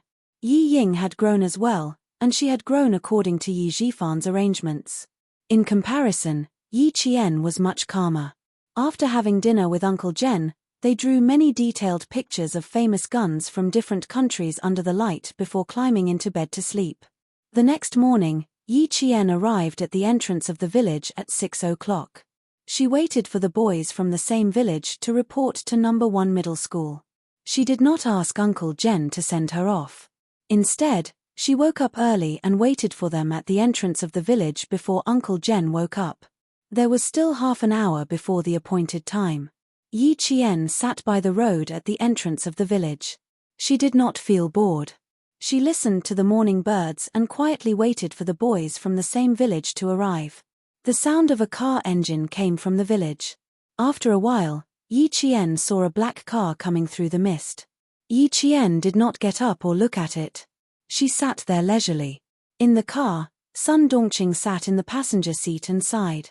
This car is so nice. When Ying is on vacation, we'll drive this car to pick her up. It's comfortable and we don't have to squeeze into the train. Jifan, remember this. We'll use this car to pick Ying up every month. Mom, this is a government car. Do you really think it's our family's car?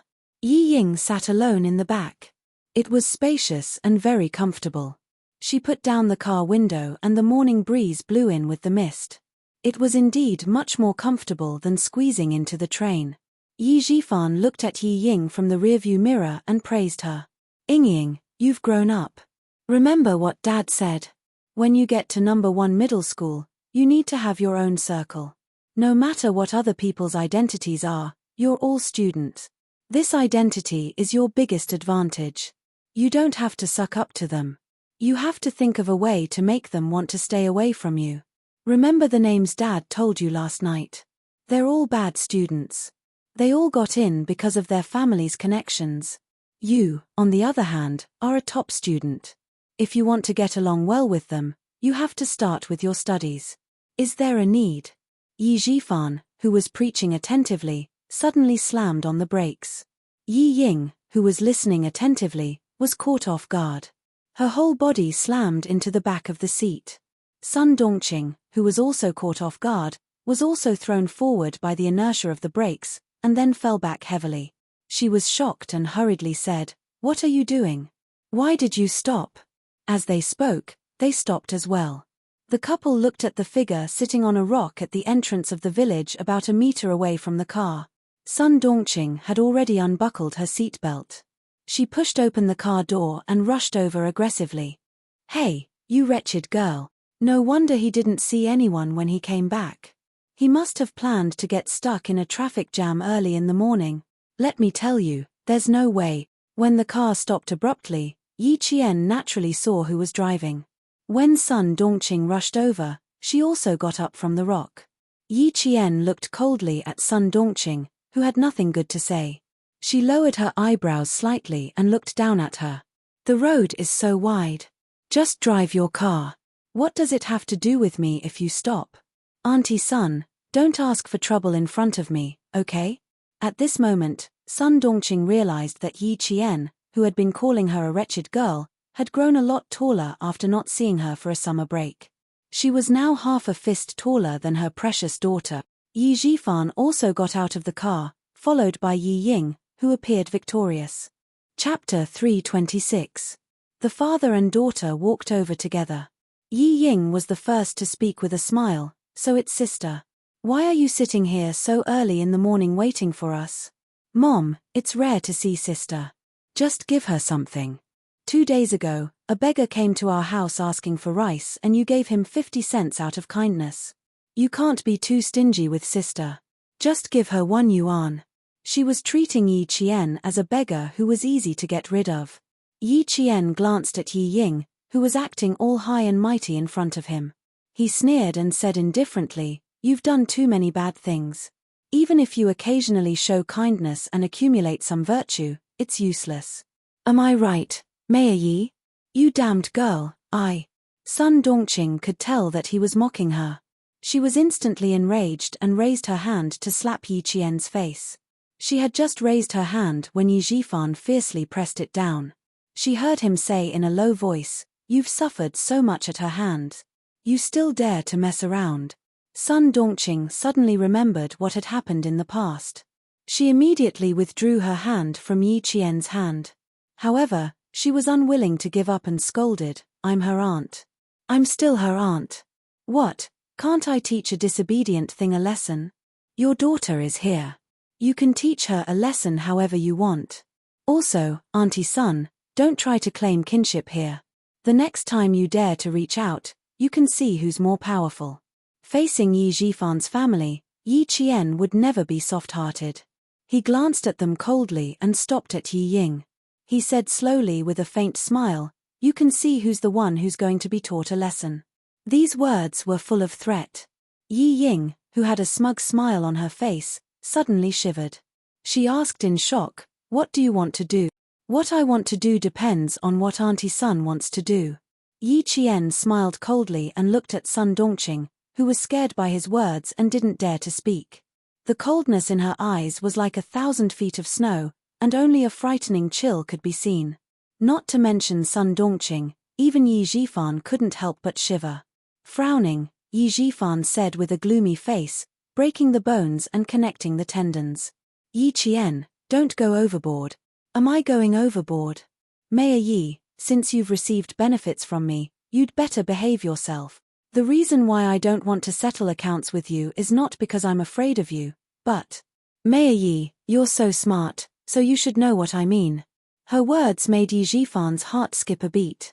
He suddenly remembered that his niece had a monstrous memory. He had originally wanted to suppress her with a few words, but now he gave up. When Yi Ying heard that her parents had been forced into silence by Yi Qian's words, she gritted her teeth and said scornfully, "What are you so proud of? Just you wait, Yi Qian. I will make you inferior to me for the rest of your life. Let's wait and see." Yi Qian raised his eyebrows, and a smile appeared on his face. He had an indescribable wildness. "I'll wait for you for the rest of my life. Yi Ying, I've told you to wait. Just wait for me for the rest of your life. Someone who can't even get into the provincial first high school dares to compete with me. Ha, you overestimate yourself." When Yi Ying heard this, it was as if she had heard the funniest joke in the world. She giggled, "You've been inferior to me since the beginning, and now you want to compete with me? Dream on." Hearing this, Yi Jifan saw Yi Qian's smile gradually deepen, as if there was an indescribable meaning behind it. He didn't stop him, and his eyebrows furrowed slightly. He then heard Yi Qian say calmly, "The school that you treat like a treasure is a school that I can do without. With it, it won't be the icing on the cake. Without it, I will still be me." Chapter 327. Yi Ying, you're still as ridiculous as ever. You've wasted Mayor Yi's painstaking efforts on you. After Yi Qian finished speaking, Yi Jifan finally realized why her smile was so deep. To his daughter, the provincial first high school was a treasure, but to Yi Qian, it was a worthless place. This was the difference, the biggest difference. She could easily get it, but she could also easily give it up. But his daughter, Yi Ying, couldn't, because the provincial first high school was her goal. Yi Ying also reacted. Her delicate face instantly twisted, and she screamed, "Yi Qian, don't even think about surpassing me. Don't even think about it in this lifetime. Hurry up and take her to the car." Yi Jifan clenched his jaw. He looked at Yi Qian's calm expression, then looked at his daughter's hysterical expression. It was clear who was stronger and who was weaker. After Sun Dongqing dragged Yi Ying into the car, the scheming Yi Jifan sneered, "Yi Qian, you're still too inexperienced. If you want to compete with Yi Ying, you'll have to see if I agree." He originally wanted to threaten Yi Qian, but who knew that when he turned to get into the car, he heard a voice behind him that was deeper and colder than his own, with a hint of murderous intent. "Behave yourself, Mayor Yi. Don't provoke me." The voice was cold and murderous, instantly making Yi Jifan's footsteps quicken. He turned his head and stared at the little girl who repeatedly threatened him, the mayor of a town. He saw that the smile on her face was still as calm as ever, and her posture was straight. She was clearly still a child, but she had an aura that made him tremble in fear. And her eyes were dark and cold. She wasn't joking.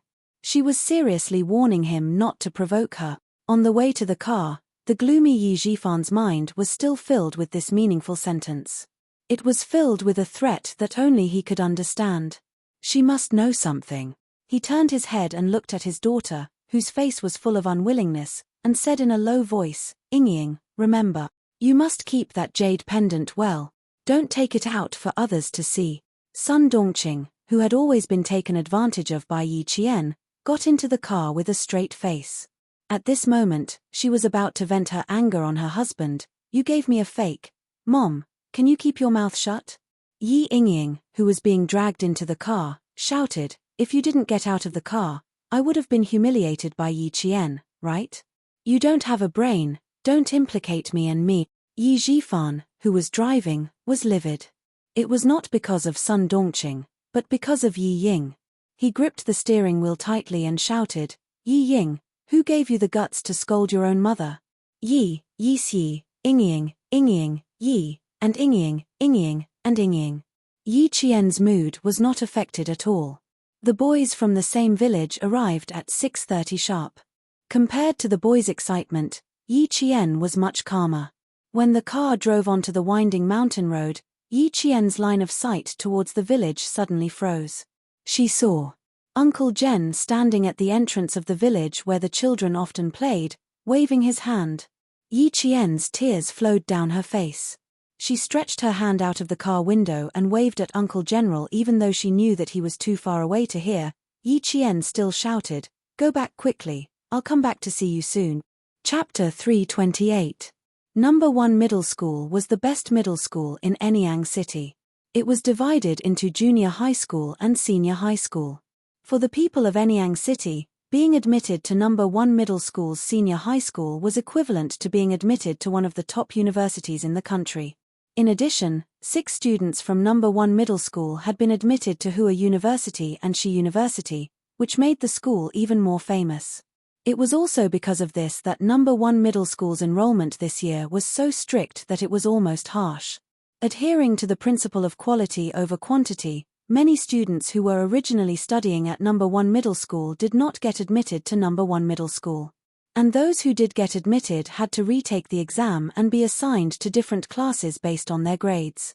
Yi Qian had been in the Tibetan area all this time, so he had no idea that number 1 Middle School had caused a big commotion recently. Parents whose children were studying at number 1 Middle School's junior high school but did not get admitted to number 1 Middle School's senior high school all gathered at the school gate on the first day of school. They held up red banners to protest the unfairness of this enrollment. "Is there any justice in this world? Is there any law? Our children are studying at number 1 Middle School, but they are not allowed to go to high school." Protest, protest, protest against the school's completely inhumane enrollment. Being assigned to different classes based on grades is clearly harming the students. All of us parents are protesting. These parents were not the only ones causing trouble at the gate of number 1 Middle School. Some people who wanted to stir up trouble also joined in. Someone threw an egg at the school sign of number 1 Middle School, and then the whole school gate became even more chaotic. As long as someone had something in their hands, they threw it at the school to show the unfair treatment of their children. Before Yi Qian and the boys from the same village could enter the school gate, the bus that was supposed to stop at number 1 Middle School was stopped by the police. A policeman wearing a light green 95 police uniform walked up and glanced at Yi Qian. "Student, your parents didn't send you to school?" The boys from the same village had never dealt with the police before, but they had grown up in a village with an army, so they had some guts. Hearing this, he walked over and shielded Yi Qian behind him. He was a little scared, but he maintained his composure. His voice was a little tense as he replied, "No, both of us came here by ourselves. We didn't have any parents accompanying us. We are students from the town. We don't have an adult to send us off." When Yi Qian saw this, he gently patted the boy's tense shoulders and said with a smile, "Did something happen at school?" "I think," she pointed outside the bus. "These students didn't go to school. They're all standing outside. Something must have happened at school. What could possibly happen at school?" In 1996, other than the return of Hong Kong, there didn't seem to be any major events that happened. However, the internet was still not developed in 1996. If something big really happened, it was normal for her not to know. Usually, it was the parents who asked if something had happened at school. Now that a student took the initiative to ask him, the policeman who stopped the car smiled and said, "You're quite smart. No wonder you could get into number 1 middle school." As he said this, the policeman looked at Yi Qian. Why did he look a little familiar? Where did he see him? A criminal? Definitely not. But he did look familiar. He seemed to have seen him somewhere before. "Come on, student. Get off the bus with him. Remember to take your luggage." The policeman had an occupational disease and did not intend to let Yi Qian get off the bus just like that. Instead, he motioned for her and the boys from the same village to get off the bus with him. Chapter 329. The boy from the same village had the surname Zhong, and his name was Jingyi. Shuiku village was a village with the surname Zhong, so there were quite a lot of people with the surname Zhong. When he saw that he still had to follow the police, he was still a high school student. No matter how brave he was still a young high school student. When he heard this, his legs went weak. Why do I have to get off the bus with you?" He was stuttering a little. When Yi Qian saw this, he turned around and smiled at him. "You're still a student. Nothing bad has happened. What are you afraid of? Something must have happened at the school. They're here to protect the students and their parents. Girls are more meticulous than boys. Your classmate is right. Hurry up and get off the bus. Don't waste the bus driver's time." When the police heard this, they turned around and smiled. "It has nothing to do with you students. Get off the bus. It has nothing to do with the students. Could it be the school and their parents?" Yi Qian's gaze froze for a moment. Encountering such a situation at the beginning of school was indeed not something to be happy about. After getting off the bus, Yi Qian and Zhong Jingyi went straight to a convenience store on the road. The store was supposed to be a grocery store, but the police had temporarily recruited them to be on duty. There was also a group of students and parents outside the convenience store. The police walked quickly through the crowd and entered the convenience store. They lowered their heads and said a few words to their colleagues on duty. When they came out again, they waved at Yi Qian, who had not yet entered. Come. The sun is bright outside. Come here and enjoy the fan. Also, the two of you, pass the admission notice to Teacher Fu. Let him help you with the registration procedures." It turned out that the school could not handle the normal admission procedures. In order not to delay the start of school, the registration could only be done by 2 police officers and a school teacher outside. This was one of the registration points. There were 2 more registration points outside. The parents were causing trouble at the school entrance, but the school's normal admission procedures were still carried out. It was not much of an impact. Yi Qian took out the notice from his bag and handed it over. The policeman took the notice and opened it to take a look. His gaze immediately fell on the name Yi Qian. He then looked up and passed the notice back to Teacher Fu. "You don't have any students with the same name, right?" "Yi Qian, this girl is here to report." Although they were communicating in a low voice, Yi Qian had undergone hellish training after all. For someone like Yi Qian, who was close to the level of a world-class sniper, even the slightest movement could not escape her eyes and ears. Not to mention, the teacher and the police were talking right under his nose. How could he not hear them clearly? "I'm Yi Qian, Teacher Fu. Is there a problem?" The indifferent Yi Qian smiled and asked politely, "I'm reporting according to the date on the notice. I've already prepared all the other materials for the report." She did not want to ask too much, but she remembered Yi Jifan's harsh words early in the morning. "Yi Qian, you're still too inexperienced. If you want to compete with Yi Ying, you'll have to see if I agree or not."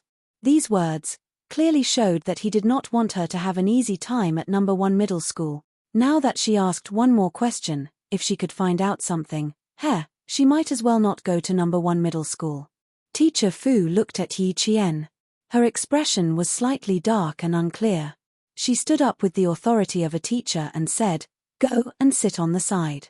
I'll call the school management." The change in her expression was only a matter of a few breaths, but it made Yi Qian's eyes darken instantly. Based on the current situation, there was an 80% chance that he did something. Chapter 330.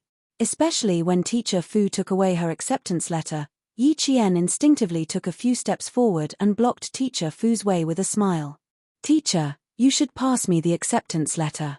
You can help me with the process after you finish your call." Zhong Jingyi was dumbfounded. Yi Qian had guts. She was really brave. She even dared to block the way of a teacher. "Yi Qian, you." He didn't know what to say. He only felt that the atmosphere was a little strange, so he subconsciously called out. Then he went silent. The students and parents outside didn't notice anything strange. They were still squeezing in front of other teachers to complete the process. The police officer who brought Yi Qian in was also a little confused, but he knew the importance of an acceptance letter to a student. He smiled and said, "Teacher Fu, go ahead. I'll take the acceptance letter and let my colleague register it." "No, you don't have to register it for now. Wait for me to call back." Teacher Fu probably didn't expect a student to dare to block a teacher. After the initial shock, she panicked a little when a police officer joined in. She stuffed the acceptance letter into Yi Qian's hands and hurriedly said, "Wait here." Holding the crumpled acceptance letter in her hand, Yi Qian sighed softly in her heart. It seemed like there were some things that she couldn't decide. Yi Jifan's ability had once again exceeded her expectations.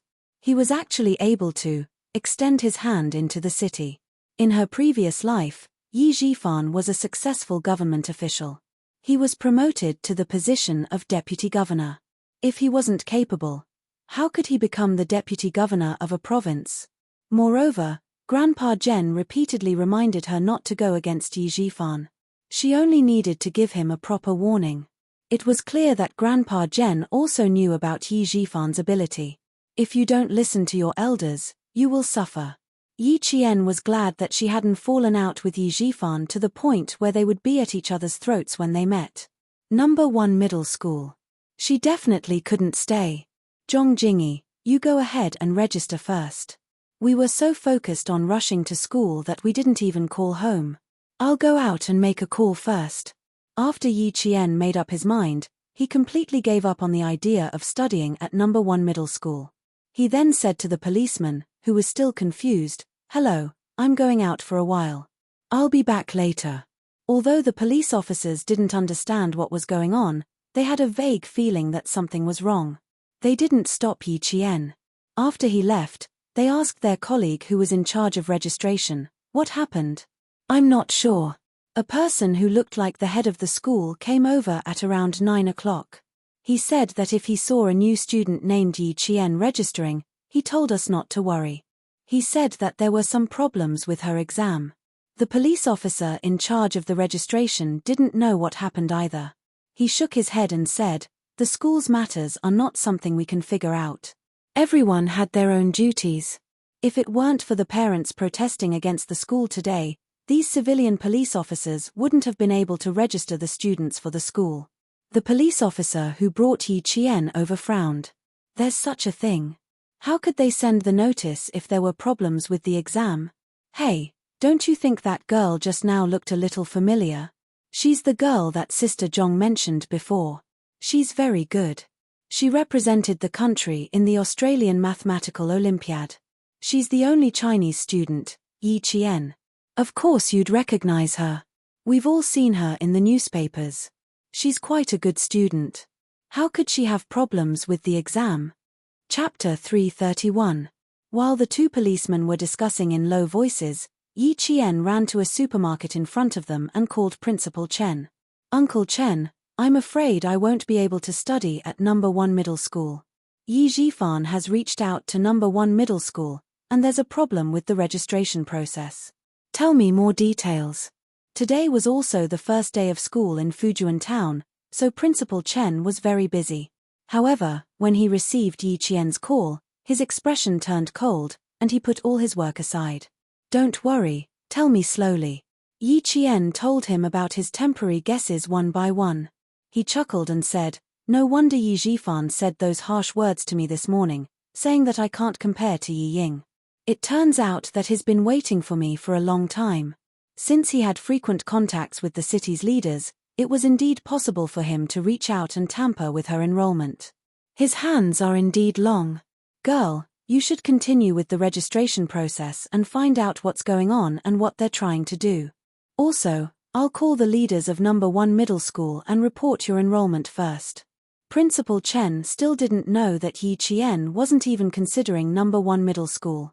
As he spoke, he took out his phone book and looked for the leaders of number 1 middle school. Yi Qian pondered for a moment, then pursed his lips and said, Uncle Chen, since Yi Zhifan is forcing me to not be able to study peacefully, I don't plan on letting Yi Ying be peacefully anymore. Don't call the leaders of number 1 middle school. If they've tacitly agreed to this, then it's useless even if you call them. Are you sure? Principal Chen had always respected Yi Qian's decisions. He said in a low voice, if you miss this registration, you might not even have the chance to attend high school this year. Her words were meant to remind Yi Qian to reconsider, but who knew that when Yi Qian, who was frowning slightly, heard her words, a light flashed across his eyes. His dark eyes suddenly shone like stars. If I don't study this year, next year, I'll retake the exam and directly enter year 2. What do you think? There was silence on the other end of the line. After at least 3 minutes of silence, Principal Chen laughed out loud. Little Jen, do you know what you look like? In the northern underworld, there is a fish named Kuan. The Kuan was so huge that no one knew how many thousands of miles it was. It transformed into a bird, and its name was Peng. The rock's back was thousands of miles long. It flew in anger, and its wings were like the clouds in the sky. You are this Kuan. In the future, you will be the Peng that hits 3,000 miles in the water, and flies 90,000 miles in the air. I don't have any objections. As long as you think you have the ability to train while completing high school, I don't have any objections even if you take 2 years off from school. His deep, powerful, and kind laughter rang out. Yi Qian also laughed along. With the support of an elder, she had the right to be willful. After laughing, Yi Qian's expression gradually became more serious. Although her clear voice was soft, it was sonorous and powerful. In 1 year, I won't be worse than them. I definitely won't. Taking a year off from school was indeed not a difficult thing for her. Don't call first. Wait for me to confirm things on my end, then I'll come back and tell you. In any case, I have to let some people know that the things they do are not a threat to me at all. With someone supporting her, Yi Qian's voice became lighter. If they want to control me academically, they can dream on. By they, she was naturally referring to Yi Zhifan. After hanging up the phone, Yi Qian returned to the small store. At this time, she saw a middle-aged man wearing a shirt, a bow tie, and a pair of glasses. He looked like a school leader standing under the shade of a tree and looking around. Chapter 332. After Yi Jian glanced at him, a faint sneer appeared at the corner of her mouth. This was the vice principal of number 1 middle school. She had seen him in the photo before and recognized him at first glance. Even the vice principal was here. Her application was quite interesting. Yi Qian was not in a hurry, so she did not push her way in. Instead, she waited in line for the parents and students in front of her to register first. What was the hurry? Zhong Jingyi, who had finished the registration, came out and saw Yi Qian still in line. He was sweating profusely as he pulled her out. Yi Qian, why are you still waiting in line? Hurry up and go. I saw the vice principal. He's waiting for you. Then he said enviously, you're still the best. It's good that your grades are good. Even the vice principal is here. Don't be envious. My instincts tell me that my application today is not going to go well. Yi Qian handed her luggage to Zhong Jingyi. Help me look after this. Go rest under the tree. I'll be out soon. It was better not to let him know about her relationship with the school. It was not a good thing anyway. Why should she ruin his impression of the school? Zhong Jingyi thought she was joking. He took her luggage and said, okay, I'll wait for you outside. The application is quick. All you have to do is hand in your acceptance letter, your photo, and fill in the application form. It'll take a few minutes. It might take a few minutes for others, but not for Yi Qian. After she sat down, Teacher Fu immediately stood up and asked the vice principal, who was also sweating profusely, to sit down. She even gestured for Yi Qian to take out her acceptance letter. Take out your acceptance letter. The vice principal will speak to you personally. For the vice principal to speak to you personally, it meant that you should feel honored.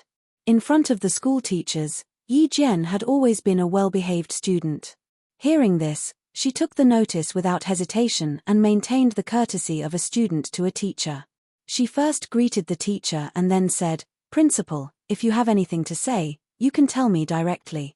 I came alone without my parents. It's like this." The vice principal cleared his throat and looked at Yi Qian sternly.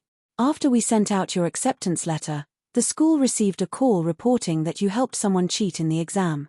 Student Yi Qian, your actions have already seriously violated the code of conduct that a student should have. Through our investigation, combined with the descriptions of several students who were around your seat at the time, we can completely confirm that you have indeed violated the exam rules. However, due to your excellent grades and the fact that you have won a gold medal in the World Mathematical Olympiad, our school has decided to make an exception and admit you." However, the vice principal's voice was as serious as that of a judge in a courtroom. His one word could decide Yi Qian's life and death.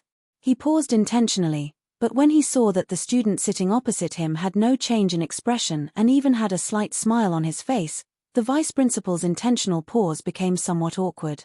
What were students most afraid of hearing? The number one thing was cheating in exams. That was even more frightening than skipping class. Therefore, when he said this, Yi Qian should have been afraid and should have been quite anxious. After all, this had to do with whether or not he could enter high school. However, Yi Qian did not panic and even smiled. This was not something the vice principal could accept. Chapter 333. What? Do you think I'm joking? The vice principal tapped his clenched fist on the table. His expression was solemn as he rebuked, "This is not a joke. If it weren't for your good grades, the school would have taken back this admission letter, and your grades would be nullified." Yi Qian was unmoved, but the parents lining up behind him were shocked. What was going on? Good grades. How could they be nullified? Copied. Discussions broke out as they looked at Yi Qian inquisitively. Some people began to point at him and even stopped the registration process. But this was not the result the vice principal wanted. He didn't want to scare the other students or parents. He wanted to scare Yi Qian. "This is not a joke, Yi Qian. We know that your grades are good, but your actions have discounted them. After discussion with the school, we have decided to be lenient with you." Yi Qian raised his eyebrows slightly. She didn't say a word and looked much calmer than the vice principal. At the very least, in the eyes of the police officers who were helping with the registration process, this girl had a faint smile on her face. She was even calmer than a leader. The vice principal felt his back drenched in sweat after hearing her raise her eyebrows. He wanted to drink some water to moisten his throat, but his hands grabbed empty air. This was not his office. Naturally, there was no cup of water on his desk. Yi Qian, who hadn't said much the entire time, chuckled softly when he saw this. Finally, he showed mercy and said, "So, what's the result?" As if a noble had opened his mouth, the vice principal let out a sigh of relief and immediately said, "The result is that you will still be accepted by our school, but you will only be an auditing student. The preferential treatment that the school gave you will also be nullified." So this was the result of the punishment. It did sound very lenient. The expressions of the police officers changed slightly. This sounded like preferential treatment, but in reality, it was too unfair. The status of an auditing student would make the student unable to raise his head in front of his classmates. The school's method of punishment was worse than directly rejecting the student. Their gazes fell on Yi Qian. Now it was up to this student to see what he thought. If he wanted to stay and study, he could only accept it. After the vice principal finished speaking, a confident smile appeared on his face. For a student, he had no choice but to accept such a method.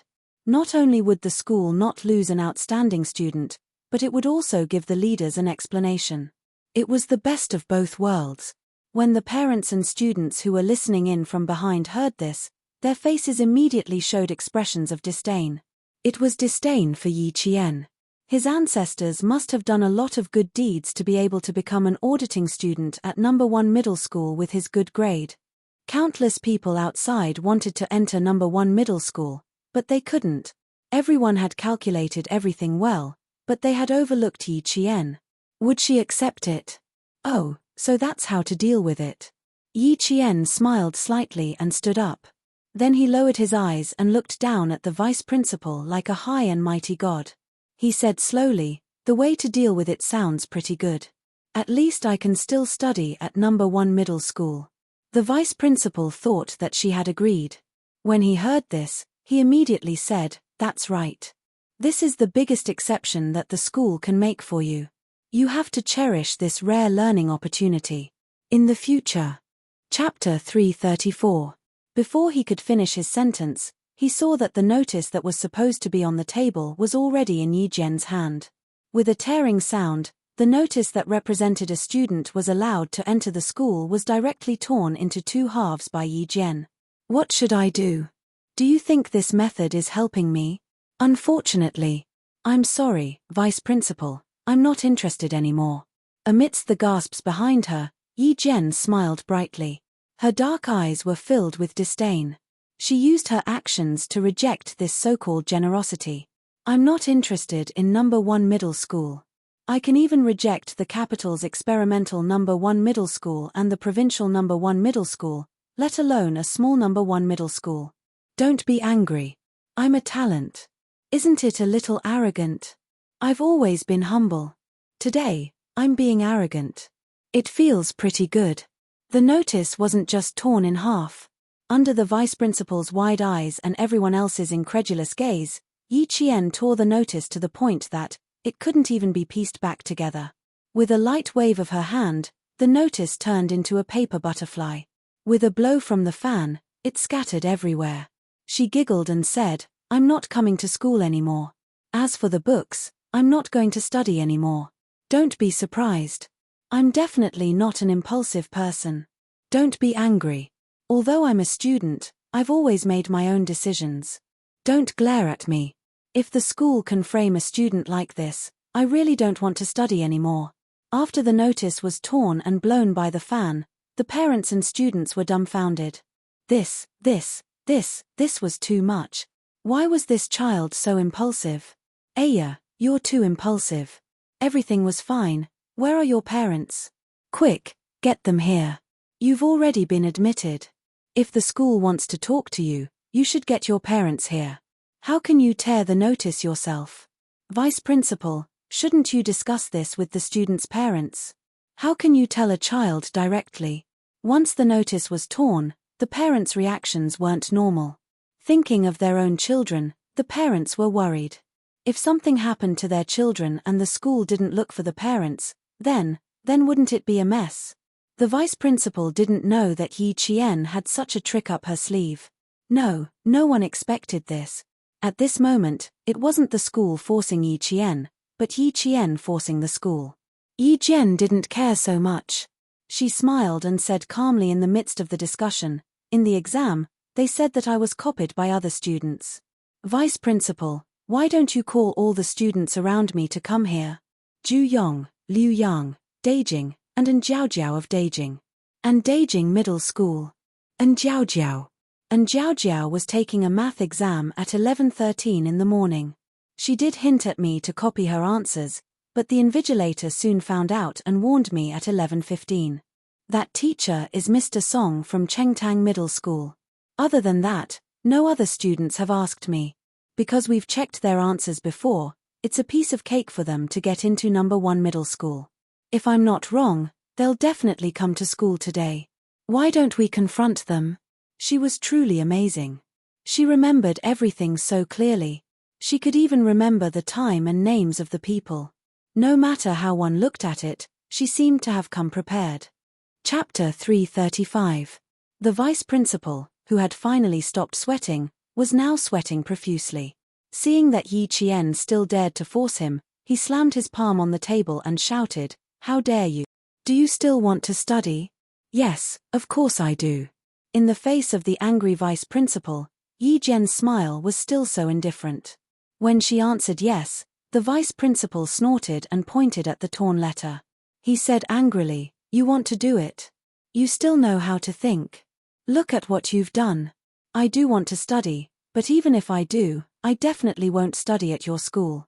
Yi Qian was not in a hurry. She spoke slowly and with a smile on her face. She replied slowly, "So, I really don't plan to study. I'm really sorry to trouble you to come here personally. I don't need the school to make things so difficult for me. I won't study, and I won't enter the school. Everyone will be happy." After saying that, Yi Qian winked playfully at the vice principal.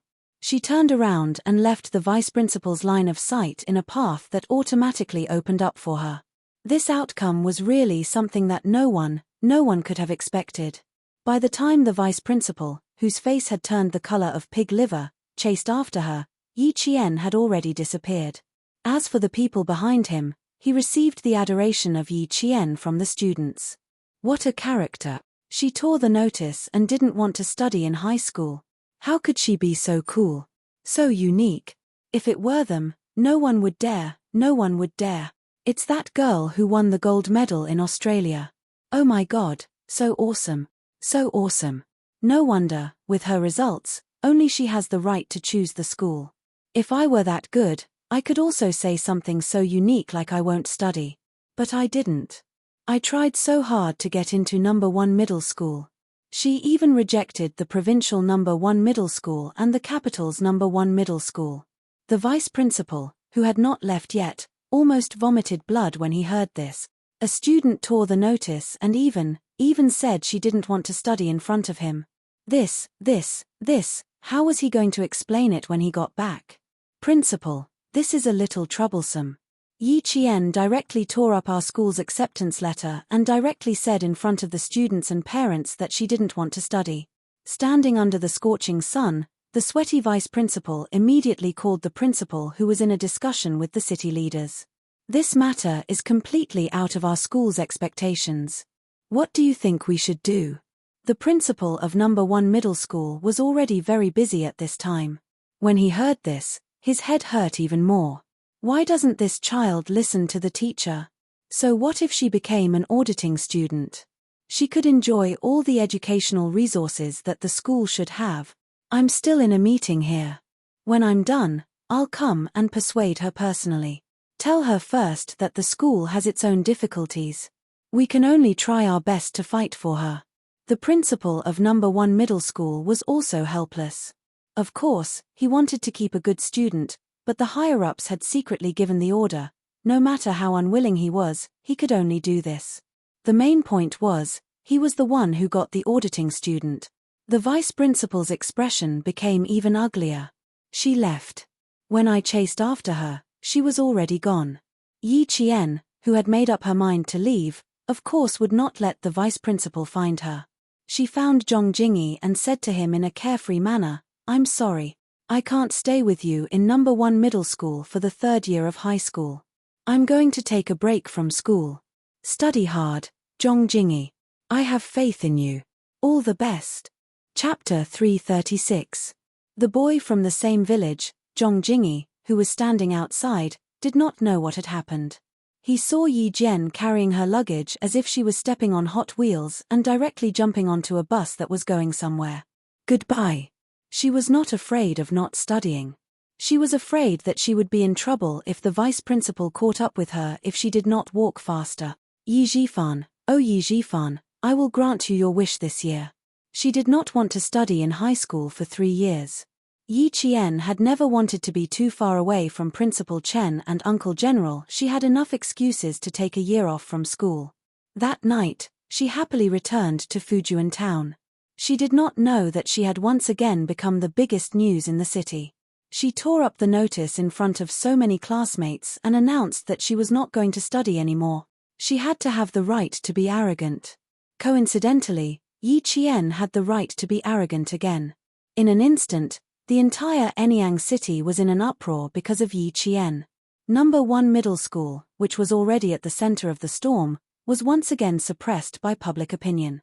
When Secretary Wu found out about this, he smashed 3 cups and even broke a chair in his office. Corruption. Bureaucrats. Bureaucrats. Incurable. Incurable. All their efforts were in vain. It was a huge setback to the education system in the city. It was no wonder that Secretary Wu was angry. Principal Chen took Secretary Wu's call and said, "Secretary Wu, I was worried that the child would be ruined if she went to school.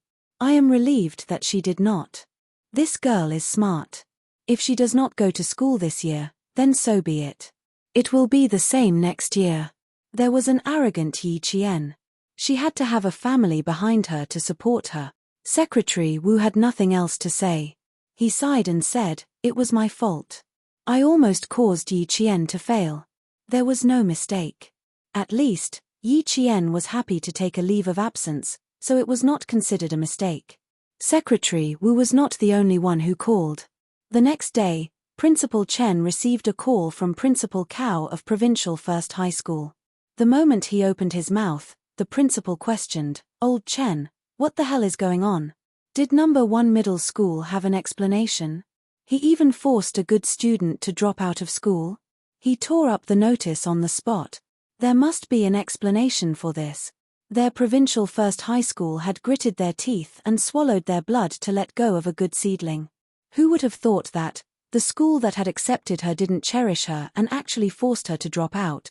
Get Yi Qian to report to the provincial first high school in the next 2 days. Our school's doors will be open to her unconditionally. Principal Cao had seen Yi Qian's abilities with his own eyes. He had even personally sent her to Beijing before going overseas to participate in the competition. He had 100% confidence in Yi Qian's character. He firmly believed that Yi Qian was worth waiting for. When Principal Chen heard this, his eyes were full of smiles. He said in a clear voice, "Old Cao, I'll stop here. Thank you very much. As for where this child will study next year, we haven't decided yet. To tell you the truth, this summer, Yi Qian went through all the high school textbooks. I also gave her a test. A typical key university won't be a problem for her. So, it's not a big deal for her to take a leave of absence for a year. I'll thank you on behalf of that child." After listening for a while, Principal Cao asked tentatively, "So, Yi Qian wanted to take a leave of her own accord?" "You guessed right. I just found out that this child doesn't want to study for 3 years in high school. She thinks it's a waste of her time. As for me, I support her." Principal Chen did not hide anything and chatted with Principal Cao with a smile on his face. After hanging up the phone, Principal Cao leisurely took a sip of herbal tea. TSK, TSK, TSK. On such a hot day, a sip of herbal tea is really cooling and comfortable. Chapter 337. There was a call from the provincial government, followed by a call from Dean Li in Beijing. Like Principal Cao, they hoped that Yi Qian could report to their school within the next 2 days. The examinee's file had to be entered into the education system as soon as possible. Once the time limit was over, it could not be submitted again. Principal Chen's answer was still, let Yi Qian take a year off from school. If there was anything else, they could talk about it next year. Who was the happiest about this? Naturally, it was Yi Zhifan's family. Yi Zhifan, who was still handling the admission procedures at the provincial first school, received the call. He suppressed his happiness as he bought daily necessities for Yi Ying. Instead, he said sadly, this child. Hey, I just wanted her to admit her mistake. Who knew that she would be so rebellious and disrespectful to the teachers? She even dared to tear up the notice. This matter has nothing to do with you. I will definitely apologize to you when I get back. It's really. Hey, I didn't think that she would be so presumptuous. He sighed and apologized, as if he was really heartbroken. After the call ended, Yi Zhifan laughed heartily as he paid the bill. This little girl dared to compete with him. This time she will remember. Yi Ying still could not believe it. Dad, are you sure she really tore up the notice? Really? Of course, why would I lie to you? Yi Zhifan placed the toothpaste and toothbrush on the table and said to his overjoyed daughter, Ying, Yi Qian was never your opponent. You don't have to treat her as your opponent. Do you see that? I usually don't do anything. Once I do, I will directly destroy her future. Remember, Ying, if you don't do anything, you must plan. If you plan before you act, that is the best plan. You were the only one who suffered losses in the past. His words were much more profound than Sun Dongqing's. It also made Yi Ying more convinced. Yi Ying was so happy that her entire face was flushed red. She said excitedly, I know. I will listen to you, Dad. Yi Qian, what right do you have to fight with me? Ha ha ha, what right do you have? I am now studying at the provincial first school, and you can only quit school. Ha ha ha, you want me to wait? Fine, I'll wait. I'm waiting to see you make a fool of yourself. I'm waiting to see you live a life worse than a pig or a dog. His smile was not only sinister, but also ferocious. It was as if she could already see Yi Qian's miserable days in the future. She would be the king, and Yi Qian would be her slave. Work hard, Ying. Dad can help you now, but you have to rely on yourself in the future. Yi Qian is no longer a threat. She didn't even study in high school. No matter how good she is, she can only live at the bottom of society. Yi Zhifan constantly reminded Yi Ying that she needed to use her own means to get the life she wanted. Don't always think about Yi Qian. You need to become someone that she can never match up to. When she thought about how Yi Qian would never be as good as herself, Yi Ying felt that the haze from before was swept away. She hugged Yi Zhifan's arm and said coquettishly, Dad, I know. Don't worry. I used to throw tantrums because of Yi Qian, but I won't anymore. She was already inferior to me, and she will still be inferior to me in the future. I will work hard for you. I definitely will. Sun Dongqing, who was hanging the clothes outside, didn't know about this. When she found out that they had returned to Fujian town, Yi Zhifan told her. She knew, and not long after, the villagers of Shuiku village found out. They all felt sorry for Yi Qian. He was such a good child, and he had a bright future, but he ruined himself. Chapter 338. 2 months after school started, the news of Yi Qian's suspension from school still hadn't died down. Yi Zhifan, who had always been cautious, asked around for 2 months and confirmed that Yi Qian's name was not in any of the high schools in the city, nor Yi Qian's name in any of the high schools in the province. He was still worried and used his connections to check Yi Qian's household register. It was only when he found out that Yi Qian was still in Fujian town that he truly felt relieved. Yi Qian didn't repeat his studies, nor did he enter any of the high schools. It was as if he had completely disappeared. In October, the principal Chen of Fujian town resigned due to health reasons, and the position of the high school principal was handed over to another veteran who could continue to guard the underground oil depot. In October of the same year, Uncle Jen, who had lived in Shuiku village for more than 20 years, said that he was going to look for his relatives in Sichuan province. He left Shuiku village with the village chief, Zhong Defu. Yi Qian, Uncle Jen, and Principal Chen's figures faded out of Shuiku village and Fujian town. Even the people in the army didn't know where the 3 generations had gone. They only knew that they had gone to wherever the hardships were. Heavy snow was already falling. In one night, the entire Enyang city became a world of silver and white. Winter of 1996 had arrived. Enyang city of the southern province welcomed its first snow of the winter. Children were happily having snowball fights in the snow. The children's laughter added the most vibrant colors to the entire city. Drivers, cyclists, and pedestrians were all very careful for fear of accidents. Only a jeep suddenly appeared at the intersection.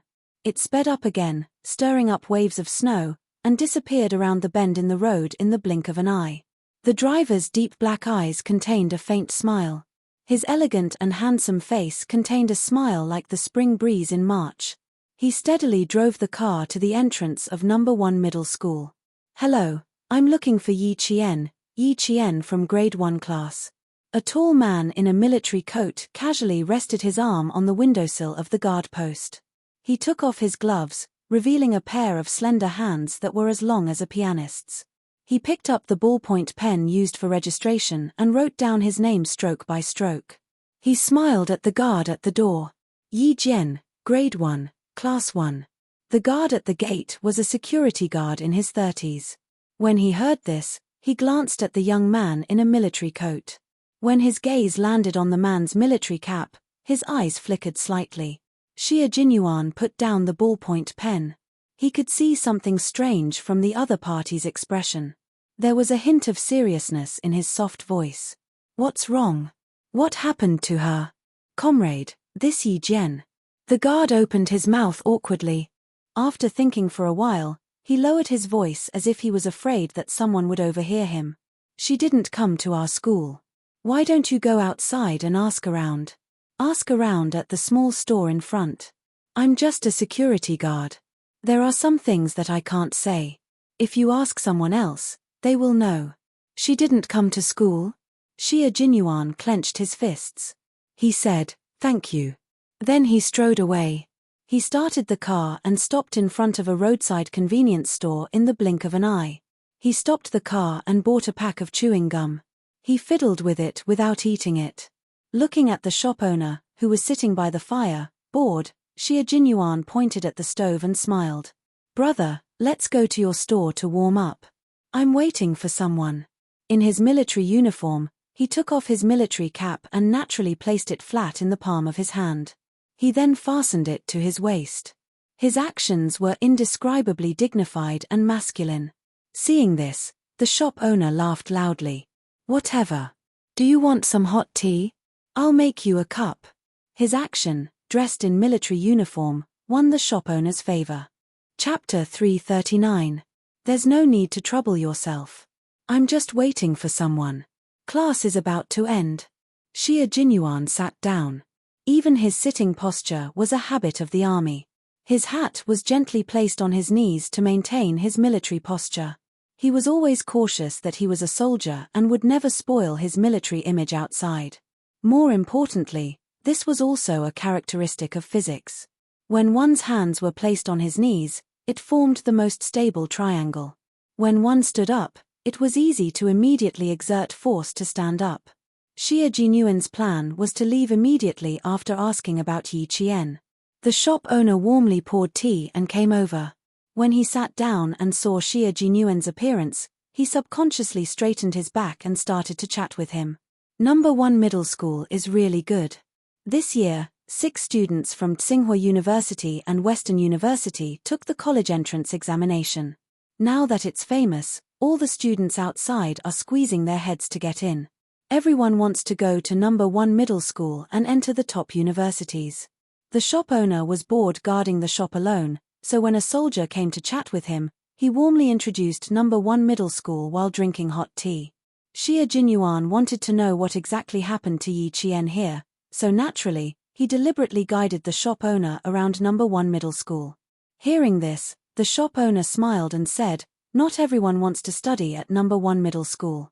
I just went to the school to look for someone and heard 2 parents delivering clothes to a student outside. They heard a student named Yi Qian.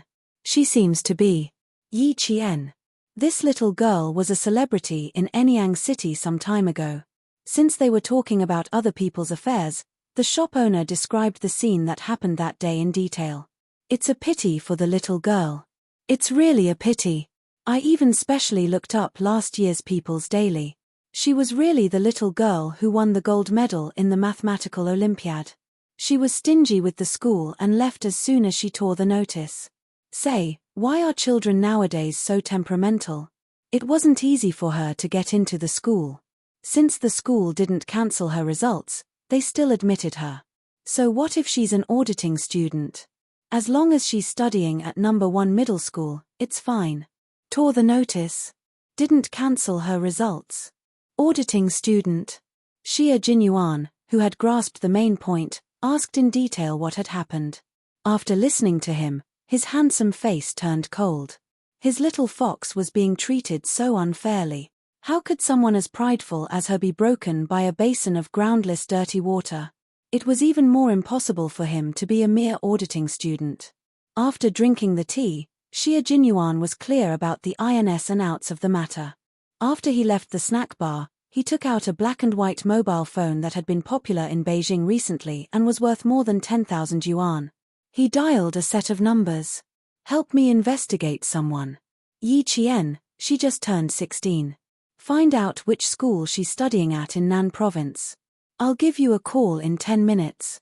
After the phone call, Xia Jinyuan, who had not slept for several consecutive nights, closed his eyes and rested. He did not panic, for he knew very well that it was impossible for his little fox to drop out of school. If she wanted to be admitted to a military academy, she had to be studying at a high school. Regardless of high school or junior high school, as long as she was in school and her student ID was there, he would be able to find her. In less than 10 minutes, the phone rang.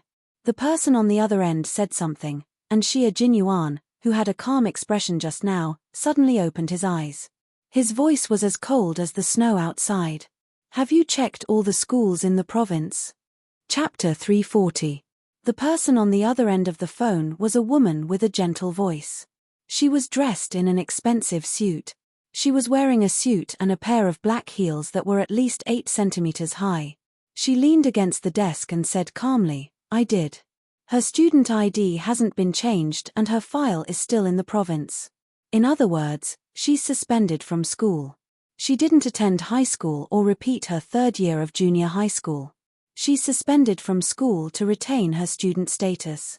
Suspended from school to retain her student status. After hearing this, Xia Jinyuan's tense nerves were all relaxed at once.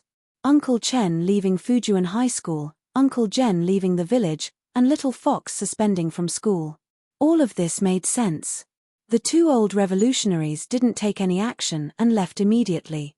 This meant that they supported Yi Qian's suspension. Now that they left Fujuan town together, it looked like 3 generations of people had agreed to go on a trip together. His thin lips curled into a smile. She was really daring.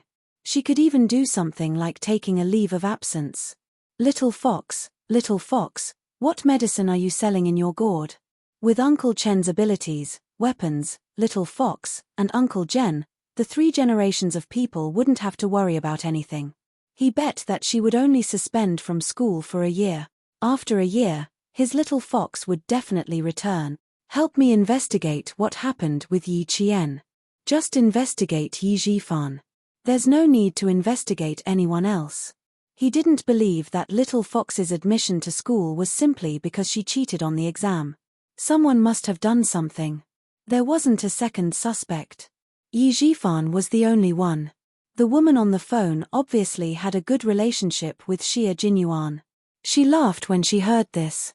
Young Master Xia, you seem to care a lot about this young lady. Aren't you going to chat with me? Miss Xia, as a career woman, you're not suitable to talk about this. Old Master Xia is still waiting for you to bring back a brother-in-law. Xia Jinyuan finished speaking lazily. As he started the car, the woman said coldly, "Goodbye." He tossed the phone onto the passenger seat, and the car dashed into the heavy snow. This time, the speed of the car was much slower than before. It did not exceed 30 kilometers per hour and steadily drove out of a city. Xia Jinyuan already knew the reason for what he wanted to investigate even before the car left a city. You want to ruin Little Fox's future? Mayor Yi, oh Mayor Yi, the military already has Little Fox's file. Do you think you can destroy it just because you want to? She's a little fox that the country wants to nurture. What ability do you have to destroy her? But what was the little fox going to do? Did he need to make a move? Xia Jinyuan, who had been driving the car out of AY City, could not make up his mind. It would be convenient for him to make a move, but he could not figure out what Little Fox was thinking, so he had to be more cautious. It was better to wait until he got in touch with Little Fox. It would be easier for him to make a move once he knew how she was doing. After driving for a few hundred meters, the car stopped by the roadside. Without turning off the engine, he picked up the phone again and dialed a group of numbers. This group of numbers was to find out where the 3rd generation was. Brother, check on the 2 elders and the girl. I'll give you their ages and names later. Photos? Yes, but I have to wait until I have a computer. As his clear and lazy voice rang out, a man's joyful laughter could be heard from the other end of the line. Chapter 341. The man said something that made Xia Jinyuan raise his eyebrows. You're full of nonsense, aren't you? Goodbye then. No, I'm scared of you. I was just talking too much. Send it to me and I'll check it immediately. The man on the other end of the phone panicked. Who would dare to reject Mr. Xia? He was a ruthless character. He looked gentle, but when he was ruthless, he had single-handedly destroyed a hooligan's nest, and the hooligans had to thank him for it. Xia Jinyuan chuckled and looked outside. Thank you, brother. It's not convenient for me to show my face now. I'll thank you when I get back to Beijing. All right, with Mr. Xia's words, I'll go through fire and water for you. The man on the other end of the phone agreed without hesitation. His tone was familiar, and it was obvious that he was close to Xia Jinyuan. With Mr. Xia's ability, it was easy for him to find out where Yi Qian and the others were. Even though the internet was not developed in 1996, and there was no real name system for buying tickets, it only took half a day to find them. At 4 o'clock in the afternoon, the snow in Anyang City was getting heavier and heavier. The snow was so heavy that the pedestrians could not see the road clearly. Xia Jinyuan, who had already received news, knew that although it was snowing heavily in the southern province, the place where his little fox was located was scorching hot. 3 generations had gone so far away. The training arranged by the world-class sniper was indeed hellish training. After leaving the highlands and arriving at the desert, he admired the little fox's perseverance. It was unrealistic to go to the desert with only a week's leave. Xia Jinyuan returned to Beijing for 2 days of leave and invited the friends who had helped him out for dinner. On the 5th day of leave, he returned to the Snowfield Brigade. Damn! You came back early. You should have given me the extra leave. When Han Zheng saw him appear at the base with his luggage, he said bitterly, I feel like I haven't rested enough and I have to report back. Hey, how did you come back early? Seeing Xia Jinyuan's expressionless face, Han Zheng took a closer look and frowned. That's not right. You didn't look for your little fox. Fuck, little fox is ignoring you. You guys broke up. Ha ha ha, did they really break up? From puzzlement to schadenfreude, it only took a few seconds. When have I ever dated an underage girl? If there's no pursuit, how can there be a breakup? Xia Jinyuan, who had been ignoring him, finally glanced at him and sneered, Do you think I'm like you? When you return to Beijing, 3 girlfriends will break up with you. Young Master Han, the news about you has spread all over the capital. Fuck. Who the fuck is spouting nonsense and ruining my reputation? What do you mean by breaking up with me? I'm the one who doesn't want them. Han Zheng's face was a little pale, especially when he heard Xia Jinyuan's chuckle. His self-esteem took a big hit, and he jumped up to explain, Damn it, I've always been the one to dump people. When have you ever seen me being dumped by a woman? Xia Jinyuan chuckled at Han Zheng's explanation. He didn't care about this kind of thing. Before he returned to the dormitory, J5, who was dressed in a training uniform, walked towards him. You're back at the right time. There's an important meeting at 7 p.m. Someone from the top is here, a big shot. The mission is A-level in Hearts. A-level in Hearts represented a mission within the country. Okay. Xia Jinyuan looked at the time. There were still 46 minutes to 7 p.m., which was just enough time to check the map. Chapter 342. After putting away the luggage, Xia Jinyuan took out a map and looked at it carefully. They were looking at military maps, which were very detailed and accurate. He ran his finger across the map, took out a pen, and wrote down a few places Yi Qian might go next month. Hey, you know a little. So fast. Who told you? G3 asked from behind him, took out a pen from the desk, and ran it across the map. This is a flight mission.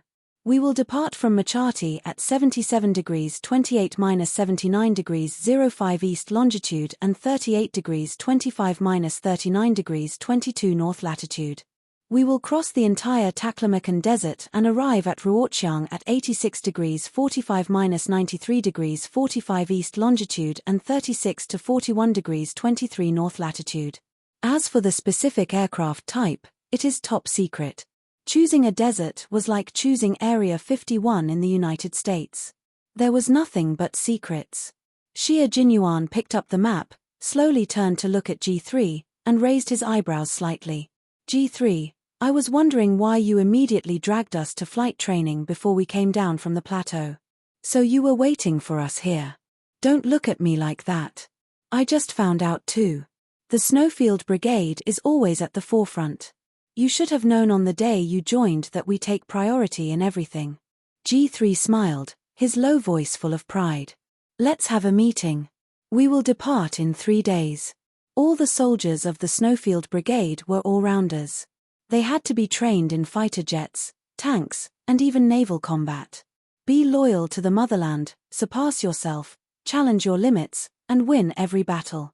This was the Snowfield Brigade's slogan. At 7 o'clock, the Snowfield Brigade's 2 teams had a meeting. It was not held in an outside conference room, but in an underground conference room. They turned on electromagnetic shielding and tracked the radio waves of unknown origin to prevent the meeting from being eavesdropped. Xie Jinyuan's gaze was cast on the screen. He watched as the red laser light swept across the sky and the flight path that the fighter jet had to pass through. His thin lips were already smiling slightly. He and his little fox were really fated to meet in the same place even though they were thousands of miles apart. 3 days later, when Xie Jinyuan set off, Yi Qian was lying on the sand that was scorched by the sun. The endless yellow sand was the only scenery she had seen in the past month. Other than the flying yellow sand, she would occasionally see cactus in the desert. She was now in the Taklamakan Desert, and it was the golden season to cross the desert. What she needed was not to cross the desert, but to train here. Just as Principal Chen had said, he had brought her across the plateau, desert, plains, and across forests. Now, they were undergoing desert training. They did not have a fixed time, but they could leave when they wanted to leave. The beautiful golden scenery of the poplar leaves did not enter Yi Jian's eyes. In her eyes, she was sniping Headmaster Chen, who was hiding in a golden world. The sound of a camel ringing a bell came from the sand dune. Yi Jian looked ahead through the scope and saw a group of desert explorers carrying backpacks. They climbed over the sand dune and slowly walked towards them. Hatian He. Their target was Hatian He, who was behind her. The Hatian River was one of the 3 main sources of the Tarim River in China. It originated from the Kunlun Mountains and the Karakoram Mountains, flowed north into the Tarim Basin, passed through the Taklamakan Desert, and joined the Tarim River. Yi Qian began to wriggle in the yellow sand with her body. She did not get up. If she got up to avoid these travelers, Principal Chen, who was in hiding, would not hesitate to shoot. Chapter 343. Yi Qian's body wriggled like a snake, and soon, a human hole appeared. She then used her arm to rub against the sand. As the layers of sand covered her, Yi Qian's entire body was hidden under the yellow sand. Her gun was also hidden under the sand under the protective cover. Not a single foreign object could enter the gun, not even a grain of sand the size of salt. Protecting the sniper rifle in her hand was also protecting her own life. Soon, the group of 12 people walked past one by one under Yi Qian's nose. Her anti-dust glasses were stained with sand from the travelers' footsteps. She even smelled the smell of the camels. It was a little unpleasant, with the smell of urine. After passing through 2 more sand dunes, we'll reach the Hatian River. My dear, walk faster. God, I see a huyang tree. Quick, look. A huyang tree. A huyang tree whose leaves are like gold. This was a group of foreign travelers. They had passes that allowed them to enter China, so their identities were travelers. Yi Qian held her breath and didn't move until she finally couldn't hear their footsteps anymore. Then she slowly revealed her body from the sand dunes. They were also the only travelers that Yi Qian had seen in the dozens of days that she had been here. It was as if they had suddenly broken the silence of the entire desert, breaking the cold isolation of the world, and instantly pulled her back into the crowd. If it weren't for the special circumstances, she thought that she would have rushed forward to give them a warm hug and welcome their arrival. Being happy was only a matter of time. Soon, hiding, moving forward, hiding, moving forward, the same thing happened again. Yi Qian, who had already learned how to remain calm and collected in the cold, stayed parallel to the sand so that she wouldn't be exposed to the sniper's range. Learn to search in the cold, learn to calm your heart in the midst of the bustle. You need to be above your emotions and allow yourself to fully adapt to the environment. This was the true meaning that Yi Qian had learned in this desolate desert. The footprints left behind by the travelers on the yellow sand were blown away by the wind. Yi Qian, who had been there just a moment ago, also disappeared in the wind. Hey! The little girl escaped. Not long after, Principal Chen's figure appeared. He stood where Yi Qian had been hiding and laughed. Not bad at escaping, with something hard pressed against his back, Yi Qian said with a smile, I didn't run away. I just changed my position. Uncle Chen, you've lost this time. This sniping training lasted 46 hours. At this time, she and Principal Chen were covered in yellow sand. If they used their hands to scrape their faces, they could scrape off a layer of sand. His lips had not drunk any water for 46 hours and had been supported by the cactus juice. Not only were his lips bleeding, but they were also covered in white scabs. It was cactus juice stain. Not bad, 46 hours. It's 5 hours earlier than before. You've made some progress, girl. Uncle Jen handed the military water bottle to Yi Qian and took the sniper rifle from her. I'll take care of the gun. You guys rest. The old man in his 70s resolutely accompanied Yi Qian and Principal Chen on this arduous training journey. Beside their feet was the Hetian River. Yi Qian lowered his head and used his hands to wash off a layer of yellow sand. His small face was red from the sun. He said to Principal Chen, Uncle Chen, you rest for the endurance test tomorrow. I'll be fine by myself. No matter where they were, Yi Qian had to carry out the endurance test. Crawling backward, navigating obstacles, fully armed stealth, completing a 2,000-meter race in a fixed time, and so on. Yi Qian had to carry out all of these endurance tests. Chapter 344. There was no time to rest. It had to be done in one go. Yi Qian was worried about Principal Chen's stamina, so he proposed to do it alone at night. You want to try it alone? After washing his face, Principal Chen smiled as he looked at Yi Qian, who was as tenacious as a vine growing on a cliff. He used his stable roots to dig into the crevices of the rocks step by step. His gaze was kind as he asked, You plan to do it alone at night? Yi Qian knew there was hope. He winked playfully and smiled optimistically. I can't always have you by my side. I need to learn how to face the darkness alone. I'll bring the compass with me. I won't get lost. Okay, then Uncle Tongzhen and I will wait for you here. Her courage and perseverance made Principal Chen feel that no matter how hard and tiring it was worth it. Here, Principal Chen not only trained Yi Qian to be a world-class sniper, but he also trained him to be a Special Forces soldier who could join the Special Forces directly after graduating from military school. Now, he was training Yi Qian to snipe on the ground. When it was over, he would bring Yi Qian to the jungle for training next spring. Night fell. The night view in the desert was even more pure than in Tibet. Yellow sand stretched under his feet, but the sky was filled with twinkling stars. Yi Qian used his binoculars to look at the Milky Way. The sky was so vast and magnificent that he felt like he was just a drop in the ocean. The sky was like a mirror. Among the twinkling stars, he could even see shooting stars whizzing past, leaving behind the most beautiful scenery. With only a few minutes to admire the beautiful night sky, Yi Qian dove into the desert and began his endurance test. Stars twinkled in the sky. Yi Qian, who was admiring the night view, didn't know that Xie Jinyuan was sitting in the co-pilot seat, ready to go. Under the command of Xie Jinyuan, the jet rose into the night sky at an angle of 60 degrees, then flew parallel to the finish line.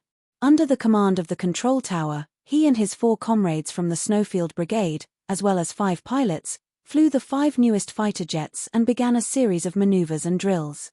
Simulating the dropping of a bomb, rushing up at an angle of elevation, and rapidly descending at an angle of elevation, these were all things that they had to use their lives to practice and complete. When Yi Qian, who was lying prone in the desert, heard the rumbling of the fighter jets, he couldn't help but pick up his binoculars and look up at the sky. In her eyes, she saw several airplanes flying over her head at an extremely fast speed.